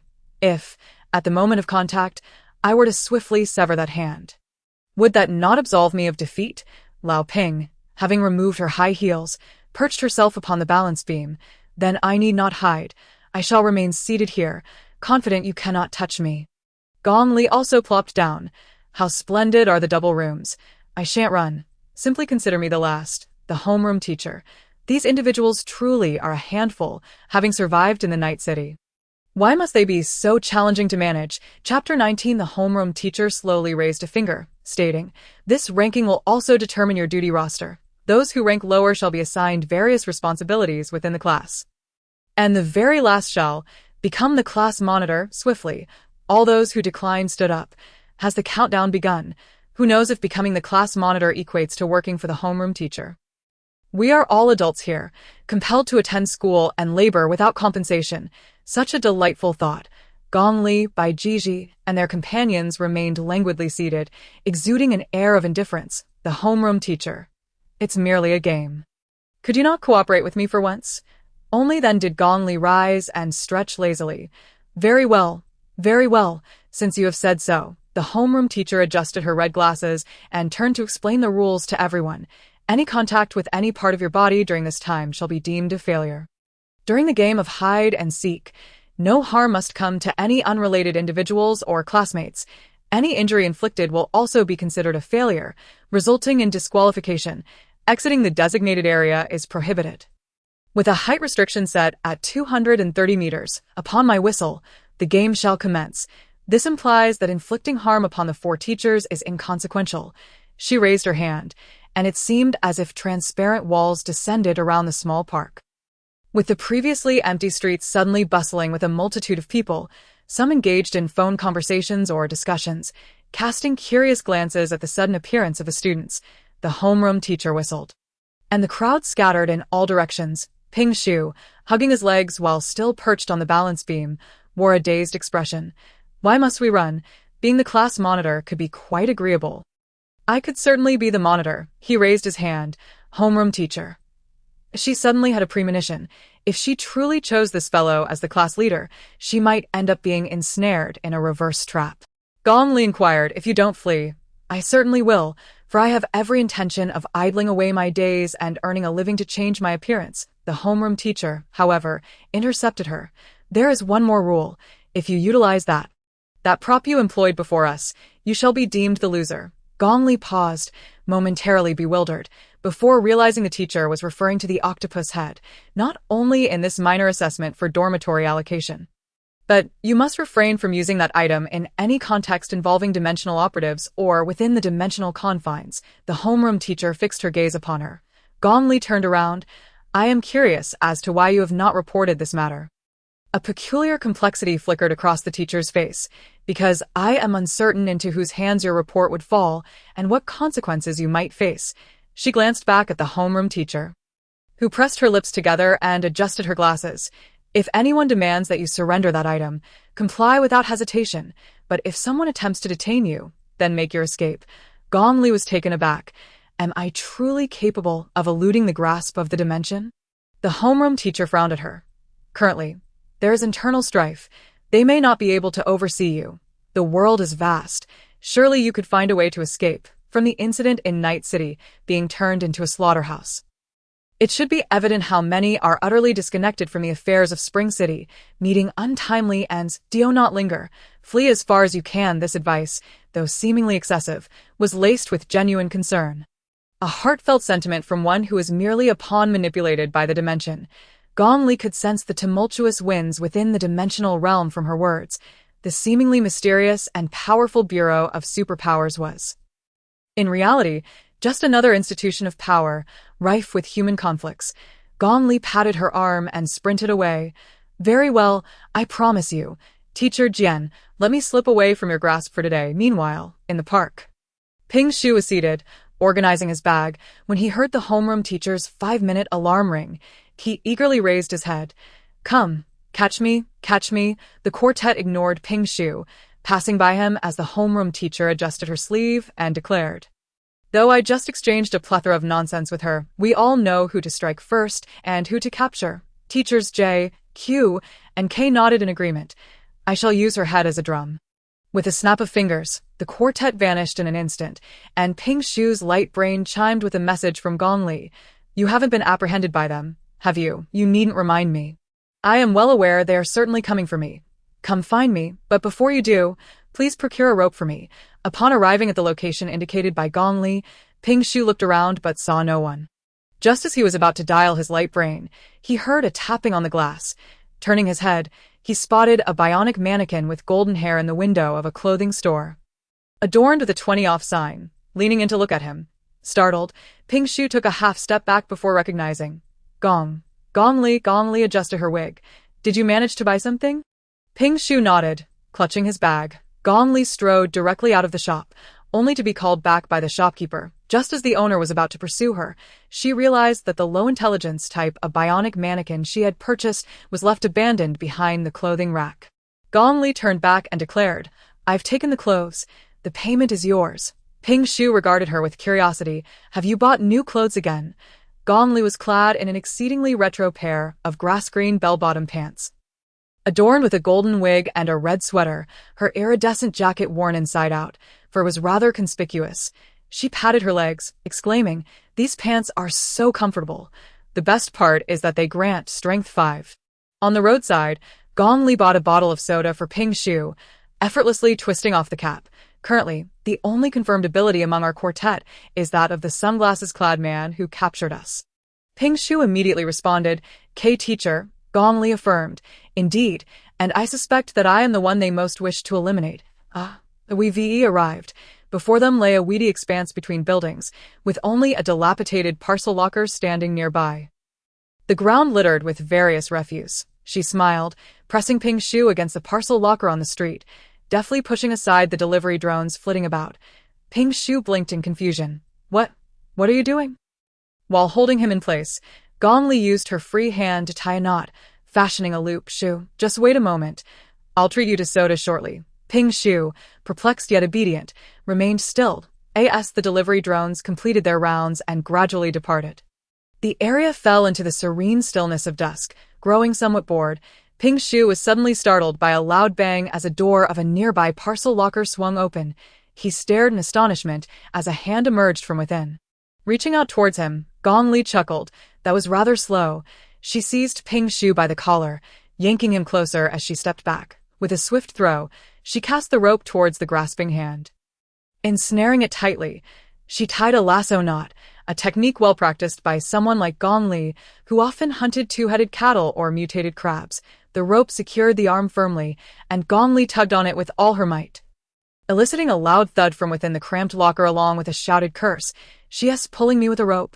I told you not to be so hasty. Gong Li laughed. K teacher, you shouldn't have tried to apprehend us through the changing room door at the outset. It's now evident that your ability is related to doors. It was likely that his superpower was any door, the ability to connect two doors within a certain range. Just then, another locker beside them popped open, and another hand reached out, grasping the rope, accompanied by K teacher's strained voice. You little brat. However, Gong Li had deliberately chosen a pair of pants with strength 5. And at this moment, she firmly planted her feet on the ground, nearly wrenching K teacher's arm from its socket. The hand, now turning a shade of purple from the pressure, suddenly lifted, trembling as it snapped its fingers. Gong Li's memory jolted. During their encounter in Night City, she had also heard the sound of snapping fingers just before they were teleported to his side. Now, Gong Li swiftly crouched down. As K teacher, wearing sunglasses, materialized behind her, his hand reaching out, fingers nearly grazing the back of her head, Gong Li delivered a swift kick to his calf, bending low to dart away, while seizing Ping Shu in a desperate bid for escape. The most formidable challenge in this world lay in the collective awareness of the advantages conferred by information asymmetry. No one would foolishly elucidate their superpowers to an adversary or announce their ultimate moves. This disparity in knowledge could easily result in being obliterated before one had time to react, compelling Gong Li to repeatedly tug and probe in search of her opponent's abilities. Take Teacher K. For instance, the range of his snap teleportation could not be excessively vast.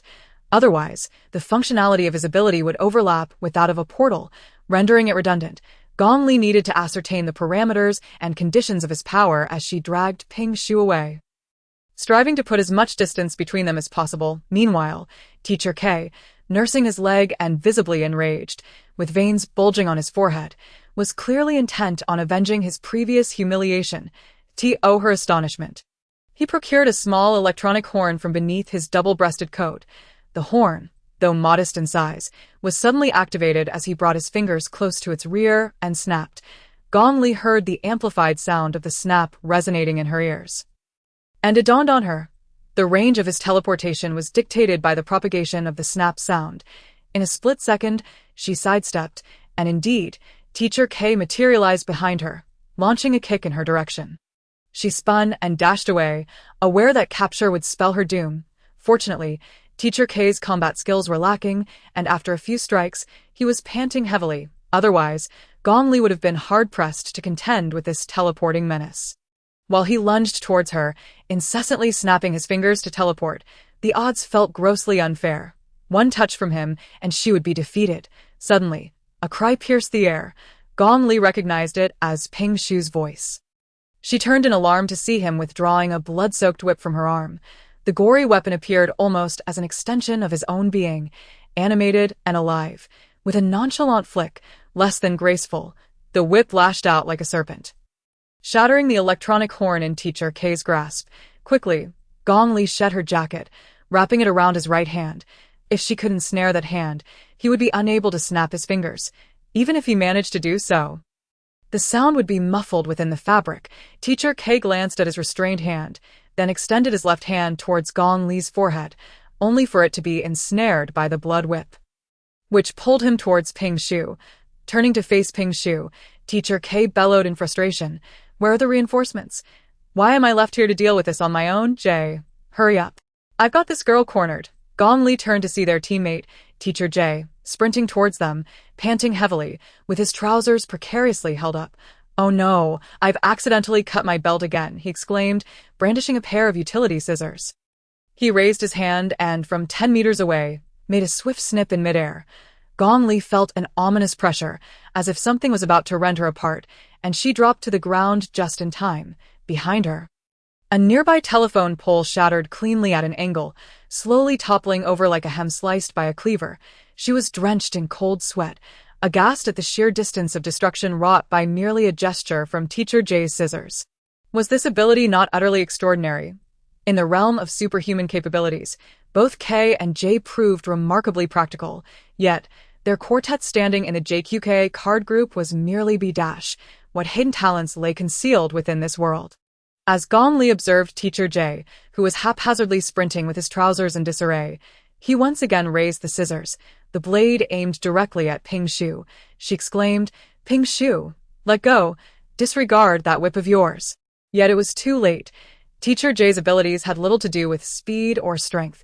With a mere flick of his wrist, he executed another cut through the air. The blood whip in Ping Shu's grasp shattered instantaneously, and blood gushed forth from the severed segments like a fountain. He collapsed to the ground, his shoulders convulsing in pain, while the two segments of the blood whip writhed on the ground. Burrowing into his calves, Gong Li had previously suspected that the blood-soaked weapons Ping Shu extricated from his body were forged from his very bones and flesh, and this agony must have felt akin to having his spine severed.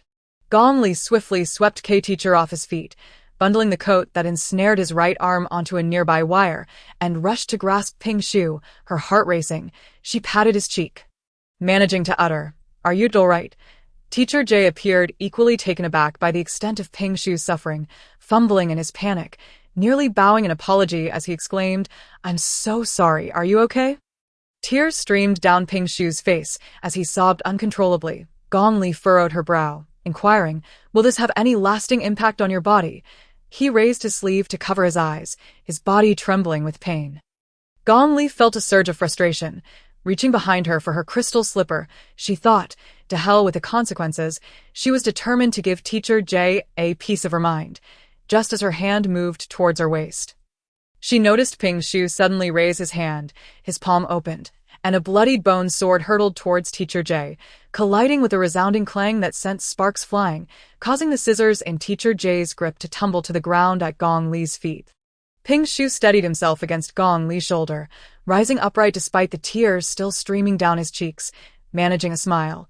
Surprise, this was all part of my plan. Gong Li, supporting him by his ribs, was acutely aware of the genuine tremors of pain coursing through him. Teacher J did not retrieve the fallen scissors. Instead, he clasped his hands together and bowed slightly, saying, "I apologize. I didn't mean to hurt you. I truly believe this game of dormitory division shouldn't involve violence." That moment, a voice resounded from above. "Gong Li, I come to your aid." She looked up to see Su descending gracefully, burdened by a large backpack, her feet landing on a piece of paper inscribed with floating characters. "Aren't you all going to hide? Is this still a game of hide and seek? I was just upstairs and saw you all fighting." Gong Li replied, "I wanted to hide, but I suspected these four would inevitably come after me first." Su urged, "Then you should run." Gong Li shrugged. "I also wanted to probe into the backgrounds of these teachers, to discern their abilities, making it easier for me to skip classes in the future." K teacher, exasperated, interjected, "Where are Q and the homeroom teacher? Wasn't he agreed that we would surround them?" Su earnestly responded, "As for Q, she is currently ensnared by Lao Ping." Lao Ping expressed curiosity about her abilities and has bound Q teacher to the wall with yarn. Currently interrogating her. K rubbed his forehead, resigned. "As for Lao Ping, all I can say is that Q is rather unfortunate. Despite her inability to enter the cube, she still holds a degree of notoriety within. Just now, it was Teacher Q who coerced Lao Ping into signing the admission consent form. Lao Ping seems to be fearing a personal vendetta here," Su remarked. The homeroom teacher's words were overheard by Bai Jiji, who fortuitously caught wind of the homeroom teacher's intention to apprehend Gong Li. Thus, he proactively confronted the teacher, who is likely overwhelmed by his persistence. Gong Li chuckled softly, pondering whether the young master might be attempting to shield her. Indeed, while others might be unaware of the depths of these four teachers, they likely still harbor a sense of reverence towards their elders, hesitating to engage with the JQK quartet carelessly. However, these individuals had already clashed with them once in Night City. Even managing to escape from the quartet's grasp, far from feeling awe, they now eagerly yearn for a chance to spar with their teachers. Gong Li touched her nose, reflecting, "Now that I think about it, Teacher J, Jian, scissors, and Teacher K, Kai, door opener, there is indeed some connection. But what about Q, the homeroom teachers? What might that signify?" Teacher J, adjusting his trousers, looked somewhat alarmed, forcing himself to say, How could it be so simple? What if my J stands for Joker, or Sniper, or a universal benefactor?" Gong Li kicked the scissors that had fallen at her feet. Chapter 20. Su suddenly had an epiphany, gripping a silver ballpoint pen in her hand. She said, "Teachers, you can't keep entangling us due to past events. Can we perhaps all step back 300 meters and start a new game of hide and seek?" As Su spoke, she pushed the floating word beneath her feet towards Teacher J. Without scissors, Teacher J took a step back and extended a hand. Gong Li watched as he formed the shape of scissors with his fingers and then seemingly cut through the paper in midair. He was cutting without scissors. Could it be that hands could suffice? The paper tore apart in the middle. The wind of the ticket. The two paper fragments slowly began to descend, leaving Su somewhat dazed.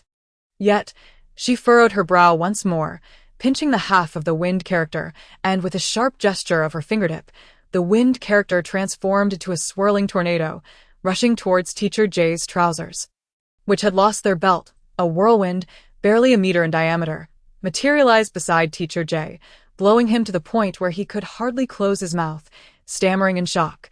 "You are from the character department." Su, holding onto the half ticket, furrowed her brow, her eyes sparkling. "I can only form characters. I never imagined I could dismantle them. This indeed is a transformative method that conserves spiritual energy." She extended her hand to tear the ticket horizontally in half, only to discover, "Ticket, west, indicate." Raising her hand, she added a few strokes. The west, with an additional stroke, transforms into U, adding the radical for fur, it becomes. Gong Li did not recognize this character, yet Zhusu urged, "You are faster than me. Help me." Gong Li deftly grasped the corner of the paper, nimbly darting towards Teacher J, surrounded by wind. Gong Li kicked Teacher J in the backside, propelling him out of the whirlwind, and then pressed the character onto the back of his head. Teacher J immediately staggered, his mouth resembling one stuffed with hot eggplant. "I can still drink." Appears to signify a state of inebriation, Zhusu wrote, instead of, likely because the strokes of are fewer, thus conserving more spiritual energy. Gong Li chuckled. How amusing. Zhusu pulled and stretched the remaining character. Transforming into, she tucked the paper inscribed with the radical into her coat, prompting Gong Li to discover that the inner lining of her coat was adorned with an array of fundamental characters and radicals. Clearly prepared by her as talismanic paper for emergencies, Zhusu fumbled in her pocket and retrieved a character with a radical, intent on launching an attack. Gong Li caught a faint sound of rushing air above them. He swiftly grasped Zhusu, who was still pondering her next move, and pulled her back just in time to hear Bai Jiji's light reprimand, leaping from a height with an unstoppable momentum. His feet barely grazed the ground, moving as gracefully as a dragonfly. The wind swirling around him stirred up a cloud of dust, while 6 small blades spun around him, glinting in the sunlight like the halos of fierce deities in a temple. Bai Jiji slowly straightened amidst the dust, raised his hand, and commanded, "Descend." A clove's drying pole descended from the heavens, cutting through the air and embedding itself into the ground at an angle. With a swift kick, Bai Jiji sent the pole spiraling into the air, where it landed securely in his grasp. The 6 blades were a promotional gift from a bakery, while the drying pole was an essential school supply. One could only marvel at how life had transformed such a delicate, ethereal young master into something so formidable. Yet, Gong Li could not help but acknowledge that Bai Jiji, even amidst the swirling dust, emanated an aura reminiscent of a celestial being descending from a mural. Following closely, the homeroom teacher, armed with a protractor and compass, descended a moment later, coughing uncontrollably. Rising to his feet, the teacher brushed off his skirt and declared with an air of authority, "Young master of the ancient Qi sect, I just had a brief encounter with you, so it is time for you to answer a question." Bai Jiji furrowed his brows in response. The teacher, leaning on his knees, shook the protractor. "This is a biology question. So pay attention. How many protein-coding genes and tRNA genes are included in the mitochondrial genome of the genus Listeria?" Bai Jiji was taken aback. "What?" The teacher smiled and counted down 3, 2, 1. "Please respond. You have 15 seconds to answer. Fail to respond or provide an incorrect answer within 15 seconds, and you shall suffer 10-fold damage. Answer correctly within 15 seconds, and I will incur 3-fold damage instead." Bai Jiji frowned, and as she smiled and gazed at Bai Jiji, she remarked, "Perhaps, once we perceive her presence, we ought to promptly silence her. Not being able to extract any inquiries would indeed be the wisest course of action." Cold beads of sweat cascaded down the forehead of the homeroom teacher. Gong Li sensed that the more intricate and constrained the rules governing superpowers, the more susceptible they were to exploitation. However, the homeroom teacher's complex regulations allowed her to ascend to the position of captain, undoubtedly signifying her exceptional capabilities. She must not be underestimated. Gradually, the homeroom teacher stowed away the triangular ruler as teachers J and K approached her side. She proclaimed loudly, "The so-called dormitory division is, in essence, our very first lesson. The first lesson is to never act as a lone wolf in this world. You have all performed admirably, despite the lack of prior discussion. You are willing to assist one another. Yet, do not underestimate the true essence of collaboration." As she spoke, K freed his hand from the confines of his coat. He slowly raised his hand, seemingly awaiting a silent prelude. And moments later, he began to sway and leap as if in a dance, his hands moving rhythmically before him, his head bobbing in a trance-like manner, while Gong Li could only hear the resounding snaps of fingers echoing like a drumbeat. The trio commenced a frenzied teleportation. Just as Gong Li intended to retreat, she felt a menacing aura rush towards her arm. She barely caught a glimpse of Teacher J's figure, fearing she would inevitably suffer a severed limb, only to realize that Teacher J was still swaying drunkenly, while her sleeve had been cut, leaving her wrist entirely unharmed. Teacher J's scissors could not sever human flesh. Nevertheless, he still posed a considerable threat. Teacher Jay appeared somewhat wary of Zhuasu's abilities, launching a direct assault towards her. Zhuasu hastily inscribed a character for flight upon herself, yet she did not ascend too high, merely leaping to the height of a roadside sign. Nearly losing her balance in the process, Gong Li discerned that Zhuasu's combat prowess was rather lacking, relying instead on her formidable abilities. Was there not a similar character on the opposing side? That would be Teacher K, who was wildly teleporting amidst the snapping fingers. Suddenly, Gong Li whistled, drawing Bai Jiji's attention. She gestured with a hand sign indicating a snap. Bai Jiji was the fastest among them and possessed the highest martial skill, making him perfectly suited to deal with the frail Teacher K. Bai Jiji instantly comprehended. Yet, he did not rush into action, gracefully crouching atop the delivery locker, his toes lightly touching the ground, holding the clothes rack parallel to the floor. As if he were a statue, only his long, drooping eyelashes concealing slightly moving pupils revealed his keen observation of Teacher K's teleportation points. Ping Shu turned to Gong Li, offering a smile as he manifested a blood whip once more. Now almost entirely mended, allow me to contend with Teacher J. He lashed the whip towards Teacher J, who raised her hand to sever it, only to realize it was Ping Shu, and she promptly evaded and withdrew. A pained expression on her face. Child, please refrain from striking me. Did you not weep in pain just moments ago? Gong Li chuckled, and just as she turned her head, she suddenly felt a grid of squares gently brush against her forehead. Instant the voice of the homeroom teacher resonated from above. Almost caught me. Are you a rabbit, reacting so swiftly? Enough of that. Listen carefully. Here lies a question in the subject of language arts. How many times does the name Nestor appear in the 14th book of the Iliad? 3, 2, 1. Please respond. 4 individuals stood in silence, none daring to utter a word, as it seemed unlikely that anyone knew the answer to this query. To speak would only invite error. It was better to utilize these fleeting seconds to contemplate a strategy. Gong Li turned her back and gazed upwards. The glance from Zhuasu conveyed understanding to Gong Li. Following that, with a flurry of strokes, Zhuasu inscribed the character onto Gong Li, who was somewhat intrigued by her choice of traditional characters, only to witness wings resembling those of a crane sprouting from her shoulder blades, ascending straight towards the heavens. The character symbolized flight. The first denoted wings, enabling her to maneuver with precision. The second indicated direction, allowing her to soar upwards with alacrity. Gong Li even speculated that if Zhuasu had inscribed the character, she might have sprouted jet engines and soared to the zenith. As Gong Li propelled herself in the direction of the teacher's voice. Zhuasu looked up, realizing that Gong Li's holographic device was still active, as she surreptitiously tapped at something behind her while simultaneously unfastening the laser jacket cinched around her waist. Gong Li noticed that the paper talisman affixed to her shoulder was gradually disintegrating into ashes, clearly time-sensitive. Once she took flight, it would be effortless to locate the teacher, who stood behind a neon sign. And she immediately recognized Gong Li's approach. The teacher instinctively attempted to teleport, but such abilities were under the control of Teacher K, who was presently entangled in a sudden assault from Bai Ji. Desperately fleeing and unable to assist her, Gong Li soared closer. The teacher swiftly retrieved a piece of chalk from her waist pocket and hurled it towards Gong Li. The sharp, whistling sound of the projectile could hardly be described as chalk anymore. Being struck by such a projectile would be akin to being hit by a bullet, magnified tenfold. Gong Li quickly ducked and seized the metallic support behind the neon sign, narrowly avoiding the oncoming chalk, which shattered the neon light into fragments, flickering briefly before extinguishing. Gong Li glanced down to see that half of Zhuasu's talisman had already turned to ash.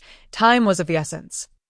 She propelled herself towards the teacher. Just as the teacher prepared to counterattack, she noticed Gong Li's holographic screen approaching her jacket, illuminating it with a dazzling array of colors, akin to a kaleidoscope, rendering it difficult for her to discern Gong Li's position. However, the teacher was a seasoned veteran, having led teams for many years. She half closed her eyes and swiftly sensed Gong Li's proximity through the flow of air. Seizing this opportunity, she aimed to grasp Gong Li directly, intending to make her the first to be eliminated. Yet, as Gong Li leapt through the air, she pressed the laser jacket towards the teacher. Attempting to shield herself with clothing, fearing she might be captured directly. Was she? Just as the teacher was about to unleash a pushpin, the jacket adhered to her as if imbued with some peculiar effect.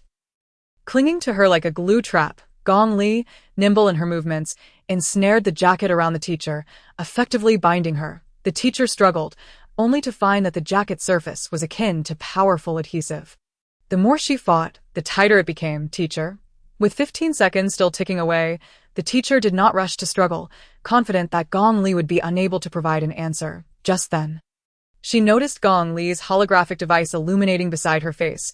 Gong Li had long since activated the search function. She is searching for answers, cheating right in front of the teacher. Chapter 21. The homeroom teacher smirked. How could you possibly count now? And don't think you can use voice input to ask Dog Brother for help. The moment you open your mouth, it will be considered as answering the question. Gong Li wore a look of disdain as he observed the elderly using their smart devices. Directing the Dog Brother search page towards the homeroom teacher for her to see, IT displayed that just 10 seconds ago, someone had input a question via voice. This is a language question. How many times does Nestor's name appear in Book 14 of the Iliad? The screen indicated it was searching, and then a mechanical voice swiftly responded. Ding ding ding, no need to rush. Just read the question and Dog Brother will help you. Vector calculation, relative clauses, just consult Dog Brother. The answer to this question is 14 times. Gong Li grinned widely. The homeroom teacher suddenly realized that this girl had, prior to her attack, already activated the Dog Brother search app and turned on voice input. The question was not entered by Gong Li herself, but was recorded the moment the homeroom teacher posed the inquiry. Gong Li cheerfully announced the answer. 14 times. Teacher, next time you might want to check the question bank. Be careful of the questions that are in it. She had answered correctly. Logically, the homeroom teacher should have endured a triple backlash. Prepared for the impact, she felt a sudden thud on her forehead. Stifling a grunt, only to discover it didn't hurt. How could this be? The opposing side had responded, and she should have received triple damage, yet it was merely a light tap. Gong Li, utterly unconcerned with appearances, practically enveloped her in a bear hug, the adhesive laser jacket clinging tightly. Gong Li gleefully remarked, being wealthy is truly wonderful. The light brain is incredibly useful. Initially, Gong Li had illuminated the laser jacket with the hope of a gamble. This jacket, which randomly manifested special effects, ideally would yield something akin to a guaranteed hit effect. However, it seemed to be related to her signing with Yuan Zhongyu, and the effect that emerged was labeled Powerful Bandage. Effect, Powerful Bandage. The surface of the jacket possesses an extremely strong adhesive quality. Wrapping it around a person or a wound can heal the injury or mitigate the next attack.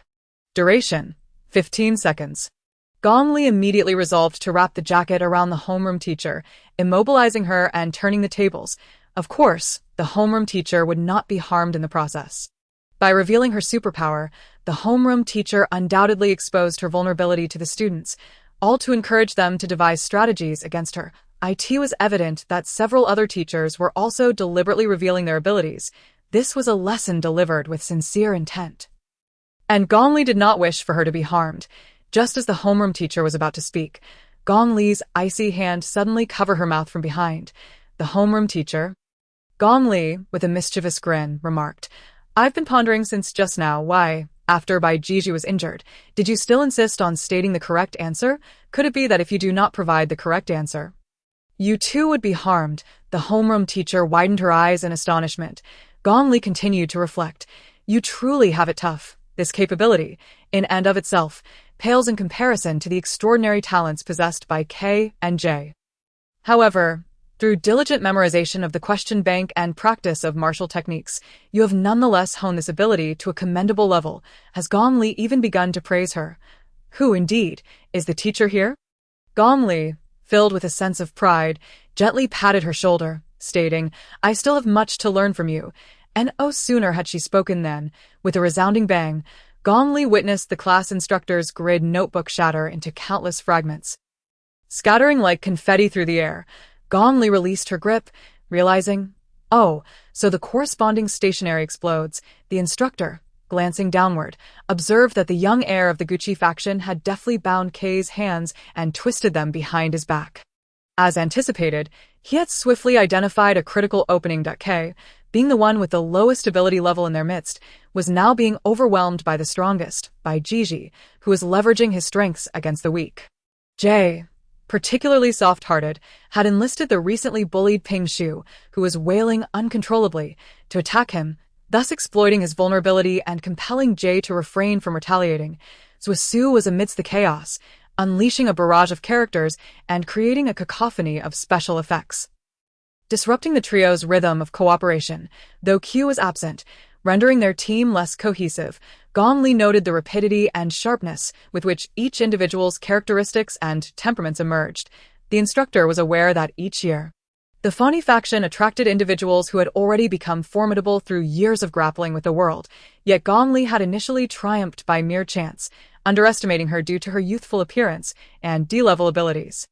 However, the current level of responsiveness and finesse she exhibited was nearly beyond her own.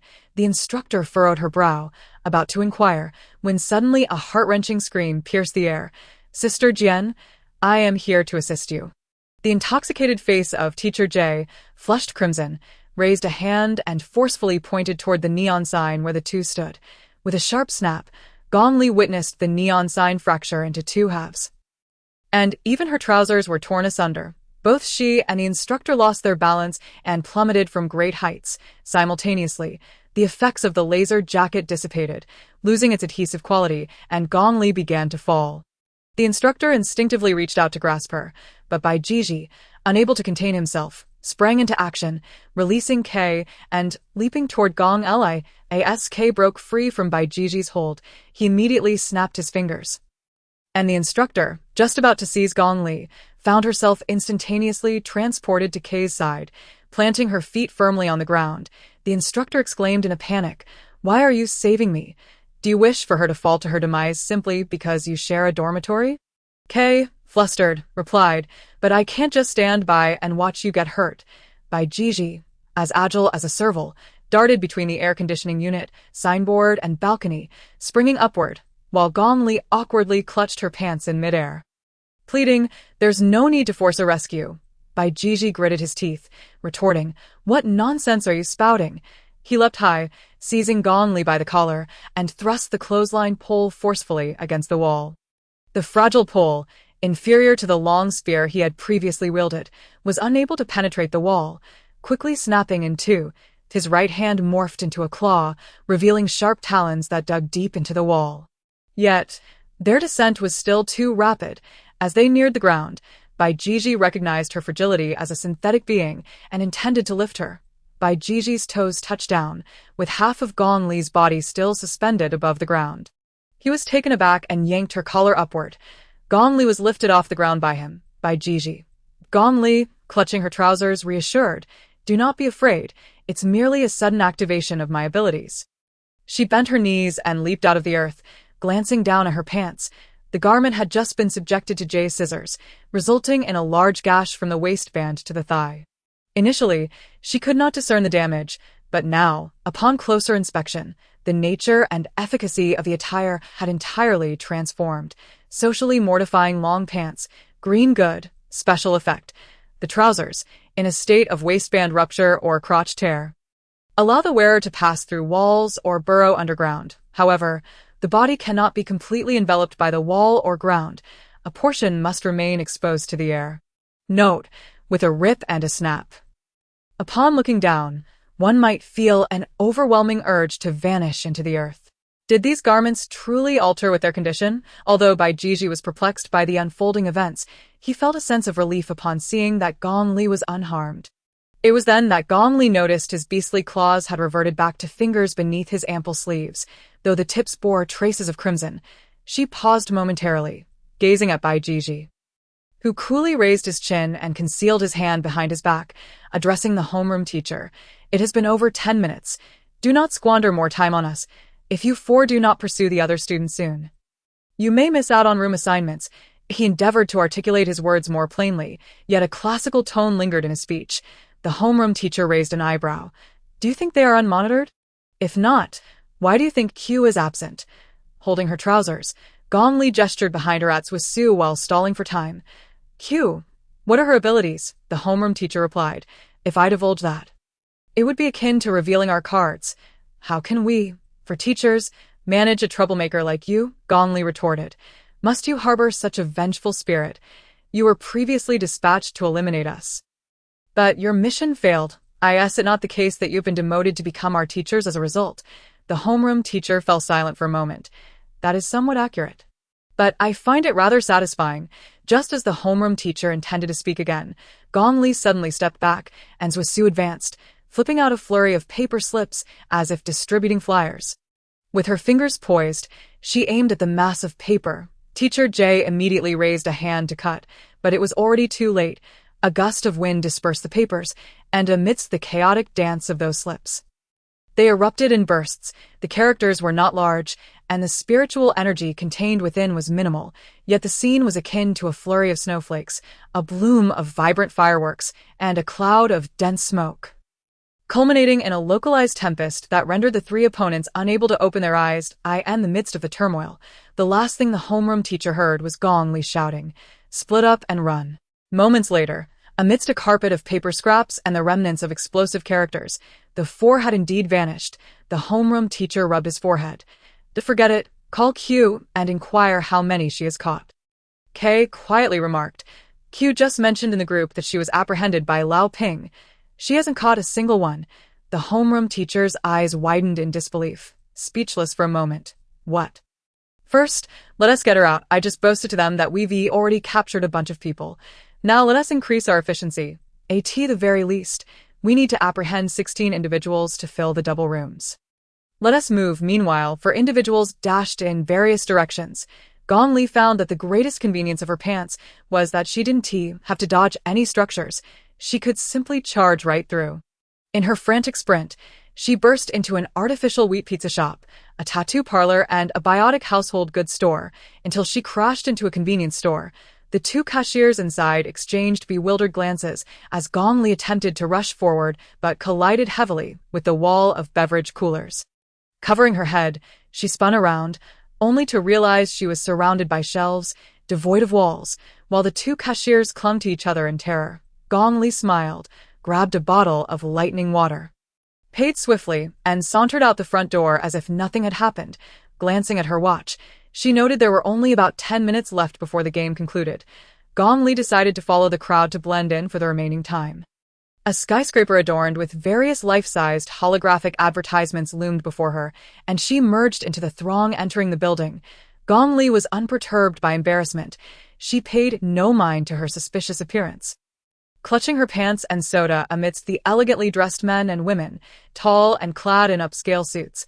While someone was retouching their makeup beside a column in the lobby, they noticed Gong Li. "Did you see that?" Another one relying on her looks, trying to attract attention with her outfit. "Doesn't she resemble Wan Qianqian?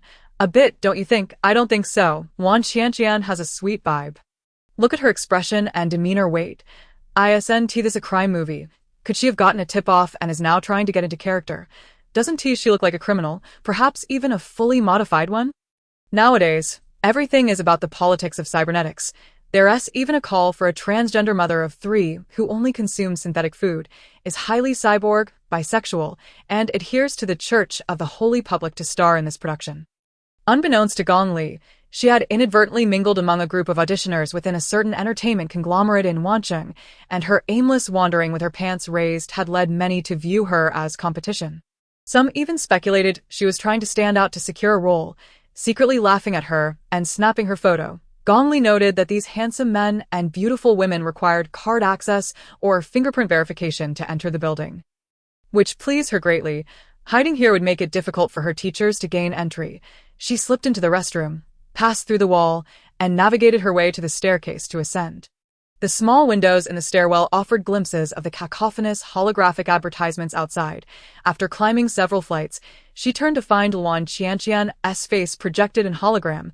Tonight's live broadcast highlights the meeting of two healing stars, Luan Qianqian and Yuan Chongyu. The top angel idol returns to serenade the live studio.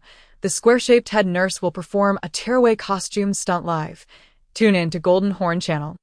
Luan Qianqian and Yuan Chongyu are set to appear on the same program. Just as Gong Li was about to continue her ascent, she overheard voices from the upper corridor, seemingly someone on the phone. "What? You all can't make it? No, please, save the child." Gong Li faintly heard a voice on the other end of the call. "Head nurse, you are an adult now. You must learn to conduct live broadcasts on your own." Head nurse Gong Li, grasping the stair railing, looked up. only to be startled by the sight of a familiar, frowning figure peering down from above. On the other end of the call, the voice continued. Head nurse, can we refrain from making such a fuss? Just bear with it and think of the compensation the production team is offering. We'll have to manage our own live broadcasts later. Won't we? Yuan Zhongyu, with a swift motion, leapt down the staircase, exclaiming with excitement, "No worries, I have found my salvation, a familiar face." He ended the call abruptly. Gong Li smirked slightly. "We aren't that familiar, are we?" It was then that Gong Li noticed he was clad in a snug gray tracksuit, thoroughly bundled up, yet he appeared as typical as a vibrant young man heading to the sports field.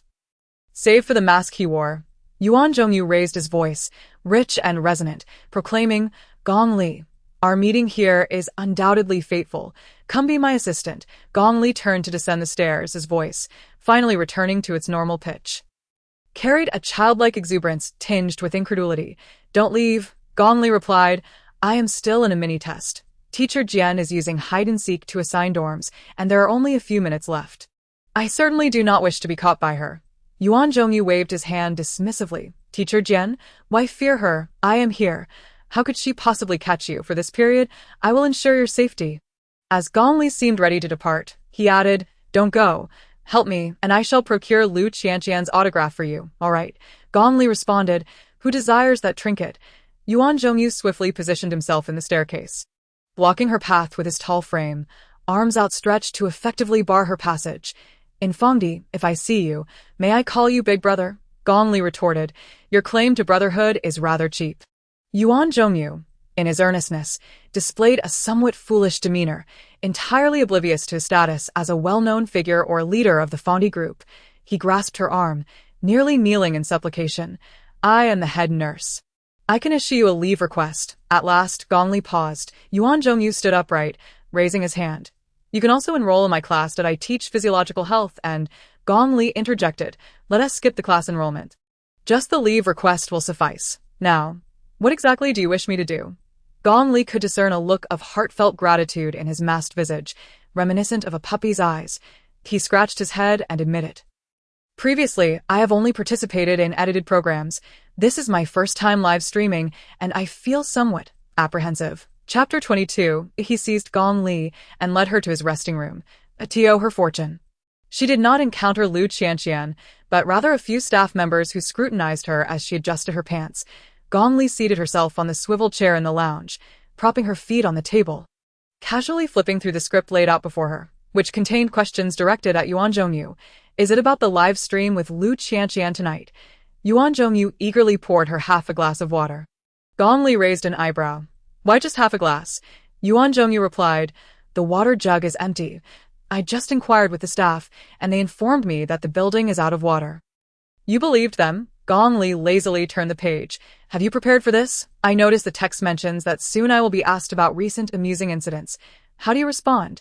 Yuan Zhongyu pulled a small notebook from his pocket, its pages filled with the large, clumsy handwriting of first and second graders, each letter appearing as if it were about to be dismembered, and he read aloud, enunciating each word deliberately. "Recently, while I was involved in a rescue operation in the outskirts of Steel City following an explosion, I encountered a severely injured child who said to me, 'Uncle, thank you for saving me. When I grow up, I too want to join the rescue efforts.'" Gong Li chuckled. "Is that for real? Are you really going to talk about such things? Who would be interested?" Yuan Zhongyu's rough hand clutched the tiny notepad. "Of course it's true. I participated in the rescue and treatment 2 weeks ago." Gong Li paused. Initially, she had found his persona overly idealistic and virtuous, but she now realized that these experiences might indeed reflect Yuan Zhongyu's reality. It's worth mentioning that Luan Qianqian's angelic singing could heal others. The original text even mentioned how her voice comforted ordinary individuals suffering from infectious diseases, or how it allowed those on the brink of death to glimpse beautiful fantasies before passing. Primarily, it depicted her glamorous life in the entertainment industry. However, Yuan Zhongyu, as the head nurse, could genuinely claim to have saved countless lives. It was said that when the county near Dongyansi faced a natural disaster, he single-handedly rescued over 100 people. One is an idol whose main profession is to save lives while leveraging that for publicity, while the other is a lifesaver who, to support his team, must adopt the role of an idol. She hesitated, then said, "In any case, it's up to you to decide if your aim is to soften the public's perception of the rescue efforts. Starting with such topics may come off as too contrived. Perhaps begin by discussing yourself, sharing more personal anecdotes." Yuan Zhongyu eagerly flipped through his notepad. "I have written some as well. This is the persona my team members suggested I adopt. They say I should have a passion for music, a love for the stage, and aspire to stand under the spotlight." Gong Li interjected, "Brother, you're a head nurse. Do you really intend to perform on stage as well? Just talk about yourself. Be authentic. Trust in your personal charm." Yuan Zhongyu tilted his head. "I enjoy playing basketball, watching elderly men play chess on the street, and engaging in playful electronic battles with children. I can also draw a bit. My special skill is performing a backflip in a Scottish kilt without exposing myself." Gong Li found herself involuntarily laughing, though a few of those are rather peculiar. "They're quite interesting." Yuan Zhongyu rubbed his knees, instantly filled with pride. "Really, when I play electronic battles with them, I have a winning rate of about 60%. I also have a collection of rare cards won from these games." Along with lollipops and monster capsules, as he spoke, he pulled from his bag a giant lollipop, nearly the size of a large pizza. "Look, this is what I recently won in a bet." Gong Li inquired. "What game?" Yuan Zhongyu laughed heartily. "We bet on who could finish licking this lollipop first. I've been at it for a month and a half. You can see the indentations I've made from licking it. Haha, if I keep going, I should finish it in about 6 months." Gong Li slowly raised her thumb. "You see, this hobby highlights your resilient character, which is particularly appealing and eye-catching to others." Yuan Chongyu's surprise was palpable. "Is that true? However, I've been holding and licking it every day recently. My tongue feels as if it's about to wear out. Look." He had evidently forgotten he was wearing a mask and, in a moment of distraction, nearly dislodged it while sticking out his tongue. He hastily adjusted it. Gong Li chuckled. "Are you going to take off the mask? Is it related to your abilities?" Yuan Chongyu stammered. "I suppose so." Gong Li perused the script. "The script even inquires why you chose to wear a mask." Yuan Chongyu began to flip through his own little notebook. "Because I bear a curse. Anyone who sees my face will suffer from lupus erythematosus and spinal stenosis." Gong Li interrupted. "Is that true?" Yuan Chongyu gripped his notebook, struggling for a moment before confessing. "No, I just don't want to remove the mask in public. I simply enjoy wearing it." Gong Li noticed the tips of his ears turning slightly red and shrugged. "All right then." Yuan Chongyu held his breath. Seeing that Gong Li had no further questions, after a lengthy pause, he summoned his courage to speak. "Actually, Suddenly, the door swung open, and a staff member entered, tossing out a perfunctory remark. "Time to change clothes, hurry up." Just as the staff member was about to close the door, a hand caught the doorframe, and Gong Li peeked in with a smile. "Next time, please knock." The staff member's eyes widened, ready to slam the door shut. "Who are you?" Gong Li replied lightly. "Just a small member of the team." The staff member prepared to mock her. A hand emerged from the wall, tapping him on the shoulder. "The head nurse is quite a respected figure in our team. If you don't knock next time, you might have thousands of small members like me knocking on your door." The staff member clearly was not an ability user and, accustomed to ingratiating himself in the entertainment industry, realized that Yuan Chongyu was both naive and clueless, prompting his subtle derision. That moment. As Gong Li spoke, the staff member seemed to grasp what a formidable presence the team could be in society, and how the woman before him could, with her wall-passing ability, devise countless ways to bring about his demise. The staff member nodded, pale-faced. Gong Li closed the door, leaving the staff member standing in the corridor, shaken. In the next moment, the woman's face reappeared on the wall, and he staggered back in shock. Gong Li smiled. "Could you please bring us 2 pots of water?" Her visage vanished from the wall, and the staff member, still trembling, stood frozen for a moment before dashing away. A while later, a knock sounded at the door. But no one was outside. 2 pots of hot water were placed at the threshold. Gong Li turned to collect the water, only to find Yuan Chongyu had already removed his shirt. His back, with its well-defined muscle structure, rose and fell like undulating mountains, complemented by his concave waist and evenly tanned skin. From shoulder to waist to hip, it formed a perfect curve that could only be described through mathematical functions. In an instant, Gong Li understood why he had gained such fame. She could watch that advertisement for spicy turkey-flavored rice crackers 10 times over. Startled at first, she quickly regained her composure. After all, With Yuan Chongyu's usual public persona, his true appearance and clothing remained an undisclosed aspect. Yuan Chongyu's hair was disheveled and somewhat lengthy, cascading down to cover the nape of his neck. The dark strands bore a hint of deep red at the tips. He stood before a dressing mirror, adorning himself with a metallic neck ring on the exaggerated crimson shoulder armor. The characters Yama were inscribed on either side, complemented by a black cloak emblazoned with red flames. Featuring the bold proclamation Hellfire in striking letters, this was a peculiar sight indeed. He nonchalantly discarded his shoes and began to remove his trousers. Before Gong Li could turn her head, she caught sight of the shorts beneath his sweatpants, which sported the phrase like for the Soul Retrieval Team printed across the rear. This brother was indeed a walking canvas of words. Yuan Chongyu, brimming with pride, twirled around and exclaimed, "Hey, look!" Gong Li then noticed the enormous thumbs-up gesture adorning the front of his loose-fitting shorts.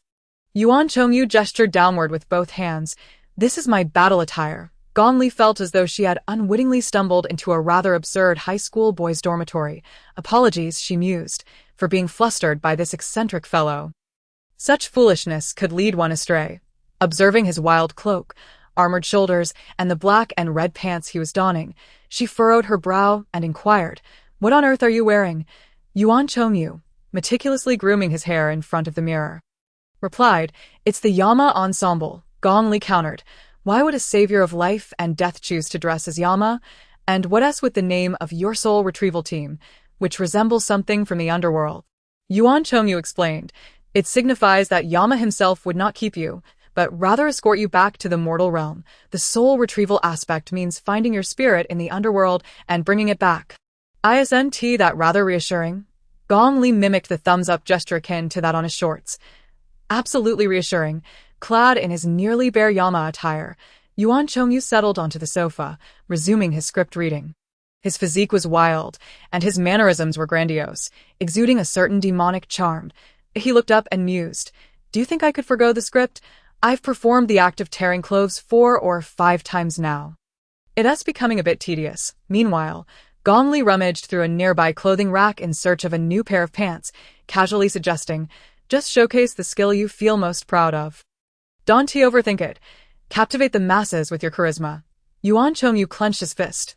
"You're right." Gong Li finally found a pair of silver sequin bell-bottoms, along with a green quality garment that boasted a special effect of reducing damage from falls by 98.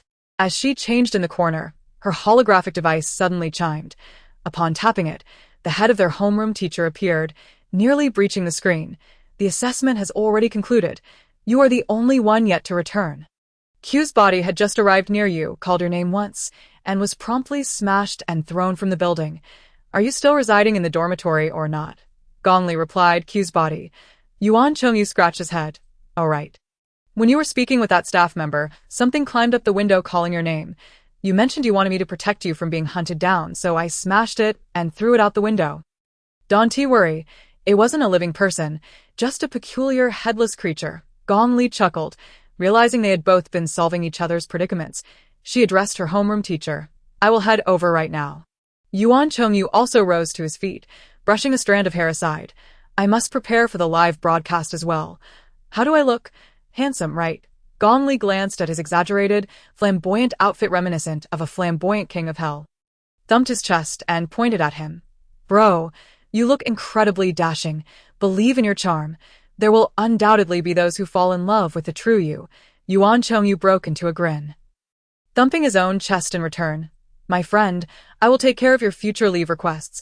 Gong Li adjusted his shimmering, sequined flared pants, leaped through the window, mimicking the suave gesture he had previously displayed with 2 fingers, and vaulted down from the skyscraper. Below, in the glamorous makeup room, Wan Qianqian had completed her makeup and hair, lounging on the sofa by the floor-to-ceiling window while holding a coffee cup, preparing to take selfies.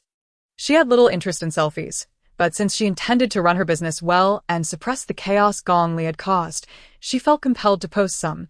Just as Wan Qianqian tilted her head and clicked a photo, she noticed a figure leaping down outside the window behind her. Startled, she whipped around, only to find nothing there. Looking back at the screen, Wan Qianqian zoomed in. The jumper had short, silvery white hair, and their expression was somewhat comical due to the wind from the high fall.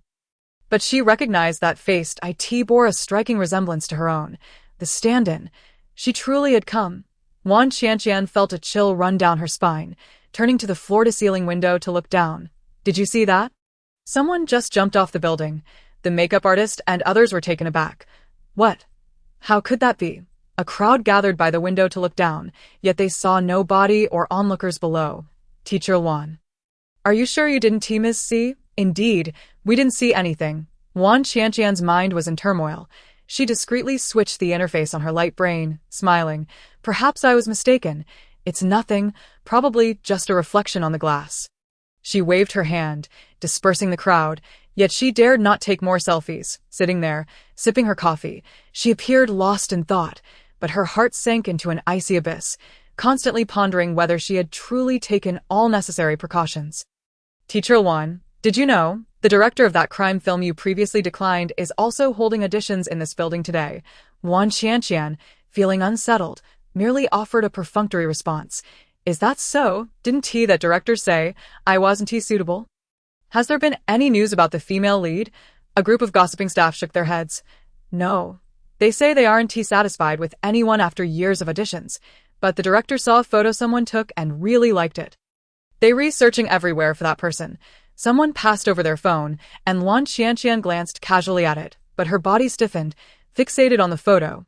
The person in the picture wore an extravagant pair of green trousers. Their white short hair softly framing their neck, an electronic cigarette dangling from their lips. Their long neck and slender shoulders jutted out like those of a violin or a poplar tree. With eyes that seemed to dismiss everyone around them, this demeanor corresponded perfectly with the unpredictable and enigmatic female lead of the crime film. Some nearby staff, who had perused the script, remarked that the fit was quite suitable. Yet Wan Qianqian's expression grew increasingly grim. They hastily fell silent, cautiously remarking, Teacher Wan, these are roles you would find unacceptable. Wan Qianqian slowly closed her eyes. It is her, the substitute. This substitute surely had no intention of harming her today. Her continuous presence around her, in such a manner to instill fear and trepidation, was nothing more than an attempt to convey that she held her secrets in her grasp. Chapter 23. As Gong Li savored her ice cream and returned to the small park. Most of the students had already departed. The homeroom teacher, along with Ping Shu, Bai Jiji, and Zhu Su, awaited her arrival. With a sullen expression, the homeroom teacher tossed her the keys. You found Yuan Chongyu as a bodyguard. Did you? You are the only one who has engaged with us without being apprehended. The best room is yours. Let us proceed. Gong Li glanced at Ping Shu, who also picked up the bag resting on the seesaw. What about you?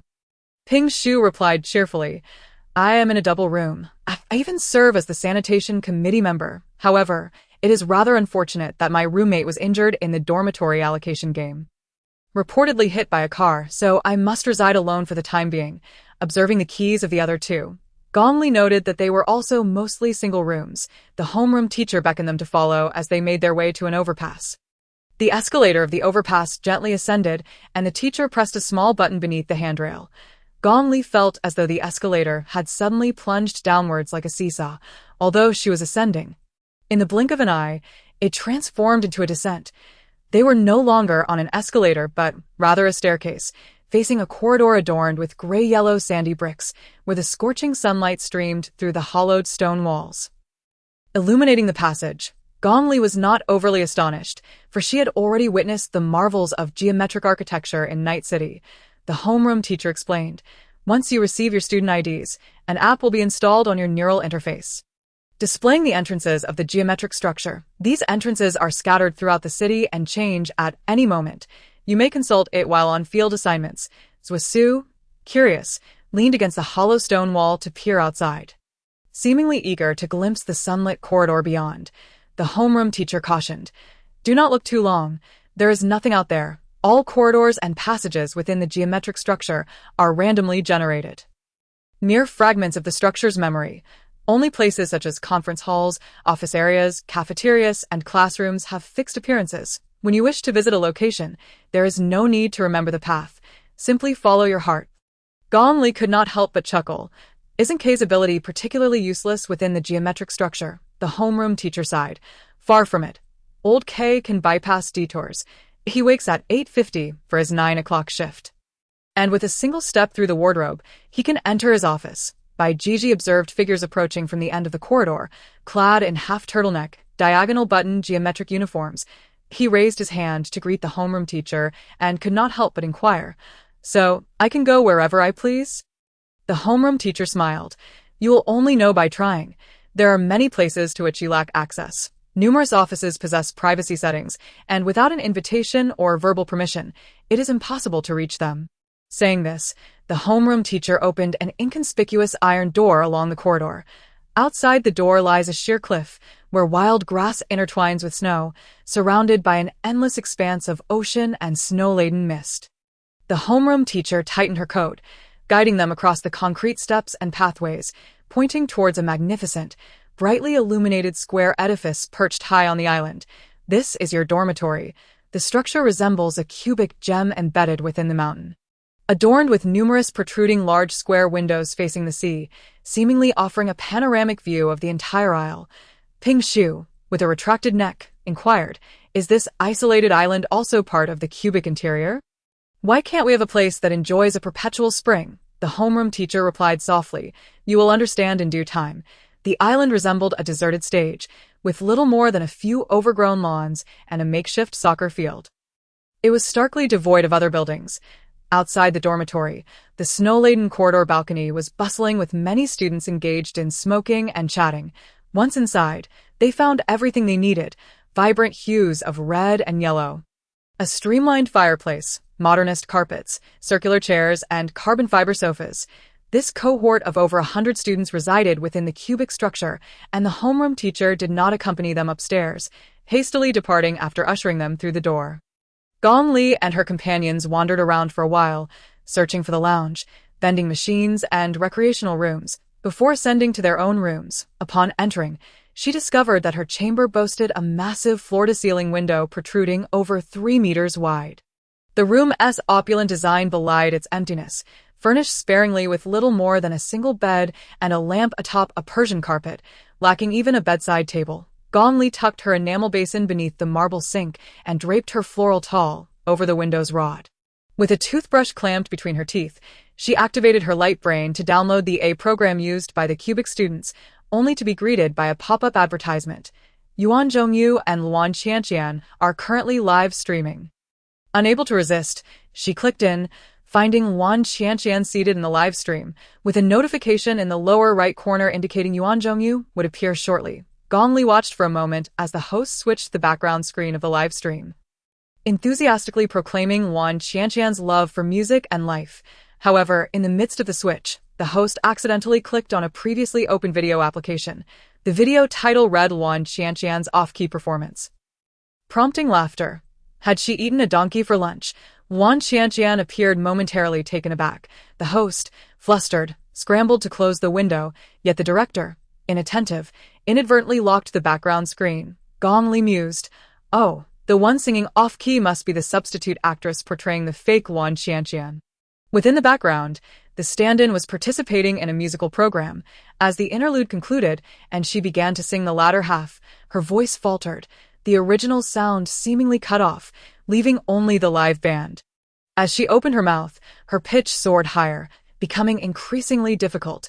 Initially tone-deaf, she soon found herself unable to maintain the effort, her neck reddening under strain, until a shrill, chainsaw-like screech shattered the musical ambience, extinguishing all cheers and plunging the stage into silence. This was swiftly followed by a series of humorous meme images, her off-key wail juxtaposed with a groundhog, a dog nearly run over by a wheel, and a flying machine exploding, accompanied by a cacophony of laughter-inducing background music. Yuan Qianqian nearly crushed the glass cup in her hand. Gong Li was genuinely amused by the voice of the substitute female supporting character. However, Qi Xian agreed to let the substitute female supporting character participate in various programs to replace Yuan Qianqian, under the pretense of wanting Qianqian to forever shine on stage, ensuring that Qianqian remained one of the top stars under the Ruei Entertainment Company. While the substitute received no remuneration, one cannot help but acknowledge the shrewdness of capitalists. It is indeed a case of laboring under criticism, enduring the relentless demands of the night, and a woman being subjected to threefold exploitation. Nonetheless, Gong Li felt it was only natural for Luan Qianqian to harbor disdain for her. Luan Qianqian, almost unable to suppress a smile, maintained her gentle and charming demeanor, bashfully stating, "Please, do not release me. I apologize.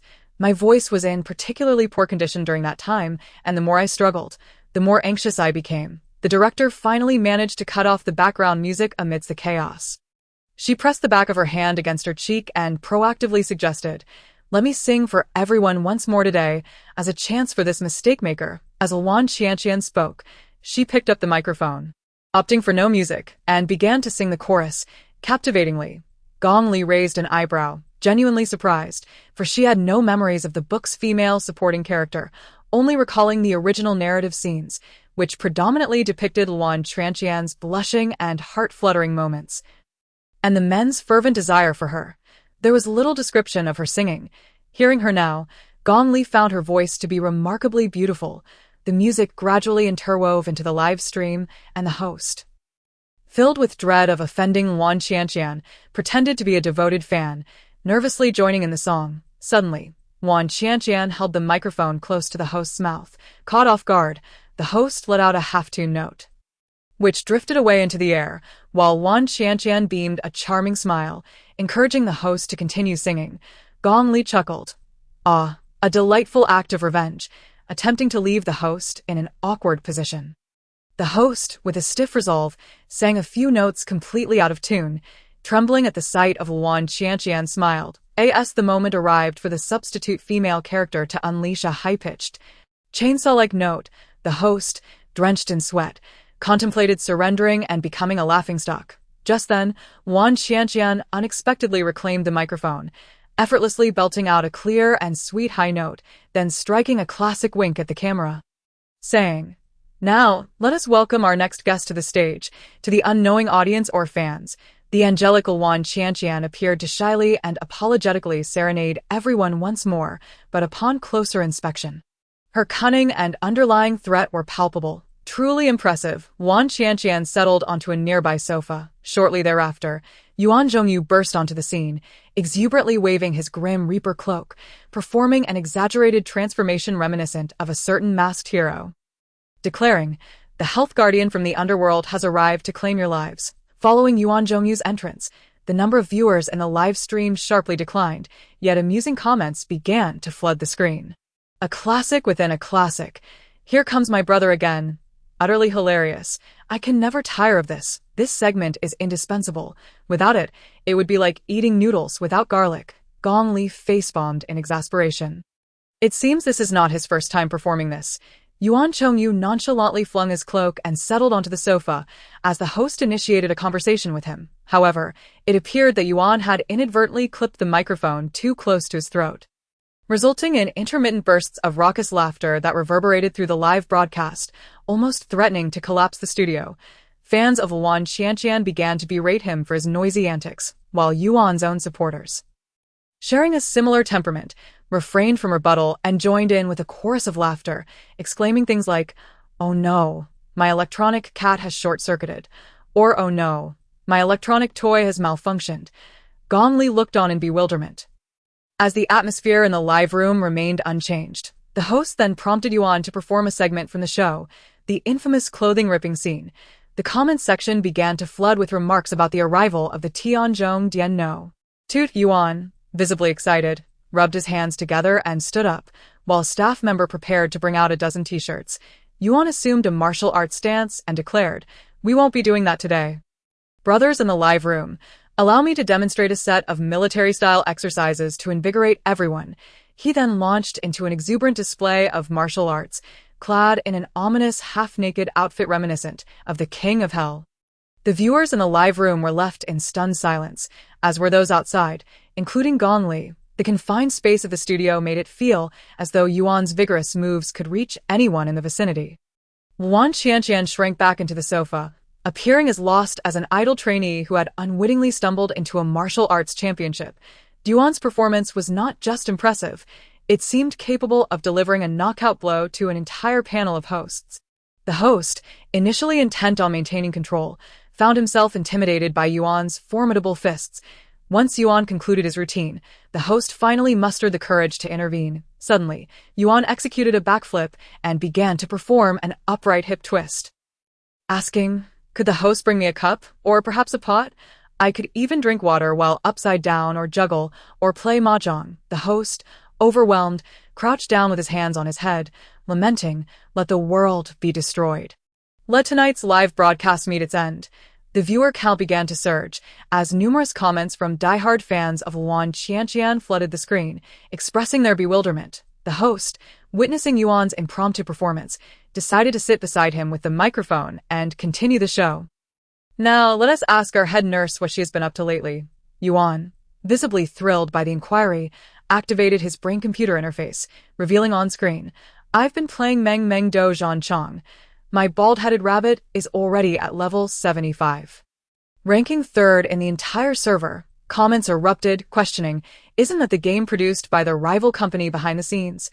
We're literally paying for them to advertise. The host hastily interjected, censor it. Quick, censor it. The director, flustered, scrambled to activate the automatic censoring feature. A black bar appeared over Yuan's eyes. He performed a front flip, excitedly showcasing the little creatures he had trained in his mobile game. This is my ID.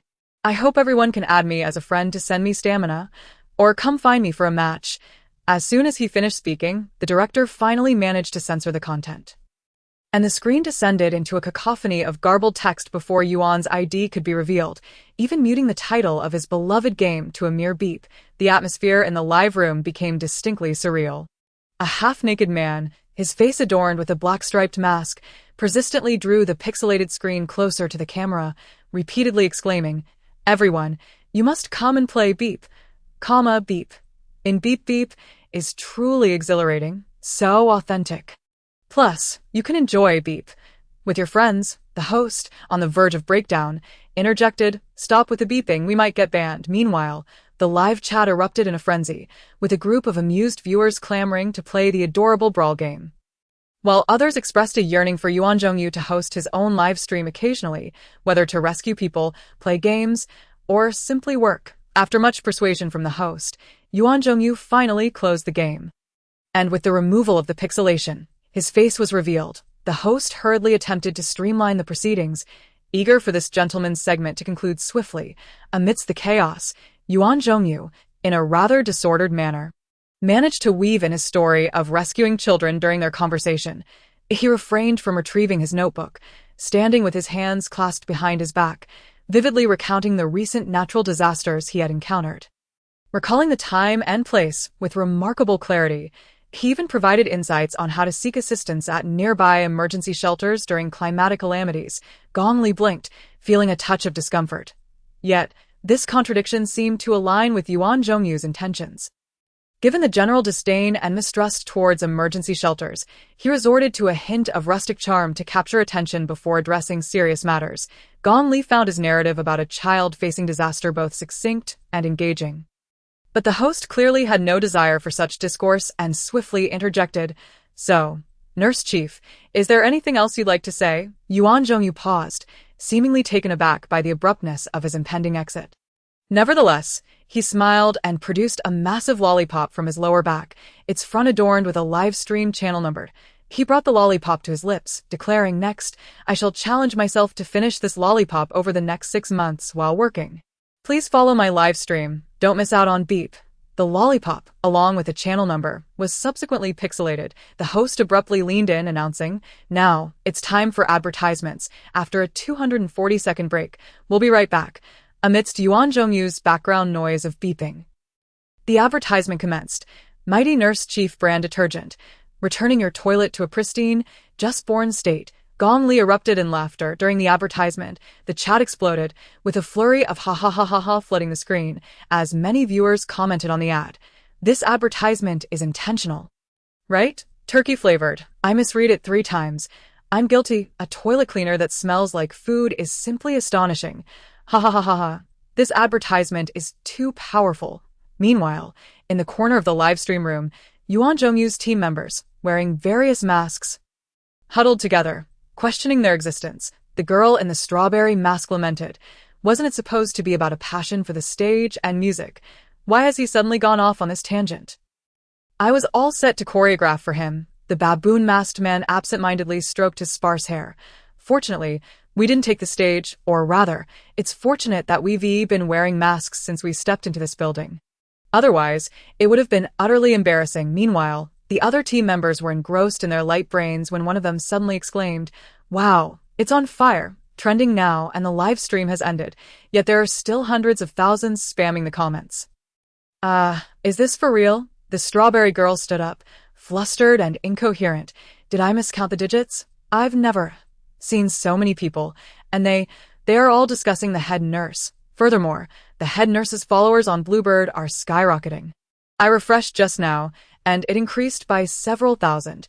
The team members chattered excitedly, while Yuan Zhongyu, feeling a bit awkward, kept tugging at his hair as he descended. Sorry, I didn't even finish saying the live stream number before they kicked me off. What else with that expression? The team members were nearly pressing their light brain screens against his face. Boss, you've truly become popular, even more than before. Chapter 24. In the dormitory, Gong Li was watching the recorded broadcast, laughing uncontrollably while lying on her bed, having also downloaded a game titled Cute Combat Arena. Upon closing her eyes, she noticed a red, indicating reminders in the lower right corner of her vision. Oh right, she had disabled the upgrade notifications, and now, upon clicking it, a multitude of pop-ups emerged, with a particularly dense sequence of Martial Arts 1, Martial Arts 1, a result of her tussle with the homeroom teacher and others. Interspersed with some Rationality 1, Gong Li speculated that her analysis of others' abilities might enhance her own rationality. However, there was also an entry that increased Sprint 1. Gong Li struggled to recall that at that moment she was climbing stairs in a skyscraper. Indeed, given the original body's stats were exceedingly low, even climbing stairs was a physical endeavor for her, thus naturally counting as exercise for leveling up, having honed her skills through years of training and combat in her previous life. She had developed a keen sense for survival in the apocalypse. Now, if climbing stairs could yield upgrades, Gong Li felt she could easily max out her stats. For instance, she could start each morning with a breakfast that would drastically enhance her survival stats. The following morning, in the dormitory's first-floor dining area, Bai Jiji and Zhusu ordered the soup noodles and steamed buns provided by the cafeteria, glancing at the blackened, charcoal-like fried dumplings before Gong Li. "Are you really going to eat that?" Gong Li picked up her chopsticks. "I am at the apex of the food chain. I have eaten far worse." Zhusu looked at the creator of this charred invention, Ping Shu, and couldn't help but comment, "But he won't even eat the food he makes himself. Look at what he has having, small wontons." Yet Gong Li had resolved to level up her physical form.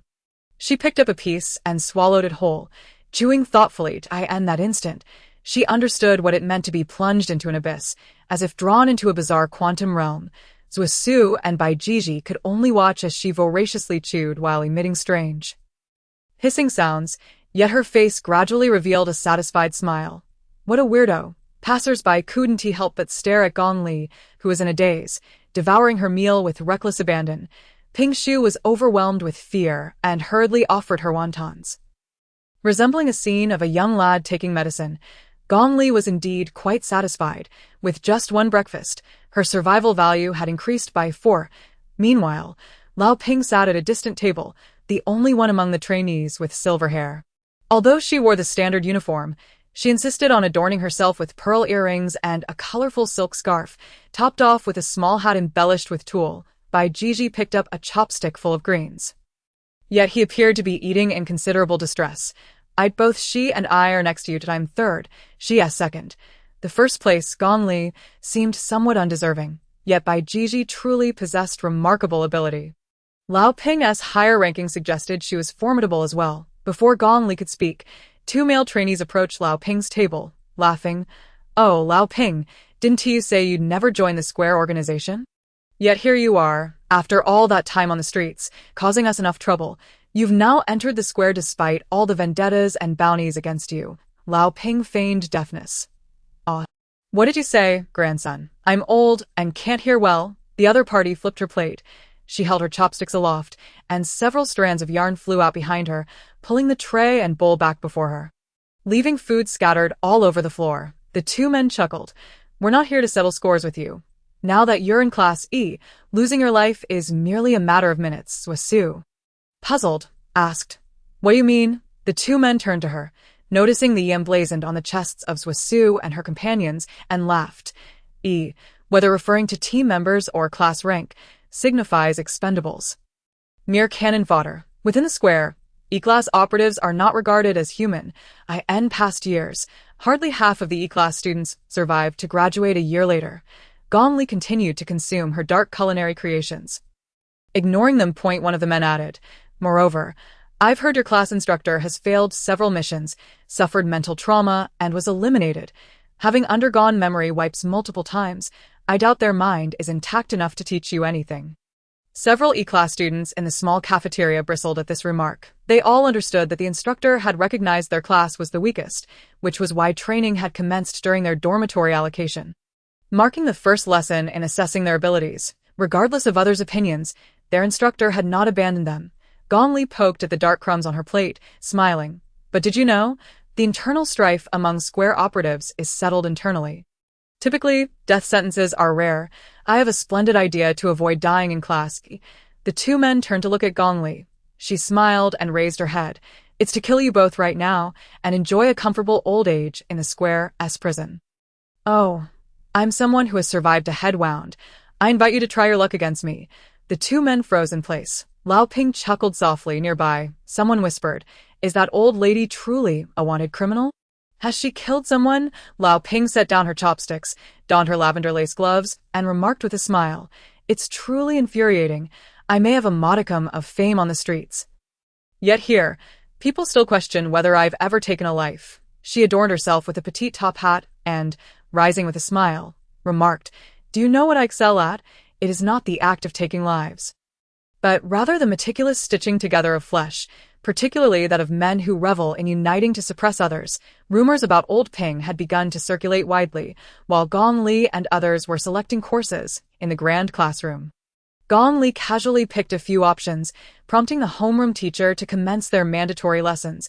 Everyone was eagerly anticipating a simulation of combat or training, but the teacher instead activated the holographic projection and began to present the mandatory course on legal regulations for the Fengdi agents. Upon viewing the first page of the presentation, the enthusiasm of the class waned, and only Bai Jiji remained diligently taking notes, while the rest had succumbed to lethargy. However, the teacher lacked authoritative presence. As many students raised their hands to divert the topic, leading the instructor to gradually stray from the material and share anecdotes, I simply do not comprehend. Are there truly extraordinary beings capable of such feats? Summoning deities and altering landscapes with a mere gesture. If such individuals existed, Fengdi would undoubtedly struggle to maintain control. The teacher replied, "Indeed, there are such remarkable entities, and Fengdi possesses them.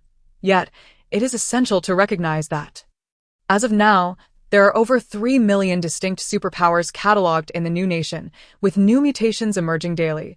You can never be certain who may manifest an ability that directly counters your own." Zhusu inquired, "Directly countering?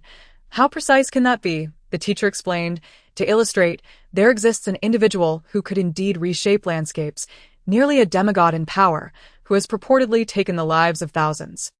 Yet, he was ultimately vanquished by 2 E-grade agents of Fengdi. One of these agents was merely 8 years old, possessing an ability titled Little White Rabbit, Pure and White, granting her a chance every 3 years to transform a player into a rabbit.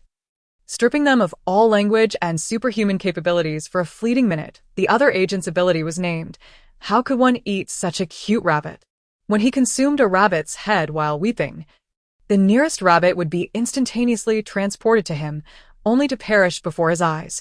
The classroom began to grasp the implications. If a demigod were unwittingly lured into playing a game with the young girl, while the other agent sobbed over a rabbit's head nearby, that demigod would inevitably meet his demise. To this day, the remnants of his rabbit form are preserved in the Fengdi Museum. Remarkably, Fengdi eliminated this demigod utilizing only 2 E-grade agents, who were oblivious to their roles in the orchestrated plan. Subsequent measures were taken to erase their memories and maintain confidentiality to prevent retaliation or misuse. The formidable strength of Fengdi lies in its possession of extensive knowledge regarding the majority of superpowers within the new nation and beyond. In an era where individuals conceal their abilities, one might envision Fengdi as a deity, omnisciently surveying the powers of all. And no matter how potent an individual may be, Fongdi's will can identify agents capable of countering them. Amalgamating these powers to confront adversaries, Gong Li fell into a reverie. Could it be that the last library she visited was indeed the very core of the cube, if she truly possessed the ability to peruse all the materials contained therein? It would be tantamount to wielding the power to gaze down upon others from a lofty vantage. However, the library appeared to be an endless expanse of books, and Gong Li's intellect was not so formidable. Such thoughts were merely fleeting musings. The homeroom teacher leaned over the desk, stating, "This brings us to another crucial point, especially significant for all of you. Do not act as lone wolves. Take, for instance, the agent who was transformed into a rabbit. Had he been accompanied by teammates who could have guarded his surroundings the moment he was changed, and had someone swiftly taken him away, he might have retained a glimmer of hope. Regardless of the varying levels of ability among you, none possess powers that are truly extraordinary. It is only through collaboration with others that you can unleash your full potential. Moreover, it is highly likely that you'll encounter adversaries who specifically counter your abilities, at which point you must rely on your companions. As a member of a team, you are obligated to protect your allies at all times." Despite the teacher's admonition, many appeared to dismiss his words that in an era where anyone could spontaneously manifest any superpower, ordinary individuals harbored a mindset of being the protagonists, naturally reluctant to depend on others. The teacher glanced at the clock, realizing that further rambling would cause T to be unable to finish, and swiftly returned to the topic at hand, expounding on laws and regulations. Meanwhile, Gong Li was engrossed in the white tome inscribed with room beneath the table. Having already perused 2 pages of content, one page detailed Night City, A1, library, while the other described Night City, special, inverted gravity field. The pages were adorned with concentric circles, reminiscent of the downward staircase Gong Li had once created. Could she possibly conjure such a venue once more? She flipped back to the page on the Night City library, preparing to examine it closely. At that moment, Ping Shu's pen fell to the floor. As Gong Li leaned down to retrieve it, her fingertips barely brushing the ground, she suddenly felt an inexplicable force pulling her downward. Ping Shu watched in astonishment as Gong Li seemed to be drawn into the floor, vanishing in an instant. Nearly shouting in shock, the homeroom teacher called from the podium, "Gong Li, you answer. What is the 13th rule of the cube's external duty, Gong Li?" Ping Shu, steeling himself, raised his hand, stammering, as she went to the restroom. Gong Li opened her eyes to find herself surrounded by rows of bookshelves and chandeliers suspended from trusses. Was this the library she had previously visited in Night City? Indeed, the book room possessed the capability to store the locations she had visited within the cube, allowing for instantaneous transport. As Gong Li wandered through the library, she unexpectedly discovered the thermos that Ping Shu had left behind, along with a familiar nook filled with books and chairs. The radio crackled and hissed, and as she approached, a faint melody emerged. Gong Li turned up the volume knob, finally discerning the voice of a woman from the era of classical records. "Golden summer, return to my homeland, with rosemary and sage, and the weathered roads connecting the places I know so well."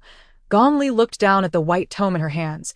The Night City, Class A, library has transformed into the Wancheng, Class A, library, indicating that she has transported this library to the realm of Wancheng.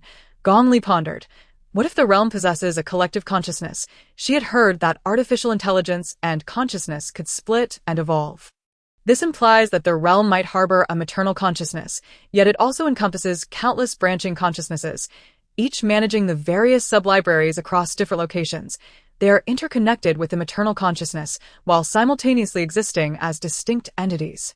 One might envision them as slimes that can continuously split and seamlessly merge. Previously, when the Night City was sealed off, the consciousness of the Night City realm became detached from the overarching maternal consciousness of the entire realm.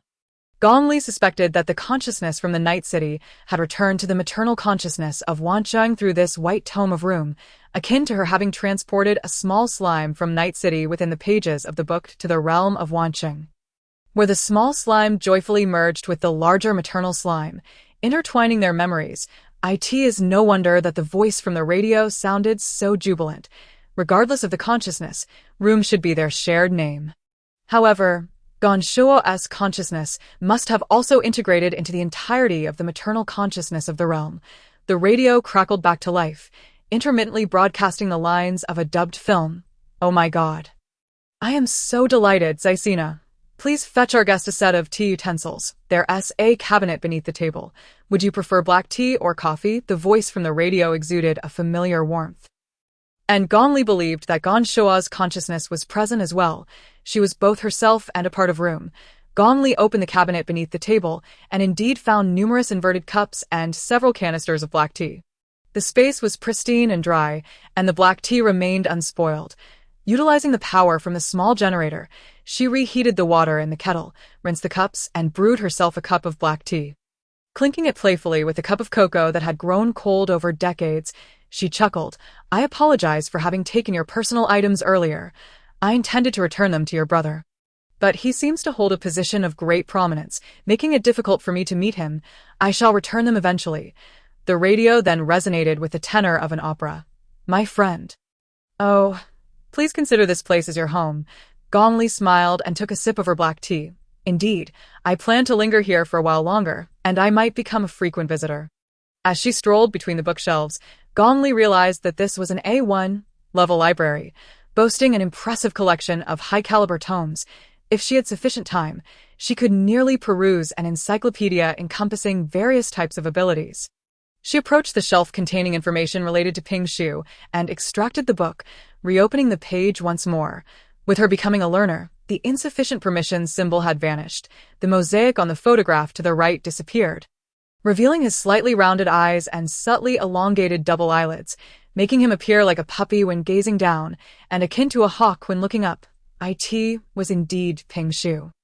Yet, the intensity and coldness of his gaze directed at the camera left her momentarily entranced. On the right side, it reads, name, age, 13 years, ability level, level condition description, discovered at the border of the new nation and in the year 2160. He attracted attention at the checkpoint due to his excessive obesity, which rendered him unable to move. His parents, engaged in a transnational marriage and with a history of multiple border crossings, were not subjected to thorough scrutiny. After passing through, collapsed and began to vomit a substantial quantity of capsules, his accompanying parents resorted to violence, attempting to take him away. He was subsequently discovered by the checkpoint sentinels and was found to be struggling to breathe, on the verge of losing consciousness. Following this, he was administered an anti-drug serum, and numerous capsules and pills expelled from skin, mouth, nasal passages, and rectum were identified as high-concentration hallucinogens, weighing a staggering 415.3 kilograms. After the expulsion of the pills, appeared emaciated and in a state of illness, covered in scars, with a mere weight of 23 kg. Further investigations revealed that his parents' identities were fraudulent. This child was an orphan coerced by an international drug trafficking syndicate to transport narcotics across borders.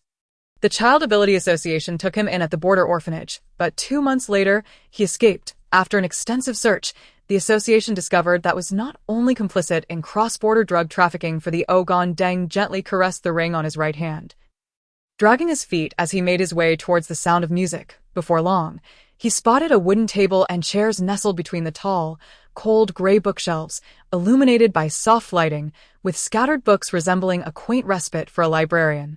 The green lamp and the blanket adorned with a reindeer motif caused him to furrow his brow slightly. As he approached, the music emanating from the radio suddenly fell silent, as if the air itself had been held in suspense. Gon Deng bent down to pick up a book borrowing slip from the table, which bore the inscription, Night City, A1 level, library. His hand trembled, and the slip fluttered down onto the tabletop. This was the library of Night City, a place steeped in dusty memories, where his sister had once worked.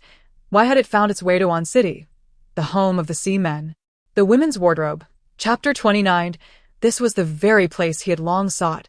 On that ugly mug, a simple drawing of a family of 4 stick figures, nearly worn away from use, reminded him of the gift he had given his sister.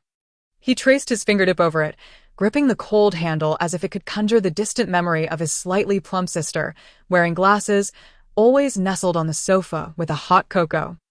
Smiling at him, those childhood days felt so far away, obscured beneath layers of recollection tainted by his return with Fong tea, nearly erasing his ability to recall his youth. Could it be? Gon Deng quickly noticed a cup of red tea steaming on the table, with a subtle lip print on the rim. Someone had recently been here. The only person capable of relocating this library from Night City to here was none other than the name crossed out on that ledger, Gong Li. Suddenly, the radio crackled to life, and Gong Deng looked up.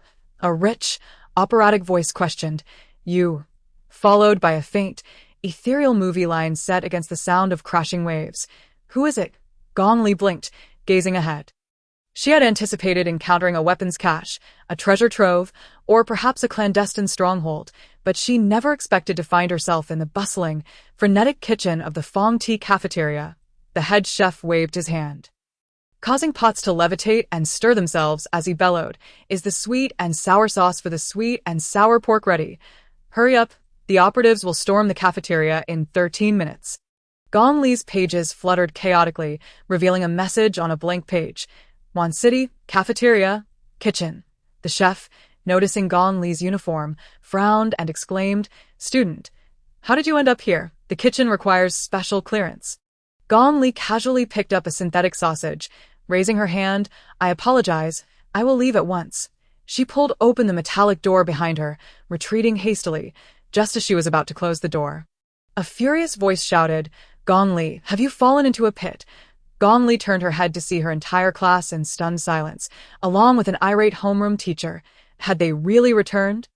She shut the white tome in her hands, concealing the copy of A Century of Development in Spring City tucked under her arm, and boldly declared, "Even if my legs are weary, there's nothing I can do."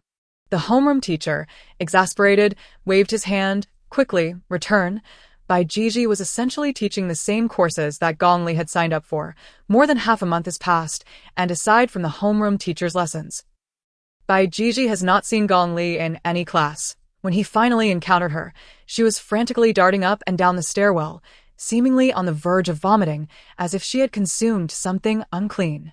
In the afternoon, despite having classes, she chose not to attend, instead half-crouching in the corridors outside various offices or stealthily loitering amidst the faux rock gardens within the square building. Occasionally, one might spot her in the study room. Engrossed in a book, moreover, her appearance was strikingly conspicuous. She consistently donned silver sequin pants, layered a reflective jacket over her uniform, and had a slipper tucked into the back pocket of her waist, all while sporting a colorful cartoon bandage on her forehead and a beautiful yet utterly bored expression initially. Bai Jiji regarded her fashion sense as purely unattractive, but later overheard some students discussing Gong Li, referring to her style as a chaotic ensemble of multiple fabrics and styles that disregarded basic principles. However, once these students discovered that Gong Li essentially owned only that one jacket, they surmised that she must be so impoverished that she could only piece together this outfit, and thus ceased their remarks about her chaotic fashion. Unable to contain himself any longer, during one instance when Gong Li was again half-crouched and stealthily hiding behind the faux rocks, he leaped down from the rocks, silently landing behind her, intending to startle her. To his surprise, Gong Li suddenly turned around. "If you don't come out, my stealth level just increased by 1, Bai Jiji responded. "What?" Gong Li retorted. "What do you think I'm doing here? Am I a pervert?" Reflecting on her recent behavior, Bai Jiji countered. "Aren't you?" Gong Li scoffed, reaching out as if to grab his tail. "A pervert would want to tug your tail." Bai Jiji flicked his wrist, and a clothes pole abruptly appeared, halting before the bloodstain on her forehead, his face flushing with indignation. "I couldn't care less about whether you attend class or not." Gong Li appeared somewhat surprised. "Your ability lets you conjure these weapons at will." Bai Jiji lifted his chin and, with a flick of his hand, transformed the clothes pole into a wisp of smoke that vanished. "Humph," Gong Li replied. "Stop meddling in my affairs. I haven't inquired about yours. I heard that various factions from the Bai family have been trying to meet you, yet you refused to see anyone, even returning the parcels they sent." She assumed he would be displeased, but Bai Jiji merely glanced at her with the corner of his eye. "You know about my matters?" Gong Li shrugged. "Just some gossip that reached my ears." He was dressed in a half-high neck, side-button uniform, paired with tailored trousers and leather shoes, which accentuated his slender legs, somewhat diminishing his antiquated charm. Yet a long braid still cascaded down his back, and the silver rings on his ears swayed occasionally. His hair at the front seemed slightly longer, perhaps a result of having trimmed his bangs while neglecting to cut the rest, but it did not obscure his exquisitely sharp features. Bai Jiji cleared his throat and gently suggested, "You should attend class. You are intelligent and capable. You ought to learn some weaponry or skills. Gong Li replied, I am making an effort as we speak. I've stated before that I am in the digital enhancement department. Bai Jiji frowned. Gong Li, feeling a pang of hunger, casually remarked while making her way to the dining hall. Moving stealthily in the shadows without being detected enhances my stealth skills. Currently, my stealth has reached over level 30. Allowing me to sense the gazes of most onlookers. Bai Jiji was taken aback by the rather dubious method of leveling up, frowning as he replied, What about running in the stairwell?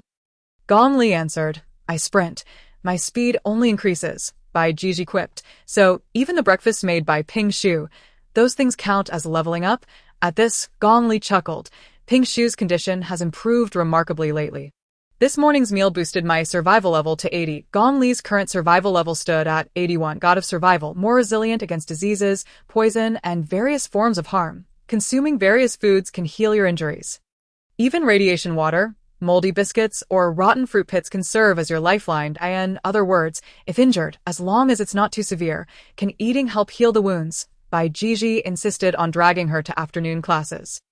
Upon entering a spacious room lined with cushioning mats, she recalled that this was the martial arts class she had registered for. The course was open to all students from classes A to E.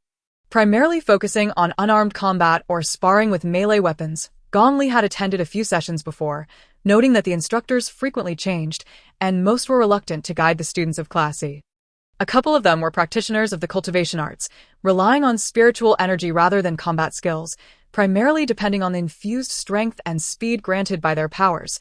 Consequently, Gong Li had often felt disinterested. Signing in only to leave shortly thereafter, to her surprise, upon entering the practice arena, she found Yuan Zhongyu, clad in athletic wear, calling for the students to gather. Gong Li contemplated slipping away, but Yuan Zhongyu spotted her immediately. Waving enthusiastically, Are you here to ask for a leave of absence? Under the gaze of all present, Gong Li replied, I'm here for class. Aren't you the health instructor? Yuan Zhongyu laughed heartily. I'm substituting today. Several instructors for martial arts are currently on assignments. Today's lesson is a sparring session. After signing in, Gong Li received a shield belt from Yuan Zhongyu. This device could create a form of invisible armor. However, the shield wasn't particularly strong. It could prevent minor scrapes and bumps, but repeated strong strikes or sharp weapons would shatter it, making it unreliable for actual combat, primarily intended for novice sparring. The sparring session involved drawing lots for paired practice. Though Bai Jiji spoke little, he quietly repeated Gong Li's name a few times during the drawing. However, the two did not end up paired together. Gong Li was to spar with the bespectacled man from Class A, who seemed somewhat familiar. He appeared to be the one who had previously mocked Lao Ping and other students from Class E in the cafeteria. The bespectacled man recognized Gong Li as well and sneered. Why not switch groups with someone else? Gong Li reassured him, Don't worry, I'm a very gentle woman. The students donned their protective belts and removed their uniform jackets. Gong Li removed her uniform. And Bai Jiji soon discovered that beneath it, she wore several layers of clothing. Raising her hand, Gong Li began to shed her garments one by one, even discarding her shimmering silver-sequined pants. Revealing a pair of shorts underneath, she mused that since this was practice, she ought to forego such attire and assess her true capabilities. However, upon glancing back, she realized that nearly all the trainees were observing her undress. Gong Li frowned and exclaimed, What are you staring at? Everyone promptly turned away, engaging in hushed discussions. Seeing her in such flamboyant outfits every day, I hadn't even noticed. She was quite attractive. Those legs are exceptionally long. You're better than me. I had no recollection of anyone like her in our cohort. Now I certainly do.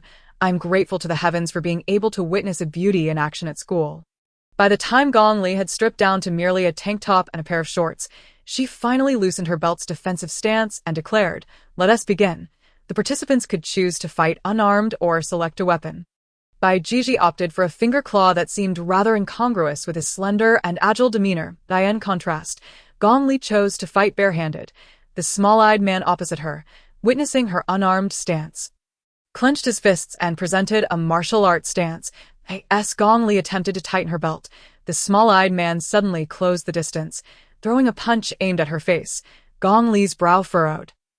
He possessed some skill, His movements were swift, and his stance revealed a background in traditional martial arts. Gong Li's own fighting style had been honed in the unregulated underground boxing rings of a post-apocalyptic subway, emphasizing practicality with a touch of unpredictability and cunning.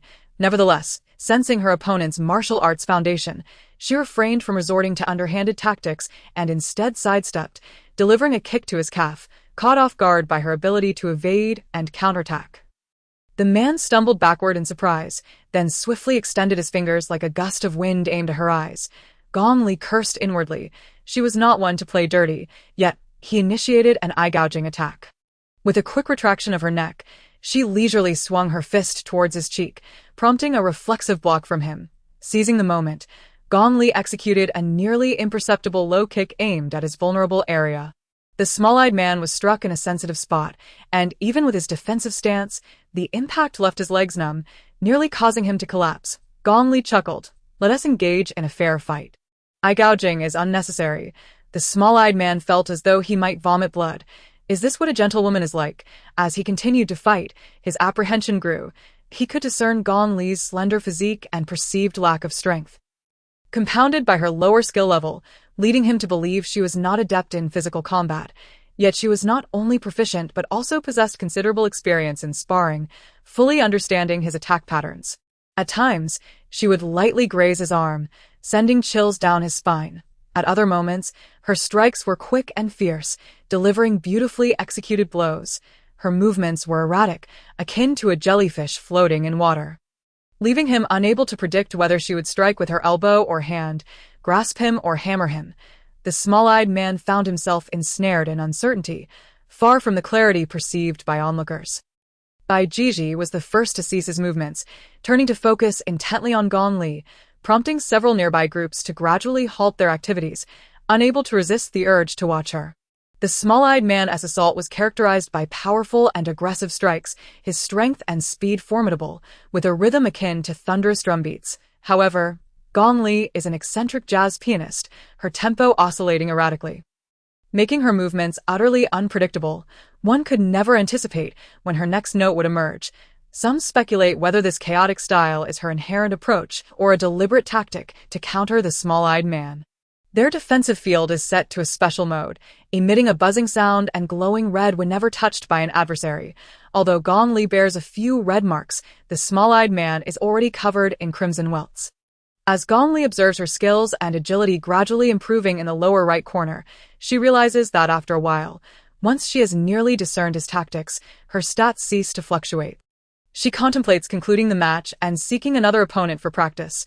Yet, amidst the crowd, the small-eyed man becomes increasingly frantic. Gong Li, feeling disinterested and ready to end the bout, is suddenly struck by a sharp pain in her arm. Despite him seemingly not having hit her, she looks down to see a black long nail spinning, piercing through her defensive field, plunging straight into her arm. The defensive field trembles violently as Gong Li swiftly jerks her arm. But the penetrating nail still carves a deep gash, revealing the mechanical structure beneath her skin. The surrounding students gasp, while some turn away indifferently. Gong Li is momentarily taken aback, shaking off the crimson liquid covering her arm. And with a frown and a smile, she quips, "Is this how you play?" Yuan Chongyu, who is instructing another pair, also turns to observe. The small-eyed man furrows his brow. "Your degree of cybernetic augmentation is so high. And why is the bionic fluid red? Have you implanted some chip, relying on its AI to fight?" Gong Li chuckles. "When you cannot win, you resort to slandering your opponent. Those who bring hidden weapons to class should not project their filth onto others." The small-eyed man senses a shift in Gong Li's tactics, becoming increasingly erratic and denying him any retreat. He hastily dodges, saying, "You are the naive one. Real combat is inherently like this. How can you lack vigilance? I have shown restraint. Had we not been fellow students, I would have ended you." Gong Li smiles. "Is that so?" She raises her hand to grasp at his face, prompting the small-eyed man to retreat. In response, Gong Li fiercely stomps down towards his knee, a force far greater than before. As he buckles and falls backward, she does not reach for a weapon from the titanium rack, but instead grabs the vacuum cleaner resting by the door. She places her foot firmly on his chest, pinning him to the ground, and brings the vacuum down hard onto the small-eyed man's face. Bai Jiji's lips curl into a slight smirk. The small-eyed man's defensive field immediately turns red, and he instinctively shuts his eyes to evade the impending blow. Gong Li, undeterred, continues her onslaught, striking again and again until the defensive field begins to crack. The man with small eyes found his mouth ensnared by a vacuum cleaner.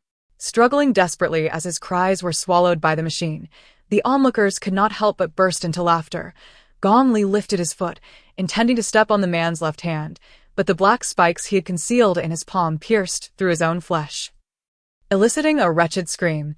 Yuan Chongyu, upon witnessing the blood, approached. The outcome is already determined.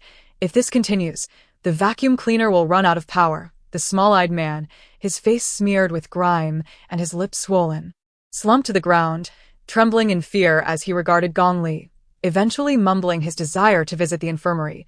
Yuan Chongyu, capable of healing him, chose to dismiss him upon noticing his attempt to flee. Clad in dark athletic shorts and a tank top, Gong Li stretched his limbs like a white poplar, supporting the vacuum cleaner in a posture that seemed almost nonchalant. What shall I do now that my sparring partner is gone? Perhaps I should also rest in the infirmary? Bai Jiji immediately raised a hand to request a new teammate, but Yuan Chongyu interjected, That's simple, I'll spar with you. Gong Li retorted, Aren't you prohibited from physical combat? Yuan Chongyu gestured with his fingers, I can't injure anyone. As long as you're wearing a protective field, I won't be able to harm you. Gong Li, exerting all his strength against the vacuum cleaner, replied lazily with a smile, Nurse, do ensure you don't go easy on me. Yuan Chongyu grasped his collar, declaring, I won't. He then dramatically tore off his sweatshirt and tossed it aside, prompting Gong Li to stare incredulously as he began to remove his pants. What are you doing? Yuan Chongyu proceeded to untie his drawstring. My abilities grow stronger the less clothing I wear. With over 85% of my skin exposed, I reach my peak. She gains strength from wearing more clothes, while he becomes stronger by shedding them. Does he? The surrounding students gazed at the pair preparing to fight. One a slender girl with white hair and fair skin, the other a tall, muscular man with deep skin tone. Such a stark contrast. Gong Li sensed the peculiar attention and, seeing Yuan Chongyu's eagerness to engage her in a grapple, could not help but exclaim, You should hold back a bit. Leave some leeway. Please don't take off your pants. What if you accidentally injure me? Yuan Chongyu pondered for a moment before donning his pants again. True, removing them could lead to injuring you. Gong Li replied, Big guy, I am absolutely convinced you are a pure-hearted fool. But that statement is rather ambiguous. She anticipated further commentary from him, but Yuan Chongyu merely waved dismissively. Everyone, step back. With that, he launched a reckless punch directly at Gong Li in an instant. She believed that he had somehow teleported before her. His wild, swaggering punch, reminiscent of the small-eyed man, combined ferocity with an underlying steadiness. Yet, the small-eyed man ought to witness here the distinction between power and speed, for it reveals a significant disparity. Gong Li had no time to react. She hurled the vacuum cleaner aside and scrambled backward, her long legs clad in knee-high socks scraping against the ground. Yuan Chongyu's fist struck the floor with tremendous force, shattering and denting the wooden surface of the practice room. The surrounding students gasped and recoiled in shock. As the head nurse, Yuan Chongyu is most renowned for his remarkable abilities in healing and suppression, and it is rare to witness him in action. Many perceive his muscular physique as a mere emblem rather than a practical asset. Who could have anticipated that Yuan Chongyu, capable of combat, would possess such prowess? After all, if he were merely a healer, he likely would not have attained his current position. As Gong Li turned to evade, she raised her head just in time to avoid his fist, which, encased in fingerless gloves, grazed her upper lip and the tip of her nose, causing the defensive field to emit a buzzing vibration. Yuan Chongyu, believing he had secured victory with a strike, intended to retreat a few steps to begin anew, only to witness Gong Li twist her body, her hand pressing against his solid arm as she leapt skyward like a graceful white cat. Her toes touched the padded wall, propelling her over him towards the weapons rack. Gong Li seized a western rapier, gripping its supple tip before twisting it backward and releasing her hold, sending the trembling blade hurtling towards Yuan Chongyu. The quivering tip possessed enough force to penetrate the protective field, prompting Gong Li to exclaim, Be careful. Yuan Chongyu swiftly raised his hand, capturing the blade's body and silencing its tremors with a deft motion. Meanwhile, powerful punches surged towards her like descending boulders, but Gong Li evaded with the elegance of a crane. Leveraging her momentum to rise and retrieve a short knife from the ground, striking towards the side of his neck with the precision of a long beak, it was evident to all that she was employing lethal techniques to engage in a serious battle. Though she often appeared careless and unsteady, she remained blissfully unaware of the grace with which she fought, a fluidity honed through combat rather than cultivated poise. In contrast, Yuan Chongyu, though often perceived as foolishly straightforward, exuded an unyielding sense of pressure with every movement. He subtly tilted his head to evade her attack, then deftly maneuvered his large hand to encompass Gong Li's grasp of the rapier. Gong Li paused momentarily, and Yuan Chongyu, equally taken aback, seemed surprised by the softness of her hand. He pressed her hand downward, preparing to twist it, but Gong Li did not withdraw. Instead, she thrust forward as if engaged in a close dance, half of her body sliding into the crook of his arm. The surrounding young trainees felt their faces flush with excitement, and aside from the stark contrast in their physiques and skin tones, their attire could only be described as semi-nude.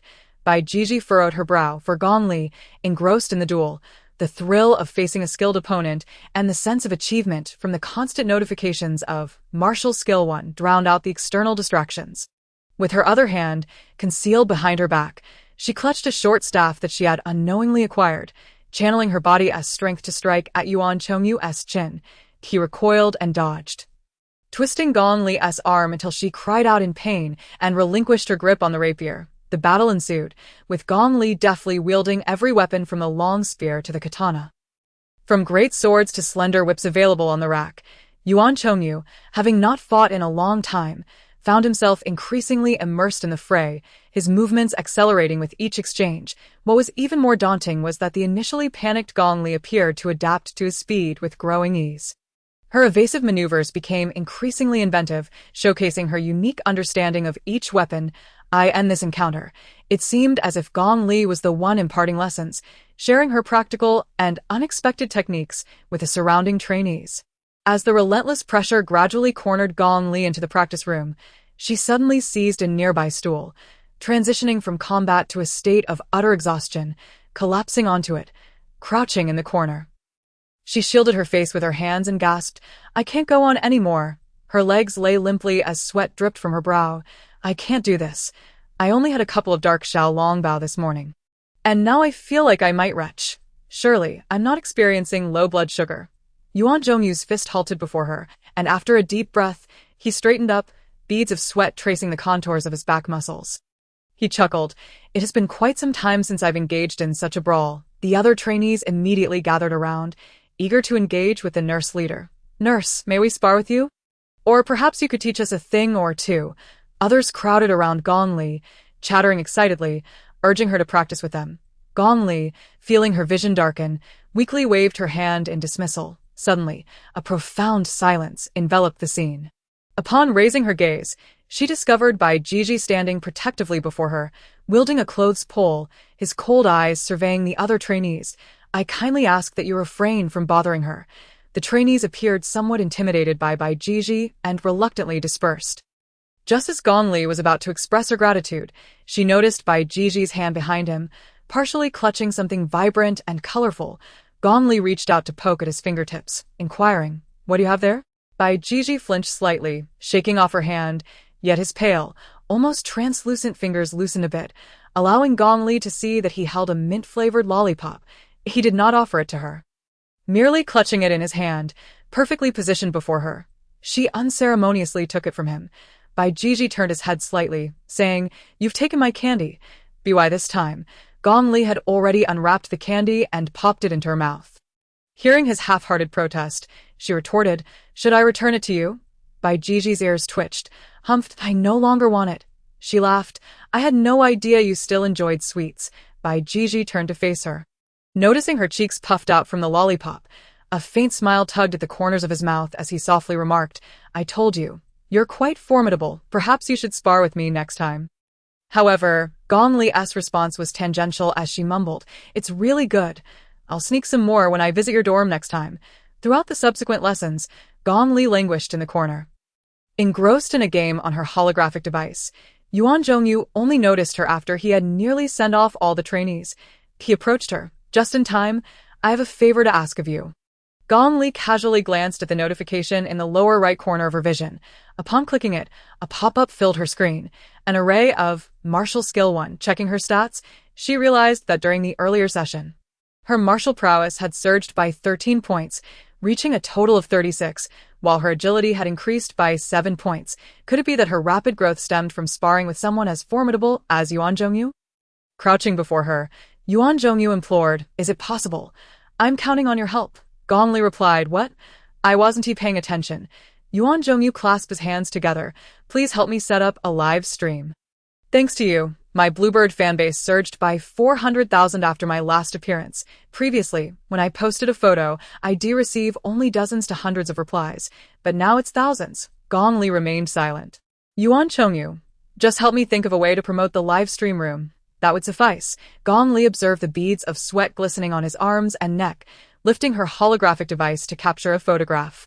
Her eyes, framed by her mask, blinked in surprise. "What?" Gong Li gazed contentedly at the image, appreciating the sight of his robust thighs as he squatted, along with the earnestness of his hands pressed together in supplication. Sucking on a lollipop, she swiped her hand to send the photo to Yuan Zhongyu. "Go ahead and post it. Just caption it with please, and add your live stream room number afterward." Yuan Zhongyu glanced at the image, seemingly oblivious to its appeal, and questioned, "Is this really enough? Gong Li, when will you be going live?" Yuan Zhongyu, "In 5 days, Gong Li. Then we need to send out another post the day after tomorrow." As she spoke, her fingers slightly peeled back a corner of Yuan Zhongyu's mask, revealing his jawline and the corner of his mouth. Chapter 27. Yuan Zhongyu felt a twinge of anxiety. She had already snapped a photo and pressed his mask back into place. "Don't worry. I want to look, but I understand. Everyone has their secrets." She lowered her gaze to the picture, slightly blurred, yet the alluring curve of his jaw and lips was unmistakable. It truly evoked visions of an attractive face. Gong Li forwarded it to him. "Post this image the day after tomorrow. You don't need to say anything. Trust me, your live stream will explode in popularity." Yuan Zhongyu stared in disbelief at his Bluebird account. "Really? I just posted that image, and in just a few minutes, it already has over 4,000 likes." Gong Li opened the comments, which were filled with exclamations. I can't take it anymore. I'll promise you anything. Can you perform a red wine spill on your chest during the live stream? Dude, we, the brothers, are safeguarding your comment section to maintain its integrity. Brothers, stamp out all the inappropriate comments. No lewdness allowed, I repeat. No lewdness. Yuan Zhongyu looked at the rapidly scrolling comments, lunged toward Gong Li, pinned her against the wall with his arm, and dropped to one knee. "Master Gong Li, teach me. Whatever you desire, I will grant it." Gong Li nearly laughed herself to death. Only he could transform a wall slam into a plea for mercy. Contemplating her swiftly rising skill level, she replied, "Well then, make sure to practice with me again when you have time. But remember, no matter what happens in the live stream, absolutely do not reveal your face." Yuan Zhongyu nodded. "Of course I won tea. At the House of Seamen, the Women's Wardrobe." Chapter 31. Gong Li began putting on her uniform and tidying up. She planned to visit the library to study that evening. Yuan Zhongyu pressed a button on the wall, and the room, which had been shattered during the battle, reverted to its original state after a burst of light. He donned a hoodie, and when Gong Li turned around, she was surprised to see him holding his mask. As she turned back, she caught sight of the fluffy head emerging from the collar of his garment. He casually brushed his tousled hair before reaching for his mask, only to realize Gong Li was watching him. "Gong Li, why did you suddenly take off your mask again?" Yuan Zhongyu blinked. I was afraid the fangs and sharp edges of the mask would tear my clothes. Recently, I find myself lacking the funds to purchase clothing. The reasons are rather simple. Gong Li had previously contemplated that typically those who wear masks either possess extraordinary beauty or bear scars upon their faces. The masks are imbued with their intricate emotions and backgrounds and must not be carelessly removed in public. However, Yuan Zhongyu does not fall into either category. It would be inaccurate to say he is unremarkable. He is indeed strikingly handsome. His features are characterized by wild and intense contours. His shoulders and waist evoke a visceral response. And his visage is so alluring that it surpasses mere physicality. truly remarkable indeed.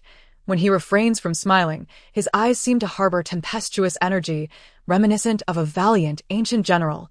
Yet, the quandary lies in his smile, when he grins. His dark brows appear somewhat tousled and uneven, revealing a hint of boyish white teeth. Upon closer inspection, his cheeks seem slightly plump, as if he is in the transitional phase from boyhood to young adulthood. When he smiles from the depths of his heart, it radiates a sunny disposition, perfectly matching his silly laughter. It is a visage that embodies neither suffering nor melancholy, but rather the cheerful face of a carefree optimist. Gong Li furrows her brow. Why do you wear a mask? Yuan Chongyu does not seem to mind revealing himself before her. I run around exposed every day, engaging in those performances. It's quite embarrassing. If I do not cover my face, wouldn't I be recognized wherever I go and be asked to perform a strip act? Gong Li realizes, you actually understand what it means to be embarrassed. Yuan Chongyu's ears turn crimson. Of course I do, but what can I do? This is simply my talent. If I were to don long sleeves and pants along with a scarf, I wouldn't even be able to cure a severe cold. Initially, I attempted to wear less, but eventually, Lord Gondeng opened my mind. Yuan Chongyu continues, he said, if one must run around exposed, then covering the face would suffice. Gong Li gives a thumbs up. I misunderstood. I thought Gondeng was a respectable person. By the way, you refer to him as Lord. What position does he hold in the faction? Yuan Chongyu scratches his face and replies, he is one of the most powerful figures in the current faction. You can think of it that way. If you remain in the faction, you will inevitably meet him. Yuan Chongyu is quite busy himself, finding time to practice with her only in the dead of night. However, the entrance to the island where their dormitory is located has restricted access times to the faction headquarters. Gong Li discovers that she cannot use room within the dormitory, suspecting that the building is not part of the faction. Yet, near the entrance of the island, she can use room to teleport to locations previously stored in her pages. On her return, she can conveniently teleport to the late-night kitchen, swiping a couple of mutated cauliflowers or meat patties to provide ingredients for Ping Shu's breakfast the following day. She feels entirely justified in her acts of culinary thievery, as this place forces them into compulsory service without any income. Students must even pay for their meals in the cafeteria, were it not for the fear of repercussions. She would be inclined to empty the kitchen. Nevertheless, her survival metrics have recently ceased to rise, and consuming Ping Shu's meals no longer seems unpalatable. Rather, she has begun to discern subtle and complex flavors. Leaving her feeling invigorated afterward, I ask this the level of the god of survival. Gong Li seeks out Yuan Chongyu mostly during the late hours, around 1 or 2 o'clock. Yuan Chongyu exchanged his light brain account with her, never arriving late. Occasionally, when Gong Li did arrive, he would be slumped over on a bench, exhausted, bubbling with sleep, or clumsily tapping away on his light brain with a single finger to reply to comments. Gong Li would also bring some equipment along, sometimes borrowing ancient heavy armor from the equipment room, other times a sandbag. Today, she donned an old power armor that was not plugged in, struggling to propel herself within its bulky confines. Yuan Chongyu could see the beads of sweat glistening on her skin through the gaps in the armor. You arrived earlier than I did today. Have you already started training before I got here? He inquired. Gong Li lifted her visor, her short bangs plastered to her forehead, her eyelashes drenched in sweat. Yes, I was hitting the sandbag. Yuan Chongyu could distinctly perceive that Gong Li was rapidly growing stronger, almost progressing by leaps and bounds each day. From initially being unable to control her punches in the cumbersome armor, she had evolved to the point where she could pivot and block. Retreating swiftly, her speed in pursuit was somewhat astonishing. The notion that she had initially been rated as AD was utterly implausible to him. He relished the exhilarating battles with her, often losing track of time until the small horn blared, reminding them that if they didn't return to the dormitory, they would face a reprimand. Hurry, little one, or the homeroom teacher will turn you to ash. The ringing of her light brain interrupted Gong Li's movements. Oh, it's already 2 a.m. I need to return some books. I must leave early.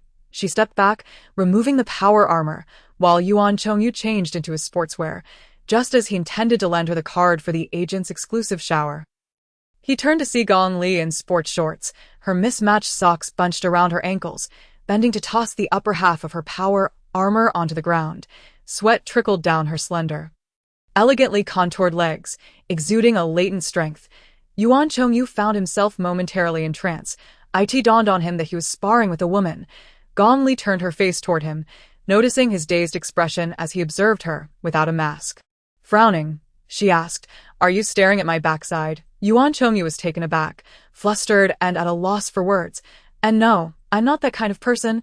I just realized you're a woman." Gong Li responded with a silence that spoke volumes. He, oblivious to the inappropriateness of his words, gave her a thumbs up. "Women are truly remarkable. You don't even smell when you sweat." Gong Li retorted, "Good thing I didn't just discover that you're a bit foolish." With a hint of camaraderie, she added, "Considering I've had my fair share of glimpses at your backside, we're even." Yuan Chongyu blinked, perplexed. "What?" Gong Li slipped into a long hoodie that reached mid-thigh, pulling up the hood and shouldering the parts of the power armor. While holding her change of clothes in hand, she waved him off. "I'm leaving."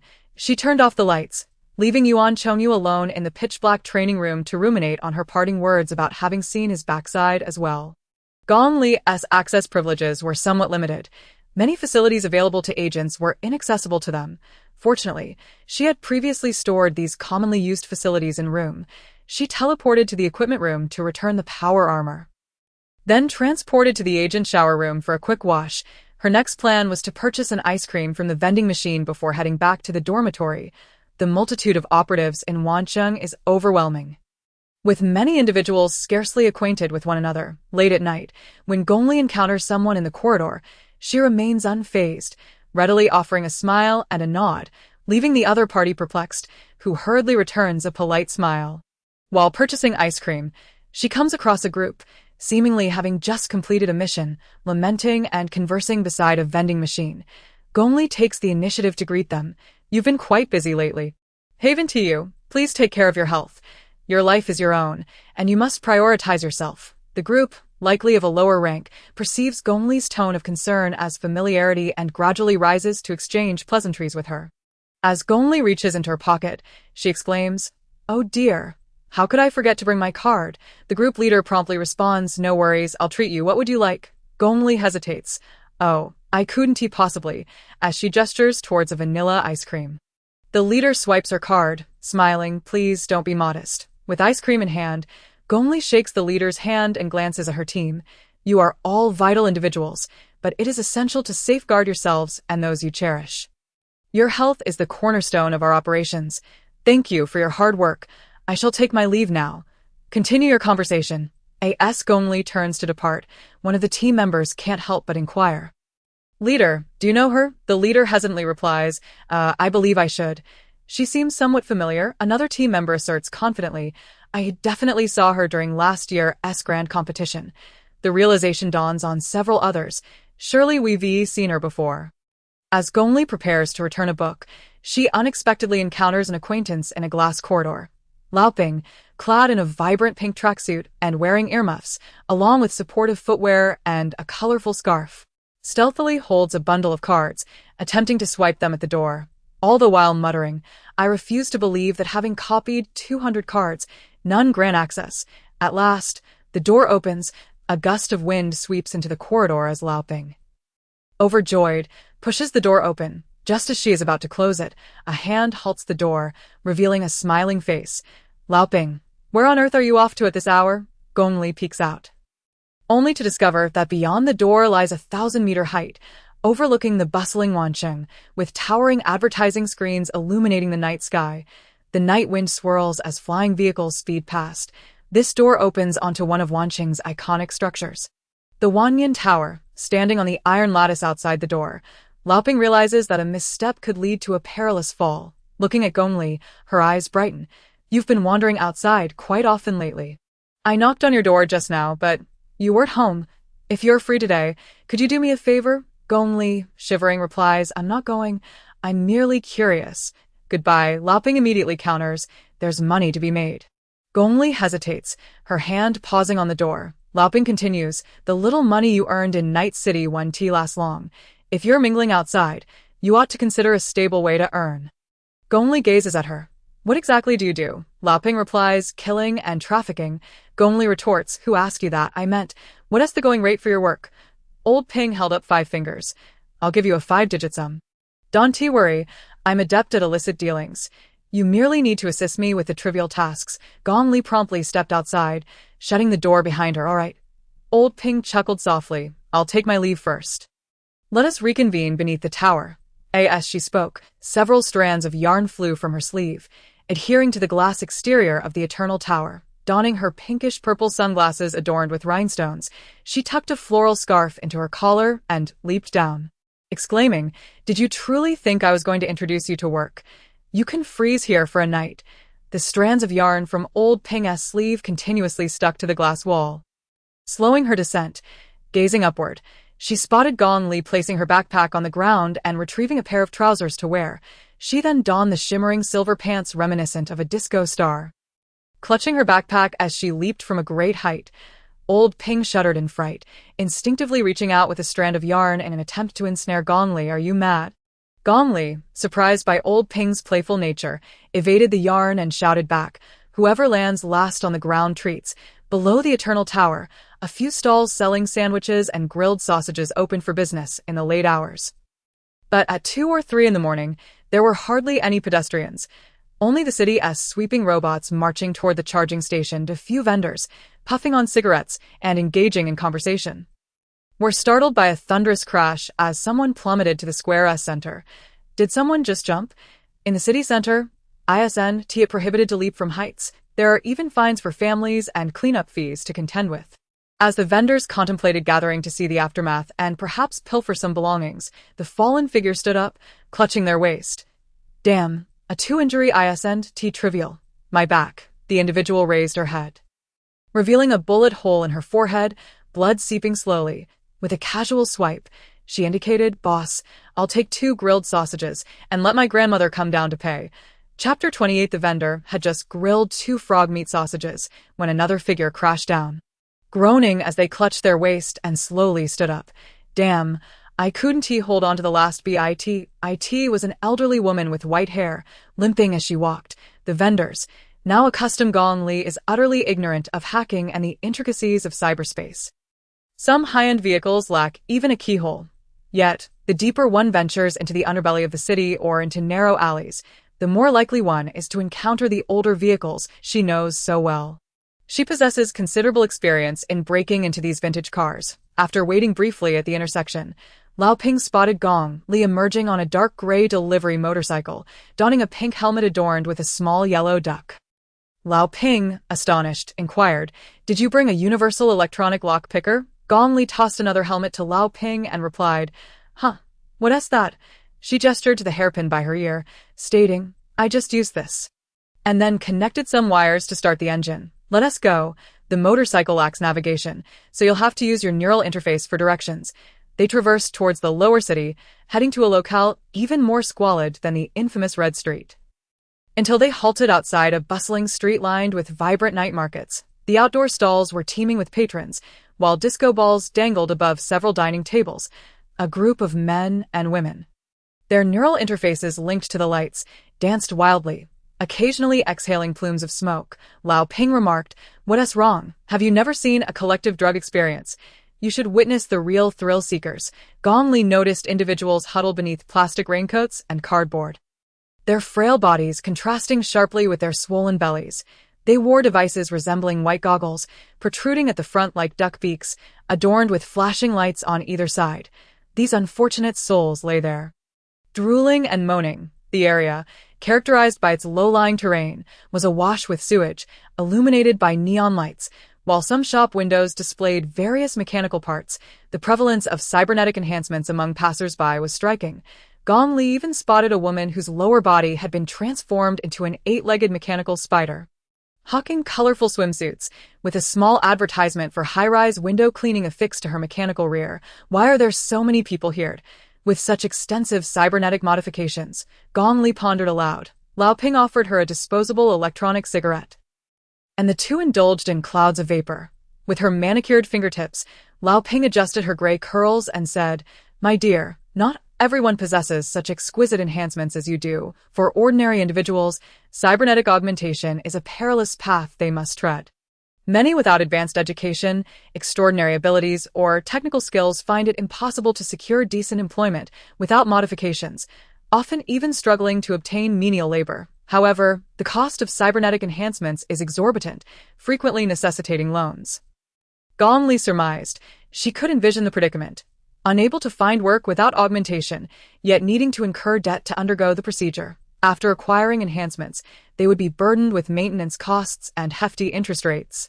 High-tech companies would benefit from efficient cyborg employees while simultaneously cultivating a clientele ensnared by debt. The cheaper enhancements inevitably lead to various ailments and complications, requiring further medical intervention or replacement with additional cybernetics until they become unrecognizable and can no longer afford the upkeep of their augmented bodies. Relegated to the unseen gutters of society, Lao Ping kicked a tin can by the roadside, declaring, "This is the Iron Man district of Wanqing." We refer to these individuals with shabby augmentations and extensive modifications as Iron Men. After the era of body modifications faded, many low-end part shops on the ground were cleared out and shifted underground. Renting a space in such locations is quite economical. Gong Li parked her motorcycle at an intersection, and Lao Ping disembarked with her, entering a dilapidated skyscraper that loomed over the city. After taking a few steps, Gong Li's gaze fell upon an advertisement for the duckhead-shaped dark glasses, named Metaverse Brain Machine. Affixed to the wall, however, this was not a direct sales advertisement. Rather, it advertised second-hand and maintenance services. Gong Li furrowed her brows upon noticing the half-faded logo of Ruei Group on the side of the Metaverse Brain Machine. Was this product developed by Ruei Group? Lao Ping urged her to hurry. Come on, the underground of the dilapidated building housed a vast sunken sports arena, filled with a clamorous audience, instead of grass. The arena featured intricate tracks and various goals emerging from every direction. Lao Ping led her downwards, straight to the athlete's preparation room beneath the stands. "You mean your chip-embedded arm was stolen?" Lao Ping exclaimed as she sat on a bench in the preparation room, staring at a half-mechanical man before her, who stood at nearly 2 meters tall but was missing an arm and a leg. Several staff members brought over a sling and hoisted him onto the repair table. The man was adorned in a peach-colored prosthetic, his face brutally mangled, with a shattered electronic eye embedded in his bloodied eye socket. He quivered his lips. "I know my chip expired 3 days ago. I should have returned it, but the collection agents like you hadn't arrived yet, so I thought I'd play one more match, but I had an opponent who shared the same shoulder interface specification as me. He suddenly attacked me from behind, snatched my arm, and installed it on himself." He gestured towards the glass window, where people raced along the track, battling fiercely with various weapons over a metal ball. Among them, a tall man garnered the loudest cheers. He was entirely mechanized, his body adorned with colorful components, devoid of hair, his skull encased in a steel plate. The massive characters Xian Gui were etched onto the back of his steel spine, and his left arm was a peach-colored mechanical limb, wreaking havoc on the field, drawing forth a wave of applause. It seemed that this arm had been stolen from the man before her. The man, whose face was gruesomely disfigured, retrieved a small chip from his remaining arm. "This is the only chip I've left." Lao Ping was infuriated. "This is a pair of chips, akin to buying socks. One is utterly useless. How about I just leave you with one egg instead?" Just as she was about to take it, Gong Li, who had been idly observing, reached out and snatched the chip. Inspecting it under the nearby light, Lao Ping frowned. "What's wrong? You understand this?" Gong Li scrutinized the markings etched onto the chip. "Did the creator send you to retrieve this?" Lao Ping replied. "Sort of." Gong Li held the chip up to the light and noticed a cute, devil-horned face etched on its surface, accompanied by the letter C. The design bore an uncanny resemblance to the sticker on the chip in her own mind. Gong Li murmured, "Take me to meet the creator of this chip." Lao Ping laughed. "What? That's impossible. I'm a well-known collection agent in this circle. How could I possibly expose my boss's information?" However, her voice lingered. "If you can retrieve that half, I might be inclined to share some information with you." Gong Li turned his gaze towards the arena, where the pink-armed Xian Gui was waving. "Once he exits the stage, I shall proceed to obtain it." "Impossible." Gong Li heard a familiar voice and turned around. Sister Luo, clad in a purple suit dress and donning a butcher's apron, wielded a welding gun, her half-scarred face unchanged. "Each lounge has restricted access. You cannot simply waltz in. Moreover, shouldn't you be diligently studying at Fangdi? What brings you here, mingling with the likes of Ping Zhaodi?" Lao Ping glanced at Sister Luo with surprise, then at Gong Li. Scoffing, she remarked, Luo, long time no see. Sister Luo approached the repair table, deftly slicing open the man's bloodied half-face, addressing Gong Li. Although Lao Ping does not engage in underhanded dealings, she has stirred up trouble and is a wanted target of Fangdi. If you aspire to be associated with Fangdi, steer clear of her, Gong Li chuckled. Are you aware that she is now my classmate? Sister Luo's eyes widened as she looked at Lao Ping, laughing uncontrollably. Well, Ping Zhao Di, from rebel leader to court lapdog. Huh. Lao Ping tidied her hair, gave Sister Luo the finger, and turned to Gong Li, setting aside the fact that we cannot access Xian Gui's lounge. He is surrounded by numerous bodyguards, and I must deliver within 2.5 hours. Matches often go into overtime, and 2.5 hours may not suffice. Gong Li shrugged. Lao Ping pulled out a handful of sunflower seeds from her pocket and sat on a nearby bench. 2 options. Either I handle this myself, paying you 2,000 tongbi and we part ways, leaving you without the information you seek. Or you can participate in the match, help me detach his arm and throw it to me, and I will divulge the information. 2,000 tongbi, damn. Are you trying to insult me? Gong Li pondered. I could give it a shot, but on the condition that I keep this existing chip. If you wish for a pair, it will cost you 30,000 tongbi. Lao Ping's eyes widened. How much? 30,000. Now that's truly underhanded, Gong Li grinned. You are bound to earn far more than 30,000 this time, and after years of being a collector. Failing to retrieve it would tarnish your reputation. The news of Lao Ping joining Fangdi might spread as a result. Lao Ping silently mouthed a greeting to Gong Li, gritting her teeth. 30,000. It's a deal that I expect to see the goods in 2 hours, the man with a shattered face observed as the 3 women, each diverse in age and demeanor, concluded their discussion, then raised his hand. So, what do I need to do? Lao Ping kicked him, exasperated. You need to lie here. If she fails to retrieve it, I shall carve you up for the debt. There's a certain singer who drinks a bowl of testicle soup mixed with raw eggs every morning, and he would pay handsomely for such. The man choked, unable to hold on to his remaining leg. He merely tugged the surgical drape down to cover himself. Sister Luo completed the emergency treatment for the man before gesturing to Gong Li. Come, over here. Gong Li followed Sister Luo into the partition. As Sister Luo turned to close the door, she grasped Gong Li's arm and cautioned, Do not act recklessly. This is an underground league, and the proprietor holds dominion over several cities' events. Lao Ping is apprehensive about offending anyone, which is why she has urged you to enter the fray. Should you decide to participate, you must adhere to the rules of the game. I advise you to reconsider. Gong Li presented the chip from her left hand to Sister Luo. Under the light, Sister Luo discerned the malevolent demonic visage emblem and the letters inscribed upon it. Falling silent, Gong Li remarked, Lao Ping must have ties to this TC. You recall the chip implanted in my mind. With a sigh, Sister Luo, in her high heels, led her deeper into the desolate corridor of the repair room. This space resembled an auto repair workshop. She approached a room within, pressing a button. Gong Li witnessed a mechanical body descending slowly from above. The mechanical form appeared to be that of a petite female, the structure below the neck enveloped in a silvery metallic shell, intricately etched with images of swimming fish and koi, from the scales to the ripples, detailed to perfection. One could also glimpse the air pumps and hydraulic systems beneath the shell at the joints. Along with the muddied remnants and bloodstains in the crevices, Sister Luo approached the suspended prosthetic and explained, My side venture has always been as a Pro 2169 model silverfish prosthetic, right arm.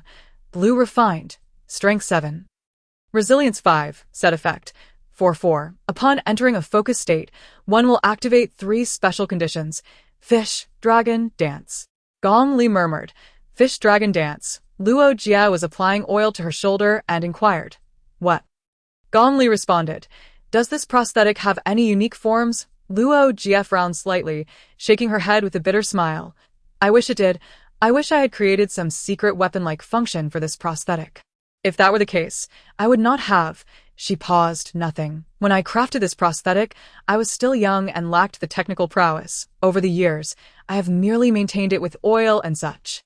It seemed that this prosthetic, like certain equipment, possessed effects that only she could utilize. Each added attribute was substantial. Her limbs effectively functioned as 4 pieces of equipment, indeed bestowing her with considerable power enhancements.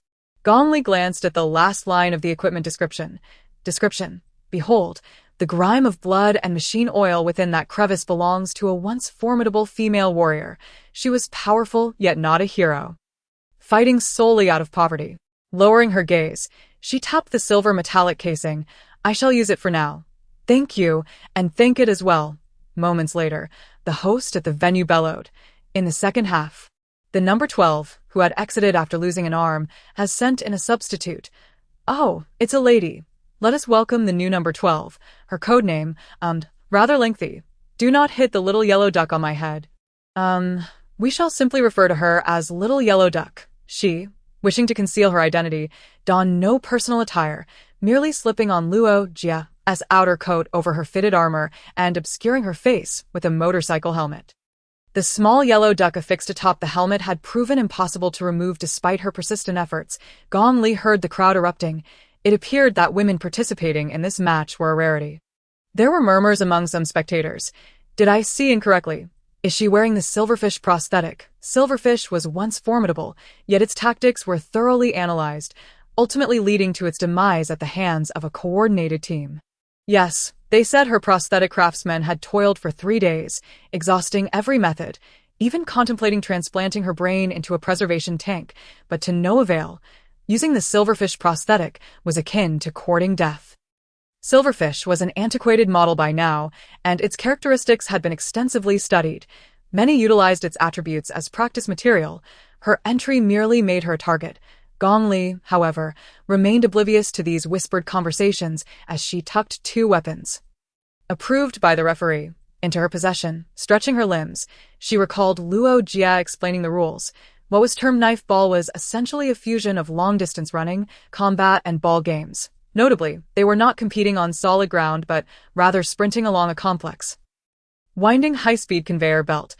Any moment of pause or an unstable landing after a jump could result in being flung off. In the midst of an unrelenting sprint, the competitors fiercely vie for the iron ball, hurling it into the randomly appearing hoops scattered across the arena. However, the challenge lies in the fact that this ball is not merely an inanimate object. It rolls, spins, and can even inflict harm upon the players with its mechanical form.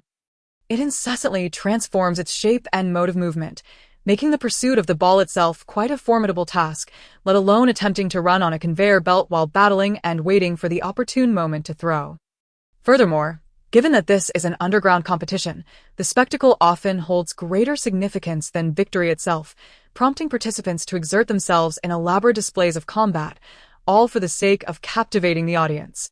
For instance, the tortoise's grasping of another's arm serves little practical purpose and is primarily a performance, adorned in a myriad of colorful prosthetics. This is his distinctive feature. Mayuri has no intention of engaging in a conventional game. Her sole objective is to seize contestant number 17, the tortoise, and tear off his arm before exiting the arena. As she enters the fray, a brief intermission allows competitors to swiftly adjust their prosthetics in the workshop below the stands. Preparing to return to the field in a mere 15 seconds, let us commence the countdown. We also extend our hopes for the freshly minted participant, the Little Yellow Duck, whose historical record stands at a dismal 0. May she be spared from being reduced to mere scraps within the next 3 minutes. The countdown begins. In the starting lane where Mayuri stands, the conveyor belt accelerates. She propels herself forward, matching its speed.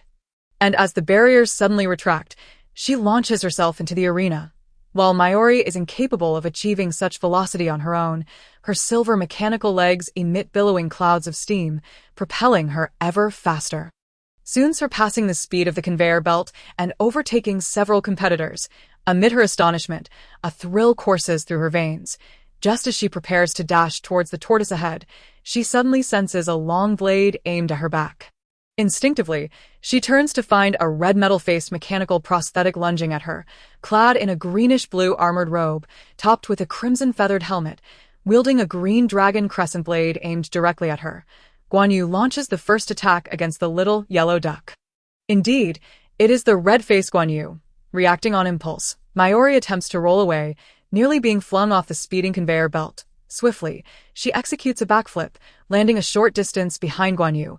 The host exclaims with excitement. Guan Yu has always been the tortoise's right-hand man, frequently teaming up with him to ambush opponents. Mayuri chuckles. In that case, he ought to be called Schwanda, not tortoise. To her surprise, her words resonate throughout the arena. Are they recording audio here? Laughter erupts from the stands. Indeed. How come their ISNTA Zhang Fei included? Notably, I see a competitor with a black prosthetic in the back, who bears a striking resemblance. The host remarks, the duo's collaboration may be underhanded. But regrettably, it is not against the rules. Moreover, the original owner of this prosthetic, Silverfish, met a tragic demise under a multi-pronged assault. As Mayuri dashes a few steps along the conveyor belt, Guan Yu runs backward. His green dragon crescent blade slicing through the air with ferocity. He thrusts several times towards Mayuri, yet she skillfully evades, leaping high and delivering a sharp kick towards Guan Yu's red visage. Guan Yu hastily lifted her blade to block, but little did she expect that Gong Li was anticipating this moment. She deftly stepped onto the long handle of the Qinglong Yanhua Dao, propelling herself towards Guan Yu with surprising speed. Just as Guan Yu believed Gong Li was about to reveal the steel blade on her arm, she suddenly drew forth a crystal slipper. Gong Li proclaimed loudly, "Let us recount the 77th chapter of the Romance of the Three Kingdoms, where the divine presence of Guangong manifests at Yanquan Mountain, and Cao Cao experiences divine inspiration in the city of Luoyang as Guangong travels by night to Linju, only to be captured by Wu's general, reuniting father and son." With that, Gong Li forcefully hurled the slipper at Guan Yu's face. While she succeeded in her strike, she realized that despite reciting such an elaborate passage, the 200 enhancement value of the slipper had not increased. Guan Yu tilted her head, furrowing her brows as she looked at Gong Li, and with a piercing voice exclaimed, "Are you belittling me by striking me with a slipper? This Guan Yu is a woman." Yet, Gong Li's slipper possessed formidable enhancement only when striking the faces of male opponents. A miscalculation indeed. As the Qinglong Yanhua Dao struck again, Gong Li swiftly dodged, aiming for the belt of Guan Yu's armor, then launching a kick to her back. Just as her steel blade emerged, Guan Yu, seemingly prepared, raised her arm to block and scoffed, "I know the various attributes of the Silverfish prosthetic all too well. A relic like you should have been discarded long ago." So, the formidable strength and agility were merely remnants of an outdated model. No wonder. In these times, those without wealth relied on mutation, while the affluent depended on enhancements. One must possess either superpowers or the financial means to procure a complete prosthetic body. Gong Li delivered a series of angled kicks, and while Guan Yu managed to block the initial strikes, she soon found herself overwhelmed. She surmised that the Silverfish prosthetic must have been employing techniques from its heyday, yet this little yellow duck's attacks were erratic and devoid of pattern, yet astonishingly potent. A resounding crash echoed as onlookers turned to witness the little yellow duck contestant had indeed knocked Guan Yu down, causing her crimson-masked face to grind painfully against the friction between the conveyor belt and the outer rail of the racetrack. The rail remained stationary, yet the conveyor belt surged forward. The protruding edge collided with Guan Yu's metallic red visage, leaving a series of indentations as she cried out in agony. The others, momentarily neglecting the contest for the iron ball, were puzzled as to why Guan Yu did not struggle. After all, she was no weakling. And this suppression must surely be temporary, only to discover that Gong Li had discreetly concealed a specialized surgical scalpel for prosthetic technicians between her fingers, the narrow blade piercing into the back of Guan Yu's thigh, entangling a few delicate threads and fluid conduits. Guan Yu, paralyzed with fear, lay there, her face scraping against the ground in excruciating cries. This little yellow duck was no mere substitute rookie. Perhaps she lacked a record in the knife ball competition. But who could tell if she was not a master in underground boxing or weapon contests? How could someone from such a destitute background as number 12 afford such an ally? The announcer's voice resonated through the venue. "Oh, the little yellow duck has managed to subdue Guan Yu. Let the drone zoom in for a closer look." It became evident that the little yellow duck wielded a surgical scalpel and a slipper. Meanwhile, ahead, the Xiangui had seized the ball, yet to everyone's astonishment, the ball began to accelerate in the opposite direction, hurtling towards the little yellow duck.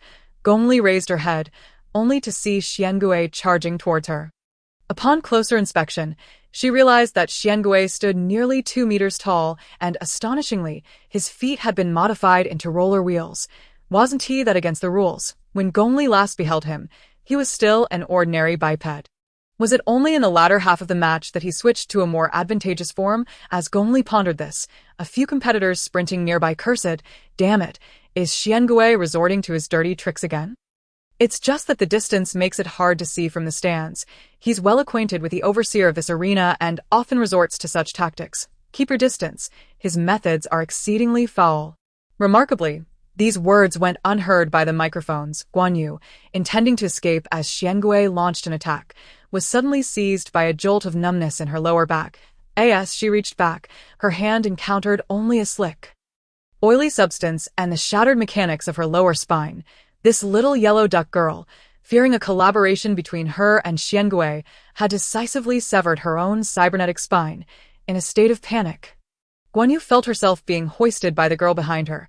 The yellow duck intended to use her as a shield. How foolish. Xiangui would never. Overwhelmed by fear, Guan Yu cried out to the approaching Xiangui. "Brother, no, please, it hurts." In that moment, Gong Li was engulfed in darkness, the metallic taste of blood flooding her mouth. She looked down to see Xuangui's right hand transformed into a drill, penetrating Guan Yu's armor and body, striking her own chest plate with a resounding dent, accompanied by a piercing drilling sound and sparks flying everywhere. Wait, do other cyborgs or prosthetics have internal liquid that is turquoise? Then, is her blood red? A rarity among cyborgs. Otherwise, why would the host immediately assume she was flesh and blood upon seeing red blood? The spectators were as astonished as the host. The torso is corporeal. Where would the core power come from? Generally, one would prefer to first augment the spine and abdomen. In this highly competitive underground arena, who would dare to take the stage without full-body modifications? So, she just killed Guan Yu relying solely on her partially original body? That's outrageous. Today, many witnessed it. Xuangui's favorite performance is to tear apart opponents, and if he were to shred a flesh and blood body, it would undoubtedly cause an internet sensation. The director at the venue quickly commanded the drone to fly toward Gong Li and Xiangui. Xuangui's brutal takedown compilation has always been a tremendous hit online. He is well aware of this fact. Apart from the sheer bloodshed, he often employs exceedingly cruel methods to torment his adversaries. This little yellow duck girl, though agile, had blood flowing down her chest, and her coat flared as she moved. In contrast, the slender surgical knife in her hand appeared as fragile as a toothpick before Xiangui's powerful fists. As the drone approached, lights from various stands illuminated Gong Li. She regretted not wearing her laser coat. Although it might have revealed her identity, the light would have allowed her to utilize some randomly occurring abilities to seek an opportunity for a counterattack. Now, she could only rely on herself. Meanwhile, in the dimly lit stands, the high passageway outside was shrouded in darkness. Two men clad in narrow-sleeved robes and cloth shoes, donning hoods and veils, had scarves billowing in the wind. One of them walked toward the elevator. "Baiji, it's time to leave this low-tier competition behind. Your match is about to begin." Chapter 30. Baiji pulled down his mask, sprang onto the scaffolding outside the stands, and turned back, saying, "Second, let them wait." He gazed at the screen in the arena, which displayed the woman in the little yellow duck helmet, blood spilling from her chest as she fought back fiercely. Her movements reminiscent of a cat or an eagle, her fingers deftly twirling the surgical knife, swiftly stabbing at her foes. Having faced thousands of opponents, Baiji couldn't recall their faces, but would forever remember their fighting styles.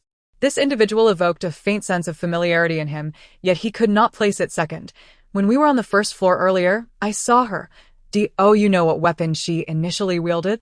Baiji let out a light snort. "Second, a slipper. A plastic slipper. Ha ha ha. It's hilarious. It was useless to strike with that. Who knows what she was aiming for? The lower tier matches aren't broadcasted like those of the mid-tier and above, so no one would see her antics. However," Baiji suddenly turned back. "What? Say that again." Second blinked. "A slipper. That particularly tacky crystal plastic slipper." Baiji chuckled in the dimly lit corridor of the scaffolding. "You mentioned a slipper. Such a memorable weapon. Now I recall. Indeed, there is such a person, a rather bothersome one." The second brother was taken aback. "You won't go mad after just a few glances and rush out to pick a fight, will you? Are you trying to let the whole world know you came to a place like this for a match?" Baiji, with his hands behind his back, was merely a silhouette in the darkness, tilting his head with a frivolous smile. "Not at all. I could crush her with just 2 fingers. I'm just here to watch the Sea-Man's abode, in the women's wardrobe." Chapter 34. The second brother urged him to leave. But Bai Ji lingered, watching. Although the little yellow duck lacked both strength and speed, her martial skills were exceptional and cunning. She gradually gained the upper hand not through explosive force or fervor, but by astutely analyzing the 2-meter-tall behemoth before her, identifying flaws such as the modified roller-like feet that had lost their grip, making wide movements or sprints prone to overreach. The slender knife in her hand had grazed Xian Gui's shoulder or upper arm several times. Yet she had refrained from striking, even ensuring that Xian Gui remained oblivious to her feints. It was as if a butcher was merely toying with his prey before the actual slaughter. Bai Ji found this perplexing. Her approach was hardly lethal. Suddenly, the little yellow duck darted past like a starling skimming the water surface. And the instant Xian Gui lunged, she slipped beneath his arm, her delicate surgical knife carving an arc in the air like a crescent moon. She pivoted, grasped his arm, and with a fierce step onto Xian Gui's shoulder, she yanked with all her might. With a sickening rip, Xian Gui's entire arm was wrenched free from his shoulder, bluish-green fluid spraying everywhere. The audience erupted in a frenzy. Some who understood the art recognized that Gong Li was gradually familiarizing herself with the fight and gaining dominance. Yet many were merely there for the spectacle, exclaiming in astonishment, "How did she suddenly turn the tables? When was the last time Xian Gui was injured like this?" Indeed, it was because he had never ventured into higher levels of competition, instead choosing to flaunt his prowess in this arena. He probably understood that if he ascended, he might very well have his skull crushed. Wow, that was incredible. I want to see the replay. Will they sell the footage?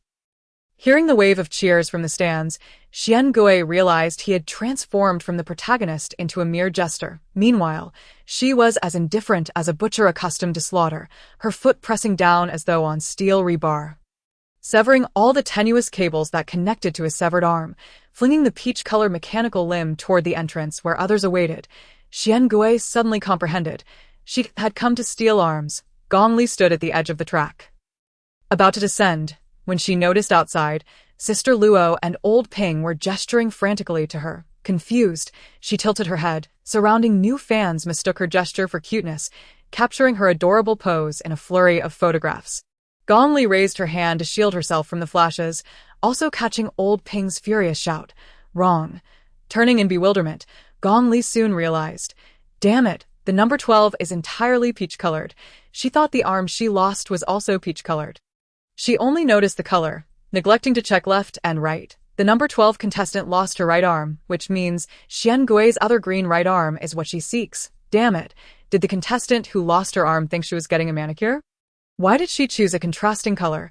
And it was equally ridiculous for Xian Gui, with his multicolored limbs, each arm a different hue.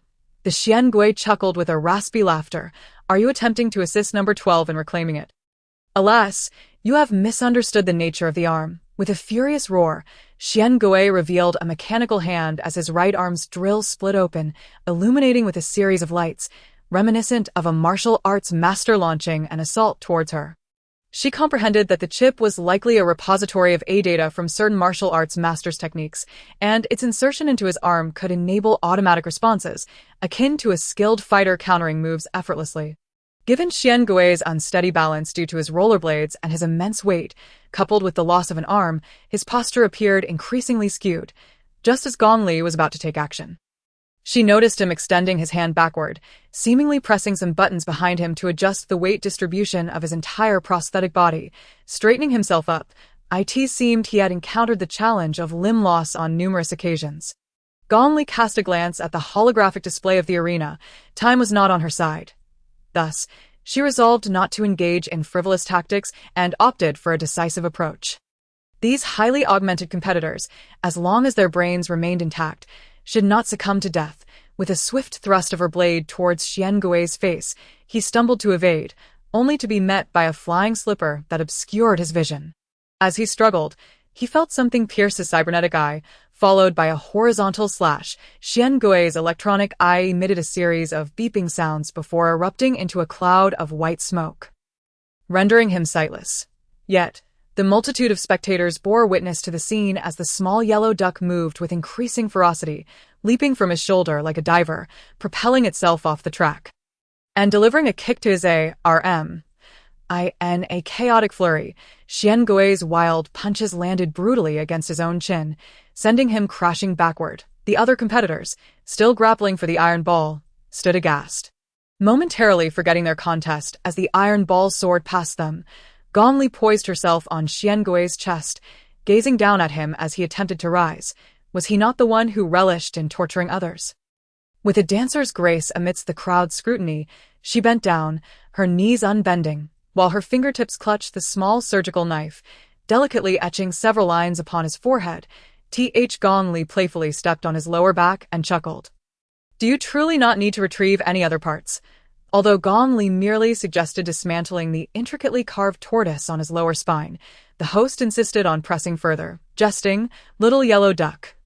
There's no need for you to specifically strip him of his trousers.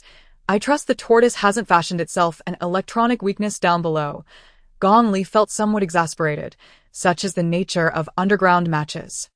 Yet the audience relished these exchanges, laughter crashing like waves, threatening to lift the roof off. With the tips of her shoes brushing against the tortoise's forehead, Gong Li leapt onto the railing outside the track. Exclaiming, indeed, the crowd erupted in laughter, one person remarking, "Why is the host stopping her? I was quite eager to see her become a master egg scrambler." However, the host, in an urgent tone, interjected, "Is Little Yellow Duck planning to exit the stage?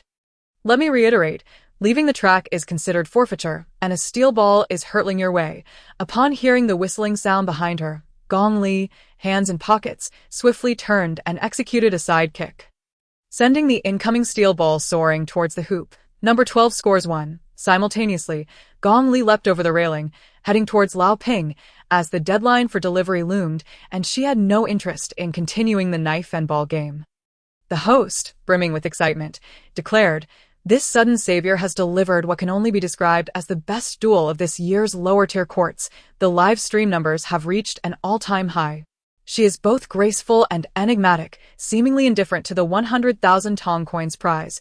As Gong Li approached Lao Ping, she abruptly turned back, exclaiming, "What, 100,000?" With the chip secured, Gong Li was determined not to let another opportunity slip away. Cautiously asserting, "Not a coin will be given to Lao Ping before I receive the payment." Lao Ping, however, remained steadfast in her promises, replying, "No, this is my fault. I had no idea the tortoise was equipped with a drill. I genuinely thought you were going to be pierced through." Sister Luo removed her armor and performed a simple stitch on Gong Li's torso, relieved it was merely a flesh wound. Yet, Lao Ping gazed thoughtfully at the red synthetic fluid. As Gong Li reattached her limbs, Sister Luo installed interfaces on her thighs and arms, enabling her to swiftly replace parts when necessary. However, Gong Li was a seamless biorobot that closely resembled a human. And after the installation, the gaps at her shoulders and thighs were inevitable. Just as Sister Luo contemplated stitching them up, she noticed Gong Li, one hand indulging in a donut on the repair table. As the gaps in her right arm were gradually enveloped by growing skin and muscle, the freshly installed interface was being absorbed into her body. This bionic form possessed regenerative abilities. Sister Luo was about to express her astonishment when Gong Li, unfazed, remarked, "It seems I've recently acquired a new superpower. Eating can also heal my body. Don't mind me. Just continue with the repairs. I reckon these 4 seams will be healed after I finish this box of fried noodles." Sister Luo inquired, "But what will you do next time you need a replacement?" Gong Li replied nonchalantly, "I'll just cut open or twist off my arm. It's no concern." After Sister Luo completed her repairs, she discovered that the sutures on her chest, made with non-removable threads, had nearly healed after she finished her stir-fried noodles and sour and spicy soup, gently caressing the engine temperature that lingered on the silver fish prosthetic. Sister Luo softly remarked, "You should cherish this. After all, I have installed the interface for you, so you can replace it if you wish." Gong Li was somewhat taken aback. Sister Luo continued, "This prosthetic belongs to a warrior, not something to gather dust in a workshop. Think of it as a weapon. You can use it occasionally. It's already outdated, and its best fate is to shatter in battle. As for the body, you won't need it, so let it serve as a memento for me. I truly cannot bear to part with that heart that once beat." Gong Li gazed at Sister Luo's fingers, lingering over the chest of the silver fish prosthetic. Sensing a tenderness that transcended the bond between a prosthetic master and her creation, she did not resist too much. "All right, if I ever find it unnecessary, I will return it." Gong Li's sports bag contained the heavy set of limbs. And as she mounted her motorcycle, she was unexpectedly met by a throng of people in the alley where she had parked, some waving their autograph boards. "Little yellow duck, please sign for us." Others began live streaming. "Everyone, come quick. The Supergirl player, Little Yellow Duck, who became famous in one battle and treats money like dirt, is here. She plans to ride away on her motorcycle. How cool." Fierce and mysterious, several fans squeezed to the front, thrusting QR codes in her face. "Little Yellow Duck, scan this. We are the largest knife ball club in the West City. Have you considered forming a team? We can arrange for the latest prosthetics, as long as you can use them in the competition." Hearing the phrase treats money like dirt, Gong Li couldn't help but feel the urge to slap herself. She twisted the throttle and shot out of the alley, lifting the front wheel. After making a couple of turns, she rejoined Lao Ping and sped towards the delivery point. Gong Li had imagined the delivery location to be some underground tech company or a vibrant nightclub. But to her surprise, they sped out of the city until they reached a roadside nearly on the outskirts of one city, where several dilapidated restaurants and inns stood abandoned. The dim streetlights illuminated the trash swirling about in the wind, all veiled in a thick layer of dust, with only the occasional flicker of neon signs in the store windows. Lao Ping pointed to a spot resembling an ATM. "This is the modified delivery machine. Though it never appears on the same device, with cash long obsolete, only delivery machines remained on the streets." Lao Ping approached, pressed her fingerprint, and entered a code. The interface flashed and turned black and red, revealing a cute devilish face with horns, sticking out its tongue and swaying. The pickup and delivery port opened, and Lao Ping transferred 20,000 to Gong Li before collecting 2 chips and placing them into the delivery slot. Gong Li braced herself, thinking that Lao Ping's commission might yield tens of thousands, but the number displayed on the screen was a mere 30,000. Gong Li was taken aback. "You didn't make much profit." Lao Ping replied, "Well, this trip was to earn a reputation for a 100 completion rate. After all, if it hadn't been for the sudden turn of events, this job isn't particularly difficult." Gong Li walked out with her. And Lao Ping remarked, "TC hardly qualifies as a major player. It's not that it lacks capability. Rather, there are simply too few who are aware of its existence. So far, the tasks assigned to it have largely revolved around recycling, trading chips, and procuring materials that I suspect it might be a hacker. Among the limited number of individuals who know about it, a rumor circulates.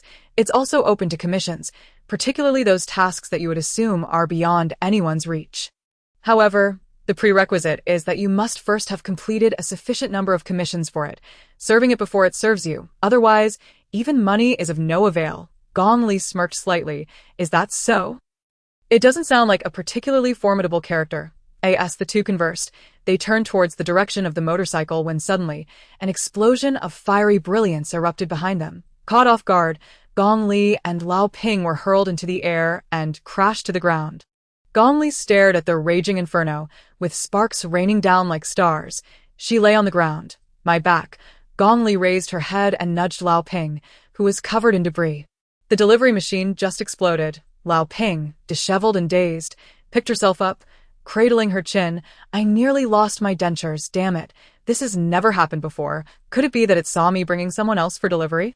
By the way, how do you know about TEC?" Gong Li brushed the barrage of comments resonated in agreement as Yuan Zhongyu turned with a proud expression and declared, "It's that master who helped me last time." "Impressive, isn't it? From now on, I shall seek her guidance more often." Meanwhile, the baboon-masked man was munching on an orange when he suddenly interjected, "Master? You mean the one who kept you out all night? The one who returned home breathless, covered in bruises and sweat?" Yuan Zhongyu replied, "Yes, that's her." The baboon man continued at a rapid-fire pace, "The very one who left you reminiscing about her exceptional skills and prowess even after a shower. Making you feel utterly invigorated?" Gong Li remained silent. The live stream erupted, and the comments went wild. This baboon-masked fellow truly knew how to capture attention. Other team members gathered around, asking, was she male or female? "It must be a woman. Just look at how flustered our head nurse is." "No way, our head nurse's situation is beyond rare.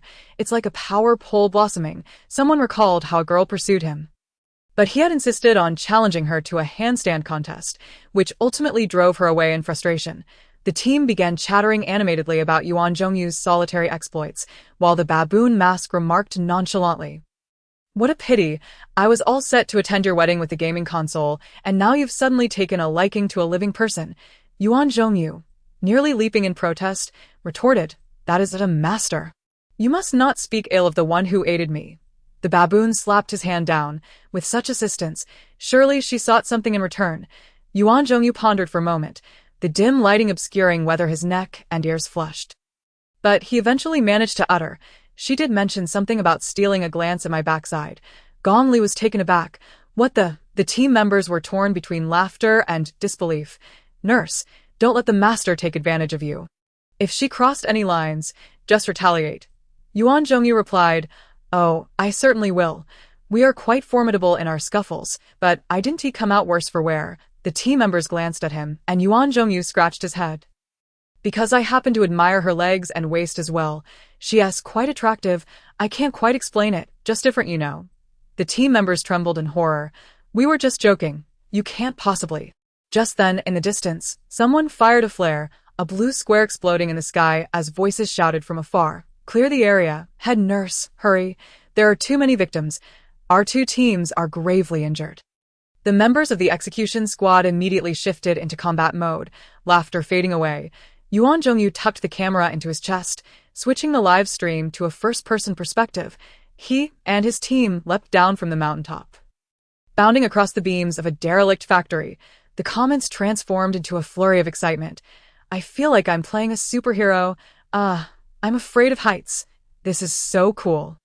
So exhilarating. Ha ha ha." Yuan Zhongyu commanded, "Control the remaining enemies." The strawberry-masked girl transformed her hands into machine guns, unleashing a barrage of fire, the bullets congealing into clusters of pink, jelly-like substance upon striking the walls, ensnaring the injured foes who had not yet been subdued.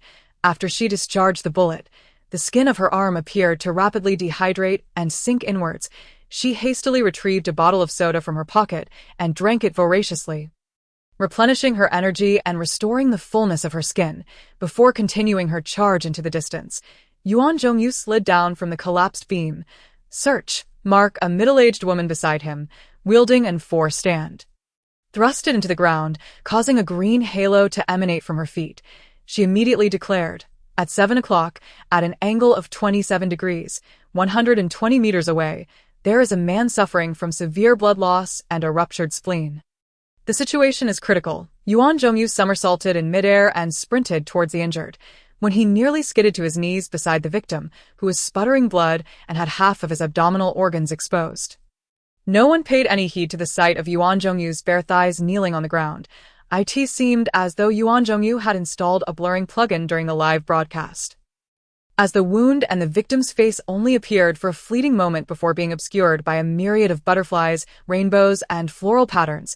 He raised his hand and declared, "Sterile and dust-free."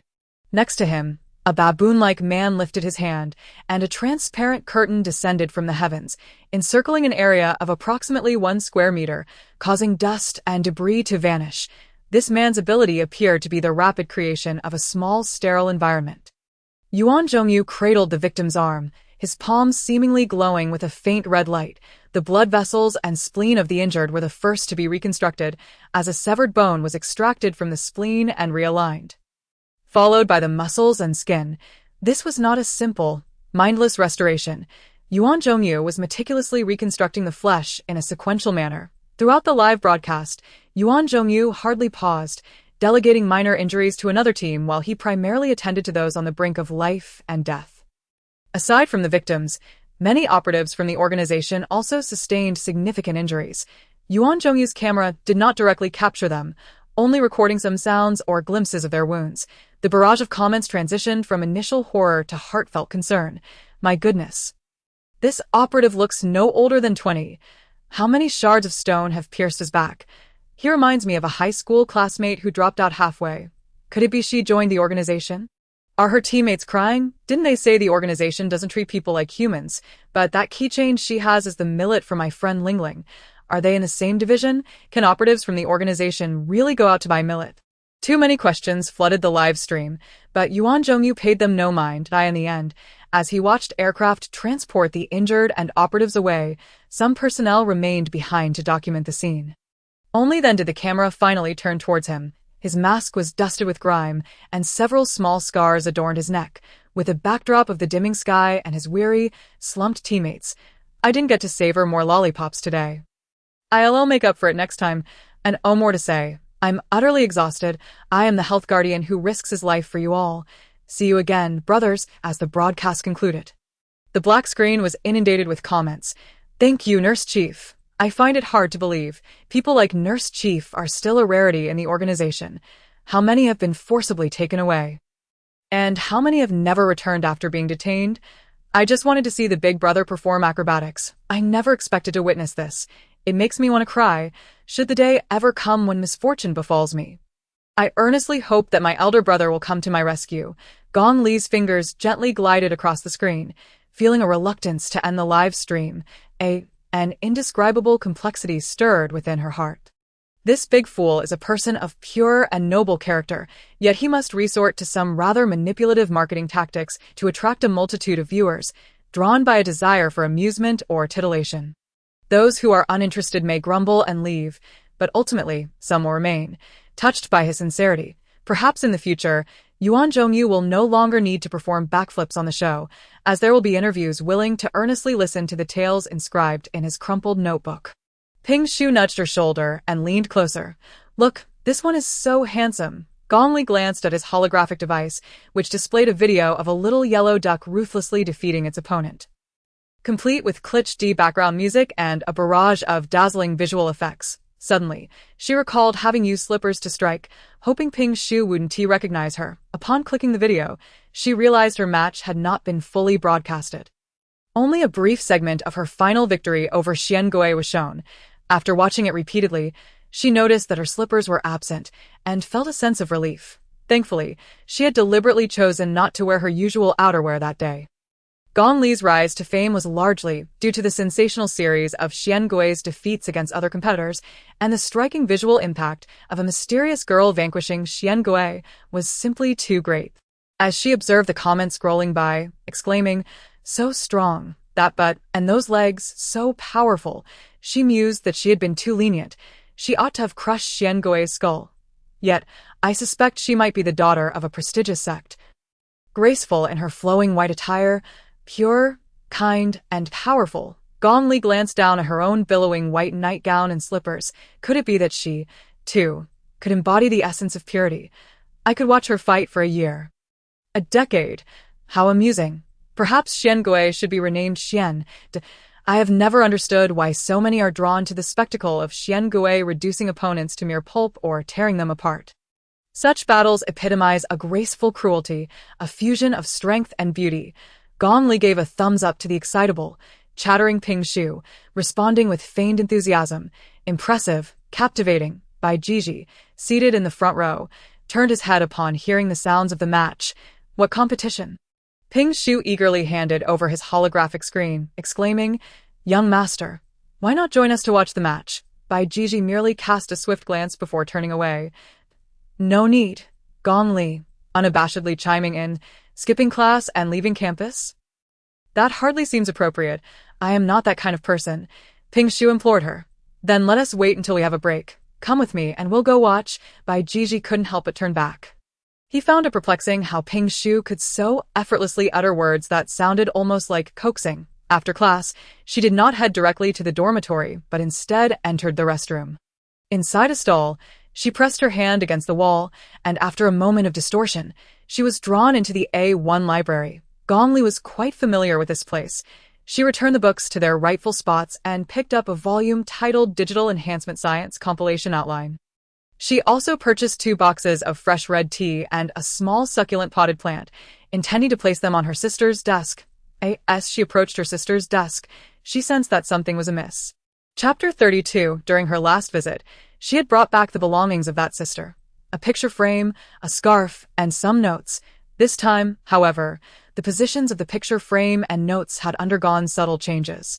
She adjusted the lamp, and from a certain angle, she could still discern a faint fingerprint on the glass of the frame. Frowning, she recalled having sensed a slight presence of others before, as there was no breeze in the library. Now, the scent was even more pronounced, a hint of juniper. Could it be that others within the entity were able to access this library? Or was it that only when she was present did the A1 library connect with the entity? Allowing some individuals to inadvertently wander into this place, Gong Li furrowed her brow. The notebook on the table bore signs of having been disturbed.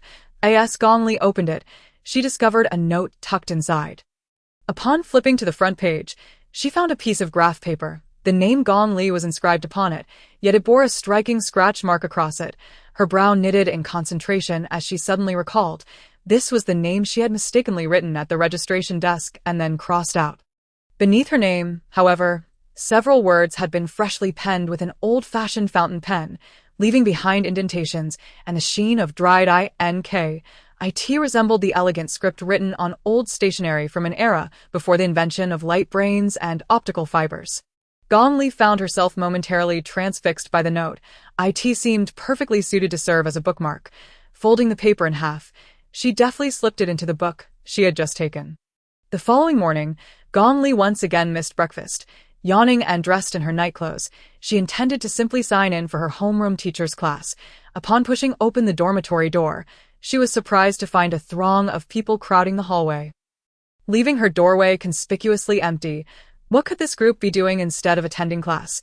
Then she caught sight of someone across the hall, carrying a suitcase. Yuan Zhongyu, to her astonishment, he wore the uniform of the entity without a mask. Revealing his handsome face, the black, high-collared uniform accentuated his inverted triangle physique, and he leaned casually against the wall, occasionally tugging at the collar as if it were a bit uncomfortable. He greeted the other onlookers with a broad smile. Yet, without his mask and without removing his clothing, not a single person recognized him as the head nurse. Many men and women gazed at him with rapt attention, while others whispered among themselves, "Is he from the seaman's house? What's with the women's wardrobe in section 36? Is that emblem on his uniform or rank? Why can't I recognize it? Who is he? Is he here to see Gong Li? Has she stirred up trouble again?" Carrying a suitcase and dressed in uniform, it was evident that this was not a personal matter. She braced herself for impending doom. That emblem was not a rank, but a mark of merit. The fact that he bore no group insignia was intriguing. Judging by those few merit badges alone, she estimated he was a leader of at least A-level or higher. Gong Li stuffed her hands into the pockets of her nightclothes, hunching her shoulders. "What is going on?" Upon seeing her, Yuan Zhongyu's smile faltered slightly, and with a stiff demeanor, he replied, "It's a matter of official business. May I come into your dormitory to discuss it?" Gong Li, unfazed, stepped aside to allow him entry. Yuan Zhongyu entered her room, his gait somewhat awkward. Originally, Yuan Zhongyu was not one to overthink, but recently the remarks made by his teammates had compelled him to ponder increasingly more. Gong Li remarked, "Why do you look like you dare not look?" Yuan Zhongyu ran his fingers through his hair and fixated his gaze on the switch beside Gong Li, responding, "This is a girl's room." After all, Gong Li was taken aback by his audacity to utter such words, chuckling heartily, "Thank you for still calling me a girl. It's fine. I don't have much, so I'm not afraid for you to see." Only then did Yuan Zhongyu raise his eyes. Indeed, she was rather untidy, with belongings scattered everywhere. Several pieces of clothing were thrown onto a single bed, and the quilt lay unmade. Gong Li approached to tidy up a few garments. Yuan Zhongyu squinted, unable to discern what they were until she tossed them into the wardrobe.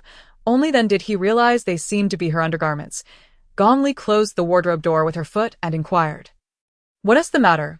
Without the mask to conceal his face, Yuan Zhongyu's cheeks flushed crimson, and he stammered, Someone asked me to retrieve something from your refrigerator, besides a few bottles of alcohol and beverages." The only thing left in her refrigerator was that octopus head. It appeared someone was aware of the situation. Their homeroom teacher had previously mentioned that if anyone sought to apprehend her over this matter, she ought to flee. Gong Li pondered for a moment, yet smiled as she opened the refrigerator, retrieving 2 bottles of lightning water and handing him one.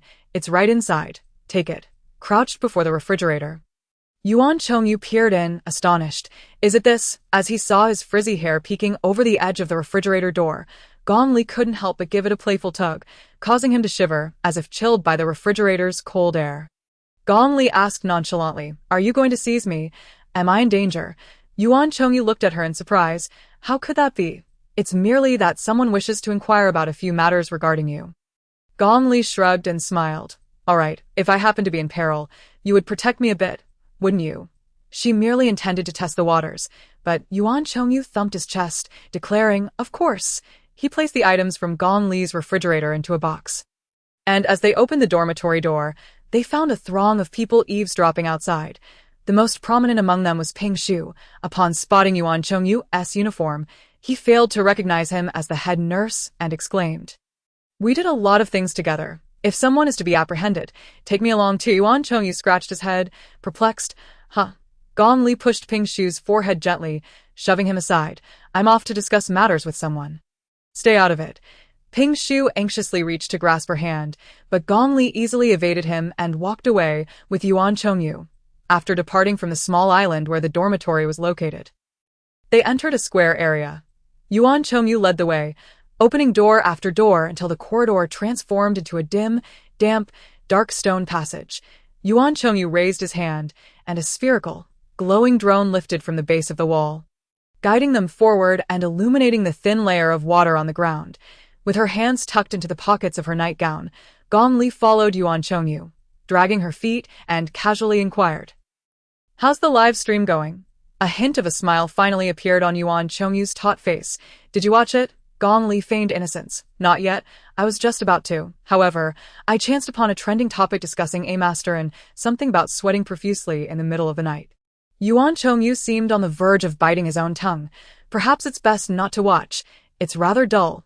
Just saving people and such. If we happen to embark on a mission together in the future, there will be time for you to watch." Gong Li, resting his head on his arm, chuckled. "All right." Yuan Chongyu, perhaps too accustomed to wearing a mask, was entirely oblivious to how to conceal the emotions playing across his face.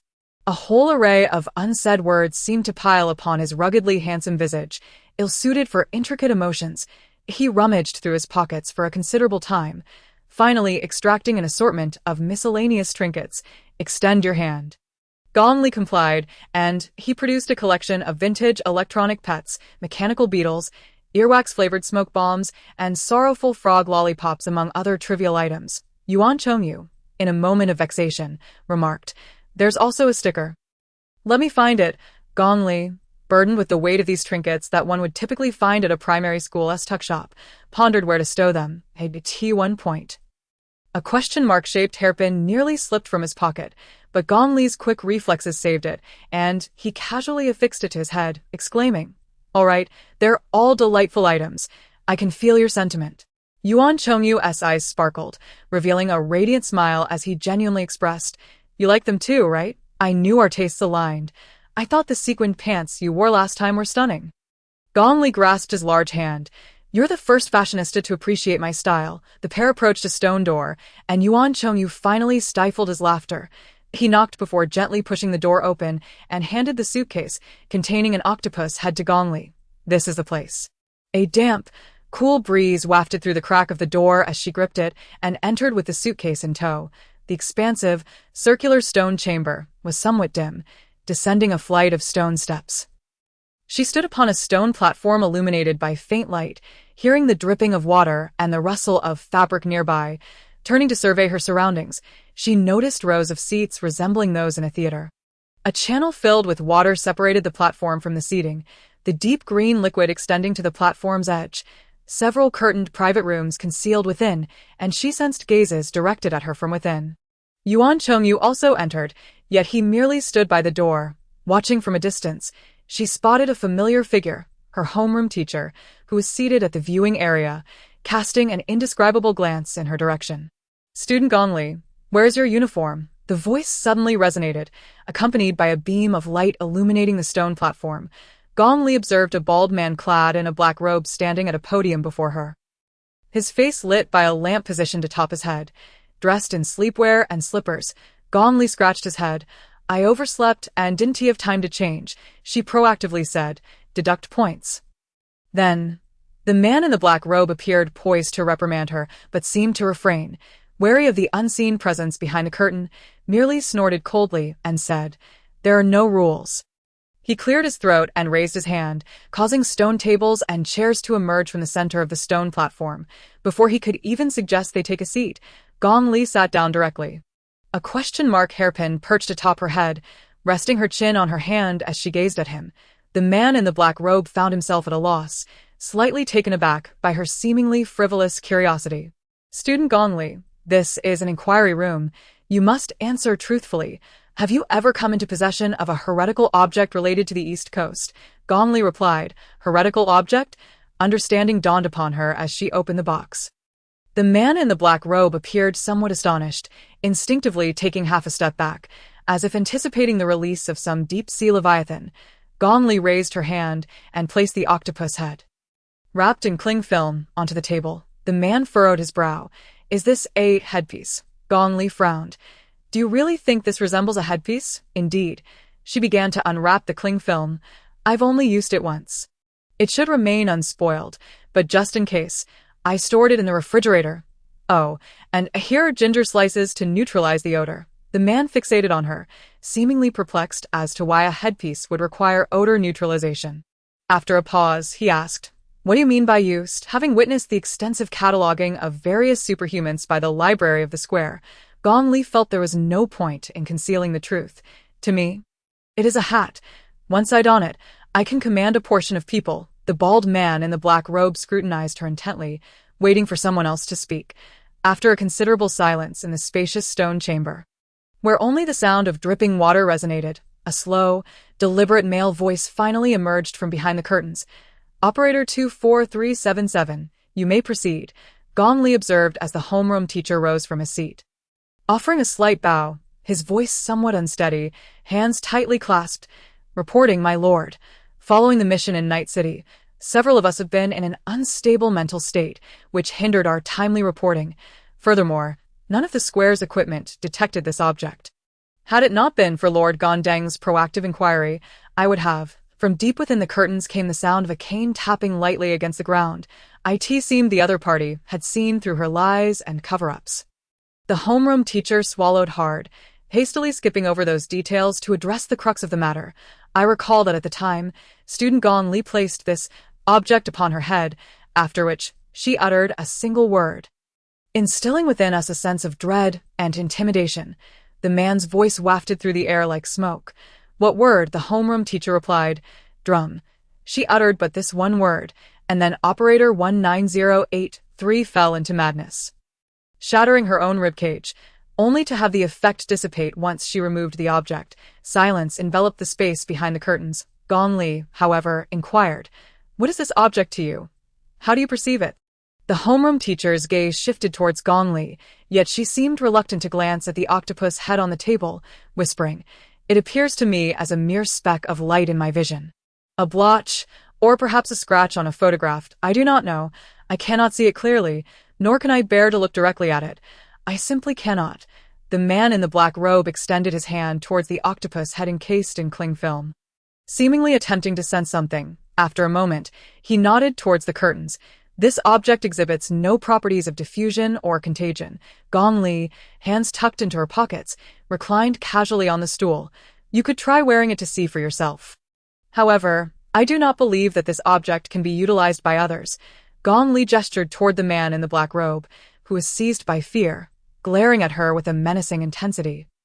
His teeth clenched as if he might curse her. Silence lingered within the drapery until a faint sound of a cane striking the ground broke through. It appeared that the individual concealed behind the curtain had acquiesced. The black-robed man's face turned ashen, his eyes half-closing, resembling a wandering spirit as he descended from the platform, his head bowed low. Gong Li smiled and said, "I shall assist you." The few individuals other than the homeroom teacher fixated their gazes upon the octopus head. Or rather, the headdress. Yet Gong Li treated it with an air of nonchalance. With a flick of her wrist, she placed the octopus head atop the bald head of the black-robed man, who recoiled as if struck by ice. His eyes wide open, nothing transpired. The black-robed man turned his gaze toward the curtain and remarked, "I feel nothing, merely a slight chill. How peculiar. It is clearly a headdress, yet it feels cool and slimy." Gong Li lifted her hand to remove it, stating, "I believe this is an object that only I can wield. Furthermore, it does not respond to just anyone's commands. However, I remain uncertain as to whom it can command." As she spoke, she donned the headdress herself. She staggered back a step or two before regaining her composure, and Yuan Chongyu, from a distance, observed as her grayish-white pupils transformed into swirling black vortices. Yet, Certain qualities of hers swiftly subdued the vortex, and with a blink, they reverted to an inorganic grayish-white. Yuan Chongyu experienced a peculiar sensation, as if the features of Gong Li were obscured by the dark clouds of night. She was undeniably present, yet her visage seemed to have been erased from his memory. Gong Li's lips moved, but it appeared she was unable to vocalize, her gaze fixed upon the drapery. Could it be that she intended to seize the opportunity to command the person hidden within? Yuan Chongyu, aware of her capricious and unconventional nature, felt an urge to rush down the steps to stop her. Yet, just as he took a few strides, he witnessed Gong Li retract her gaze. Now focused on the black-robed man before her, everyone anticipated that she would command the black-robed man to kneel or perhaps take his own life. Instead, she softly uttered, "Eat your fingers." The black-robed man paused for a moment, then lifted his hand, first placing 1 or 2 fingers into his mouth, and then, under her scrutiny, he began to forcefully shove both hands into his mouth, as if attempting to extract food from his esophagus. But in an instant, the black-robed man suddenly froze, as though jolted awake from a dream, and looked at Gong Li. Gong Li had already removed the octopus head and inquired, "Have you ever been to Chuncheon?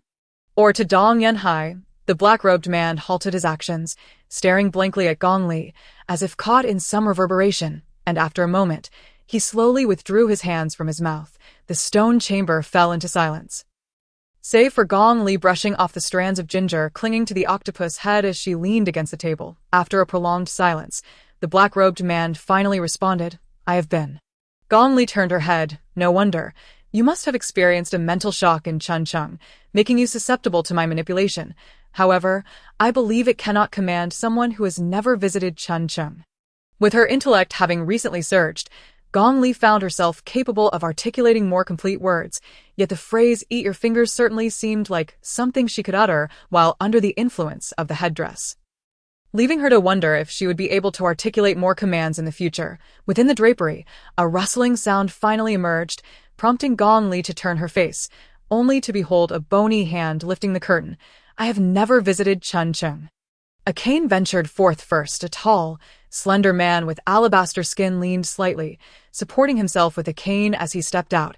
His skin bore a bluish hue, and his slightly long, wavy black hair cascaded over his neck. Androgynous in appearance, his smoky brows and eyes accentuated his gaunt cheeks, which were subtly sunken, while the corners of his eyes drooped slightly, their lower lids tinged with a sickly red that diminished his imposing beauty. On his cheeks, 3 or 4 conspicuous moles resembled errant ink splatters on a portrait, yet they also evoked the image of a cloud dragon painted in ink, adding a touch of life. He took a step forward, dragging his left leg, which was supported by a metallic brace and leather straps, his voice soft and slightly hoarse, akin to a cloud of granulated smoke. "Gong Li." "Hello." Gong Li recognized him as the owner of the exquisite penmanship. With her hands tucked into the pockets of her nightgown, she regarded him. Gondeng. Chapter 33. Gondeng was not clad in a suit or formal uniform, but rather in the most unremarkable white long-sleeved shirt, meticulously tucked into black trousers, with a leather-strapped watch adorning his wrist. Despite possessing a visage that could incite unsavory speculations, he was dressed like the epitome of a conventional government official. The corners of his eyes slightly drooped, hinting at a passionate disposition, yet Gong Li felt as though he would admonish her, saying, "Gong Li, my little comrade, your ideological awareness is still insufficient." Gondeng waved to Yuan Zhongyu, who nodded to the homeroom teacher as the man in the black robe departed, leaving only Gong Li and him in the stone chamber. It suddenly dawned on Gong Li that the first time she had heard Gondeng's name was from Yuan Zhongyu. They must be quite familiar with one another. The stone chamber echoed only with the sound of water droplets falling from the ceiling into the surrounding drains as Gondeng ambled over, offering her a gentle smile. Yet, no matter how she tried, Gong Li could not associate the man before her with tenderness. Logically, given her awareness of his background, her witnessing of his acts of heroism, and having received a note of thanks penned by him, she should have felt the man's goodwill. Moreover, his frail yet handsome countenance did not exude aggression. Yet, Gong Li possessed an instinct akin to that of an animal. She could easily discern Yuan Zhongyu's warmth and kindness, and Bai Jiji's innocent pride, but she could not fathom the essence of this man. All she sensed was danger. A chill ran down her spine, as if an icy hand had gripped her, prompting her to pull a chair closer and offer it to him. Please take a seat. Gong Deng did not refuse, but when he propped himself against the chair back and straightened, Gong Li realized he was quite tall, easily capable of looking down upon her. She found this uncomfortable, furrowing her brow and retreating slightly. A hint of juniper filled her nostrils. Gong Deng settled into the chair, his black cane resting between his legs, and softly remarked, "You have borrowed quite a number of books related to Chun Chung and Dong Yanhai recently." Gong Li replied, "You have been secretly drinking a lot of tea lately, so I had no choice but to purchase some to bring along." Gong Deng chuckled lightly. "Next time, I shall bring some fine tea."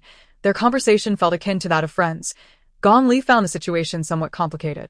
This man, both in demeanor and status, instilled in her a heightened sense of vigilance, yet she could not help but recall the two characters inscribed by that fountain pen, reminding her of his sister, which rendered her somewhat unable to completely guard against him. Gong Li inquired, "How did you gain entry to the library?" Gong Deng lightly traced the handle of his cane with his fingertips on several occasions. "The door suddenly appeared beside me. Each time, the location was different, but it has only happened 2 or 3 times. It seemed that the library only connected with the spatial structure when Gong Li entered, enabling the door to manifest before Gong Deng." Gong Li understood. "Ah, perhaps it is your sister's subconscious desire to see you as well. Her consciousness must have merged with that of the entire structure. Thus you have somewhat reunited." Gong Deng's fingers tightened. His past, known to no one, was the very catalyst for her earliest understanding of him.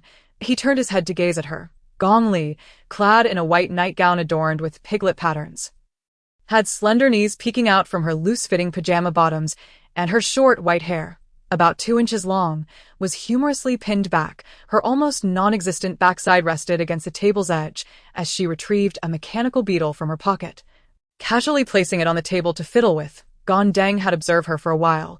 She perpetually wore an air of nonchalance. Moreover, he had found no information regarding her identity, yet she seemed to possess almost no human attributes. These exquisitely crafted bionic mechanisms were so lifelike, they could easily deceive the untrained eye, exhibiting remarkable technology without leaving a trace of their creator's identity. However, the most crucial aspect was the item in her hand. "You have utilized ginger shreds and a plastic bag. It appears in your eyes as resembling an octopus," Gong Deng remarked. Gong Li glanced at him. "You can discern it as an octopus too?" Gong Deng remained silent, merely smiling softly. When he smiled, only his lips curled slightly, his eyes devoid of light, obscuring the lower half of his face, reminiscent of those drooping eyes with a hint of blue that gazed at you with unyielding coldness. He rested his hands atop his cane. "Command me to try, if you will." Gong Li had never encountered such a request. She felt no trepidation as she donned the octopus headpiece. She adapted to the sensation of dizziness and disorientation increasingly swiftly. While Gong Deng sat in his chair, gazing directly into her eyes, Gong Li revealed a somewhat mischievous smile and softly uttered, "Spank." Gong Deng's eyes narrowed slightly, yet Gong Li quickly noticed a gentle luminescence emanating from him, akin to the time he had saved someone in the night city. Gong Deng chuckled lightly. "It seems I have failed." Gong Li smirked, removing the octopus headpiece. "Is it due to your superpower, or because you have never been to Spring City?" "I cannot say," Gong Deng replied. "Both at the very least. You are the person I have been seeking. Come." He stood up, and Gong Li instinctively reached out to steady his arm. His elbow was sharp, poking into her palm. Gong Deng merely cast her a glance, murmured a "thank you," and Gong Li released her grip, following his somewhat unsteady strides toward another exit of the stone platform. There, directly opposite the entrance through which Gong Li had entered, stood a narrow door of black iron. Gong Deng, with his pale hair and blue-hued hands, pushed the door open, and they stepped inside together. Gong Li was taken aback. The other side of the door was not the expansive office or mysterious corridor she had envisioned, but rather an unmistakable suite within a high-rise apartment. The space was cluttered with packaging boxes that one hesitated to discard, alongside obsolete appliances. The walls exhibited a slight yellowing, while a baby stroller stood amidst a heap of clothing-draped fitness equipment in the living room. Dust particles floated in the air, remnants of everyday life scattered throughout. Gong Deng was drawn deeper into the apartment, guided by the soft glow of light, until she reached the innermost study, the only room facing south. As she drew back the curtains, the room was suffused with the warm, golden hues of the impending sunset, and beneath a large sheet of glass on the table lay a collection of aged photographs. Gong Li's gaze wandered aimlessly, attempting to glean the identity of the apartment's owner from the bed linens and bookshelves, even pondering, could this have been Gong Deng's former residence? Gong Deng opened the drawer of the study, retrieving a set of brass keys, and remarked, "No need for wild speculation. This is a public entrance that changes at any moment. The seemingly revealing details you observe are meticulously crafted to mislead others." She held the keys and unlocked another door along the corridor. The room behind the locked door was not a mysterious space, but rather a rather spacious restroom. Yet, this restroom bore an unusual feature, a projector mounted on the ceiling. Gong Deng picked up the remote from the sink and activated the projector, instructing, "Draw the curtains." Gong Li closed the blinds, only to turn around and see the projector casting the shape of a door onto the restroom wall. The distorted shape gradually morphed into a normal door, which Gong Deng subsequently pushed open, nodding slightly to Gong Li. Gong Li hastened to follow her through the door, just before she closed it. She glanced through the crack and beheld the restroom scene, which appeared to be a disassembled set, fragmented and reconfigured. Just before the door shut, the scene transformed into an old-fashioned barbershop. The rhythmic sound of Gong Deng's cane striking the ground echoed as they traversed a chrome corridor adorned with silvery light strips until they encountered a massive concrete cube. Numerous uniformed personnel, equipped with luminous devices or transparent tablets, were diligently working near the far side of the cube. Various machines were stationed there, their black cables intertwining across the floor. One of the commanding officers among them acknowledged Gong Deng with a nod. As Gong Li's abilities grew stronger, she began to perceive the power levels of some individuals around her. She sensed that those working on the other side of the concrete block likely possessed abilities no greater than E, with a significant portion appearing to be powerless individuals. Did the organization also recruit those devoid of abilities? Gong Deng instructed, "Put on that octopus head and stand behind the blue line to give it a try." Gong Li noticed the uniformed personnel directing enthusiastic glances her way and chuckled. "As long as it's not a prank show, I'm game." After donning the headpiece, she positioned herself behind the blue line. Maintaining a distance of at least several dozen meters from the concrete cube, the commanding officer announced, "No reaction. First layer of masking retracted." The concrete block trembled slightly, as if mechanical components within were shifting. Retrieval complete. Awaiting 15 seconds. Countdown complete. CC-113 shows no significant change. Increasing distance variable. Gong Li swiftly removed the octopus head, somewhat bewildered, and remarked, "What did she just say? I caught a few words, but there was static. And I couldn't hear clearly." Gong Deng gently elucidated, "Here, a sound and image filter has been activated. Depending on the operator's level, any sounds, texts, or visuals that do not align with your permissions will be processed. This processing occurs without your brain's involvement, so there is no need for concern." Gong Li tilted her head. She indeed discovered several operators' faces on the other side of the massive concrete block. Obscured as if shrouded in a square mosaic, she could not discern them clearly. Could this be a superpower harmonized with the real world? An operator spoke up, "Please put it on again and proceed forward." To the yellow line ahead, Gong Li approached the concrete cube, now estimating her distance to be around 20 meters. The concrete block loomed larger, nearly consuming her field of vision. The operators commenced their tasks. Then announced, "Second layer mask retracted. Retrieving complete. Subject CC-113 is exhibiting anxiety and fear, and is beginning to deform. Visible skin shows signs of CB-19A stage herpes, with edges displaying a tendency to spread." The operators became animated, some even rising from their seats to gaze at the concrete cube. Gong Li suspected the side of the concrete block facing them was an observation window, with the distance variable unchanged. She commanded, "Please retract the third layer connective tissue mask." While there was no harmony here, Gong Li felt a twinge of shock. Was connective tissue indicative of a living entity composed of cells and intercellular matrix? After the command was issued, the concrete cube vibrated mechanically, as if some material enveloping its core had been removed. The operators collectively inhaled sharply, and the commander, momentarily stunned, quickly stated, "CC-113's changes have been recorded." Now exhibiting, his lengthy discourse devolved into static before returning to coherent language. "Please state the command now." Gong Deng picked up a notebook from the adjacent silver round table and handed it over, upon which two characters materialized. He had even annotated it with pinyin.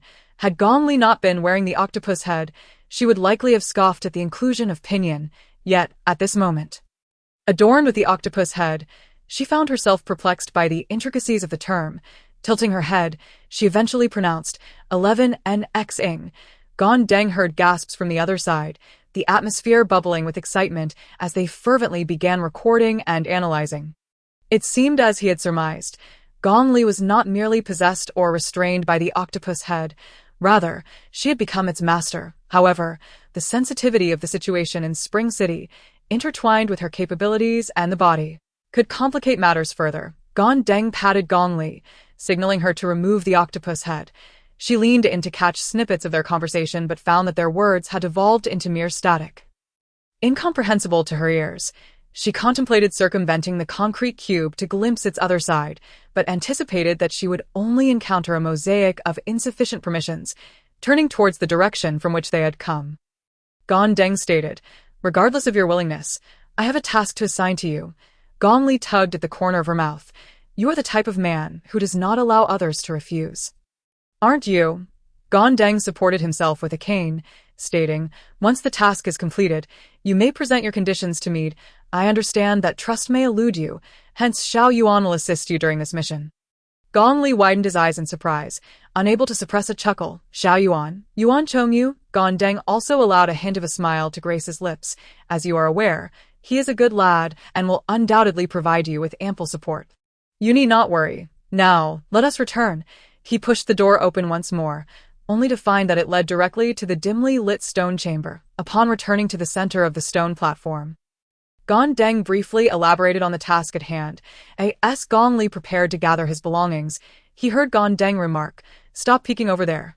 Gong Li looked up to discover a narrow gap in the stone door, which hastily closed, inadvertently trapping a few unruly strands of hair. Outside, a voice cried out in frustration from the pain. Leaning on his cane, Gong Deng made ready to depart, saying, "Come, I've never seen you so eager before." The gap in the door slowly widened, revealing Yuan Chongyu's head as he sheepishly grinned while scratching his hair. Gong Deng exchanged a glance with Gong Li and nodded as he approached the black curtain. Once Gong Deng's figure vanished behind the drapery, Gong Li stowed the little octopus back into the box, only to witness Yuan Chongyu leap down the steps with exuberance, exclaiming, "Are you all right?" "I'm fine. I'm just hungry. Please treat me to breakfast, Nurse Chief," Gong Li replied. However, Yuan Chongyu's expression remained furrowed, seemingly at odds with his usual demeanor. He hesitated for a moment before rushing towards the black curtain. "Perhaps I should ask him for clarification." Gong Li seized his arm, pulling him outside. "What is the rush? I might be able to strike it rich with this task. He mentioned that you would also cooperate with me." Yet, Yuan Chongyu stumbled forward under her grip, pausing halfway down the stairs as a thought struck him. He began rummaging through his pockets, presenting a colorful large sticker. The sticker I couldn't he find earlier. Gong Li glanced at the vibrant sticker emblazoned with the words Death Squad, accompanied by illustrations of their ghostly temple and 4 or 5 chibi characters. "What is this?" she inquired. Yuan Chongyu nudged her playfully, showcasing each chibi figure as one of his team members. "I drew this. It's a new product available on our website." "Oh, it's not too expensive, is it?" Gong Li asked. Yuan Chongyu waved dismissively. "It's just a sticker. How much could it possibly cost? It's currently for sale on the site. Remember to stick it somewhere as a promotion for us." Gong Li chuckled as she tucked it away. Yuan Chongyu opened the stone chamber door, adding, "The cafeteria has introduced a new dish, stir-fried pineapple with chili. Allow me to treat you." He paused. "Oh, by the way, what should I post on my Bluebird account today?" His voice echoed in the stone chamber, and Gong Li seemed to laugh as they bickered while pushing the door open to exit. Behind the black curtain, a figure leaned on a cane, watching the two. As they disappeared beyond the threshold, the door slowly closed, sealing away their laughter and chatter. The stone chamber fell into silence, a stillness that amplified the sound of dripping water, causing each echo to resonate like a faint ringing in the ears. He paused for a moment before turning to walk deeper into the drapery. Chapter 34. Gong Li and Yuan Chongyu emerged from the dim, damp corridor and finally spotted their homeroom teacher waiting for them outside the door. However, the teacher said nothing, merely gazing at her with a sigh of relief before swiftly turning to leave through a door. Yuan Chongyu remarked, "It wasn't her who leaked the information. Gong Deng possesses various means to grasp the entirety of the situation." Gong Li smiled and replied, I know. Upon returning to her dormitory, she found that the crowd had already dispersed. As she pushed open the door, she discovered Ping Shu sitting in her room, nearly leaping from the sofa upon seeing her return.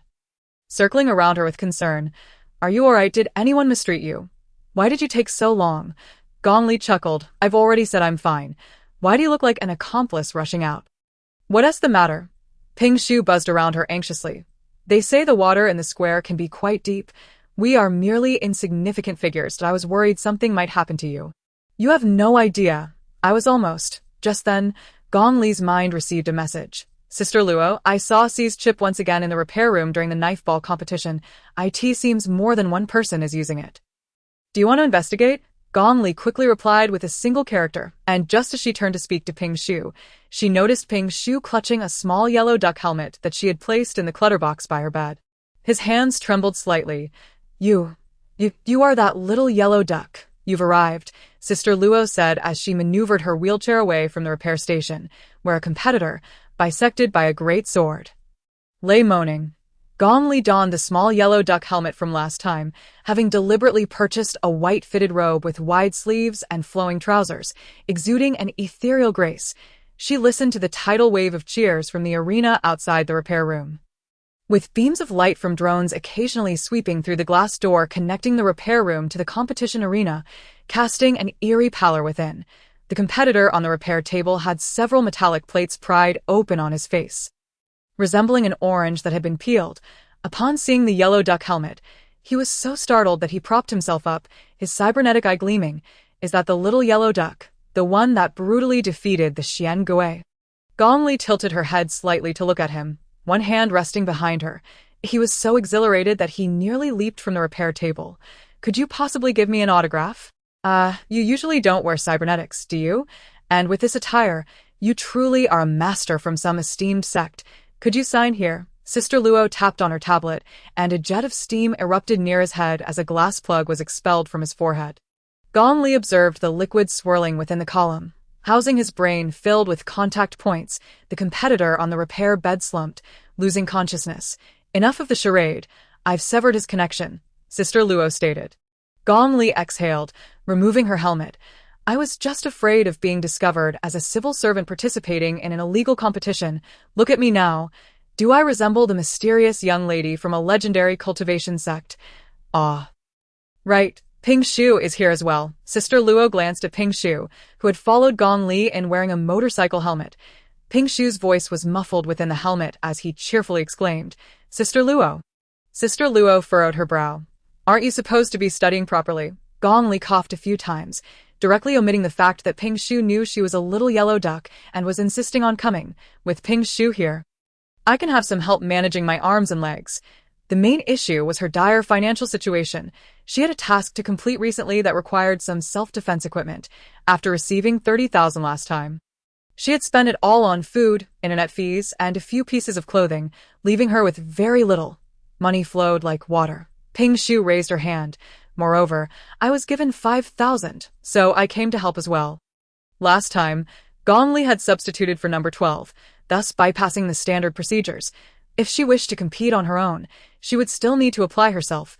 It was only then that Gong Li learned there were 3 tiers in the knife ball competition: upper, middle, and lower. Her previous triumph over the Xian Gui had occurred in the lowest tier. The lower tier featured frequent competitions with lower prizes per match and minimal entry requirements, often resulting in scenes where various amateurs were mercilessly beaten.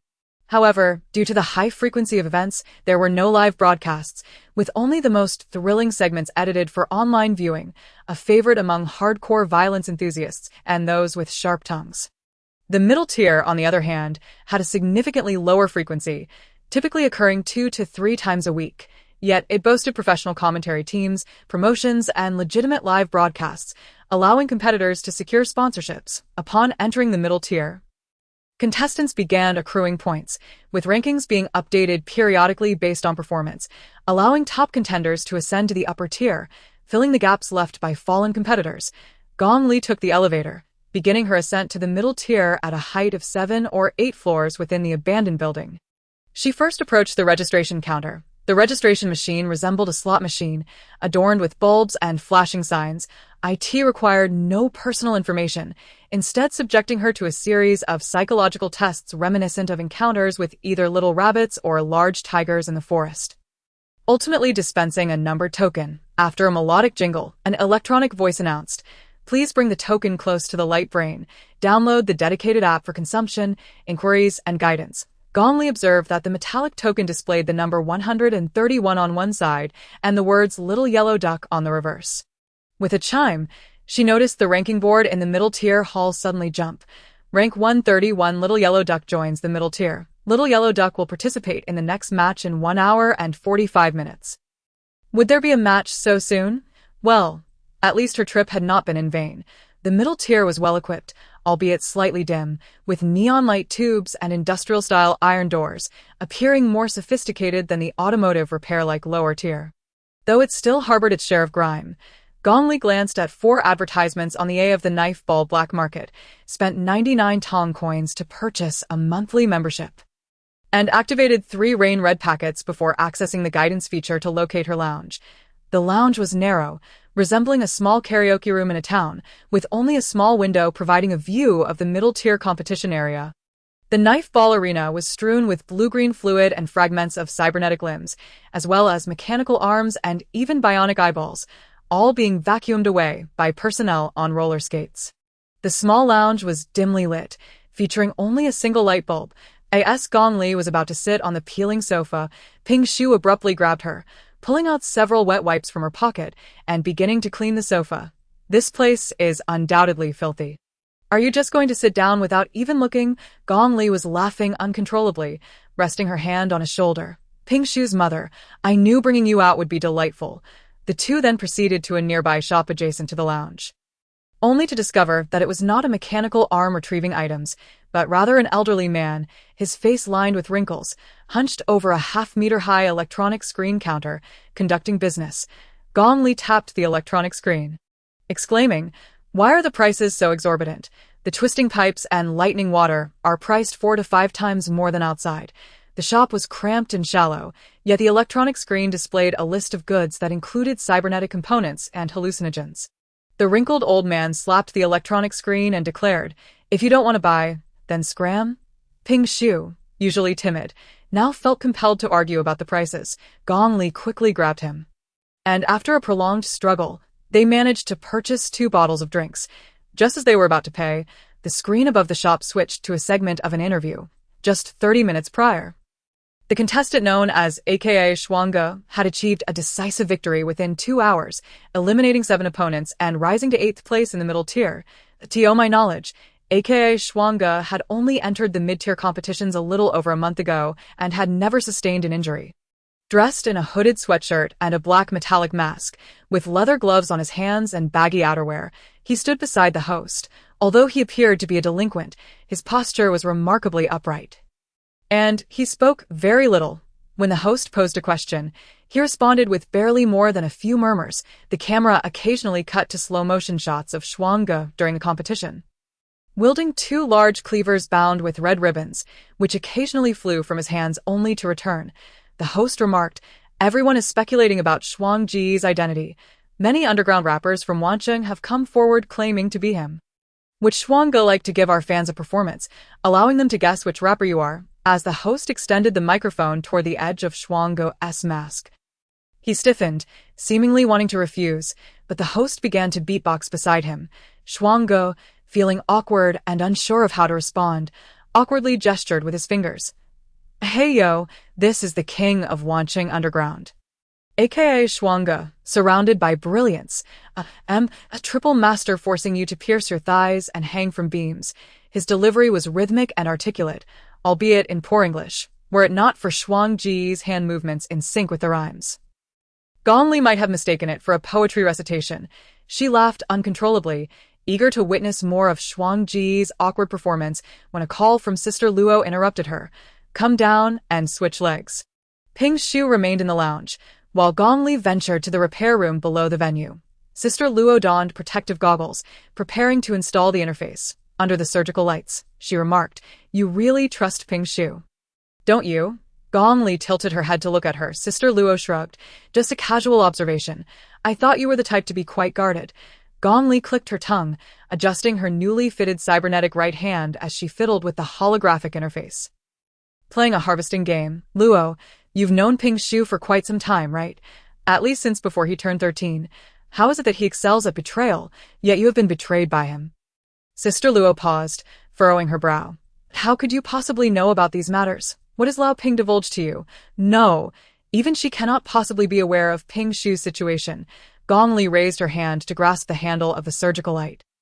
Turning to face Sister Luo, you all must have experienced glory in the past, yet now one runs a cosmetic surgery clinic while the other drives a freight truck. Who among us is without a past? You bear burned scars on your face, while I have a bullet hole in my forehead.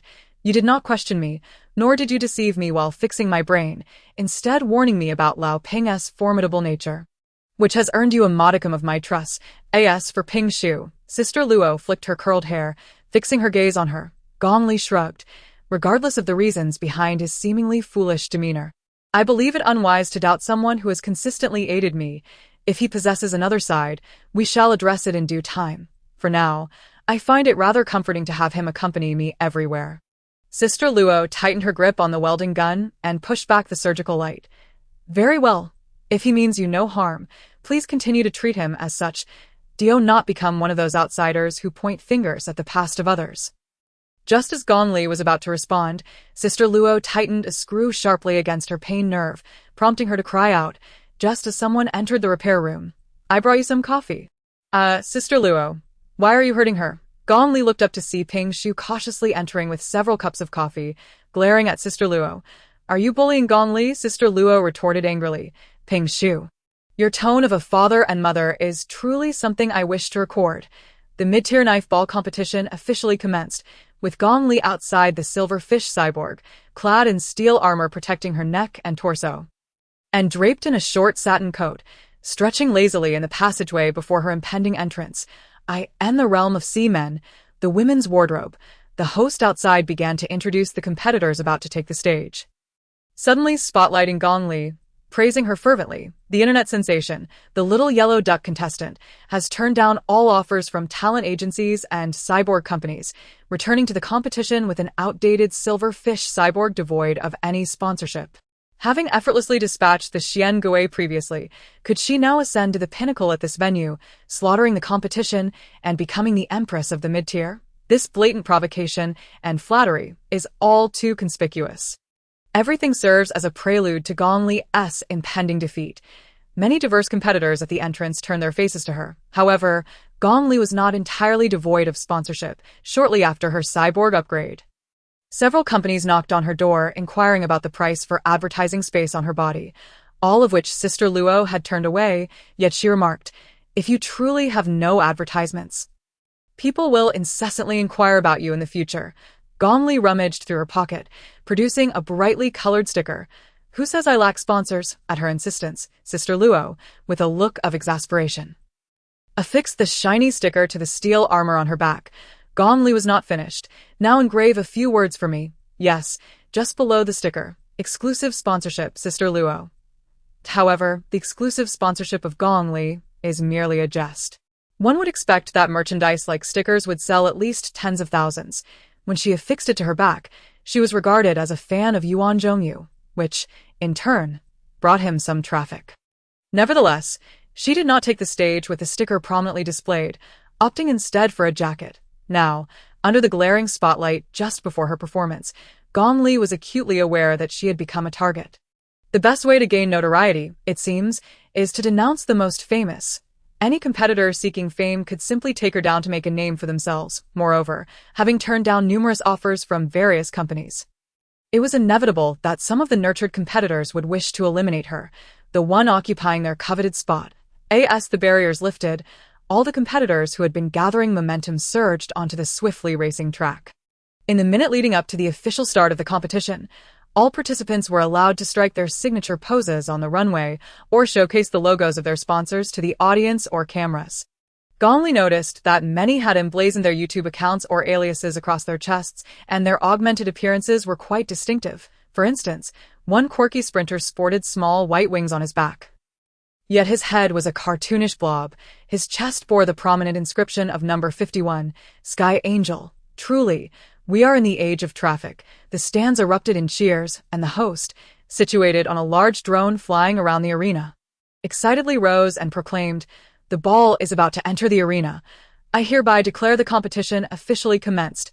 Gong Li observed that the competitors who had just been promoting themselves almost unanimously turned to face her. And at the sound of the whistle, they lunged towards her. She was the undeniable center of attention in this venue. If they were not going to capitalize on her, who would they? The crowd's attempts were in vain. As they looked up to see Gong Li leaping high, dashing toward the outer edge, but she did not flee. She merely sidestepped the errant flying blades, saying one at a time, "Otherwise the cameras won't capture your faces or your sponsor logos clearly." "Will they? Now, form an orderly line." The multitude of competitors paused in surprise. Beneath her helmet, Gong Li smiled. With each subsequent match, the prize money escalated, and there were leads related to TC here, which was certainly one of her reasons for being present. However, her primary purpose was to seek a sparring partner. I end this match of flying blades with 20 competitors. Unless there was someone exceptionally formidable whom she could not outmatch, she would flee. The rest, she intended to face one by one. Exhausting her own potential for advancement, pointing, she declared, "You must be the first, Sky Angel." Gong Li noticed many competitors exhaling in disappointment, perhaps believing they had missed their chance. Yet, a few whispered amongst themselves, "This kill will come cheap for that Sky Angel fellow. And oh worries, let them fight it out. Sky Angel will surely take his time to show off, and once he has sufficiently worn out the little yellow duck, we can swoop in for the kill." Whoever manages to remove the little yellow duck's helmet and present her head before the camera will likely trend for 3 days straight. But isn't it said that her torso is still flesh? There's a high probability she is only partially augmented. If her head were truly severed, I don't care who allowed her to enter. Agreements have been signed, and if she is indeed some noble lady, her demise is merely a matter for her family and the venue to resolve. Gong Li, of course, was oblivious to the fact that everyone was placing bets on her defeat, planning to seize the opportunity at a crucial moment to claim her head. Previously, when Xiang Tianshi was still in the lower tier, he had decisively overpowered Xian Gui. The strongest in the lower tier, Xian Gui, and the mid-tier ranked Xiang Tianshi were akin to a late-stage foundation establishment cultivator facing a mid-stage golden core cultivator. They were simply not in the same league. Having witnessed the match, everyone believed that the bout between Xiao Huangya and Xian Gui was fraught with peril and hardly a complete domination.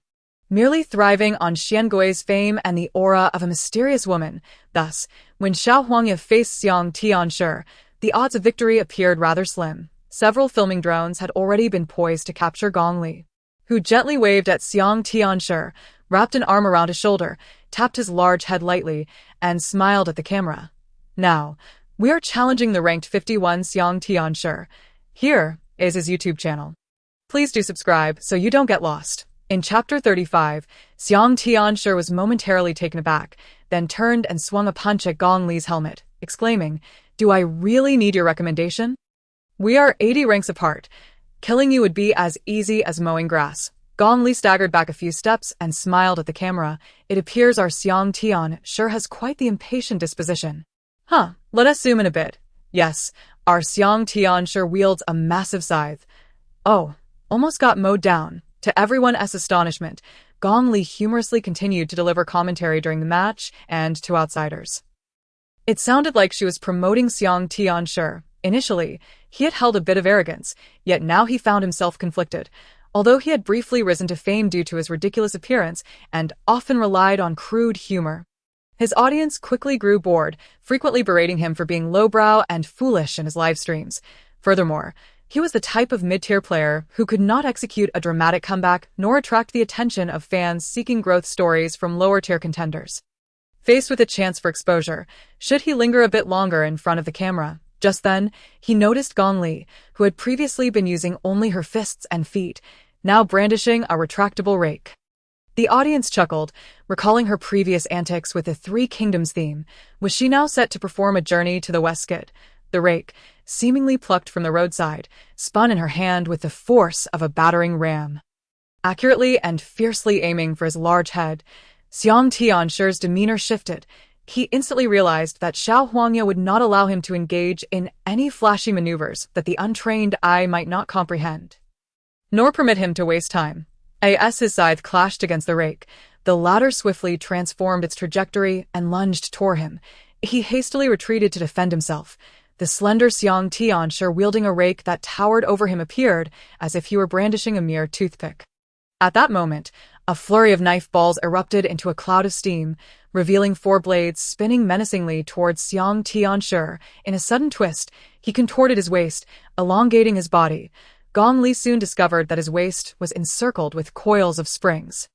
With this twist, his body elongated and bent like a paperclip, deftly evading the assault of the knife balls. The blade ball hurtled directly towards Gong Li's face. In a swift motion, Gong Li executed a roll, thrusting her rake towards the blade ball. With a sudden jolt, several prongs of the rake ensnared the spinning blades of the ball. Crack, crack, crack, crack.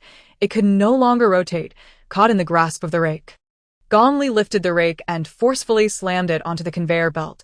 She was undoubtedly a relentless juggernaut, prepared to annihilate anyone who dared to obstruct her path. The blade ball was a nuisance, and she intended to disregard the rules to obliterate it. The host immediately announced, "Destroying the blade ball is against the rules. Little Yellow Duck, please cease your actions at once, or a yellow card will be issued." The microphone clearly picked up a sharp sound from within the Little Yellow Duck's helmet. With a flick of her wrist, she released the blade ball, striking it with her rake as if she were playing badminton with a broom, sending the blade ball crashing into the goal. It was in. The first point of the day was casually seized by the Little Yellow Duck in the midst of battle. Our live stream is now witnessing a surge in viewership. For 300 coins, one can purchase special effects for the Little Yellow Duck's barrage. Fans of the Little Yellow Duck, hurry and flood the chat. Goodness, this cunning black market owner certainly knows how to conduct business. The other competitors on the field, unable to challenge Gong Li directly for the moment, began to vie for the blade ball themselves, eager to score some points. Yet their efforts lacked the intensity and elegance observed previously in the live stream. Clearly, these individuals realized that the camera drones were focused on Gong Li, and they were disinclined to showcase their tricks. Meanwhile, the Angel of Flight seemed to sense that Gong Li was not as formidable as he had imagined, and he launched a frenzied assault against her. His body was as springy and agile as a dancer, wielding the scythe in a swirling motion, creating an expansive attack range that made it nearly impossible for Gong Li to get close. The Angel of Flight's attack speed intensified. He was determined to make the Little Yellow Duck falter before the cameras. Gong Li quickly recognized that the mid-tier competitors were indeed a different breed. The speed and strength of this Angel of Flight far surpassed that of the Xiangui. The reason Xiangui had been toying with opponents in the lower tier was that he was acutely aware that he would be mercilessly beaten if he ventured into the mid-tier. As Gong Li dodged and countered, she remained oblivious to the comments flooding the live stream. "I don't think the Little Yellow Duck is that strong. Why does she keep dodging? Can't she just obliterate that angel?" If the Little Yellow Duck only possessed such meager skills, I fear she would meet a grim fate. After all, the cybernetic enhancements of mid-tier competitors were largely supported by cutting-edge technology from various corporations, whereas her silverfish augmentation was outdated by several years. Stop dawdling. I paid for the special effects. However, some discerning viewers recognized that the Little Yellow Duck seemed to be weaving around the Angel of Flight like a strand of thread, employing a strategy of evasion. While the Angel of Flight appeared to possess superior strength and speed, the Little Yellow Duck seemed to be gradually matching his abilities. Through her entanglement, she was rapidly evolving. By the time others noticed Gong Li's growth, she had already begun to feel that her progression was slowing. Her martial prowess had increased the most, nearing 40. While her strength and agility were also on the rise. However, once she became familiar with the Angel of Flight's techniques, her rate of advancement started to decline sharply. It seemed it was time for a change. Suddenly, the sounds of other competitors echoed across the arena, as if they were spectators from afar. I just glanced away for a moment. Was a Little Yellow Duck being relentlessly defeated by Angel Xiang just now? How is it that she has managed to turn the tide and gain a few points? This can't be true. I feel she isn't particularly formidable, yet Angel Xiang has failed to secure a victory against her. Could it be that the more she analyzes, the clearer her understanding becomes? And thus, she grows increasingly formidable. Surely, she isn't some A-class combat robot raised by a corporation. Her rapid enhancement seems almost superhuman, yet her incessant chatter is excessive. If she were truly an A-class, surely her development must have been aimed at training her for comedic performance.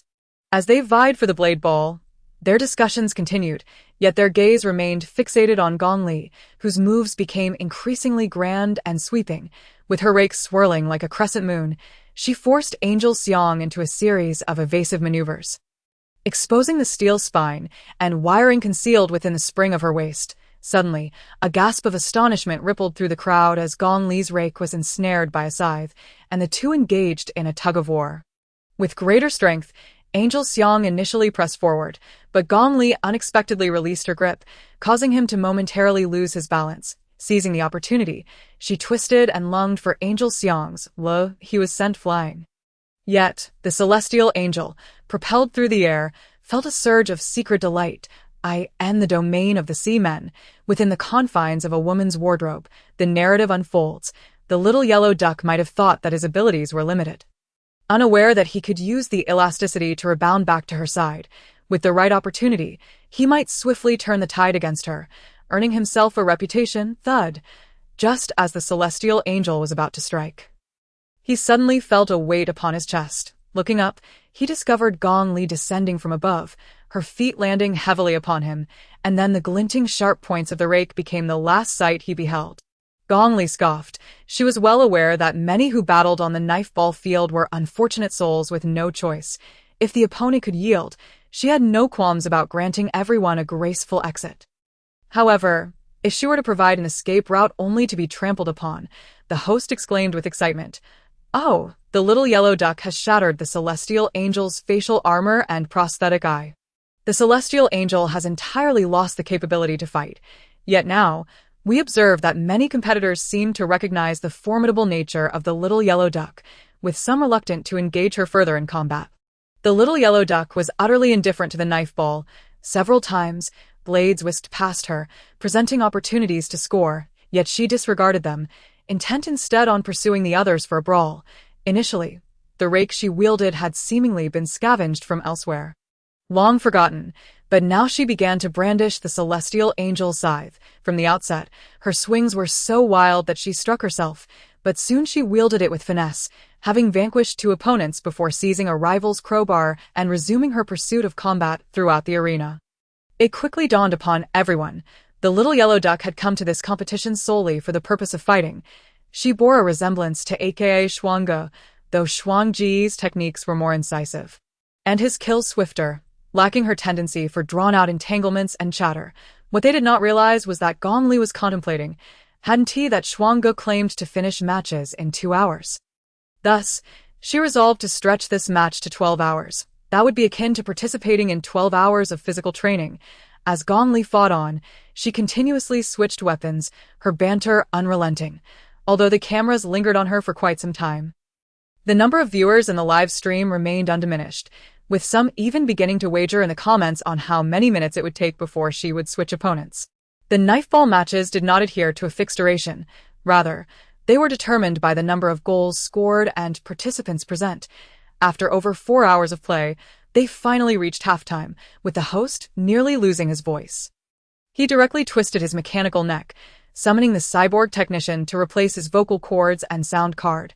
Gong Li gleefully observed her rising statistics as she maintained herself at the edge of the field.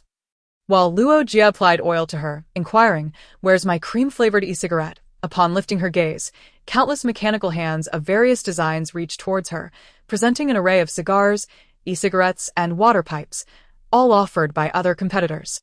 "Sister Duck, may I have a moment in the spotlight? Sister Duck, what about this 1987 age cigar? Is it to your liking? Duck Boss, Duck Teacher, I have a task to attend to tonight.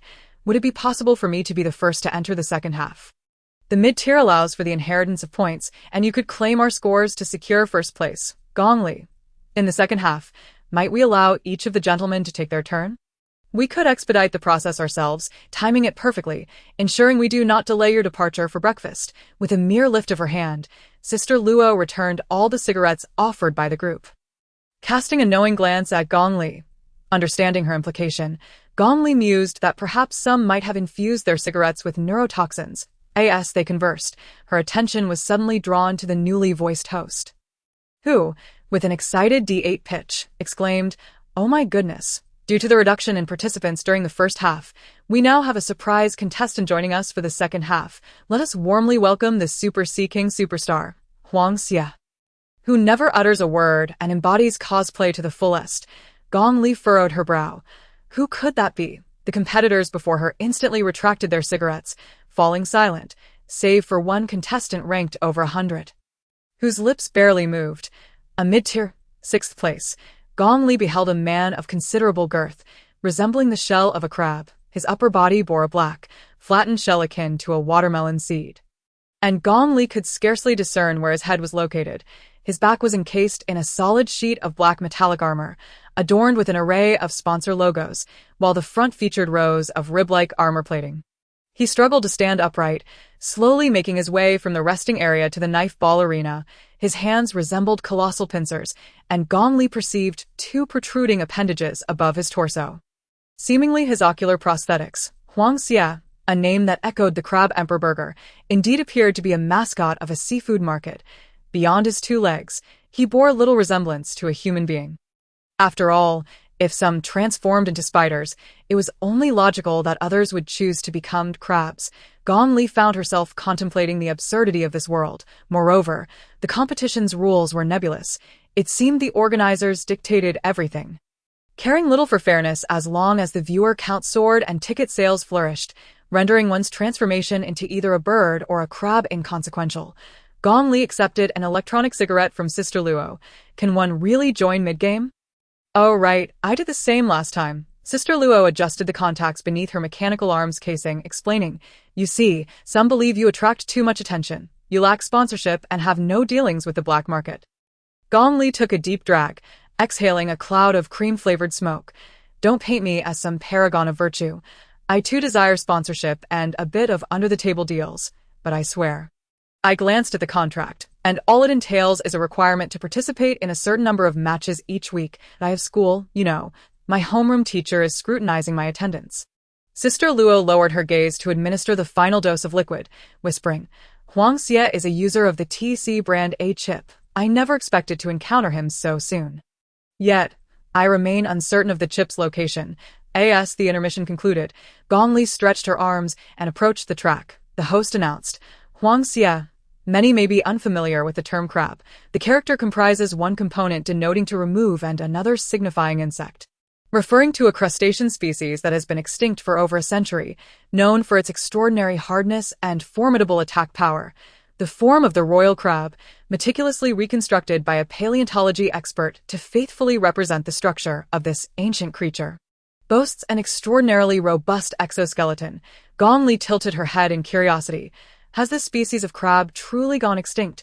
Are they unaware of what a crab is, as she listened to the host exuberantly extolling the virtues of the royal crab? She paid little heed and dashed onto the racetrack. As anticipated, the royal crab directed its course towards her as soon as she entered the arena. However, rather than racing on 2 legs, it unexpectedly prostrated itself on the ground. Suddenly, several apertures opened on either side of its body, revealing 3 mechanical legs on each side. It then commenced a rapid lateral crawl on the track with its 8 legs, coupled with its glossy black armored shell and its elongated oval shape. Gong Li felt compelled to applaud. What on earth is this? It resembles my good brother, the cockroach. Before the host could utter a word, the resonant voice of her beloved cockroach echoed throughout the live stream and the arena. For a fleeting second, silence enveloped the crowd before erupting into uncontrollable laughter. Though I am unfamiliar with the appearance of the extinct crab, I certainly recognize a cockroach. The live chat was flooded with alternating expressions of disdain and mirth. The royal crab, momentarily halted in its exuberant scuttling, incredulously lifted its eye stalks to gaze at the screen in the arena. Of course, it saw its own frantic image racing across the track. Isn't it merely a change of paint from red to black? Indeed, it appeared rather reminiscent of the cockroach. In Chapter 36, Ping Shu was peering through the window of a small lounge, attempting to catch a glimpse of the competition. However, the angle proved inadequate, prompting him to rush outside to a nearby vendor, where he purchased an ice pop and leaned against the vendor's display screen to watch the live broadcast. Observing Gong Li struggle against the angel of flight, he felt a surge of anxiety, nearly wishing to tear the screen from its mount to hold it close. Yet, As she regained her rhythm, exchanging playful banter and triumphing over her opponents, he could hardly suppress his laughter while biting into the ice pop. However, the lounge was rife with a certain chaotic commotion, as numerous competitors brought various individuals from outside, and several were sizing up Ping Shu. Some even thrust their payment interfaces towards him, inquiring 1,500 or 2,000? Taken aback, Ping Shu, having resided in the Red Street for a while, grasped the implication and quickly waved his hands, exclaiming, "I don't engage in that sort of business." The individual, clad in gleaming mechanical enhancements, scoffed. 3,000 seems reasonable. It was rare to encounter someone without any augmentation here, as on other streets, such individuals would fetch no high price. If you allow me to perform some modifications, I could add another 2,000. Ping Shu, flustered and turning crimson, declined vehemently. The other party, undeterred, even reached to grab his collar, prompting him to fabricate a quick excuse. "There's a boss who has reserved me for the night. Otherwise, how could I gain entry?" The individual frowned. "Which boss?" Pointing to the screen, Ping Shu intended to indicate Gong Li, but unexpectedly, the image displayed was that of the royal crab, currently being ridiculed by the crowd, releasing his grip. The individual smirked. "That perverse royal crab. Huh, well then, I wish you a long life." This individual is not only notorious for his madness on the knife ball court, but also possesses a penchant for indulging in pure carnage in private. Relishing in the sight of blood, it seems he must have heard whispers that the torso of the little yellow duck might be a fragile, unmodified body, much like a shark sensing the scent of blood. Propelling himself toward it with fervor, just as he finished speaking, the elegant young man from earlier was seen hastily departing. Indeed, he was frightened away. However, Ping Shu was not fleeing in fear. Rather, he was anxiously seeking to witness the match. Eager to remind Sister Luo to utilize the rest sign to substitute Gong Li and reinforce her body armor. Yet, as he hurried toward the vicinity of Gong Li's repair room, he unexpectedly encountered a group of men and women with faces transformed into metallic masks. Standing in the corridor outside the repair room, he abruptly halted, retreating into the corner, peering toward the crowded hallway. When Gong Li exited the game, she entered the repair room directly from the side of the court. It was only when she replaced her prosthetics and exited that she would pass through this corridor, an area not accessible to ordinary individuals. Ping Shu sensed something was amiss, after listening for a while from his hiding spot. He discerned that the group in the corridor was discussing, "The signal has been jammed. The little yellow duck's neural interface won't receive any information. By the way, did we arrive too early?" "No, the royal crab won't take too long to deal with her. However, if they truly eliminate her on the court, it would have adverse consequences. After all, our live broadcast operates on the edge of the premise that prosthetic violence does not equate to bloodshed once she exits. We should first disassemble her arms and legs, then remove her helmet for a photograph. Hey, I get it. Let's first check if she belongs to any noble family. If she isn't a lady of high birth, she either signs a contract or meets her end today. If she is, then we package her along with her nude photos and send her off to her aristocratic family. Speaking of which, our backing must be powerful enough to dismiss such matters. But what if it's a family of the caliber of the Bai family? Bah, the Bai family only produced a young master. Don't overthink it. We are here to get paid." Ping Shu, concealed in the corner, listened in horror as the group discussed their sinister intentions toward the little yellow duck, sending chills down his spine. The presence of these individuals, whether under the directive of the black market owner or backed by a formidable company, suggested they were all quite powerful. He'd stood no chance against them.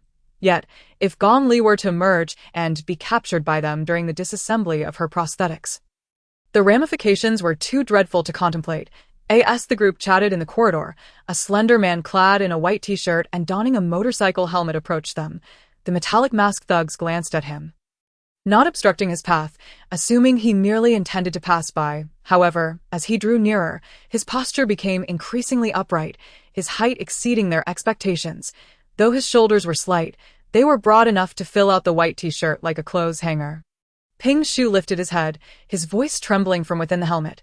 "If you all do not leave, I shall summon the supervisor or the owner." The metallic masked thugs fell silent momentarily before one could not help but laugh out loud. "Who the hell are you? Your audacity suggests that this knife ball court belongs to you." Ping Shu exerted pressure on his slightly trembling legs, his voice rendered husky by the effort. I am the bodyguard of the little yellow duck." A group of metallic-faced individuals erupted in laughter. "The little yellow duck has a bodyguard. With your appearance? Damn, this is hilarious. And you're looking for the supervisor? Why not do this instead? Help us open the door to the little yellow duck's repair room. And we'll pay you for your services, but the little yellow duck will be left to us for free." Ping Shu trembled with indignation at their final remark. He suddenly lifted his gaze. Gripping his garment and exposing his abdomen, the onlookers were startled by his actions, and as they watched him tear at his clothing to reveal flesh, they attempted to jest with a few profanities. However, to their bewilderment, Ping Shu's hand seemed to meld into his own abdomen. Pulling forth a blood-soaked bone knife of considerable width, with apparent difficulty, he extracted the enormous weapon from his body, standing it upright on the ground. His face hidden beneath the motorcycle helmet now brimming with tears, with a strenuous effort, he abruptly raised the knife, which seemed to become an extension of his arm, and swung it towards them.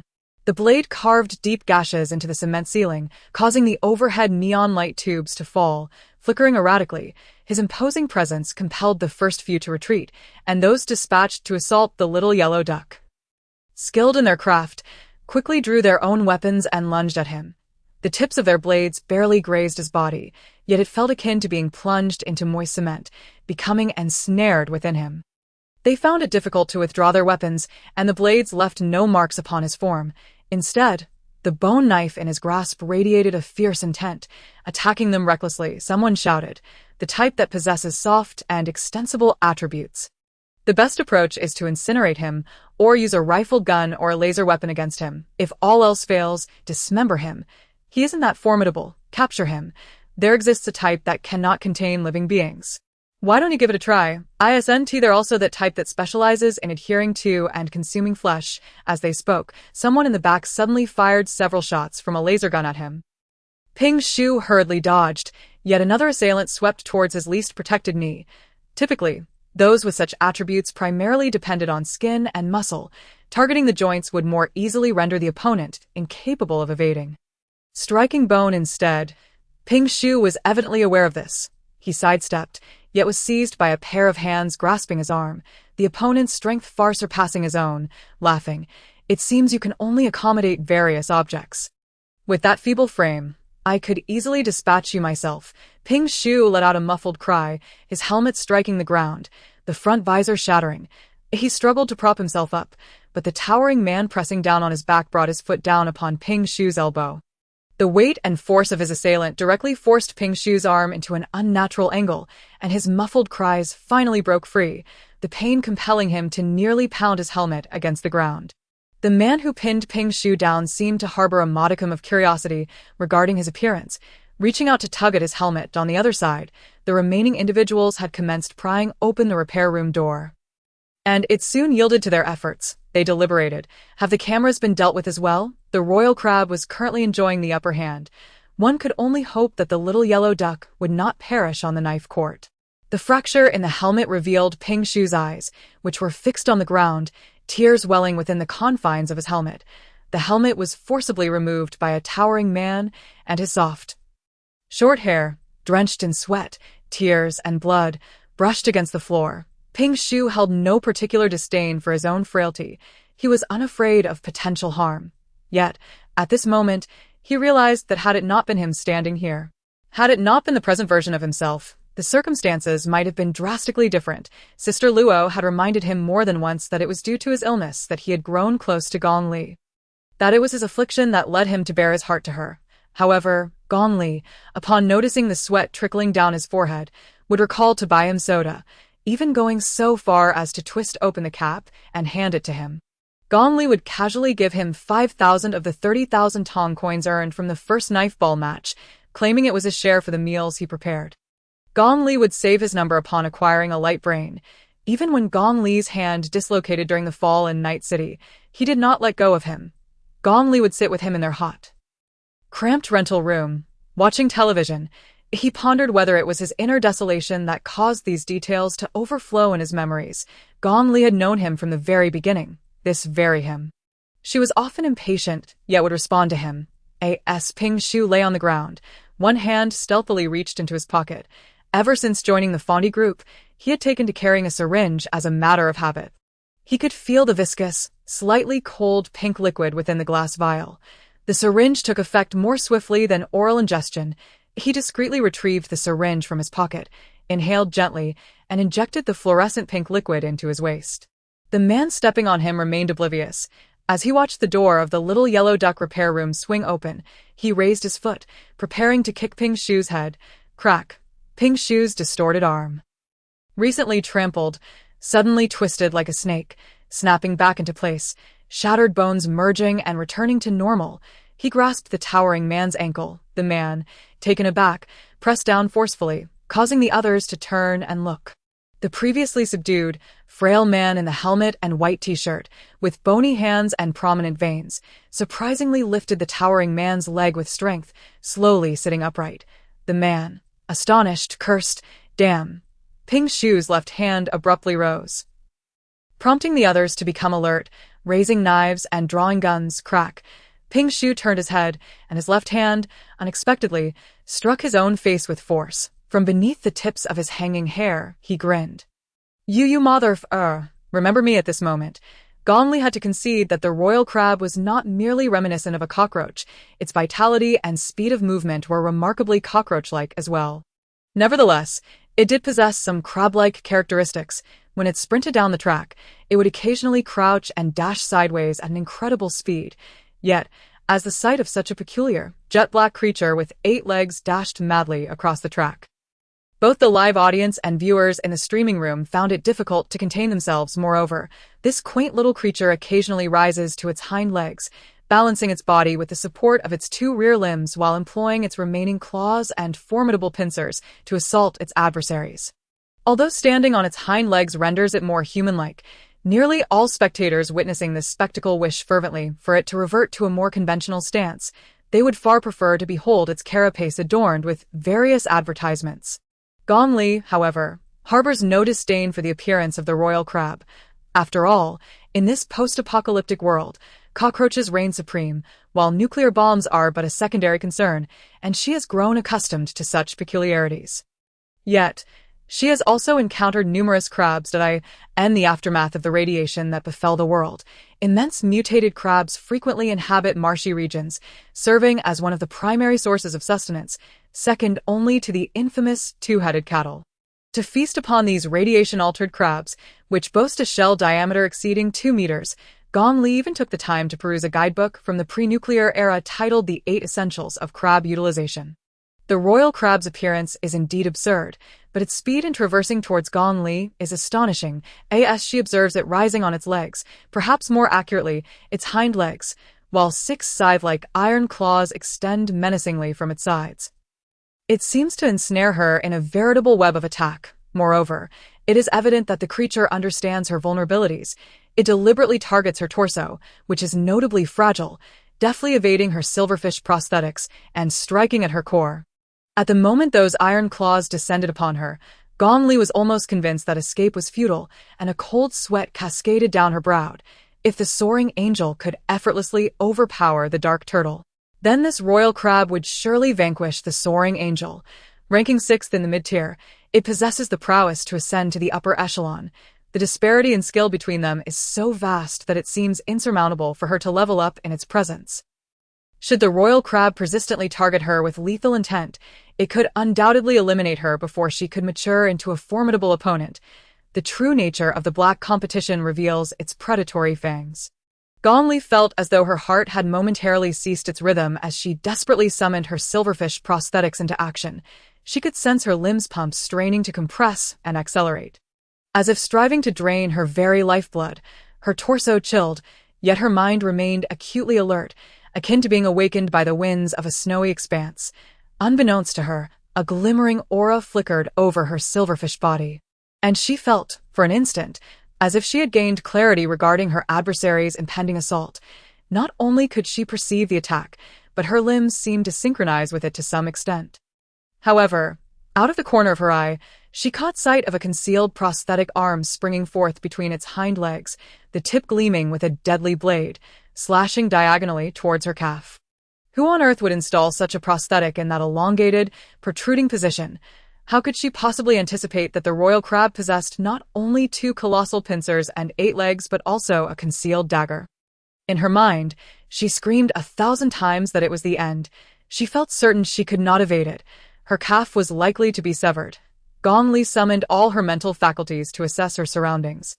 Preparing to brace herself against the railings along the track should her calf indeed be severed, ready to flee the arena at the nearest opportunity, lest she meet her demise. Yet, she did not anticipate that when the blade made contact with her calf. A slick, glimmering sheen enveloped her, causing the blade to slip. It glided as if her foot had slipped on a surface. Only then did she notice an exceedingly smooth film of moisture enveloping her silverfish prosthetic. Shimmering like flowing light, even the intricate scales carved upon her prosthetic appeared to come alive with dimensional vibrancy. Suddenly, a few words appeared before Gong Li. Fish Dragon Dance. Fish, 059, Chapter 37. Gong Li abruptly recalled the special effect of this cybernetic body. Had she entered the fish state among the 3 conditions of Fish Dragon Dance? However, according to the description, each state could only last for a minute. Her body moved with the fluidity of a swimming fish, eluding capture.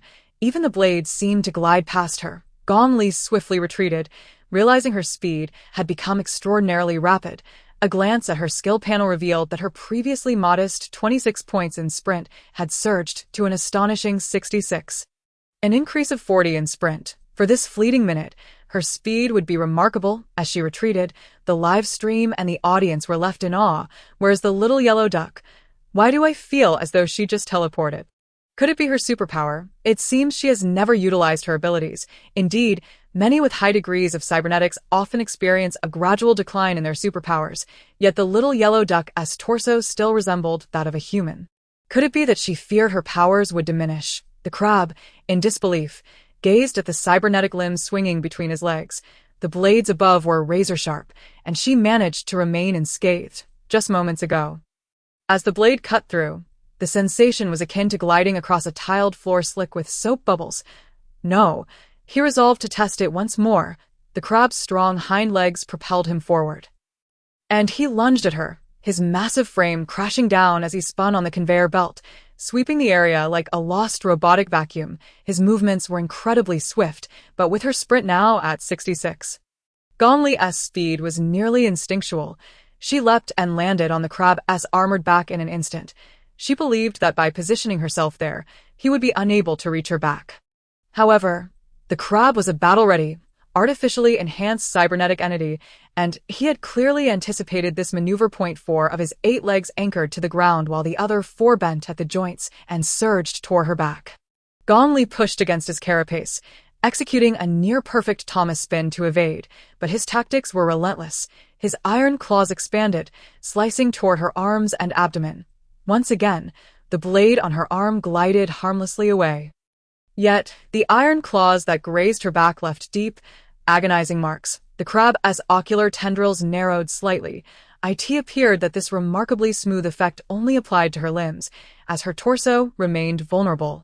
Just as the crab pondered this, he suddenly witnessed her silvery hands reaching for his ocular tendril. He had no time to retract. Those hands seized the tendril and yanked it outward with sheer force. A segment of wire connecting to the electronic component was forcibly extracted. The audience erupted in a wave of exuberant cheers, believing she had secured a decisive blow. Yet, Gong Li furrowed her brow. No. She had exerted hardly any strength to pull it out, such a crucial ocular implant, yet it lay exposed in such a fragile state. This could not possibly be its only ocular eye. Gong Li was struck by the sensation that he was laughing, as the carapace beneath her feet trembled with the sound of his mirth. She stepped upon the shell, lowering her head to discover his black exoskeleton was fading in hue, transforming into translucence, revealing the intricate mechanical structure beneath. As the royal crab's shell became entirely transparent, the resounding cheers of the crowd abruptly ceased, plunging the arena into a profound silence. The host's voice finally broke the stillness. What the hell? What the hell? Gong Li found herself cursing in the same manner. Having witnessed the peculiarities of the feathered egg, she contemplated that if humans were oviparous, the half-hatched egg would resemble the translucent shell beneath her feet. The first sight within the shell was an oval glass chamber filled with a pool of bluish-green liquid, where frail, somewhat curled spinal column floated, adorned with an unknown number of electrodes and tubes. Atop the spine rested a pale, semi-transparent cranium, but this was all there was. Within the liquid, only a head was present, accompanied by a twisted, elongated spine beneath it, devoid of limbs or organs. It resembled a white tadpole. Surrounding the undulating bluish-green liquid, countless conduits and electrodes connected to the mechanical constructs of 8 legs and a pair of massive pincers, controlling its movements. He kept his eyes tightly shut, as if grotesquely swollen from prolonged immersion in formaldehyde. From either side of his temples, numerous delicate electrodes extended forth. Gong Li's gaze followed the electrodes, and she suddenly shivered, because these electrodes were linked to pairs of artificial eyes, densely clustered beneath the translucent shell. At least dozens of artificial eyes observing her from a full 360-degree perspective. In that fleeting moment, countless lifelike pupils suddenly focused upon her. Despite her extensive experience, Gong Li felt a chill run down her spine. Through the translucent shell, she sensed that she was unnervingly close to that distorted, pallid visage, as if it had long since departed from the realm of the living. Was he still alive? Could he still be considered human? For some reason, Gong Li recalled what Fong Ti had said during their classification, mentioning the carbon-based realm, the human lineage, the systemic classification. Could it be that in this bizarre world, some individuals, due to supernatural abilities and postnatal modifications, had already transcended the boundaries of humanity? The royal crab, which had remained silent until now, finally uttered its first words. Gong Li did not observe any vocal apparatus. She merely heard the sound emanating from its abdomen. Your gaze should not reflect fear, but rather admiration and reverence. Humanity is such a frail and powerless creature. Let us express gratitude to technology for enabling our evolution once more.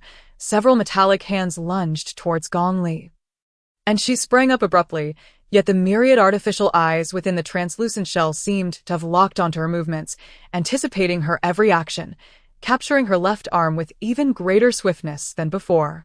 Gong Li gasped, looking down to see the shimmering light on her silver-fish prosthetic limbs had vanished. Thus, the state of fish had ended. She was about to be ensnared, almost in the next instant. Leveraging the force of the iron grip, Gong Li flipped herself, evading the oncoming assault from the other limbs. However, her arm was brutally clenched by the blade-like metallic hand. Her forearm was crushed. Countless drones approached the little yellow duck, solely to capture her scream of agony. Yet, she merely emitted a muffled groan, which then transformed into a light chuckle. This gentle laugh melted the hearts of countless viewers anxiously watching the live broadcast. With her right hand, she deftly seized the severed silver left arm, her toes barely grazing the ground as she leapt backward. Just as she was about to land, countless cameras captured the moment when a series of fish-scale-like panels suddenly rose on Gong Li's silver fish body. Revealing the air vents beneath, a great plume of steam erupted, and luminous currents surged swiftly along the grooves of the swimming fish pattern, cascading from the shoulder connection to her fingertips. Dragon. The thick steam enveloped her figure, and many spectators craned their necks towards the expanding white mist on the field, where a section of the track was consumed by the fog. A competitor wielding a meteor hammer stood bewildered, his form gradually becoming indistinct within the mist, while the royal crab found itself partially shrouded by the rapidly spreading vapor. Suddenly, a figure outlined in golden lines sprang forth from the dense steam. Agile and fierce, gliding like a dragon through the clouds, the golden scales shimmered in the light, and her ornate body reflected a soft golden glow as she executed a swift kick towards the royal crab. Some keen observers noted that her severed left forearm was still tethered to the sash of her satin coat, indicating her intention to retain this old, shattered prosthetic. Gong Li understood that she had now entered the dragon phase of the fish-dragon dance. Meanwhile, the recently surged speed on her status panel vanished, replaced by an increase in strength of 40. The royal crab immediately raised its massive pincers to defend itself. Although heavy, its pincers possessed extraordinary hardness, having shattered countless competitors' helmets and turned their brains to pulp. Yet this time, the royal crab noticed a visible crack forming upon its pincers due to her kick. This cannot be. How much time and resources had he invested to create these pincers? If they were to crack, He would have no means to repair them. Gong Li, however, remarked with understanding, "Indeed, they are quite hard, but you truly should not mimic a crab. The crabs I have consumed likely outnumber the cockroaches you have encountered." As Gong Li leapt from the steam, the audience could finally discern the meteor hammer in her right hand, which she swung down upon the protruding edge of its shell. This must be the seam. The first step to cracking a crab is to give it a good thump. Gong Li observed how many of the screws within its shell were oriented upwards, indicating that during repairs, he must have lifted the entire shell. This suggested that its structure was indeed quite similar to that of a crab. Moreover, she suspected that if there were a TC-made chip within the royal crab, it would be designed to enable human brains to control multiple limbs or to coordinate movement like a crab. This meant it pertained to overall coordination. The chip socket should be located where the limbs converged. Her gaze caught sight of an opening within its shell. The royal crab suddenly recoiled in fear. The host and cameras could not capture the moment, but the royal crab was aware that due to the precise angle of her previous strike, the seam of its shell had begun to loosen. Gong Li chuckled softly. The audience watched as she produced a legendary tool of physics, a crowbar, from beneath her coat. This was something she had seized from another competitor during the first half. Gong Li wedged the crowbar into the loosened lower edge of the royal crab's shell and forcefully pried it open. The lower abdomen was the perfect spot to crack the crab. The royal crab suddenly let out a terrified cry. "You dare!" With several iron hands suddenly reversing at the joints, they lunged towards Gong Li, who, with only one remaining hand, forcefully lifted his shell, using the translucent armor as a shield to deflect his own assault. Gong Li's slender form slipped beneath the shell. The armor, now resembling an overturned car hood, had been closely observed by Gong Li. With a crowbar in hand, he ensnared the control line of the mechanical leg on the right side and yanked it down with great force. The royal crab's body tilted, its right half, including the massive claw, slumping into a state of paralysis. The audience erupted in astonishment, many spectators itching to leap from their seats in exhilaration. If the little yellow duck were to dive beneath the shell and shatter the glass plug encasing its head and spine, it could deliver a fatal blow to the royal crab. What on earth was happening? Why had the once dominant royal crab been so quickly reduced to such a pitiful state by this little yellow duck? What maneuvers had she executed? The royal crab, driven to desperation, let out a furious roar, its left mechanical arm's iron claw wildly grasping at the edge of its shell, before it wrenched the shell off and hurled it away. This left Gong Li with no chance to hide beneath it any longer. It was a necessary action, for he was acutely aware that death loomed just a step away. Swish, clap. These two sounds, though barely audible, were amplified by the microphone, resonating throughout the hushed arena. Countless surveillance drones whirled around them, and the live broadcast room was nearly devoid of comments. Everyone was fixated on their next move until the little yellow duck was the first to withdraw her palm. She left a clear, bloody handprint on the glass enclosure. In a soft voice, she remarked, "It's merely a competition. There's no need to transform oneself into this state, nor is it necessary to perish within this mere meter-high glass tank." Her decision to retract her hand was not born from a desire to compromise for mutual benefit, but rather because a diminutive chip now lay nestled within her clenched right fist.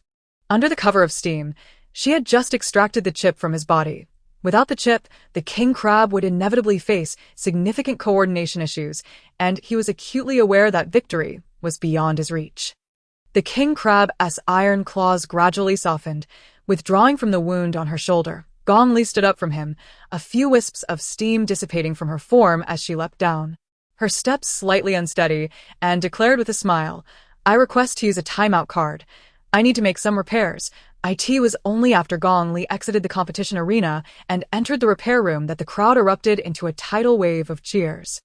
The host took a moment to regain his composure, his mind evidently still in a daze. Although the little yellow duck has utilized a timeout card, this match is drawing to a close. She has already amassed an exceptionally high score in the first half, and it is nearly impossible for anyone to surpass her score in the remaining 20 minutes. We can almost declare the victor of this match must be the little yellow duck. The live broadcast room was inundated with frenzied comments of excitement. "I'm going insane. Apologies for being a simpleton, but I just adore watching beautiful girls annihilate monstrous foes." To be fair, the king crab's strength and speed surpassed that of the little yellow duck by no small margin. The fact that she was able to retaliate in such a manner was already quite impressive. She had truly been evolving. How many times must I ask, does the little yellow duck have a support team? I'm losing my mind. I want to be her die-hard fan. I've even turned her tilted head photo into a sticker and placed it on my helmet. Some comments also noted, am I the only one who saw this? Just now, after her jacket was ripped apart, I noticed an advertisement on her back. Did I rewound the video? And it's true, I saw it too. The Soul Collector Group. I recognized it. That's the sticker from the Soul Collector Group. The Soul Collector Group, is that the one with the famously semi-nude head nurse? As Gong Li made her way to the repair room, she remained unaware that a throng of people was fervently searching online for the official merchandise site of the Soul Collector Group. On Bluebird, alongside the moment of the Little Yellow Duck's stunning victory, the Little Yellow Duck's dedicated fans were trending. A multitude of individuals unearthed that the sticker on the Little Yellow Duck's back was a newly released product from the Soul Collector Group's merchandise site. Furthermore, this sticker was a limited edition, only one available, priced at a staggering 999,999 coins, and it had sold out the instant it was listed. This exorbitantly priced sticker had previously sparked a flurry of heated discussions, with some criticizing the Soul Collector Group for their insatiable greed, while others speculated that no one would actually purchase it, merely showcasing it for attention. However, the moment the sticker was listed, it was declared sold out, leading many to speculate whether it had been purchased by a particularly wealthy and fervent fan. Now, it seemed, could it be that the buyer was none other than the Little Yellow Duck herself? So, does that mean that the Little Yellow Duck is a diehard fan of the head nurse? This is truly a fantastical crossover. The vast audience of onlookers, of course, remains oblivious to the fact that this sticker was never sold. It was directly gifted to Gong Li by Yuan Zhongyu. Furthermore, a multitude of individuals have been frantically posting screenshots from the live stream beneath Yuan Zhongyu's Bluebird account, incessantly tagging him, head nurse. This is your benefactor. Shouldn't you express your gratitude? Head nurse, if I were in your position, I would perform the grand gesture of pouring red wine on this magnate's chest daily. Just joking. At the very least, you ought to tend to the injuries of the Little Yellow Duck, for she is quite severely wounded. Could we not persuade the Little Yellow Duck to create a Bluebird account, dear sir? Or perhaps you could convey to her that I have been unofficially designated as her husband. However, all of this transpired after the match. Gong Li, with her bloodied left arm hanging limply, made her way off the court clutching the chip in her right hand. Sister Luo, who was supposed to wait for her by the sidelines, was nowhere to be found. As Gong Li entered the repair room, she noticed the door leading to the outer corridor was wide open. With Sister Luo standing rigidly at the entrance, gazing down the hallway, Gong Li, puzzled, inquired, "What is the matter?" In the realm of the seamen, the women's wardrobe, Chapter 43, Sister Luo instinctively attempted to close the door, shaking her head in response. "It's nothing. Nothing at all." Yet, Gong Li caught a whiff of oil and coolant, prompting her to frown as she forcefully pushed the door open. The strength of Gong Li's cybernetic right arm was more than Sister Luo could withstand, causing her to stumble back a step. Peering outside, Gong Li was met with a scene of mechanical dismemberment and shattered components littering the corridor. The overhead lights hung precariously, some broken or half-fallen, while a mountain of cybernetic remains nearly blocked the passageway. There were even some individuals torn in half, groaning as they dragged cybernetic parts towards the other end of the corridor. The bluish-green coolant spread across the floor like a leaking pipe, and even amidst the chaos of the knife-ball arena, Gong Li had never witnessed such a plethora of severed limbs. Unable to suppress her breath, she caught sight of a figure clad in a white t-shirt and helmet, rummaging amidst the mechanical debris. His shirt was soaked with coolant, clinging tightly to his frail back. Gong Li could hear his soft mutterings and faint laughter, occasionally kicking the components within the heap of corpses as if they were toys. Blinking, she recognized that helmet and the once colorful t-shirt. Ping Shu, his body stiffened, gradually straightening up. Chapter 38, I and the dimly lit corridor. The helmet splattered with liquid turned to face her, the black visor meeting her gaze. Gong Li embraced her injured left shoulder, furrowing her brow as she took a step closer. "Take off your helmet." He suddenly stumbled back half a step, nearly collapsing onto the mound of corpses. Gong Li halted several paces away, fixating on him, and lowered her voice once more. "Ping Shu, take off your helmet." After a moment, he slowly removed the helmet. Gong Li beheld a familiar face, reddened from tears and sobs. She sought to find some unfamiliar expression upon this visage. Yet, Ping Shu, clutching the helmet, was overwhelmed with tears, his expression vacant, appearing to gaze through her rather than at her, lost in a dreamlike state as tears streamed down his face. After a brief pause, he suddenly exclaimed as if awakening from a stupor, "Did you finish the match?" Before Gong Li could utter a word, he exclaimed, "Ah, you're injured. How could this happen? So much blood." Gong Li replied, and she extended her hand towards him, saying, "Come here." Ping Shu hurriedly ran towards her, but stumbled over the severed limbs scattered on the ground, falling into a pool of bluish-green liquid. Dazed, he turned to glance back at the mechanical hill behind him. Gong Li asked, "Did you do this?" Sitting on the ground, Ping Shu looked up at her, his expression flustered and his words tumbling out incoherently. Yes, it was me," and Luo Jie suddenly interjected. "It was us who discovered that someone was lying in wait for you. Some individuals from certain companies were intolerant of you and sought to eliminate you. Ping Shu and I took the initiative to deal with them first." Gong Li was aware of Luo Jie's proficiency with firearms, and the wounds inflicted on these individuals were all lacerations or stab injuries. Nevertheless, she smiled faintly, "I was pondering whether I might encounter something unsavory myself. I owe you both my gratitude," Luo Jie remarked. "They were heavily augmented. They are completely dead. The signals and cameras in this corridor have also been dealt with by them in advance, so we can just play the fool." Gong Li lifted Ping Shu off the ground. He slipped beneath her, leaning against her as she wrapped her uninjured right arm around his ribs. Ping Shu gazed up at her, tears welling in his eyes. "You shouldn't support me anymore. How could you be hurt so severely?" She locked the door to the repair room, her steps faltering. Ping Shu yearned to carry her. Gong Li, leaning on Luo Jie, lay down on the repair bed. "It's a bit serious. I feel like I'm losing heat. Please help me treat the wounds quickly." Ping Shu tugged at his clothes, standing beside the repair bed, nearly dizzy as he stared at the wounds beneath her removed armor. Gong Li pointed towards the washroom in the repair room. "Wash up.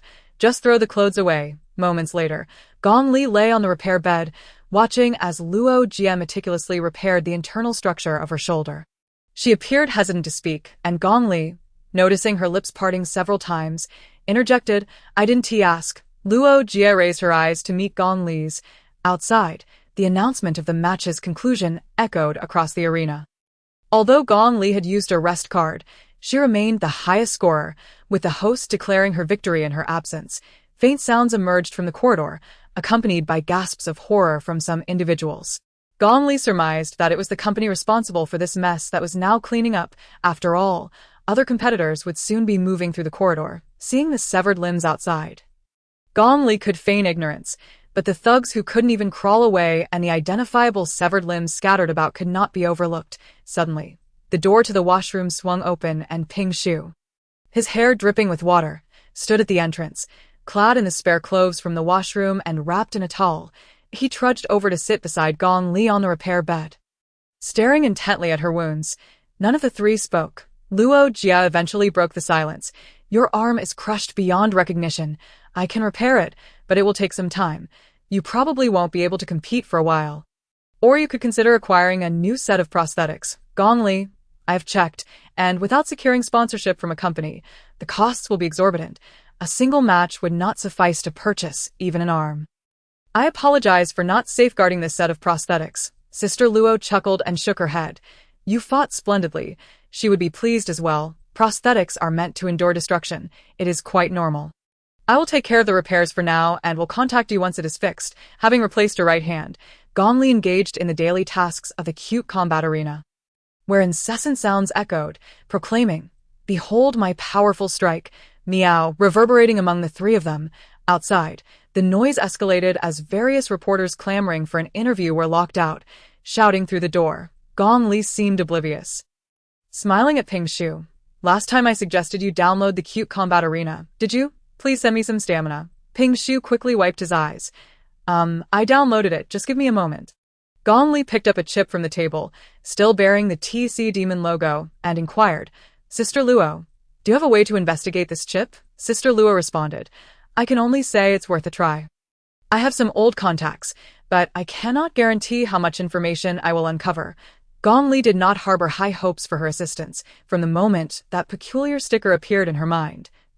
She understood that the most expedient way to trace back was to find the person who oversaw the transformation of the substitute female character, Xin. In the original narrative, when the substitute female character decided to undergo cosmetic surgery to become Luan Qianqian, she abandoned her decayed aristocratic life and discarded her former identity. Although the text does not elaborate, it mentions that Xin encountered her several times during the surgical process, remarking how she increasingly resembled Qianqian. Perhaps Xin knows. See, Gong Li half closed her eyes, pondering the discrepancies between this body and the depiction of the substitute female character in the original work. Her curiosity about the underlying truth was piqued. It was this thought that led her to accept Gondeng's task. Returning to the present, she found Sister Luo chattering away. Fortunately, I managed to procure some high-grade materials recently, which can barely facilitate the repairs.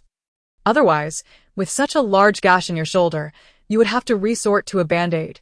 Ping Shu, as before, leaned over the small table beside the repair station, passing tools while intently watching Sister Luo thread the wire through the needle. Gong Li glanced at his eyelashes, then turned her gaze back to Sister Luo. If there are any further leads regarding the chip, please inform me, as every bit of information could clarify the situation. However, even if it weren't for the chip, I would still come for the reward on the motorcycle.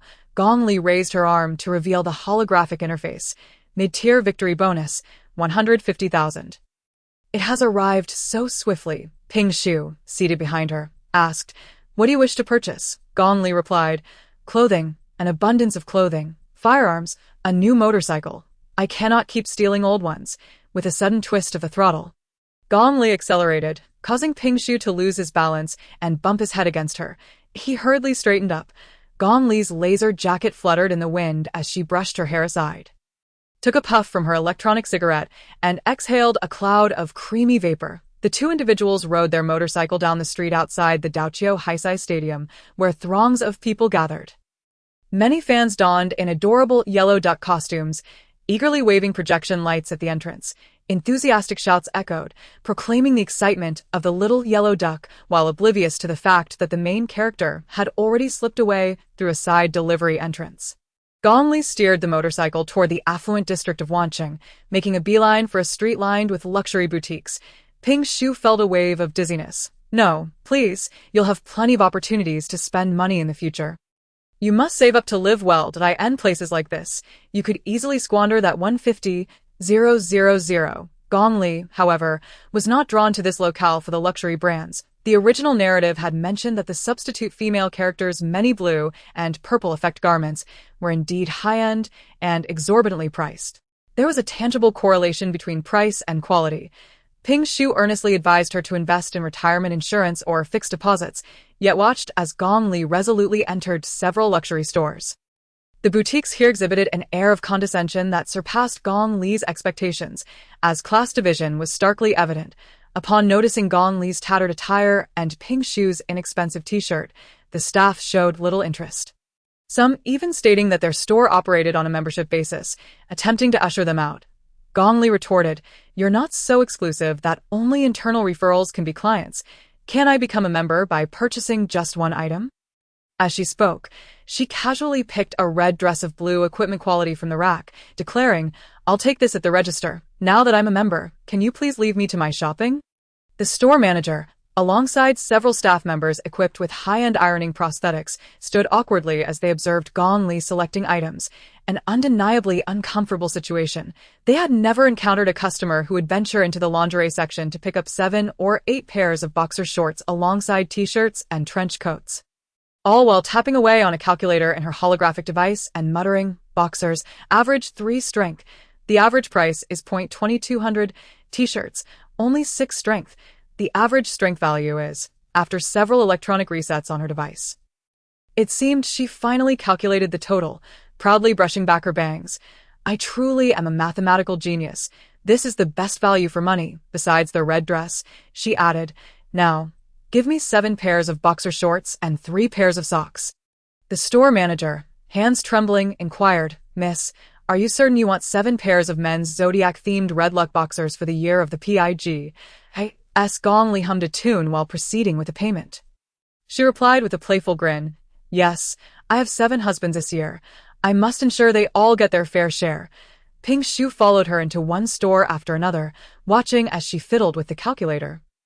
Purchasing an assortment of eclectic items, including a pair of swim trunks made from sharkskin, Ping Shu's arms were nearly laden with bags. The initial red dress was quite appealing, but the subsequent purchases left Ping Shu doubting their wearability. While Gong Li reveled in the experience, cheerfully humming as she swept through the streets, clutching the receipt, Ping Shu trailed behind, calculating, anxious that Gong Li might exceed her budget. Eventually, Gong Li remembered her intention to buy a firearm. She entered a shop and made a straightforward request for a laser gun that did not require a subscription for laser ammunition. In the depths of Red Street, amidst the alluring figures, there existed a night market stall. Gong Li was savoring a grilled sausage while purchasing an abundance of inexpensive zircon necklaces and earrings, all crammed into a plastic bag. Ping Shu trailed behind her, laden with numerous bags, glancing around curiously. What else do you wish to buy? Gong Li pointed to the small hole on her forehead, now devoid of blood, leaving only a narrow, finger-sized cavity. I want to buy something to fill it. Any suggestions? Ping Shu replied. Did you not just stuff a cigarette in there a while back? I see you're itching to light it up. It might just smoke your brain. Gong Li chuckled awkwardly. Perhaps something more aesthetically pleasing. Ping Shu scratched her face. I know someone who crafts jade beads or glass beads that are particularly exquisite. Ultimately, Gong Li accompanied Ping Shu to a shop selling faux beads, where the artisan measured her size on the spot. Fashioning a red jade bead, she inquired, how many beads for a string? Do you want it to vibrate? Gong Li was momentarily taken aback. What do you mean? I'm looking to place it in this hole in my head. The master craftsman replied, I know, you youngsters can play with anything. I'm quite accustomed to it. Do you need it on a string? Ping Shu's face flushed crimson as she fervently explained. She just wants it to be pretty. And she's worried about dust getting in the hole. Just make a regular bead, Gong Li. She understood, and oh wonder it's a shop on Red Street. After their purchase, she continued to browse, intending to acquire more jewelry. Gong Li squatted by a small stall near the wall to buy a ring, while Ping Shu stood beside her, seemingly entranced. Gong Li asked, Quick, help me decide which one looks better, upon glancing up. She found Ping Shu staring blankly at a strange woman leaning against the wall. The woman was curvaceous, clad in a form-fitting bodysuit, her arms painted silver, adorned with rough fish carvings, and atop her head, she wore a helmet featuring a small rubber duck toy.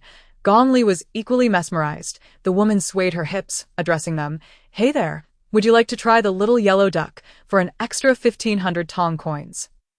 You can access a special room for live knife ball matches. Gong Li gave a thumbs up. Every time I come to Red Street, my eyes are open anew. Even the workers are keeping up with the trends. Ping Shu, infuriated, rushed forward to confront her, shouting, I want to allow you to insult the little yellow duck. I'll sue you, believe it or not. How dare you dress like that? Gong Li hurriedly pulled him away. Ping Shu was fuming. They are infringing upon your right to reputation. Back at their dormitory, in the lounge on the first floor, others were still watching a replay of the knife ball black match. Cheering and shouting. Gong Li had packed 2 meals to take back to their room. Ping Shu paused in the corridor, hesitating to voice his thoughts, yet Gong Li waved him off and entered the room. Closing the door before he could utter a word, Ping Shu lingered for a moment in the hallway, then trudged back to his own room. After shutting the door, he refrained from turning on the light. The room was cloaked in darkness, illuminated only by the moonlight streaming in from the snow-covered island outside, casting a deep, oceanic blue hue. A persistent voice echoed in his mind, refusing to cease. Earlier, during their shopping excursion, it had incessantly mocked him. Ping Shu bit his nails and murmured, Silence, silence. It's all your fault, all your fault. She will suspect. She will investigate my past. Leaning against the door, he gradually sank to the floor, nearly biting his nails until they bled. It's all your fault, all my fault. Chapter 39. We don't have to participate, do we? What exactly is this task that requires so many students to be summoned? Surely there is no impending crisis. Early in the morning, Bai Jiji sat in the lounge of the dormitory's first floor, observing as Gong Li and Old Ping were called away, along with several others from Class C. Old Ping seemed utterly indifferent to her destination, casually snatching a pile of wet wipes from the dormitory cafeteria. Gong Li appeared even more disheveled, still in her sleepwear and slippers, her eyes still heavy with slumber. As she hefted a backpack, Many students from other classes had also been summoned, with some boasting abilities at least at an A-level standard. Whispers filled the air, speculating about this special mission, wondering if only the strongest had been called upon. A vehicle hovered above the sea surrounding their snow-laden island dormitory, its interior adorned with steel-seated decks. Gong Li and Old Ping sat side by side, watching a few students from Class A in uniforms, excitedly whispering about whether they would be dispatched to other countries for some grand mission. Gong Li chuckled softly, clad in her exercise attire. Old Ping busily applied makeup using the camera of her holographic device. Gong Li leaned closer, asking, "Could I borrow your makeup kit?" Old Ping shot her a sideways glance. "Who asks their grandmother to borrow makeup?" Gong Li replied, "I asked Susu yesterday. She washes her face with soap and has no cosmetics at all. Just let me borrow it for a day." Old Ping tossed it to her. "If you lose it, you'll have to buy me a brand new set. I've never seen you wear makeup." "Are you planning to sneak out for a date after the mission?" Gong Li shot back. "What, do you think I can't find a man?" Old Ping retorted, "No worries. Next time you meet a young man uninterested in striving for success, send him my way so I can show him my lucrative old path." A few minutes later, everyone disembarked from the vehicle, rendered speechless. Was it really necessary to make such a grand entrance? And isn't this a subterranean parking lot? Was it necessary to use a vehicle for this? One student recognized their surroundings, exclaiming, "Isn't this beneath that luxury hotel in the city center? If we had just walked through the building and taken any exit, we could have caught a taxi without even meeting the base fare." A group of trainees disembarked from the aircraft, standing in the desolate expanse of an underground parking lot, which had evidently been commandeered by the entity known as Fongdi. The vehicle that had transported them folded and refolded, ultimately shrinking to the size of a paper boat, which was then picked up by the lead operative of Fongdi. The leader clapped his hands and remarked, "It's merely a matter of numbers. I happen to be fortunate enough to be selected." He then inquired, "Do you know why you were chosen?" Some shook their heads, yet their expressions betrayed a sense of pride, as if to say it was due to their own impressive capabilities. The leader continued, "It is because you all possess combat-oriented skills and experience living in Wancheng, making you individuals who can seamlessly integrate into the city. Your task this time is straightforward. You are to provide security. A large-scale conference, which has garnered considerable attention, is soon to take place, and your role will be to blend into the crowd and remain vigilant for any suspicious individuals. In essence, you will serve as bodyguards." It was no wonder that Bai Jiji was absent. A young master lacking life experience would undoubtedly attract attention with just a few words. Some of the proud youths selected appeared incredulous. "Are you certain? You want me to serve as a bodyguard for the leaders?" Their fervor escalated, with some even expressing a desire to return to their classes. The leader responded, "Then I shall invite Nurse Yuan Zhongyu, who will command this security detail, to introduce you to the specifics of your roles and tasks."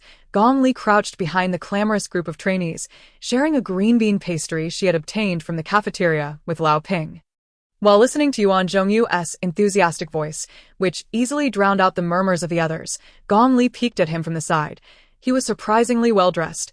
Yuan Zhongyu wore jeans and a hoodie, appearing like the quintessential neighborly older brother, save for the mask obscuring his face. Upon noticing her, he momentarily froze before adjusting his mask, evidently aware that she was the little yellow duck from the knife-throwing arena. Gong Li didn't mind. Fongdi operatives were prohibited from participating in such competitions, and Yuan Zhongyu would undoubtedly keep her secret. He shifted his gaze back to the other trainees and began to explain. "This conference is of great importance as the number of participants is substantial, and we are currently experiencing a shortage of operatives, which is why you have been summoned." As he spoke, a projection drone soared overhead, casting a holographic map before them. This conference, involving the four major powers of Fongdi, religious organizations, corporations, and sects, would center around the signing of a crucial agreement concerning Chunqing. The current state of these four forces within the new nation is quite fascinating, essentially reflecting the fragmented nature of society. The term corporations refers to the major capital giants who dominate aspects of life and cutting-edge technology. Regardless of one's abilities, it is nearly impossible to escape the influence of corporations. Before the natural disasters spread, this nation was virtually under the complete control of super-capitalist conglomerates. Fongdi, in contrast, functions as a violent enforcement agency, even akin to a military force, managing a vast number of ability users to combat the threats posed by natural disasters. As the menace to human survival grows, the power of Fondi expands, enabling it to exert significant control during such critical times. However, Fondi can only absorb a small fraction of the ability users, and its enigmatic nature renders it somewhat unapproachable, even as the proportion of ability users rises, leading to many wandering among the populace. The organization of practitioners within the realm of folk associations is referred to as sections. In the new nation, sects primarily adhere to the principles of cultivation, yet they are not confined solely to this, as many prominent sects have evolved from various origins, ordinary citizens, devoid of supernatural abilities. Also seek faith and organization in this world. They yearn for spiritual solace in the face of natural disasters, leading to the establishment of churches dedicated to the protection of the common people and the alleviation of their fears. Although the influence of churches and sects appears to pale in comparison to that of corporations and factions, they manage to hold their ground primarily due to their deep-rooted presence within the lower strata of society. Even the most remote mining sites boast small chapels, where priests pray for those beset by the terrors of calamity. Likewise, even the weakest and most inept practitioners can join a sect, starting as outer disciples. While corporations and factions vie for dominance in matters of diplomacy, the tide of cybernetics, and major natural disasters, the sects and churches permeate every corner of the new nation. Of course, the dynamics of power among various factions fluctuate like the ebb and flow of tides, with an almost insignificant council lurking in the background. The reason for this assembly of diverse forces is a location that has been whispered about countless times, a place known as Spring City. To understand Spring City, one must delve into its earlier history. Initially, Spring City was not a city at all, but rather a desolate range of mountains along the coast, uninhabited until a natural disaster struck. This disaster, akin to the transformation of Night City from its former self, brought forth extraordinary resources. Spring City soon became infused with an abundance of spiritual energy. This energy was nearly imperceptible to ordinary individuals or even other practitioners. Yet to those of the cultivation sect, it appeared as a divine land. News of this discovery spread like wildfire among practitioners and sects who believed it to be the emergence of a celestial mountain, leading to a frenzied influx as they established their bases in Spring City.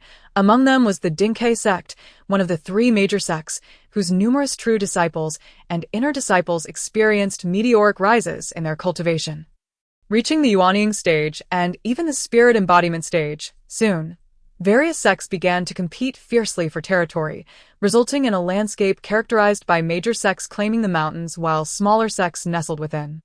Thus, Spring City officially transformed into a city, one devoid of any corporate branches. Initially, the factions sought to establish a presence in Spring City under the pretext of the natural disaster, but were met with staunch resistance from the major sects, who united to thwart such attempts. Consequently, Spring City became entirely the domain of the sects, which forbade any corporate or church presence, marking it as a pure land of cultivation. However, at the end of last year, a tragic incident occurred in Spring City when a true disciple of a certain sect succumbed to madness and slaughtered tourists at the foot of the mountain. The factions seized this opportunity to investigate the matter and intervene in Spring City. To their astonishment, upon their arrival, they discovered a surge of practitioners within the sects had also fallen into madness, plunging Spring City into chaos.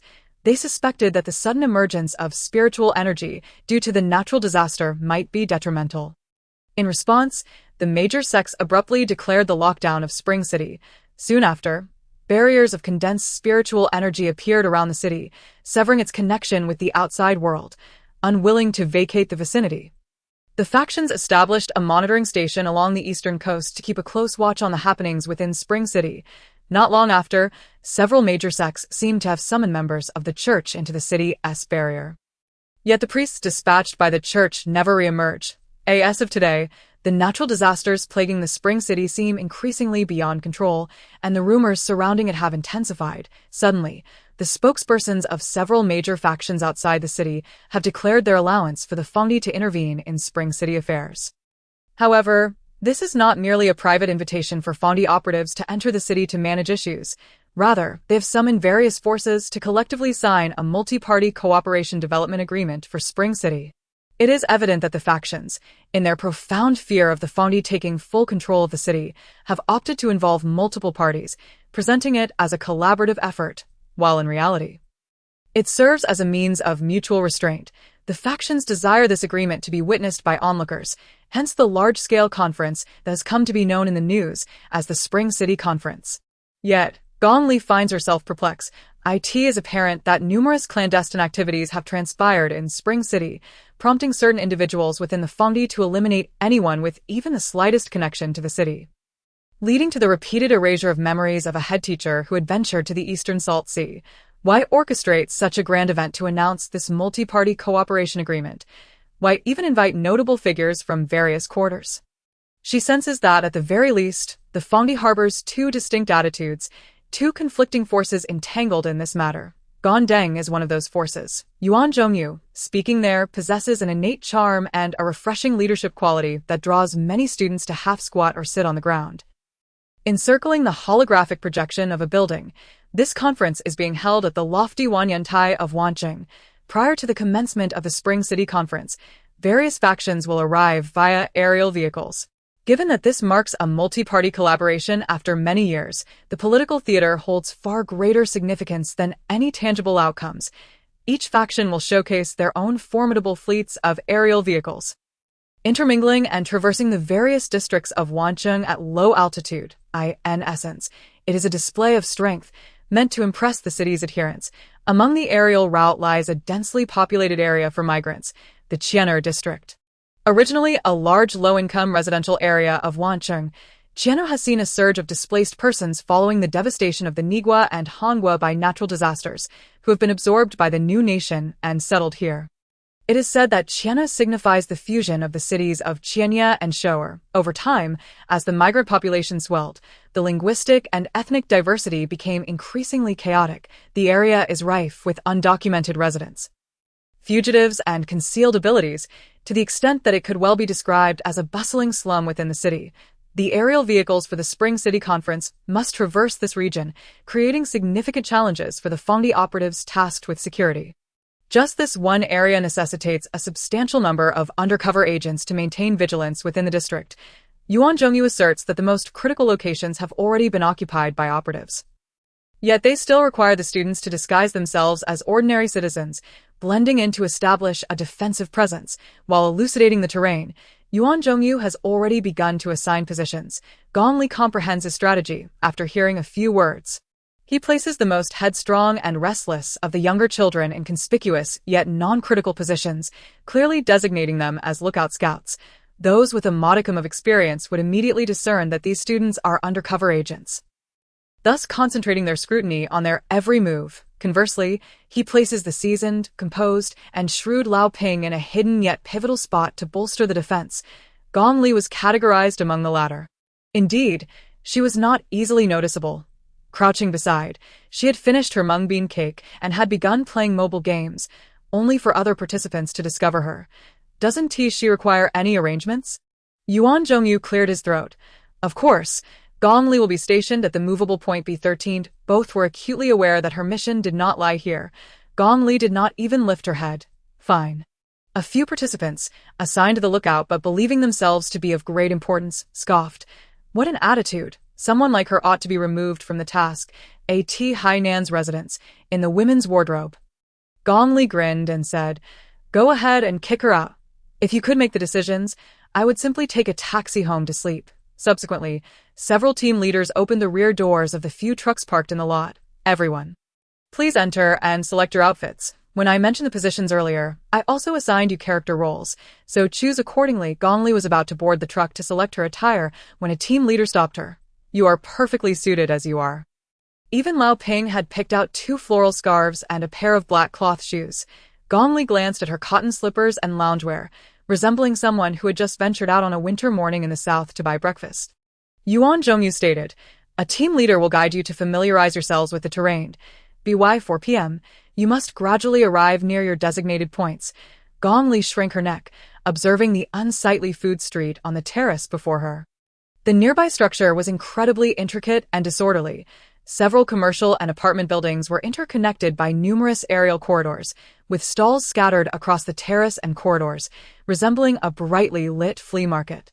Grilled skewers, a record shop, and stalls selling plastic grenade replicas were all huddled together, amidst litter and the remnants of previous acid rain. The power poles supplying electricity to the stalls were adorned with red lanterns and neon signs. When the overhead holographic advertisements dimmed, one could see the balconies of the surrounding commercial and apartment buildings, cluttered with advertisements for manicures, massages, cybernetic repairs, fortune-telling, legal services, and skill enhancement. The surrounding buildings were too tall and dense, obscuring sunlight, while the multitude of billboards flashed with dazzling lights. Countless obsolete air conditioning units from the last century dripped water as they operated. Gong Li stepped over the scattered advertisements for Miss Bao and firearm renewals, stating, "B13, this must be the point. When the time comes, I'll simply get a beer and some tempura from this Japanese food stall. It will allow me to clearly observe the route taken by the ship while also providing an easy escape." To conceal his identity, Yuan Zhongyu did not don a mask, but instead wore a baseball cap. Occasionally, passers-by would glance at him, captivated by his handsome face or assessing his broad shoulders and narrow hips beneath the hoodie. With distant whistles echoing. During the day, the area was sparsely populated. They loitered in secrecy at a height, leaning against a fence plastered with advertisements and chewing gum. Yuan Zhongyu whispered, "Around 6 p.m. When I notify you, leave the B13 position and proceed to the location specified in the previous materials. There, the final batch of liquor from the neon country destined for Wanyantai will be loaded and unloaded." What Yuan Zhongyu spoke of was the task assigned to her by Gong Li is required to travel by a transit aircraft, subsequently blending in with various cargo to infiltrate the Wanyantai, the venue for the Chunqing conference. She first learned of the mission's details a few days prior in a dripping stone chamber, where she furrowed her brow and inquired of Gong, "Do we not have square-bodied operatives entering the venue? Why not grant me the same permissions to accompany them? Why complicate matters?" At that moment, Gong had his hands clasped over his cane, explaining, "Because all attendees will undergo identity scanning, given the already tense atmosphere of the Chunqing conference. With its 4 factions converging, I require someone who has no past, no identity, and whose visage will remain concealed beneath an octopus mask, to create chaos." At this juncture, Yuan Zhongyu leaned against the railing, elaborating in great detail. "It may become somewhat dirty and crowded," he cautioned. "You might need to endure lying atop the vessel for a while. Once inside, you can change into the attire of an attendant."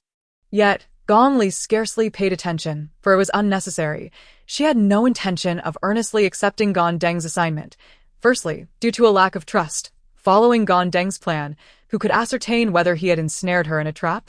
If, while she was on a mission, a throng lay in ambush to eliminate her, what would become of her task and the clean getaway of the square-bodied operatives? Secondly, because this banquet for the signing of the agreement was a pivotal scene in the original narrative, where a substitute female character faced humiliation. Chapter 40 elucidates this well. The company, the church, and the sex all converge. The male lead, along with the second and third male characters, represent these 3 dominant forces. In this storyline, Qi Xian accompanies Luan Qianqian to the conference, where Luan encounters various male characters and finds herself embroiled in a love triangle. The male characters engage in a fierce contest of rivalry and jealousy during the banquet, yet the crucial multi-party collaboration of the Chunqing conference is scarcely mentioned in the original text.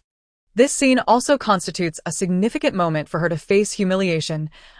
In the original narrative, the substitute female character, who is taken by the priest, the second male lead, has yet to be revealed. The priest desires to bring her along, but she, aware that attending would expose her, refuses and seeks to hinder his participation in the conference. Nevertheless, the priest attends under the pretext of the conference's significance. The substitute female character, after much contemplation, experiences regret and, while the priest attends alone, she stealthily enters donning a mask, intending to disrupt the proceedings. She aims to confront Qi Xian while simultaneously preventing the priest from meeting the genuine Luan Qianqian. Such an important conference sees the substitute female character slip in through the western entrance clad in a black gown. At the time, many in the comment section of this narrative questioned how the substitute female character could so easily infiltrate such a significant event. Populated by the elite, the author, faced with this dilemma, later added a patch to the text claiming that the security at the western entrance had collectively experienced gastrointestinal distress. thereby allowing for a lapse in vigilance that permitted her entry. This plotline was undeniably lacking in intelligence. Yet, Gong Li was immensely grateful for this oversight, for today she could boldly stride through that laxly secured western entrance and enter the venue, following the narrative's established patterns. The path leading to her moment of humiliation was surely destined to be a wide, unimpeded thoroughfare. Why does she still toil away, squeezing goods and changing outfits? Subsequently, in the original plot, the substitute female antagonist will reveal her true nature before the three protagonists. Garnering the disdain of the second male lead, the priest, having her face marred by Qi Xin and ultimately being beaten and discarded by Bai Ji. However, Gong Li has always regarded the storyline as mere nonsense. As Ren Zhongyu meticulously elaborated on the character profiles displayed on the holographic screen, Gong Li found himself lost in thought, staring at a nearby advertisement. Halfway through Ren Zhongyu's explanation, he turned to inquire. "What are you looking at?" Gong Li snapped back to reality, responding, Ren Zhongyu leaned closer to scrutinize the advertisement. "What is this Taoist specialty? Some kind of ritual for blessing cyborgs? How do you pronounce this?" Gong Li replied, "Zhai Jiao Ku." "It's forgivable that you don't recognize Jiao, but how can you not know Zhai?" Gong Li suddenly recalled that prior to his live stream, he had jotted down notes in a rather childish scrawl. He had been diligently preparing his script. Ren Zhongyu, feeling embarrassed, retorted, "I know.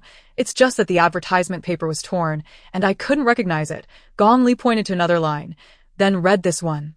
Ren Zhongyu carefully pronounced. "A 32-year-old wealthy woman is seeking a child at great expense. Her husband is unable to perform, and she desires a young man from what city to?" Gong Li interjected, "That's Gon City." Ren Zhongyu raised his hand. "All right. I admit it. I lack education. My literacy is limited. Please don't mock me." Gong Li chuckled. "I am merely surprised." Yet, when Gong Li smiled, his eyes squinted mischievously, as though he had acquired some secret delight. He couldn't muster any anger. Merely kicking a discarded can on the ground. "I've only been literate for a few years." Gong Li tilted his head to look at him, and Ren Zhongyu met his gaze, saying, "There's no particular reason. I simply grew up in a very remote area, surrounded by natural disasters. We didn't even have signal. We didn't write, only sang, shouted, and spoke. I had no idea such vast cities existed outside." Gong Li asked. "So, how did you escape?" Ren Zhongyu replied, "The natural disaster destroyed my hometown. During the calamity, I developed superpowers. The agency arrived relatively late, clearing and sealing off our area, evacuating the survivors, since my abilities were particularly useful." "I joined the agency." Did he lose his hometown and loved ones to the disaster? As he spoke, there was no hint of suffering in his tone. "It's just a pity for the pastures and rivers there." There were no neon lights, no advertisements, and no smog. It was only when I arrived in Wancheng that I realized I couldn't see the Milky Way in the sky here. Gong Li inquired. "Pastures like vast grasslands?" Ren Zhongyu confirmed. "Yes, I hadn't done much serious work before. I mostly herded sheep and got into fights." He continued to describe the scorching sun and warm climate of his homeland. And Gong Li imagined him as a pastoral youth before the age of 15, innocent and unaware of deceit. He recounted how, when the midday heat became unbearable, he would wrestle with others while shirtless, which explained his deeply tanned skin, even his backside evenly colored. Ren Zhongyu didn't elaborate much further, tugging at his cap. "Just don't laugh at me for being foolish. Upon my arrival here, I soon discovered the myriad intricacies of the human heart." Gong Li responded with a prolonged acknowledgement. "Then how could you possibly comprehend medicine? I sense that you possessed a considerable amount of medical knowledge." Yuan Chongyu scratched his face. "I learned it because my extraordinary ability necessitates it. Those who can read utilize dictionaries. If one cannot decipher texts, they resort to our for assistance. However, I have not mastered it well. Were I more literate, I could peruse books independently. Thus I am also learning characters." As he spoke, he retrieved a small notepad for note-taking from his pocket, a spiral-bound notebook with a pencil inserted. He held the pencil in his mouth as he flipped through the pages, which contained his practiced characters, notably the character for Yuan in his name. Gong Li glanced at his pencil-biting demeanor before lowering her head. "You may not recognize characters. Yet your name is quite sophisticated." Yuan Chongyu wedged the pencil between his middle and ring fingers, boasting. "Indeed, I named myself while perusing the dictionary." Gong Li inquired, "What was your original name?" Yuan Chongyu uttered a phonetic sound resembling a dialect or foreign language. It meant big and red. Gong Li nearly burst into laughter. What? Yuan Chongyu tugged at the unruly ends of his hair to show her. Because I am quite large. And my hair has a hint of red. Gong Li laughed uncontrollably. Very well, big red nurse. Yuan Chongyu, slightly flustered, interjected. Please don't call me that, right? Little yellow duck. Gong Li regarded him, leaning back lazily against the railing. And said, that I was misled by you. You claimed that sticker was also sold on the official website. I thought, given your popularity, it must be available everywhere, hence I placed it on myself. Yuan Chongyu, unable to contain his delight, remarked, currently, only one sticker has been made. I never anticipated you would genuinely promote me, especially with terms like exclusive sponsorship. He shifted awkwardly, and Gong Li found it amusing, recalling her duty to promote safety knowledge. But participating in the underground knife ball games is exceedingly perilous. Gong Li brushed her slightly lengthened white hair, just a little side hustle, dealing with minor matters, it's all in good fun. She had a carefree demeanor in whatever she pursued. Yuan Chongyu replied, that's a gamble with one's life. If you're truly in need of money, I could give you part of my salary, he faltered. Gong Li had heard rumors of Yuan Chongyu's financial struggles, considering he had poured all his earnings into the soul-seeking group. He truly possessed little wealth, Gong Li laughed. As long as you can manage to feed yourself, that's commendable. So, how did I perform during the competition? Yuan Chongyu, genuinely impressed, praised. I watched the recorded broadcast. You have become increasingly formidable. Inform me before your next competition. Gong Li tilted her head and smiled. Are you planning to send me supportive comments during the event? Yuan Chongyu clenched his fist. I'll create a dozen stickers for you. Will you manage to cover your entire body? After all, the advertising space on you is the most valuable. I would be willing to give you all my possessions. Gong Li burst into laughter. She was already quite unsteady, and now she was nearly doubled over in mirth, almost collapsing onto him. Yuan Chongyu reached out to support her, but she grasped his arm, straightening up and narrowing her eyes in delight as she looked at him. Yuan Chongyu felt as though his arm were being seared by a hot iron on a snowy expanse, the spots she had grasped seeming to sizzle and melt away. Suddenly, his mind was inundated with the playful jests of his teammates from recent days. They had teased him about his affection for Gong Li, claimed he was like a barren tree blossoming, and suggested that after 20-odd years of being disconnected, he had suddenly found a connection. They had urged him to confess his feelings and to ask her out, growing increasingly absurd with each remark. Previously, he had countered their banter with fervor, dismissing every jest as frivolous. Yet, upon encountering Gong Li, those haphazard comments resurfaced, as if they were casting a spell, leading him to increasingly believe in their validity. Yuan Chongyu's imagination soared into the ether the moment Gong Li touched his arm. Scattering like smoke in the air, he envisioned where they might reside together in the future, what extraordinary abilities their children might possess. He had forgotten he was not wearing a mask, his face flushed crimson. Sporting a foolish grin, his eyes seemingly glued to her, Yuan Chongyu. Hee. Gong Li looked up and beheld his dazed, silly smile. Gong Li, what are you laughing about? Yuan Chongyu, still in a daze, replied, hee. Nothing at all. Just showing you some of my previous writings. In a flurry to change the subject, Yuan Chongyu hastily rummaged through his notes, revealing a plethora of medical terminology, among which her name was surprisingly interspersed. His handwriting was meticulous, each stroke straight and precise, placing Gong Li amidst a jumble of terms like lung squamous cell carcinoma sleeve resection and preoperative localization for ostomy. He seemed oblivious as he continued flipping through pages until Gong Li caught sight of a line that read, "Be the woman who does XXX with me." Before she could fully comprehend, Yuan Chongyu panicked, nearly flinging the notebook away, juggling it between his hands before finally securing it. Stiffly, he redirected the conversation. "Did you understand the details of the task I explained earlier?" Gong Li blinked. "Yes, Dahong." Yuan Chongyu grew flustered. "Do not call me Dahong. That term merely signifies great and red." Gong Li clearly relished his reaction, grinning triumphantly before asking, "Nurse Chief, will you be attending the conference at Wanyantai?" Yuan Chongyu nodded. "Yes, I will not enter the venue but will provide external medical support. Here, take these headphones. We will communicate, and I will monitor your real-time location. If any danger arises, I will assist you. Today, Our medical team comprises more than just our group of fate seekers. My primary duty remains to support you." Gong Li acknowledged with a few murmurs, yet her thoughts seemed to drift. Yuan Chongyu sensed that moments ago.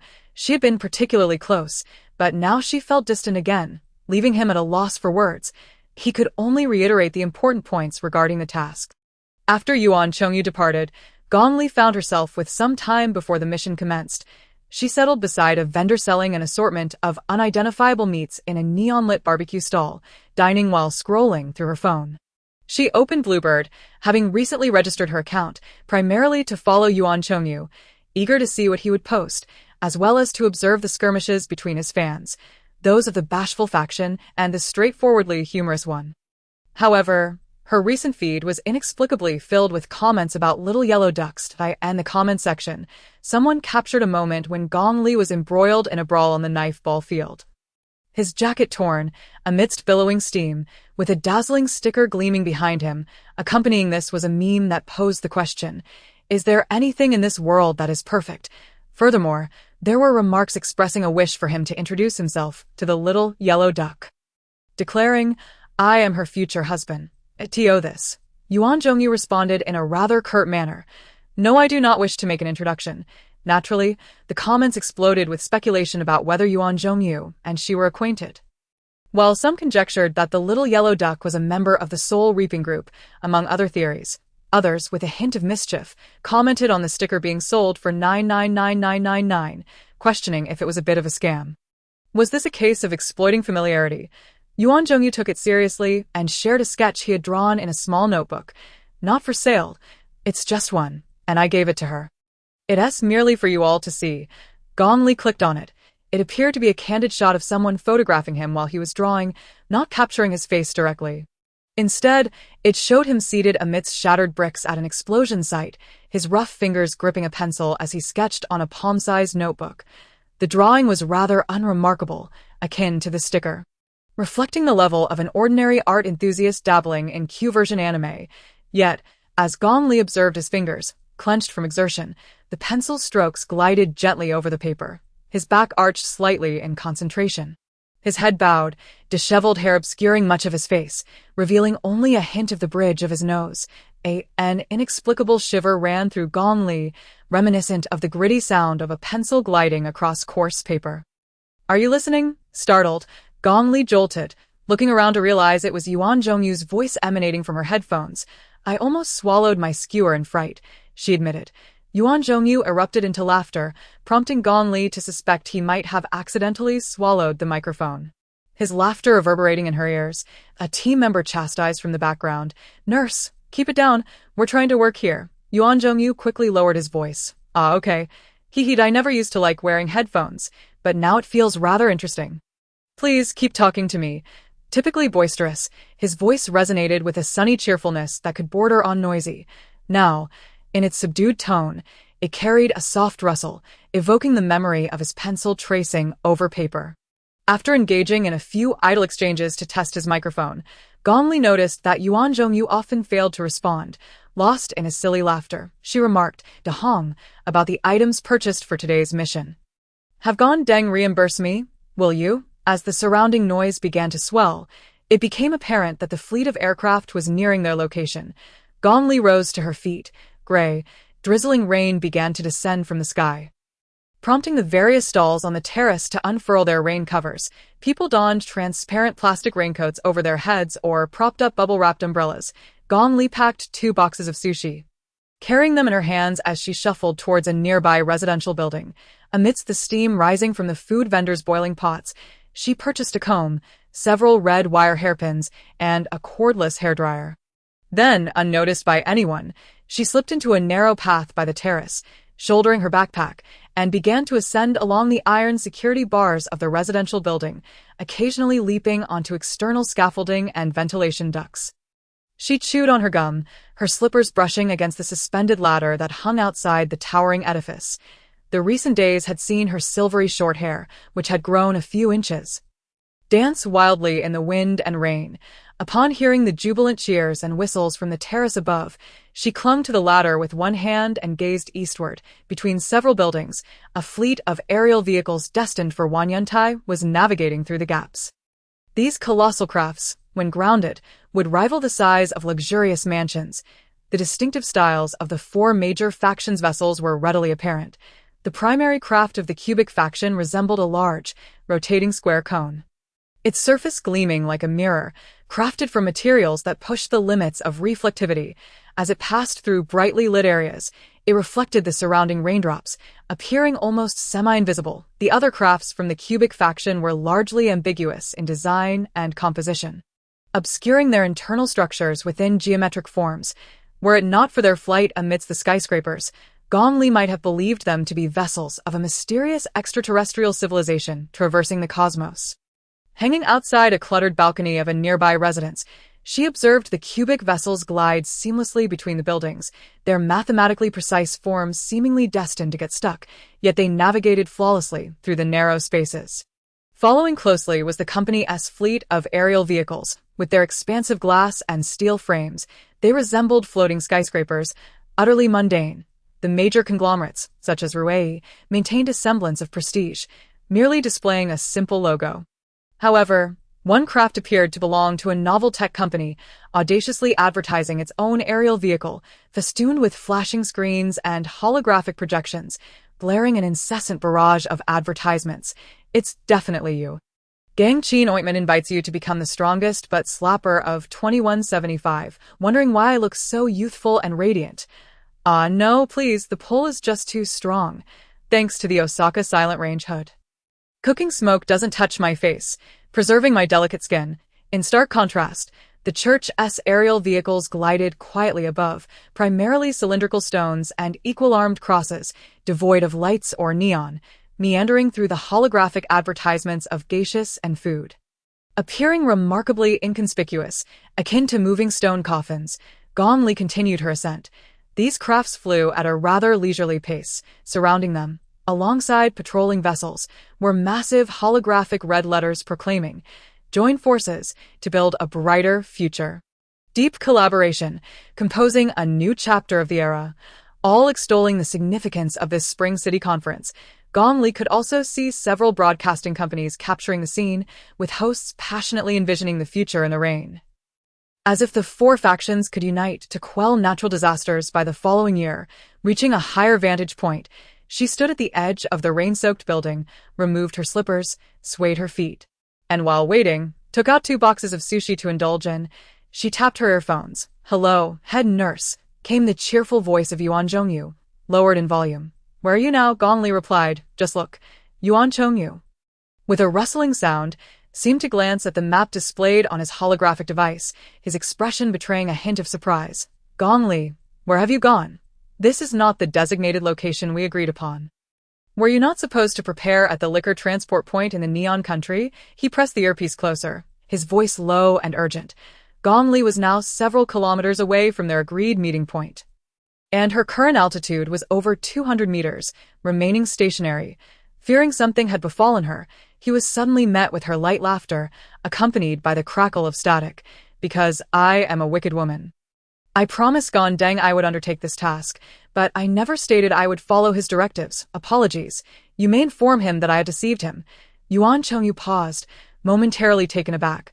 Gong Li could almost envision the expression of disbelief on his face. He appeared eager to respond, but she blew him a kiss through the earpiece and pressed the button to temporarily sever the connection. Gazing down from the rooftop, she observed that the vendors on the terrace below had shrunk to mere figures, while she overlooked the flying vehicles passing beneath her until the targeted craft came into view. The familiar sight of ancient architecture with gray tiles and wooden pillars floated amidst the neon glow. It seemed that this vessel belonged to the Gucci sect, resembling the one that had appeared when Baiji made his entrance, albeit on a larger scale, surrounded by a faint mist. The intricate paintings and inlays on the beams and doorframes were far more exquisite and ancient than any Gong Li had previously encountered. How ostentatious! According to the historical timeline of this world, superhumans had only begun to emerge in the last 100 or 200 years, while practitioners of true cultivation had only appeared following the rise of cultivation itself. a mere 60 or 70 years ago at most. Yet they portrayed their society as if it had been steeped in spiritual practice for 3 millennia, as if they were celestial beings descended from the heavens. They had crafted this persona with remarkable precision.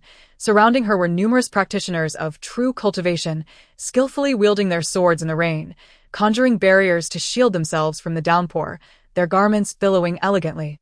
Exuding an air of distinction, Gong Li popped the last sushi into her mouth, chewing the rubbery imitation fish, and adjusted her trousers. Beneath her sleeve pants, she wore a pair of silver trousers designed to reduce falling damage by 98. However, concerned that their reflective surface might be too conspicuous, she opted to wear them underneath her sleepwear. Standing at the edge of the building, the acidic raindrops created a misty haze, the sharp angles of the city obscured in the deluge. With only the bright, colorful light pollution weaving a mirage above the urban landscape, with her backpack slung over her shoulders and her bare feet poised at the edge of the concrete rooftop. She inhaled deeply the scent of smog, spread her arms wide, and leaped into the abyss. Amidst the cover of rain and the raucous cheers surrounding her, no one noticed a figure, akin to a wild goose or a raindrop. Descending upon the gray-tiled eaves of the flying vessel below, Chapter 41, on the patrol craft outside Wanyantai, Yuan Chongyu perched at the edge of the deck, his dark red hair billowing in the wind. A member in a baboon mask crouched nearby and inquired, "How did it go? I heard you took that master to set up the task today." Turning back, Yuan Chongyu noticed several members of the Death Demand group stealthily gathering to eavesdrop. The baboon-masked member chuckled. "Well, this could be considered a little romantic interlude amidst your busy schedule. Did you feel even the slightest flutter in your heart?" Initially, they had intended to tease him, but upon seeing Yuan Chongyu fall silent for a moment, he nodded earnestly. "You are right, I must confess." The team members exchanged anxious glances, clearly flustered. Unable to contain themselves, they crouched down in a circle around Yuan Chongyu. "Bro, is this for real? Are you certain this is love?" "We were just joking. We've made such jokes before and thought it impossible, inconceivable." "Oh dear, head nurse, please don't take our words to heart. We were merely jesting, trying to amuse you." Yuan Chongyu, however, appeared perplexed, scratching his head. He replied, I find your words rather insightful. The more I ponder, the more sense it seems. When I spoke to her, at times I felt as though I could hear nothing but her voice, while at other moments, I could even notice her eyelashes fluttering in the breeze." His words were rather clumsy. The team fell into a deeper silence, realizing that their foolish leader might indeed have had an epiphany. Growing uneasy again, they began to chatter. What if she rejects you? What if she is a manipulative woman? Love can be a poison. What if? The baboon mask pushed these individuals back, declaring, "Do you truly not believe in the head nurse's charm? Have you forgotten the fervent fans who chase after him? What if it is this master who is utterly captivated by the head nurse?" "Head nurse, I'm merely hypothesizing. No need to be so foolishly cheerful." The baboon mask commanded, "Now, everyone, quickly search for confession strategies and find tips for a first date to send to the head nurse. We must urgently catch up. For heaven's sake, do not send him that ridiculous dating guide." Yuan Chongyu patted his chest, assuring them, "You needn't worry. I've prepared everything. I've already researched online and memorized my lines." Just as the baboon mask was about to glance at the words he had written down, Yuan Chongyu's light brain and headphones lit up, his face breaking into a grin, making it easy to envision the joyful expression hidden beneath his mask. The baboon mask shook his head in exasperation, chuckling. All right, he is about to take a call from the master." With his back turned to them, Yuan Chongyu curled one leg up while letting the other dangle over the edge of the deck, joyfully swinging his leg as he pressed the headset. "Hello, head nurse." Upon hearing her voice, his fingers resting on his thigh curled and relaxed in excitement. He felt elated. "Where are you?" The team members, observing from a distance, noted that Yuan Chongyu seemed suddenly anxious. He abruptly steadied himself against the edge of the deck and called out, "Gong Li, Gong Li." The team members replied, "What's wrong?" Yuan Chongyu strode purposefully into the interior of the aircraft. "It's nothing. There's no signal inside Wanyantai. Prepare the brain machine worm communicator. I need to contact Gondeng." Gong Li had thoroughly studied the information Gondeng had previously given her, carefully predicting the angle and timing of her descent. She planned to enter Wanyantai through the security's collective western entrance, which was accessible only by the Sex aircraft. Moreover, Gong Li recalled that during their first meeting, Bai Jiji had used spiritual energy to determine she was not a living being. And this presented her with an opportunity. Indeed, she had fallen into the ancient aircraft of the Gucci sect, surrounded by flying cultivators who had already unfurled their spiritual energy fields. However, they sensed no life forms encroaching upon the vicinity of the vessel, and thus continued their vigilant patrol, fixated on the bustling slums below. Gong Li reclined for a moment before rising barefoot to tread upon the gray tiles, where the rooftops were layered upon one another. She bent at the waist to slip into the narrow space between two eaves, just over her height, seeking refuge from the rain. The inconvenience of not being able to take Ping's shoe out meant that she had to carry everything herself. From her backpack, she retrieved a folding stool and settled between the two eaves, beginning to shed her clothing. In the realm of the seamen, within the woman's wardrobe, she pulled out a shoulder-bearing red gown. Adorning herself with the cheap zirconia jewelry she had purchased at the night market, facing the camera of her holographic device, she used a hairdryer to dry her rain-soaked hair, styling it into a casually curled bob. Accentuated with several red hairpins, she also tucked polished faux red jade beads into the hollow of her forehead, resembling a lavish beauty, ostentatiously embedding jewels upon her brow. Yet, these were merely the superficial trappings of today. The true significance lay in her extraction of sharkskin swimming shorts and 7 pairs of auspicious red undergarments from her bag. Donning them one by one, once dressed, she rose, allowing the skirt to cover her, the slit of the red gown concealing the shorts beneath, granting her freedom of movement while showcasing her alluring curves. As she admired her reflection, she noted with pride the various attributes that surpassed even her impressive dimensions. She then produced Lao Ping's makeup kit and applied lipstick while gazing into her device's camera. Makeup was not her forte.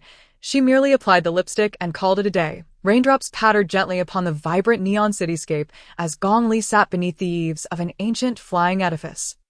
Amidst the myriad of pulsating advertisements, she perched her feet, leisurely applying her crimson lip color. For the moment, she could not carry her backpack, so she concealed a few small items within her makeup kit. Binding a rubber-wrapped scalpel to her thigh, the ancient structure she occupied gradually approached the Wan City Center's Wanyan platform. The heart of Wan City, amidst a forest of towering skyscrapers, lay a circular plaza encircled by 3 towering metallic humanoid sculptures, each nearly as tall as the surrounding edifices, casting an imposing shadow upon those who dared to gaze upward. The sculptures, abstract in form and polished to a sheen, lacked intricate details, rendering it impossible to discern their gender. Only the heads bore varying degrees of damage, with most reduced to mere remnants of half a head or a disfigured visage, their features unrecognizable. The wear appeared ancient, with no subsequent repairs, merely obscured by cement and metal frameworks. These 3 statues raised their arms, collectively supporting a cylindrical multi-tiered structure overhead, one of Wan City's premier conference venues. Wanyan platform. As a fleet of ships approached, they split into 4 divisions, each heading toward one of the platform's cardinal entrances. Gong Li observed as her ancient vessel neared the western entrance, eventually hovering to a halt. A wooden staircase seemed to descend from between the columns of the ancient building, extending towards the platform. As the heavy doors creaked open slowly, accompanied by a haunting groan on either side, handheld round fans adorned with fragrant incense were carried by a procession of maidens who gracefully lined up.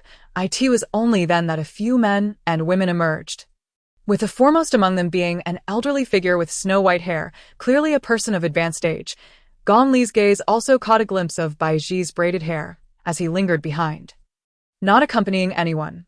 Following behind seemed to be numerous individuals associated with various factions, some clad in Taoist robes, while others donned traditional Chinese suits with button closures. Clearly, they regarded the Chunqing conference as a venue for networking and negotiations, intending to forge connections during the high-level discussions, perhaps even brokering other matters amidst the revelry of the banquet hall. As the participants from various factions began to enter through the 4 entrances, the members of the sects made their way, and once they had all entered, the attendants and guards remained outside the flying vehicle, engaging in light-hearted chatter, oblivious to Gong Li's figure as she gracefully leapt down.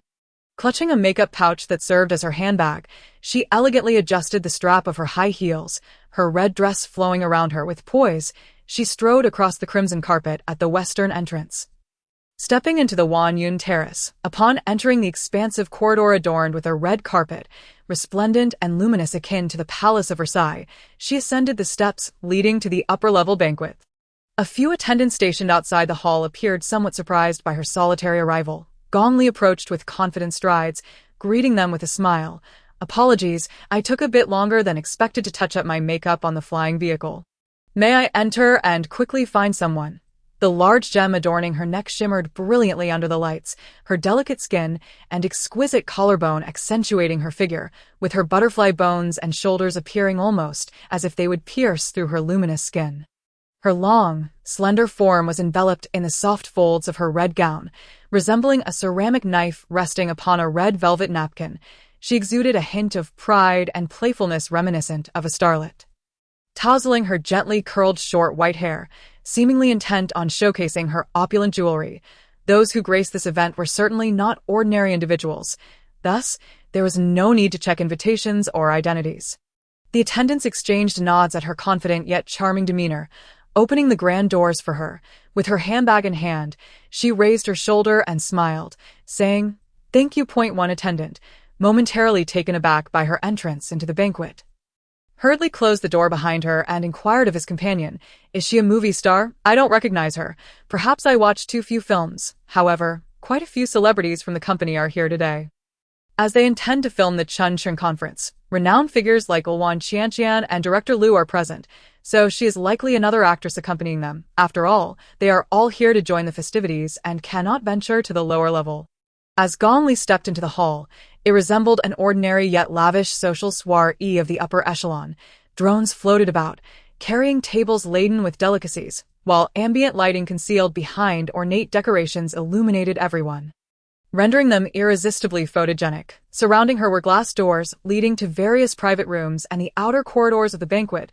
It appeared that this was indeed the upper level. The conference was divided into upper and lower tiers, and according to the information provided to her by Gondeng, only a select group of important figures from the four factions would enter the lower level to witness the negotiations and agreements being forged during the Chuncheon conference.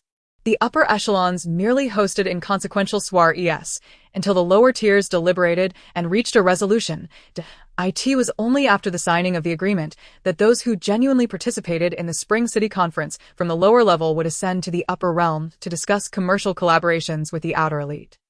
According to Gondeng's plan, Gong Li was not intended to descend to the lower level. Her role was to emerge from the upper-level soiree after the conclusion of the lower-level meeting, wielding the octopus head and uttering the carefully orchestrated phrases he had arranged. However, Gong Li harbored a profound disdain for Gondeng's manipulative tactics that relegated her to the role of a mere pawn, while leaving her in the dark and forbidding any inquiries. Who could guarantee that he wouldn't discard her as a one-time use tool? Such behavior was all too common among those in positions of power. She believed that if she wished to uncover matters pertaining to her octopus head and the Spring City, she must venture to the lower level. Moreover, there was someone she wished to question who would also appear there. Yet, access to the lower level required a special pass. To reach those pivotal figures, Gong Li first needed to secure such a pass. With her skirt held aloft and a glass of wine in hand, she made her way to a corner, pondering which individuals from the upper tier might possess access to the lower level. Numerous gazes fell upon her visage, the illustrious attendees at such a significant gathering. No doubt, each wielded their own resources and were familiar with one another prior to their arrival. Yet, they did not recognize Gong Li, while some speculated whether she might be a newcomer or a mere opportunist seeking free refreshments. No faction would allow a novice to meddle in such an important affair. This was hardly a casual venue for feasting and drinking. The woman in the red dress, however, exuded confidence, behaving as if she were at home. Initially, she nibbled on some refreshments before tiring of standing and settling onto a nearby sofa, fiddling with her holographic device as though engrossed in a game. Eventually, a few individuals approached her, led by none other than one of the most renowned directors in one city, Director Liu. He extended a tablet towards her, and the two appeared to engage in lively conversation. Those present understood instantly. She was indeed from the film industry. Director Liu exclaimed, "Is this you? Do you have any idea how long I've been searching for you? My heavens, seeing you in person is simply better than any photograph." Gong Li glanced at the translucent tablet presented by the unfamiliar middle-aged man, revealing a photograph in which she was unmistakably the subject. She was seen holding a pair of green trousers. With 2 bottles of soda tucked under her arm, striding past the camera while scanning her surroundings with vigilant eyes, Gong Li frowned, uncertain of the photograph's implication. She felt it was poorly taken. Clearly a covert shot, casting her in a suspicious light. Director Liu's hand trembled as he held the tablet. What an extraordinary aura of criminality. Precisely the protagonist I desire, Gong Li responded with a perplexed expression. She popped a piece of synthetic rosemary rib into her mouth, glancing at Director Liu with disinterest. May I inquire which group you represent? He asked. Gong Li, reluctant to engage, needed to locate someone to facilitate her plans. As she brushed her hair aside, she inadvertently activated her earpiece. The voice of Yuan Zhongyu came through, sounding as if he were on the run, panting heavily. Gong Li felt the microphone's clarity was astonishing. As though he were whispering directly in her ear, her heart skipped a beat. She raised her hand absently, intending to swiftly silence the earpiece, feeling a hint of impatience. What do you think? Upon hearing those words, Yuan Zhongyu suddenly raised his voice in urgency. Gong Li, is that you? Disturbed to the point of buzzing in her head, Gong Li promptly turned off her headphones, with a brief connection of her earpiece. Yuan Zhongyu discerned that she had successfully entered Wanyantai. Director Liu cautiously ventured, could it be under the auspices of Rui? Gong Li halted the fork in her hand on the plate and smiled, saying, "Why don't you take another look and see who I resemble?" Director Liu scrutinized her, furrowing his brow for a while before replying, "I don't think you resemble anyone in particular, if I must say. You bear a slight resemblance to Luan Qianqian. Could it be that you are?" Gong Li raised an eyebrow and gazed at Director Liu, making him feel uneasy. The silver-haired woman smiled with her eyes narrowed. "I am her sister. We share no common father, so we merely bear a resemblance of 3 or 4 parts." Director Liu was taken aback. "Indeed, no wonder. No wonder I heard that Wan Qianqian's expression was rather displeased upon learning that you were seeking the person in the photograph to play the female lead. This was a case of rejecting the younger sister in favor of finding the elder sister to perform. Generally speaking, how many sisters in the entertainment industry do not engage in rivalries?" Gong Li glanced around, noting that many individuals who should have been in the lower tier were still present at the upper-level soiree. It seemed the time had not yet arrived. Her eyelid twitched as she spotted Bai Ji, dressed in a traditional gown and rolling up his sleeves, surrounded by several beautiful women, his gaze about to sweep in her direction. Gong Li turned to the side. Setting down her plate and making her way outside, Director Liu hastily remarked, "Would you be willing to audition for this film? The compensation is substantial, and we intend to showcase it in 21 cities across Donghua. At the very least, please tell me your name." Gong Li turned back, smiling. "I am called Lily, AS for the film. Should I wish to pursue it, I will reach out to you." If Gondeng attempted to trap her, she would simply flee to become an actress. Gong Li strolled along the corridor that encircled the grand hall of the soiree, where numerous men and women held wineglasses, whispering and laughing beside the authentic fireplace. Tropical rainforest bonsais and bookshelves that end this era of widespread species extinction, whether it be the fireplace burning genuine wood, the bonsai covered in dewy ferns, or the books crafted from pulp, they were all luxuries unimaginable to the average person.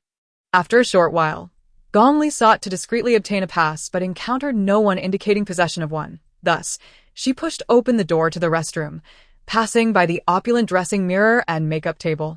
She entered the inner restroom, preparing to tidy up her red dress and the few pairs of shorts she wore for her zodiac year. However, upon raising her eyes, she unexpectedly found Luan Qianqian.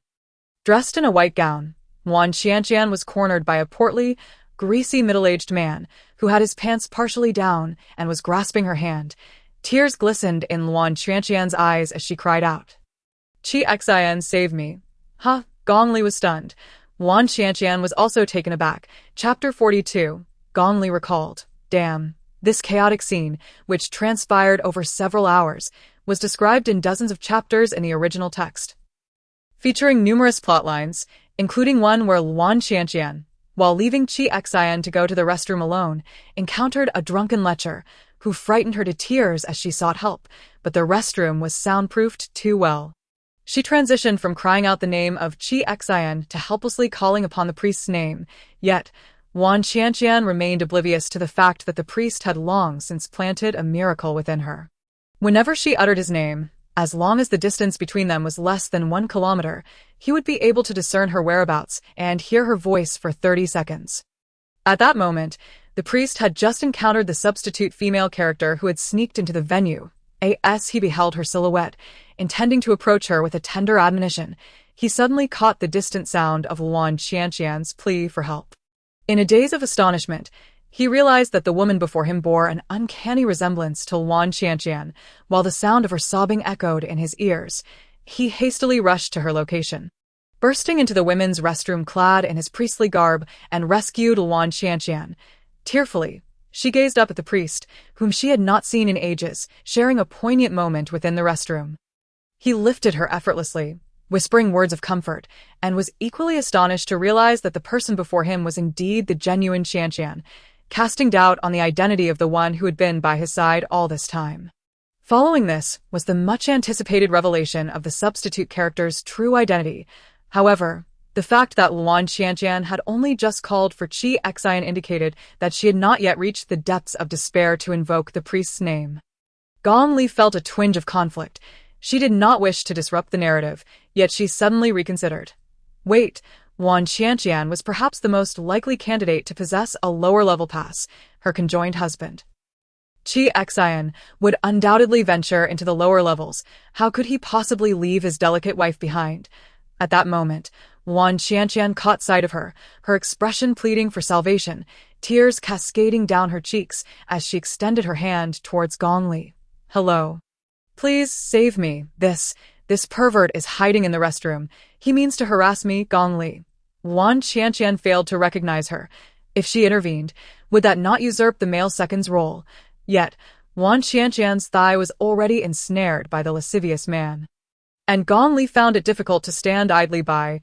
The greasy, debased man's features were obscured by a shining golden mask, his neck flushed, muttering incoherently as his hands began to creep towards Wan Qianqian's skirt. Unable to restrain herself any longer, Gong Li reached out, seizing Wan Qianqian's arm adorned with a delicate bracelet, ready to pull her away. Wan Qianqian, in turn, grasped her arm firmly, exerting her strength, causing Gong Li to momentarily freeze. Only to witness Wan Qianqian suddenly lift her leg and deliver a forceful kick to the lascivious man's forehead. Gong Li, the man tumbled backward, his golden mask crashing against the far wall of the restroom. Rendering him half-conscious, Wan Qianqian remained silent, merely fixing her gaze upon Gong Li. Taken aback, Gong Li instinctively attempted to withdraw her hand, but was instead gripped tightly by Wan Qianqian, who seemed intent on pulling her closer. Wan Qianqian possessed considerable strength. However, even without her mechanical enhancements, Gong Li had donned numerous garments imbued with power and intellect, making it implausible for Wan Qianqian to overpower her. Now it was Wan Qianqian's turn to be taken aback. She appeared to believe that she was the only one capable of deception, while Gong Li was merely a delicate and love-struck figure. She had not anticipated that she would be unable to budge Gong Li. In the domain of the seamen, amidst the women's wardrobe, the red-dressed Gong Li and the white-dressed Wan Qianqian found themselves locked in a tug-of-war, stalemated between the restroom's numerous stalls. The two individuals gazed at each other, both wearing expressions of perplexity that suggested the reality diverged significantly from their expectations. Gong Li, upon hearing a huffing sound emanating from a nearby door, caught a glimpse of a woman's voice muttering, "It's quiet now. They must have finally left. I have no desire to be involved in this nonsense." As the restroom door swung open, a woman clad in a form-fitting leopard print dress stood frozen, her jaw slightly agape as she beheld the tug-of-war between Gong Li and Wan Qianqian. Gong Li squinted at the leopard print woman and remarked with a smile, "Are you not going to join in for a bit longer?" Wan Qianqian also regarded her in silence. The woman in the leopard print dress rose onto her toes, fearfully edging toward the restroom door. "I am leaving right now." In a flash, she darted away, while Wan Qianqian furrowed her brow. Evidently aware of her own reputation and apprehensive that the leopard print woman might spread word of the sweet, idle Wan Qianqian engaged in a tug-of-war in the restroom, Gong Li, with an air of confidence, raised her foot and playfully stepped on Wan Qianqian's shoe, chuckling. "Having seen you on the show, I never imagined you were anything but a naive sweetheart. Quite intriguing." Let us conclude this swiftly. I have no wish to linger. Her words seemed to provoke a particular misunderstanding in Luan Qianqian, whose expression suddenly hardened with a fierce resolve amidst her calm demeanor as she released her grip and stepped back. You are not an ordinary person either. When I was on guard waiting for you, you did not arrive. When I believed you would not come, you appeared, guarded, to defend against her. Gong Li realized that Luan Qianqian's speech was notably succinct, bordering on taciturn. Yet, in the original narrative, she was characterized as an innocent, garrulous sweetheart. I am indifferent to your tale. I have but one request. Hand over the pass. Just as Gong Li was about to speak, Luan Qianqian's thoughts seemed to echo, kill me. Before Gong Li could articulate her words, Luan Qianqian abruptly raised her hands, clasping them before her. With a press of her left fingertip, a pick materialized on her right hand. When had that appeared? Gong Li narrowed her eyes, poised to confirm whether it was indeed a pick, when Luan Qianqian's right fingertip flickered, and an inexplicable sensation gripped Gong Li's chest, her temples pounding. Startled, she recoiled, yet was unable to escape this onslaught. As if an inexplicable force were wreaking havoc within her, Luan Qianqian's demeanor shifted. She was no longer the vivacious figure bouncing on stage, but rather a disheveled silhouette with her long black hair cascading over her face. Her hands adopting an odd posture, Gong Li suddenly realized that Luan Qianqian was silently strumming an air guitar. How astonishing! It was almost comical. The sweet idol was unexpectedly performing air guitar in the restroom. And Luan Qianqian's technique was anything but amateurish. Her movements resembled those of a seasoned rock musician. So uncomfortable was it, as though a pair of hands were scrubbing her synthetic organs. If air guitar was her true superpower, or a particular manifestation of such abilities, then sound propagation would certainly be most potent in the direction it faced. Suddenly, Gong Li leaped, vaulting over Luan Qianqian's head and landing behind her, whereupon the sound diminished. Along with her discomfort, Luan Qianqian immediately pivoted, violently tossing her hair. Gong Li caught sight of her beautifully manicured right hand, clutching the pick, furiously strumming the air, nearly bursting into laughter, yet quickly found herself unable to laugh at all. She felt her blood vessels expand, her lungs constricted, and her stomach was as though it had been struck with a powerful blow, yet it was not fatal, perhaps due to her mechanical bionic structure. Such discomfort would likely have caused unbearable agony in the soft organs of a human. Luan Qianqian frowned, seemingly surprised that Gong Li could still stand. Gong Li had no intention of lingering further. She pressed her stiletto heels against the ground, her red dress billowing, and threw a punch at Luan Qianqian. Luan Qianqian's evasive movements were not swift. She appeared momentarily stunned by Gong Li's speed. Raising her hand as if attempting to block with an imaginary air guitar, Gong Li could sense her audacity. Would such a woman be reduced to tears at the thought of being slain by Brother Qi? Would she allow several men to contest over her? Gong Li's fist struck the invisible air guitar, manifesting a distorted sound wave that she could not hear. She felt her blood pressure surge dramatically, her vision dimming. Yet, this was still far from the characters she had encountered previously. Just as Luan Qianqian believed she might seize an opportunity to escape, she felt a hand twist her wrist, along with the crystals and picks on her beautifully manicured nails being wrenched away, falling to the ground only to be kicked far by Gong Li. A chill ran down Luan Qianqian's spine. How could this substitute possess such skill? She had thought herself well-versed in the world over the years, yet she had never combated someone of this caliber. As Luan Qianqian bent to locate her pick, she felt Gong Li's other hand pressing against her chin, her fingertips fastening around the sides of her throat. Gong Li spoke. Having said we should make this quick, do not resist. MY's sole objective is this. You can access the lower level, correct? Provide me with a pass. Luan Qianqian found it somewhat difficult to breathe. She had believed she would perish at her hands, unable to fathom why Gong Li sought only to descend. Her eyes revealed little fear, merely a steadfast gaze fixed upon Gong Li as she contemplated. Gong Li felt a twinge of irritation. If Luan Qianqian were but a naive flower, she would be easier to handle. Yet this woman evidently harbored a story. If Luan Qianqian were to engage in wild conjectures, it would prove disadvantageous for Gong Li. Her best course of action was to revert to her character and restore the narrative. Suddenly, Gong Li's brow furrowed. With a mix of envy and desperation, she declared, I must see Qi Xin. I must meet him in person. If he sees me, he cannot possibly still love you. He must be mistaken. He must have been bewitched by you. I have sacrificed so much for him. Wan Qianqian felt the pressure of Gong Li's fingers tightening, making it hard for her to catch her breath. Yet she continued to scrutinize Gong Li before her. The substitute's appearance had changed. They no longer resembled each other as before. Moreover, this substitute did not seem to possess knowledge of her secrets.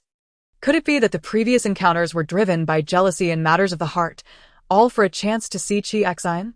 Indeed, if this substitute truly knew her secret, she would not have been so taken aback after being countered. Wan Qianqian surmised that this was not an opportune moment for her demise. Amidst the myriad of guards and watchful eyes atop the Wanyan platform, she would not be able to dispose of the body should she kill this substitute. As Wan Qianqian pondered, her breath suddenly caught. She heard Gong Li's voice rise with fervor. "Hand over the pass. I always knew that you, woman, did not wish for me to meet Brother Qi." Hand it over, Wan Qianqian thought to herself. Madwoman, she is utterly deranged. With a swift motion, Wan Qianqian struggled to retrieve a black swastika-shaped metal token from her handbag and tossed it onto the ground. The substitute seemed to be in a frenzy, muttering, "Brother Qi must want to see me as well. I look so beautiful right now." When Gong Li bent down to pick up the pass, she nearly succumbed to laughter at her own emotional performance.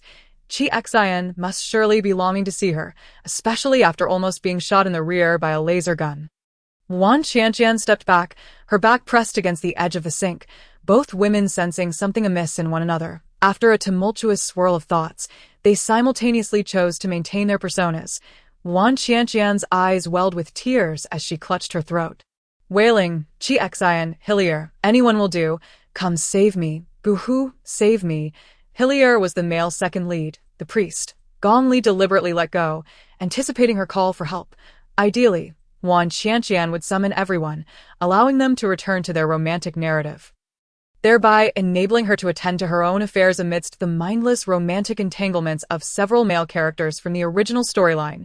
Wan Qianqian hoarsely shouted a few times, yet Gong Li seemed to have lost her senses.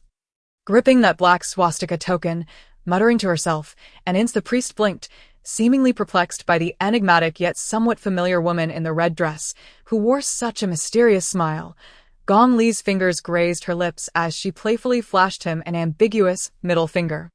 Kicking aside the tattered suit pants that lay on the floor and strode briskly towards the end of the corridor, Priest Hylia noticed that the wall she had just passed seemed to correspond with the restroom. Could it be? Suddenly, from deep within the restroom, came the call of Wan Qianqian. "Brother Hylia, at last." Gong Li had discovered the entrance to the lower level. She placed the black metal token against the machine, observing as it displayed Wan Qianqian's name, and descended the winding staircase. The staircase was longer than she had anticipated, and as her heels clicked upon the black marble steps, the white veins of the marble diminished with each step she took, until the ground beneath transformed into pure black stone tiles. Before long, she beheld the spacious hall below. The dimly lit corridor of the vast hall extended before her, as if she were traversing from a mere glimmer of light into utter darkness. Her eyes gradually acclimatizing to the shadows with each stride, the smooth, polished black stone floor gleamed like a mirror, flanked by towering golden partitions that delineated her solitary path forward.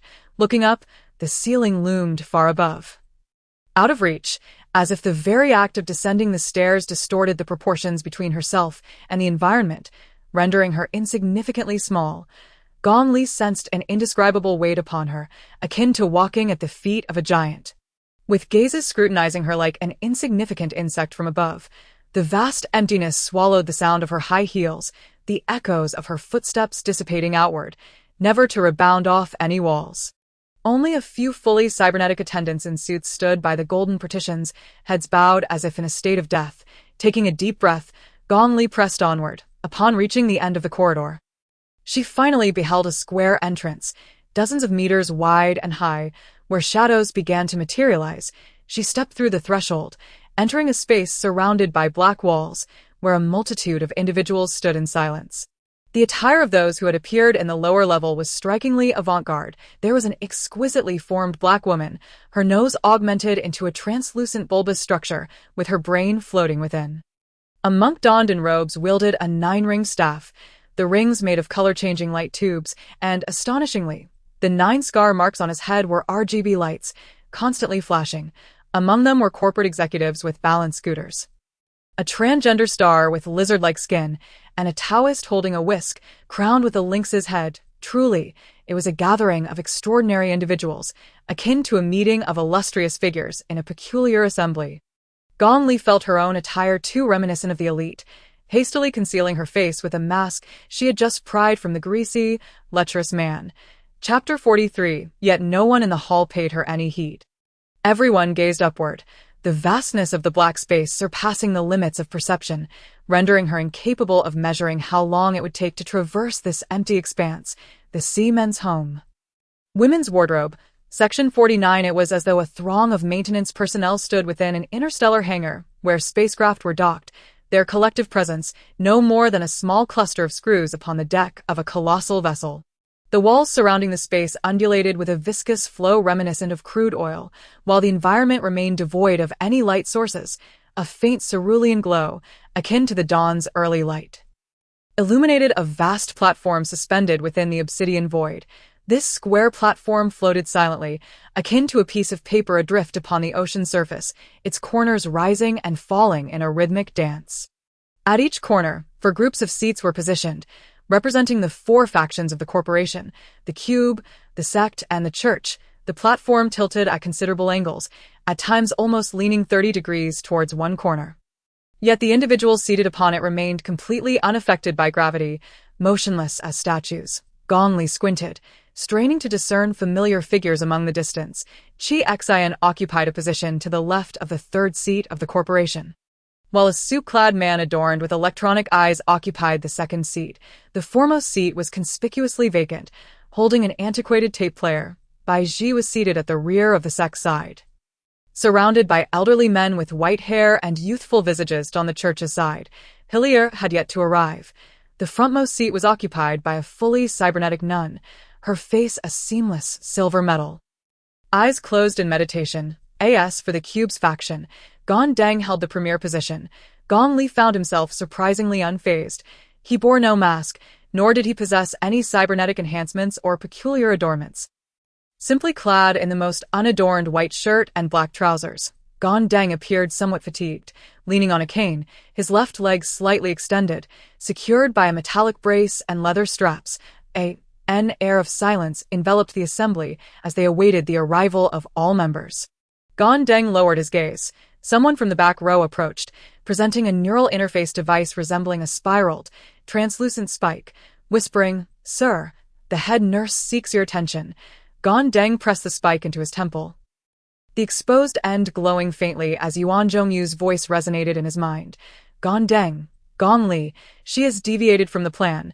She must have her reasons. Should we implement an alternative strategy?" Without moving his lips, Gong Deng's voice reached Yuan Zhongyu. "She is not essential. There is no need for alarm." Yuan Zhongyu's anxious voice responded. "She is not malevolent. She simply possesses a capricious nature. The matter is not yet resolved." "Look." Gong Deng's gaze fell upon a woman in a red dress, holding a mask, standing amidst the crowd, and he smiled lightly. "Moreover, she has already arrived." Gong Li regretted not having eaten more before descending to this level, as it felt slightly chilly. Suddenly, several square doorways cracked open along the black walls, and a few figures emerged, traversing the invisible corridor towards the floating square platform. Hillier had still not arrived, leaving her seat empty, though a tall armored knight made his entrance, taking a seat in the rear of the church's faction. Thus, the seating on the square platform gradually filled. Gong Li glanced at his light brain. No network, no signal. Even the screen displayed a certain degree of interference. The time had come. The Spring City Conference was officially underway, the previously serene space now suffused with the gentle, rippling waves of cerulean dawn light. The individuals on the floating platform appeared to have spoken, yet their words remained obscured from those below. The sound reverberated within the vast space, creating a low hum as they seemingly embarked on a debate and discussion. Initially, a few representatives from the sect began to mention Spring City. It was unclear what was said from the back rows of the company, but the elders exhibited signs of agitation. The destruction of Spring City had dealt a significant blow to the sect's forces, with several elders, acting leaders, and even the headmaster still trapped within its confines. Among them, the plight of Dinke Mountain was particularly dire, with reports suggesting that 70 of its disciples were unaccounted for in Spring City. Conversely, the Gucci sect had only a branch within Spring City, thus sustaining the least losses, preserving the core of their strength. Gong Li observed the silver-clad nun from the church, her fingers interlocked, as she too softly uttered something, inciting further outrage. Meanwhile, the company's side emitted sounds from a tape recorder as Chi Xian grasped a stack of paper proposals, seemingly intended for distribution among the attendees. It felt as though the faction from the company, comprised of several conglomerates, was intent on transforming Spring City into a tourist destination. A member from the sect erupted in expletives, hurling the proposal towards the company's side. Bai Ji, observing the spectacle, chuckled with an amused demeanor, propping his feet up and encouraging further discord. The crowd beneath the floating platform engaged in hushed conversations, their voices intertwining like strands of disheveled hair. It appeared that the multi-party discussions were rife with tension. To Gong Li's astonishment, Gan Deng raised his hand and accepted the paper development plan from the company, casually flipping through it while uttering a few words. His remarks seemingly rendered the other factions speechless. As they turned their attention towards him, momentarily engulfed in silence, suddenly, Gong Li noticed a middle-aged man from the sect stepping forward, approaching the center of the square platform, addressing a group of individuals with fervor. Though his form seemed increasingly distorted, a sense of unease washed over Gong Li. She detected a damp, unsettling aura. The small octopus within her handbag pulsated faintly like a beating vein. It seemed that several factions on the square platform had also sensed something amiss. Bai Ji abruptly rose to his feet. Something was wrong. The attitude of the company towards Spring City indicated that the calamity there possessed a certain parasitic or contagious nature. It was as if they were eager to eliminate anyone even slightly connected to Gong Li or Bai Ji. However, if there existed even a minuscule possibility that certain entities had infiltrated alongside the sect's representatives, an act of slaughter amidst the gathering of influential figures on the Wanyun platform would spell disaster. If the calamity in Spring City was indeed intelligent and premeditated, it would undoubtedly act in such a manner. No. The company would not be so foolish. Or might this be a trap? Could it be that Gan Deng sought to ascertain whether the upper echelons of the sect had been contaminated? Whether they had become hosts to something that could allow them to retain a semblance of rationality and cognitive ability? Was this conference merely a faude, designed to ensnare the key figures of the upper class who had been parasitized? Using the leaders of the four major factions as bait, you cannot ignore Spring City. The middle-aged sword cultivator, who had emerged, bellowed upon the square platform, pounding his chest in exasperation. You wish to develop it into a tourist attraction. Do you even comprehend what you are saying? Do you grasp the extent of its devastation? The calamity that has befallen Spring City is at least of A-level severity. Tears streamed down his face, a visage rife with suffering and despair. Stop pretending. Cease your empty proclamations of development. We are calling for help. I cannot fathom the reason behind this prolonged delay, nor why Spring City was sealed off from the outset. It is akin to imprisoning countless living souls alongside a natural disaster, waiting for them to perish. My disciples are merely children in their teens, all trapped within. I have come only to rescue a few. Gan Deng struck his cane against the ground. The middle-aged swordsman, with bloodshot eyes, fixed his gaze upon him. What is this attitude? You seem to be hoarding resources and demanding exorbitant prices. Ah! In the midst of his furious, pitch-altered wail, a horrific shriek erupted as half of his skull exploded into a mist of crimson. A viscous, gray-green liquid gushed forth from the gaping wound in his head. The swordsman stood frozen, his lone remaining eye wide with disbelief, trembling hands reaching toward his shattered cranium. A mass of raw flesh, akin to a jellyfish, burst forth from the ruin of his head. It rose high, resembling a serpent's head. In a fit of heart-wrenching terror, he cried out, "Impossible! I have never come into contact with this. It's inconceivable." He reached for his sword to take his own life, muscles taut with tension, the tip of the blade poised against his throat, yet his movements grew increasingly sluggish. It was as if he were resisting some unseen force. The remaining half of his face contorted grotesquely, veins bulging, until he could advance no further, halting before his own throat. Suddenly, his solitary eye rolled back, transforming into a murky gray, reminiscent of a decaying fish's eye. His facial muscles spasmed, and after a brief pause, he gently lowered the sword, sheathing it with an air of reluctant elegance. The mass of soft tissue protruding from his head swelled further, its size surpassing that of his body. Becoming increasingly translucent under the faint blue light, with a squelch, the adhered flesh seemed to finally break free, revealing several eyes that blinked open upon the soft mass. This parasitic entity lacked mouth or tongue. Yet the translucent membranes within trembled, emitting a sound akin to a throat singing. Teetering on the brink of human auditory limits on the square platform, chaos erupted. Several screams echoed within the darkened expanse. Dismembered limbs connected to a few individuals, their heads exploding forth, releasing a foul, viscous sludge. Soft flesh erupted from their chests, flanks, and even the necks torn from their skulls. It was the call of its many accomplices. The most composed were those from the faction and the church. The silver-clad nun at the helm of the church remained utterly still, while Gondeng continued to meditate in silence. Representatives from various corporate factions stared in shock, their eyes wide with realization as they grasped the events unfolding in Spring City. Some immediately donned full-body metallic armor, leaping from the platform. Others pressed buttons on their devices, vanishing from sight, leaving those on the ground in sudden clarity. This man had never truly arrived. It was merely a holographic projection. Suddenly, a bodyguard appeared beside Chi Xian, seizing him, and the two transformed into a cloud of black smoke, instantly disappearing. The sex were the most taken aback. The elder master, with his white hair, had never anticipated that those already tainted had long been in their midst. The humidity escalated, reaching a point where even breathing became laborious, upon witnessing the series of explosions erupting from the floating platform.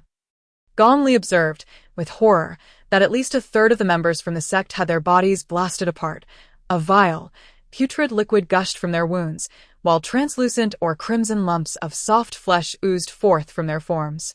Some individuals had their lower bodies entirely disintegrated, transforming beneath their robes into grotesque, centipede-like appendages. The corporate faction, too, had suffered the same fate, with two of their members undergoing a similar transformation. The square floating platform descended into chaos. As Baiji's crimson hand unfurled, the bandages wrapped around it turning to ash, unleashing an overwhelming wave of heat that clearly compelled him to exert himself without restraint. The church faction intoned praises accompanied by a symphony, with tiny lights shaped like crosses flickering across the platform like stars. A cacophony of explosions ensued, sending forth clouds of sanguine mist, while the shimmering lights refracted through the billowing blood fog, creating arcs of vibrant rainbows. The abominations upon the square platform, struck by the explosive bursts of the crosses, emitted piercing shrieks and contorted towards the silver-clad nun. Gong Li noted that at least a dozen, if not more, guests on the ground had suffered head explosions or grotesque mutations, with large masses of soft flesh extruding from their bodies. Some had become mere heaps of flesh sprawled on the ground, continuously secreting a grayish slime that hissed and sizzled upon contact with the floor, exuding a corrosive sound.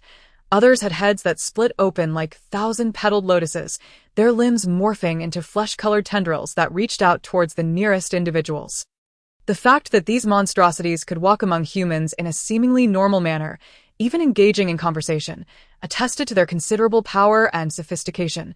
Amidst the ensuing chaos and carnage, many were gripped by terror and fled towards the corridors, attempting to escape from the dark chamber. Yet, it seemed as though a barrier of light obstructed their path. While a few individuals managed to pass through unscathed, a well-dressed man suddenly collided with the luminous barrier. Akin to a mosquito meeting an electric swatter, a jolt of electricity coursed through him, leaving half of his body charred as he crumpled to the ground. Many gazed in horror at the barrier.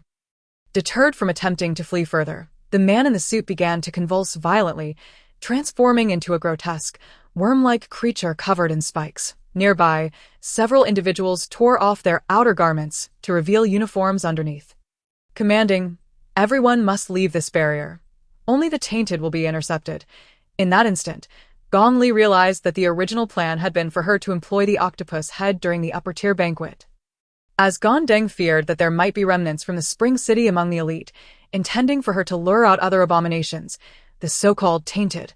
However, the lower tier had evidently infiltrated with many operatives from various factions, along with formidable individuals capable of contending against such numerous and powerful tainted beings. What calamity might ensue if a tainted being were to suddenly transform amidst the revelry of the upper tier? Would it spiral into a gruesome slaughter, leaving directors, socialites, and the affluent as mere victims? Might it evolve into a shocking incident that would reverberate throughout the entire city? Could this also be the outcome Gong Deng sought to incite? To wield power through the amplification of fear, the factions seem to have perpetually expanded in this manner. As Gong Li beheld the nearest 1,000-petaled monster advancing towards her, the small octopus in her bag quivered with excitement. She realized that she could no longer delay. She swiftly donned the octopus head from her bag. After a brief, dazzling moment, she lifted her gaze, feeling an intense pressure in her skull, her eyes burning with pain. And a wave of nausea far surpassing any she had previously experienced. As her rationality significantly increased, making the experience of wearing the small octopus more unbearable than before. Gong Li, of course, remained oblivious to the fact that this time, after an erratic transformation among the green, blue, purple, and orange hues, the small octopus had settled upon the color purple. Simultaneously, nearly all the monsters halted their movements, as if a powerful and unfamiliar presence of their kind had intruded upon their meticulously woven web, causing them to almost instantaneously turn their gaze towards Gong Li. The sounds of screams and cries ceased, and many humans who could not flee in time, including the Fondi operatives and the leaders on the floating platform, were captivated by the stillness and actions of these monsters, looking towards the figure in the red dress, slender yet obscured in countenance. Chapter 44. The 1,000-petal lotus monster closest to Gong Li, with its 8 eyes veiled by a layer of flesh, trembled its petals, yearning to bow down and prostrate before her. Suddenly, the sword-wielding monster at the center of the square platform emitted a piercing shriek that reverberated through the air, causing the 1,000-petal lotus monster beside Gong Li to freeze. Seemingly torn between whom to submit to, Gong Li felt as if her throat were being constricted, and the blankness and lethargy in her mind were more pronounced than ever. She found herself unable to think, nor did she intend to. In the realm of the sea men, within the women's wardrobe, Section 50, Gong Li abruptly raised her hand, having previously inscribed her words upon her palm and arm with an oily pen, even marking them with pinyin, as she had done last time. She realized that as long as she could articulate them, intelligence was entirely unnecessary. She spoke aloud. Manifest. This command had been imparted to her by Gong Deng. Clearly, it aimed to compel those filth-bearers, yet to reveal their true forms, to unveil their authentic visages. Gong Li's voice seemed unrecognizable, intermingled with an unsettling resonant hum. She observed the numerous hesitant individuals around her, their faces contorting into expressions of resistance, only to suddenly transform into monstrous forms. These were the filth-bearers spoken of by the operatives. Gong Li cast a glance and noted at least 20 of them present. Had they already infiltrated Wancheng? It appeared that this spring city conference was indeed perceived by the filth-bearers' leaders as an opportune moment to slaughter the upper echelons of Wancheng, thus summoning these diverse identities of filth-bearers to this very location. Her command sent tremors of fear through the filth-bearers nearby, compelling them to lower their grotesque bodies as if to approach Gong Li in a gesture of reverence. The chaos her order incited provided many panicking guests with a chance to escape. Yet, some, fully aware that the barrier was designed to separate ordinary individuals from filth-bearers, recklessly charged through, only to be transformed into charred remains. Were there truly filth-bearers who remained oblivious to their parasitic existence? Just like the earlier cries and pleas of the sword-wielding monster, clearly emanating from its humanity, the remaining individuals in the dark void, yet to flee, were predominantly Fondi operatives and clergy, while members from the sects and corporations astutely recognized that they were merely bait. Choosing wisely to depart in their fury, Baiji seemed to have gone berserk, battling a fellow sect filth-bearer on the platform, but was ultimately restrained by an elder from the Gucci sect, who leaped away from the scene. This is merely an early preparation for a prison designed for monsters. The square entity may not necessarily intend to exterminate them, but it undoubtedly seeks to capture them. Engaging in a struggle here is futile. However, the crowd's escape is alarmingly sluggish, and some individuals are beset by the tainted. The operatives on the square platform leap down, landing on the ground to confront the myriad of foul beings intent on slaughter. Only Ganding, the silver-clad nun, and the towering knight remain on the platform. Above, Several creatures, clearly surpassing the other tainted ones, suddenly unveil more eyes upon their grotesquely soft flesh, fixating intently on Ganding. Those operatives closest to the platform are affected, suddenly succumbing to maniacal laughter and madness. Yet Ganding remains motionless, eyes closed. A moonlit glow emanates from him as his staff strikes the ground, with a mere sound. The frenzied operatives below return to their senses, gasping for air, drenched in sweat, their legs trembling and expressions vacant, stripped of their combat ability.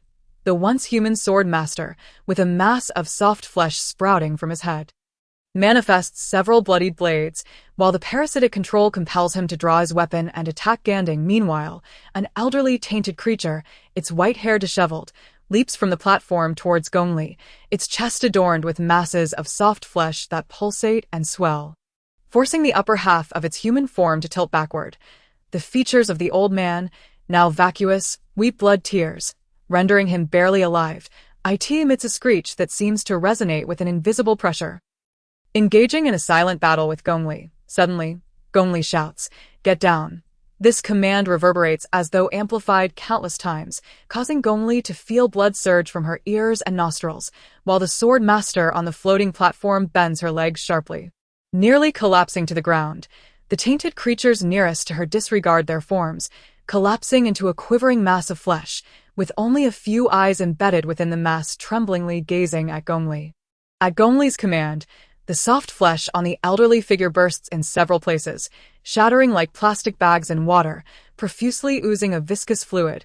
Its mandibles resemble numerous small hands akin to centipedes, now violently expelling copious amounts outward. Ganding opens his eyes, directing his gaze toward Gong Li. Though her features remain obscured, blood flows down her pale neck, accentuated by the pain that causes her veins to bulge, cascading past her collarbone and chest, ultimately pooling beneath her crimson dress. Yet, she does not appear to act out of a desire to save, despite the operatives nearly slain by the tainted due to her intervention. She seems more exhilarated by the thrill of killing and combat. Gong Li's laughter emerges from the shadows enveloping her visage as she raises a finger and viciously pinches the octopus atop her head. The creature recoils in pain, seemingly startled into an upright position. In her agony, Gong Li becomes increasingly lucid. She spits out blood froth and taunts, "Stay alert, or I shall roast you on an iron plate today." The octopus's terror intensifies, aggravating the suffering of the soft flesh on the elderly figure, and Gong Li abruptly observes the human portion of it splitting open, gray-green viscous fluid gushing forth, mingled with various seaweeds, refuse, and decaying fish. To her astonishment, she spots a green-lettered piece of equipment flowing out with the slime. She slightly furrowed her brow and stepped closer as the elderly man with white hair whimpered and retreated like a frightened animal, leaving a trail of viscous slime behind him. The high-heeled shoes of Gong Li pressed upon the gooey substance as she picked up the green equipment.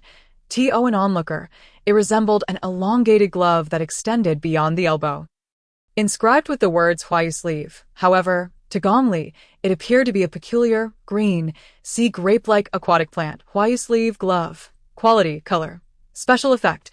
When worn, the limbs it envelopes can undergo various transformations under the specified category. Requirement. Rationality 15. Description. Is merely the result of gradual nurturing, will be offered to, it shall become, when is achieved, will. Wear it. How does one wear it? Gong Li lifted it and draped it over her arm. The aquatic plant instinctively clinging to her limb, the color of the text began to shift, ultimately settling on green. Rationality -1. Rationality -1. A multitude of notifications indicating a drastic reduction in rationality erupted. Here it comes again. Does this thing deduct 15 points of rationality? Is it taking the highest value or stacking? When Gong Li realized she could no longer comprehend the words of the equipment's description, her mind ceased to conjure any further thoughts. Even analysis became impossible. It's so dark here. Why is she here? The beauty on the floating platform, so lovely, so lovely. Fortunately, the effect of the little octopus concealed the gradual stupor on Gong Li's face. She even failed to notice another line of text appearing in the aquatic plant's equipment description. Set effect.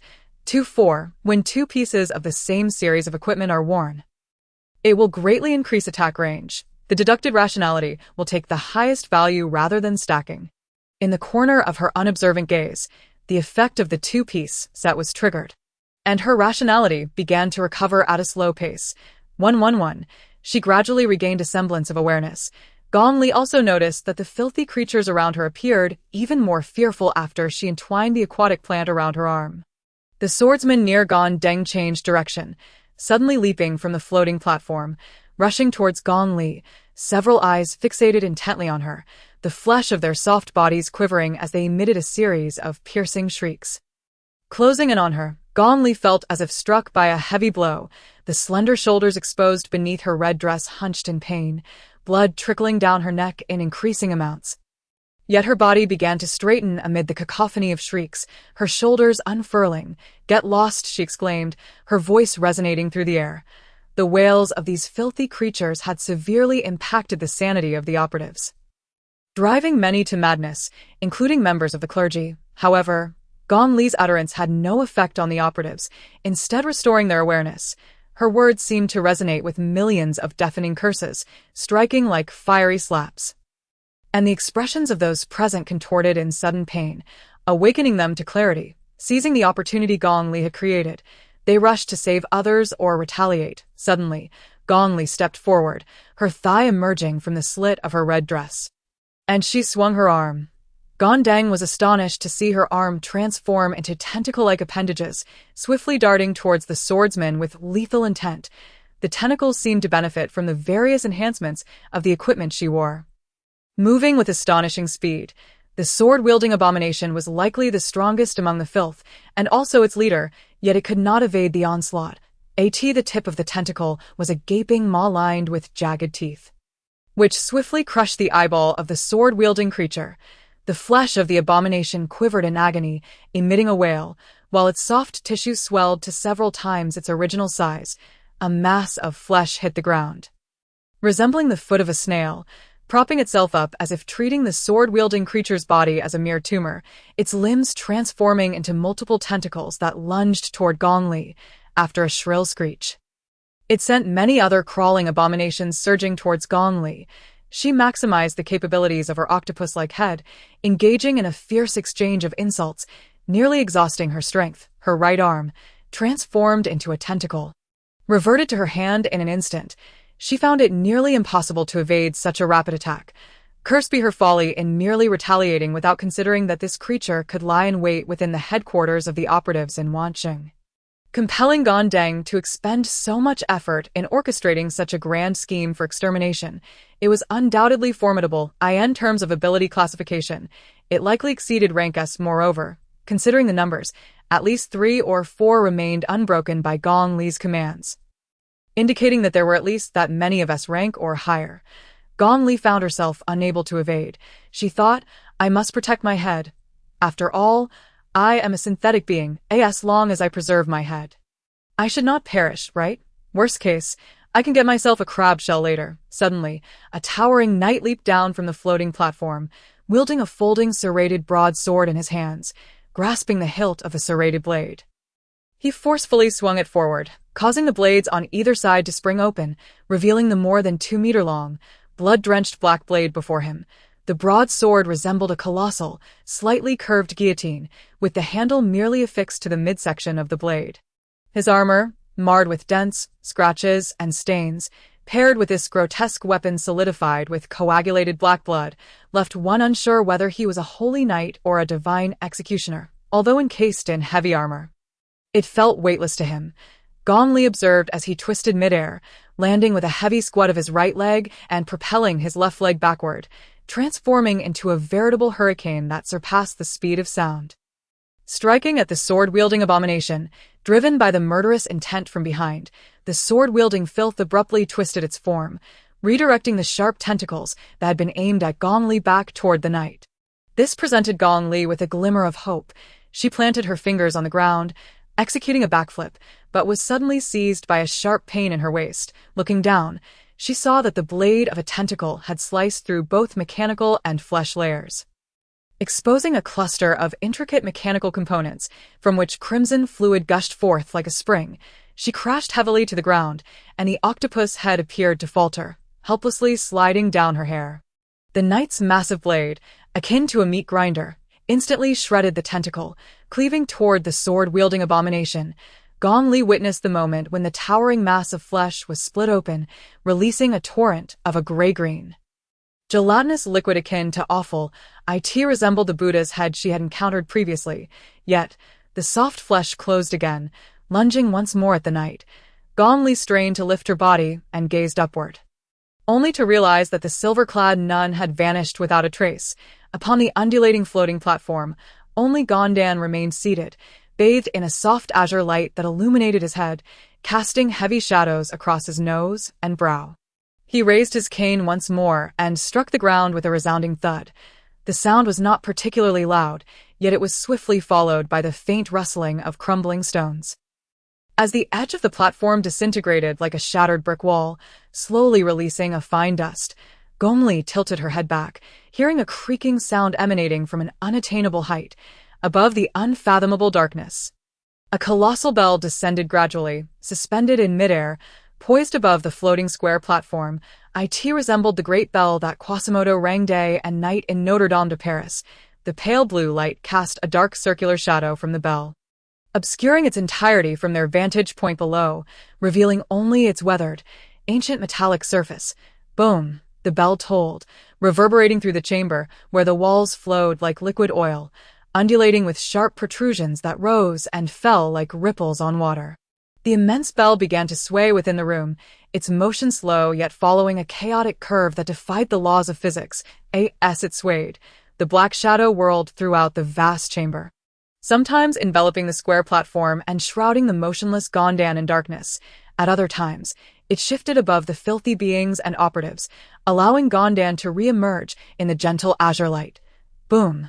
A sense of solemnity, fear, and unease plunged all beings or creatures beneath the platform into silence.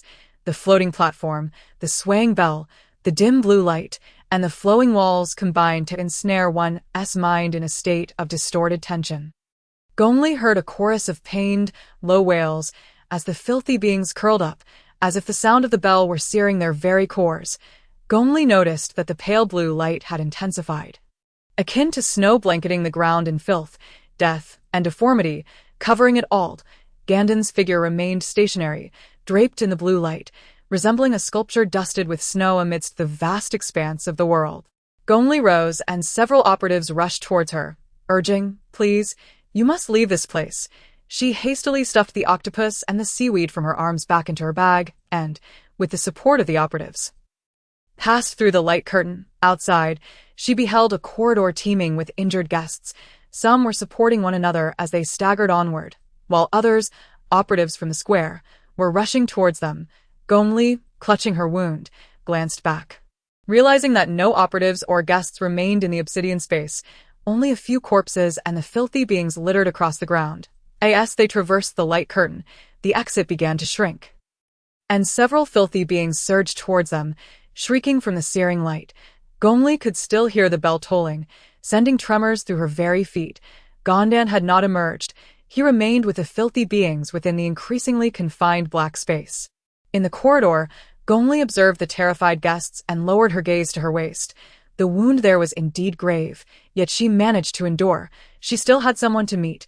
Yuan Zhongyu was near the staircase leading from the upper to the lower levels, where many injured individuals had already been transferred. The upper levels were set to undergo a complete lockdown and inspection to ensure no threats remained unaddressed. He set down an injured guest and raised his head, seemingly catching sight of a figure in a crimson dress, her face smeared with blood. Just as he was about to rise and pursue her, her silhouette vanished amidst the chaotic throng of guests frantically searching for one another. It must be Gong Li. Gondang had mentioned seeing her. She surely found a way to infiltrate the lower levels.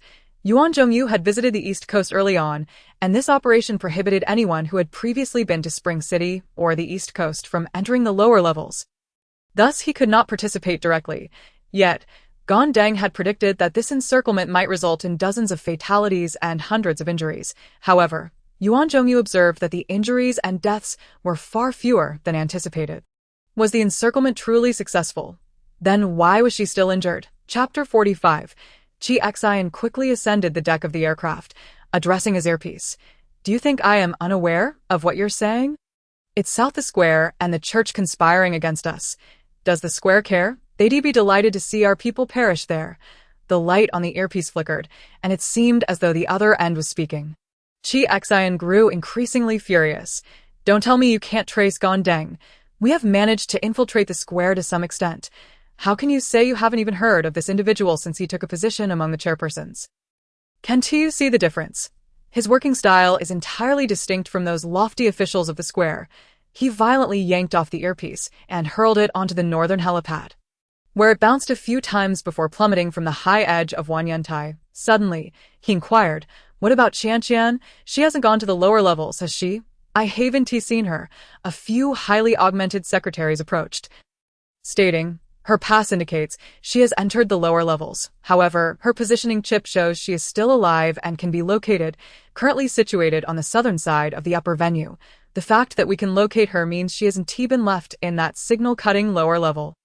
Chi Xian pinched the bridge of his nose, declaring, "I will go find her." Several secretaries hastily interjected, "President Chi, you absolutely must not. The square is now sealing off the entire Wanyantai. We arrived at the helipad ahead of schedule. If we delay, we won't be able to leave at all. Allow us to search for the lady." Clearly, they were uncertain whether to refer to Wan Qianqian as the lady. Chi Xian frowned as the holographic display lit up again, indicating yet another person was trying to reach him. He waved his hand dismissively. "Quickly go, stay with her. The square cannot maintain the blockade for long. Return her when the time comes." The secretaries acknowledged his command, and Chi Xian proceeded towards the aircraft of the Rui Group. The large vessels of the Rui Group would undoubtedly be unable to depart Wanyantai, yet Chi Xian had parked several personal aircraft within the larger vessel. This unexpected situation suggested that the square's actions would precipitate significant changes in various matters ahead. He had no time to waste. Under the protection of his bodyguards, Chi Xian approached his personal aircraft. Its design resembled a sleek shuttle, appearing seamless from the outside. He placed his palm against the sleek black and gold exterior, and an electronic voice announced, "User identified." The edge of a door materialized from the aircraft. Swinging open, he crouched down and slipped into the plush seats of the spacecraft. As the door sealed shut, a gentle sunlight-like glow illuminated the interior. Just as he reached for the control panel, his fingers froze. A laser gun, which he had previously left in the vehicle, was pressed against his waist, and the unforgettable laughter echoed in his ears. "Brother Chi, long time no see." Chi Xian turned rigidly to face the source and beheld a woman in a red dress reclining against the seat, the slit of her skirt revealing her fair thigh. In her other hand, she held a wet wipe, meticulously cleaning the remnants of blood from her face, neck, and chest. Gong Li's crimson lips curled into a smile as she said, "Brother Chi, I'm not here to cause you any distress. I merely wish to inform you that I have finally learned how to use a laser gun. Would you like to see a demonstration?" Chi Xian replied, "It has indeed been a while." The venomous wit of this woman was as sharp as he remembered, yet the red dress stirred a sense of familiarity within him. Before leaving the black abyss beneath Wanyantai, he had witnessed a woman capable of repelling the filth, even compelling some to submit to her will. Chi Xian pressed his lips tightly together. "There is no need. What exactly do you intend to do?" "If you wish to kill me, then do it swiftly. A hired assassin should not prolong a mission. Has your employer not inquired about your delay?" Gong Li feigned surprise. "Assassin? How could that be? The only thing I wish to eliminate is this unquenchable love I bear for you." Chi Xian was momentarily rendered speechless. Gong Li had a talent for playing the lovesick fool, but she quickly set aside the act and chuckled. "Don't dwell on it. I have just disabled the spacecraft's distress and defense functions. Place your hands on your knees. I didn't expect I would have access to this vehicle. It seems I have ridden in it more than I thought. Shall we depart?" "Where to? Your home?" Chi Xian slowly rested his hands on his knees, leaning back against the cushion as he relaxed and gazed at her. The spacecraft's AI responded to her call. "Madam, I have located your residence. Qianer District, apartment building 103. Shall we proceed there?" Gong Li was taken aback. "Madam." This implied that the vehicle was programmed to navigate to the residence of the substitute female lead. Had the substitute female lead previously boarded this spacecraft to visit her own home? Gong Li glanced at the holographic screen, poking the gun's muzzle against Chi Xian's waist, and smiled. "Let's go to your place. Shall we relive old memories?" Chi Xian replied, This woman is too dangerous and inscrutable. He uttered a place name, and the spacecraft began to hum to life. With no windows, the exterior scenery was projected onto the interior walls, creating the illusion that they were suspended in midair. Seated on a plush sofa as they flew, Gong Li marveled at the vibrant neon landscape of the city at night. Chi Xian could no longer contain his curiosity. What is it you truly desire? Gong Li leaned in closer, and Chi Xian noticed a wound on her waist, crimson blood seeping through a large area. Gong Li raised her hand. You've seen this before, haven't you? She lifted her hand. Presenting an image from her holographic device, a cute, tongue-out devilish head adorned with the letters C seemed to form a logo. Chi Xian studied it for a moment before asking, "What is this?" A company. Gong Li inched closer, her sweet smile resembling a flirtatious whisper. "It is my manufacturing company. Did you not know? I recall undergoing cosmetic surgery, a transformation, or perhaps you facilitated my connection, and even insisted that I foot the bill." This is a scenario depicted in the original manuscript. It seems to illustrate Chi Xian's frugality towards the substitute female character, contrasting sharply with his profound affection for Luan Qianqian, who spends money without a second thought. Chi Xian furrowed his brow. "I did indeed find someone for you, but you declined. You mentioned that you had a connection of your own. I simply let it be." Gong Li blinked, surprised to find a discrepancy with the original narrative. Chi Xian's frown deepened. "Is it really me you are questioning about this? Have you lost your memory?" His gaze fell upon the gaping wound on her forehead, now filled with a lustrous red jade bead. Gong Li smiled with narrowed eyes. "If you keep staring, I shall stuff this bead into your nostril."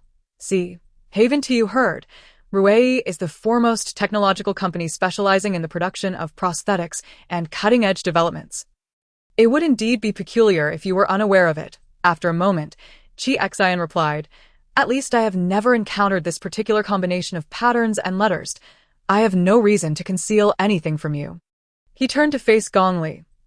"You have changed." Gong Li remained silent, merely raising an eyebrow at him. Chi Xian leaned slightly forward, his gaze fixated on the wound at her waist, devoid of flesh and organs. Replaced entirely by an intricately crafted biomechanical structure, a flicker of concern crossed his brow. "When did you transform yourself into this? What remains of your original self?" Chi Xian sensed that something was amiss. Previously, she had undergone cosmetic enhancements and bodily augmentations, along with some skeletal modifications. Yet, he had witnessed her in a frenzy, injuring herself, her palms stained with genuine flesh and blood, unlike the entirely mechanical structure at her waist now. Moreover, despite the substantial loss of blood she had sustained, there was no trace of the metallic scent of blood. Instead, a subtly sweet aroma of synthetic compounds wafted through the air. Chi Xian's pupils shifted. Clearly deep in thought, suddenly, he reached out to touch Gong Li's arm, wishing to gauge the elasticity of her synthetic muscles, only for her to raise her hand in a bid to slap him.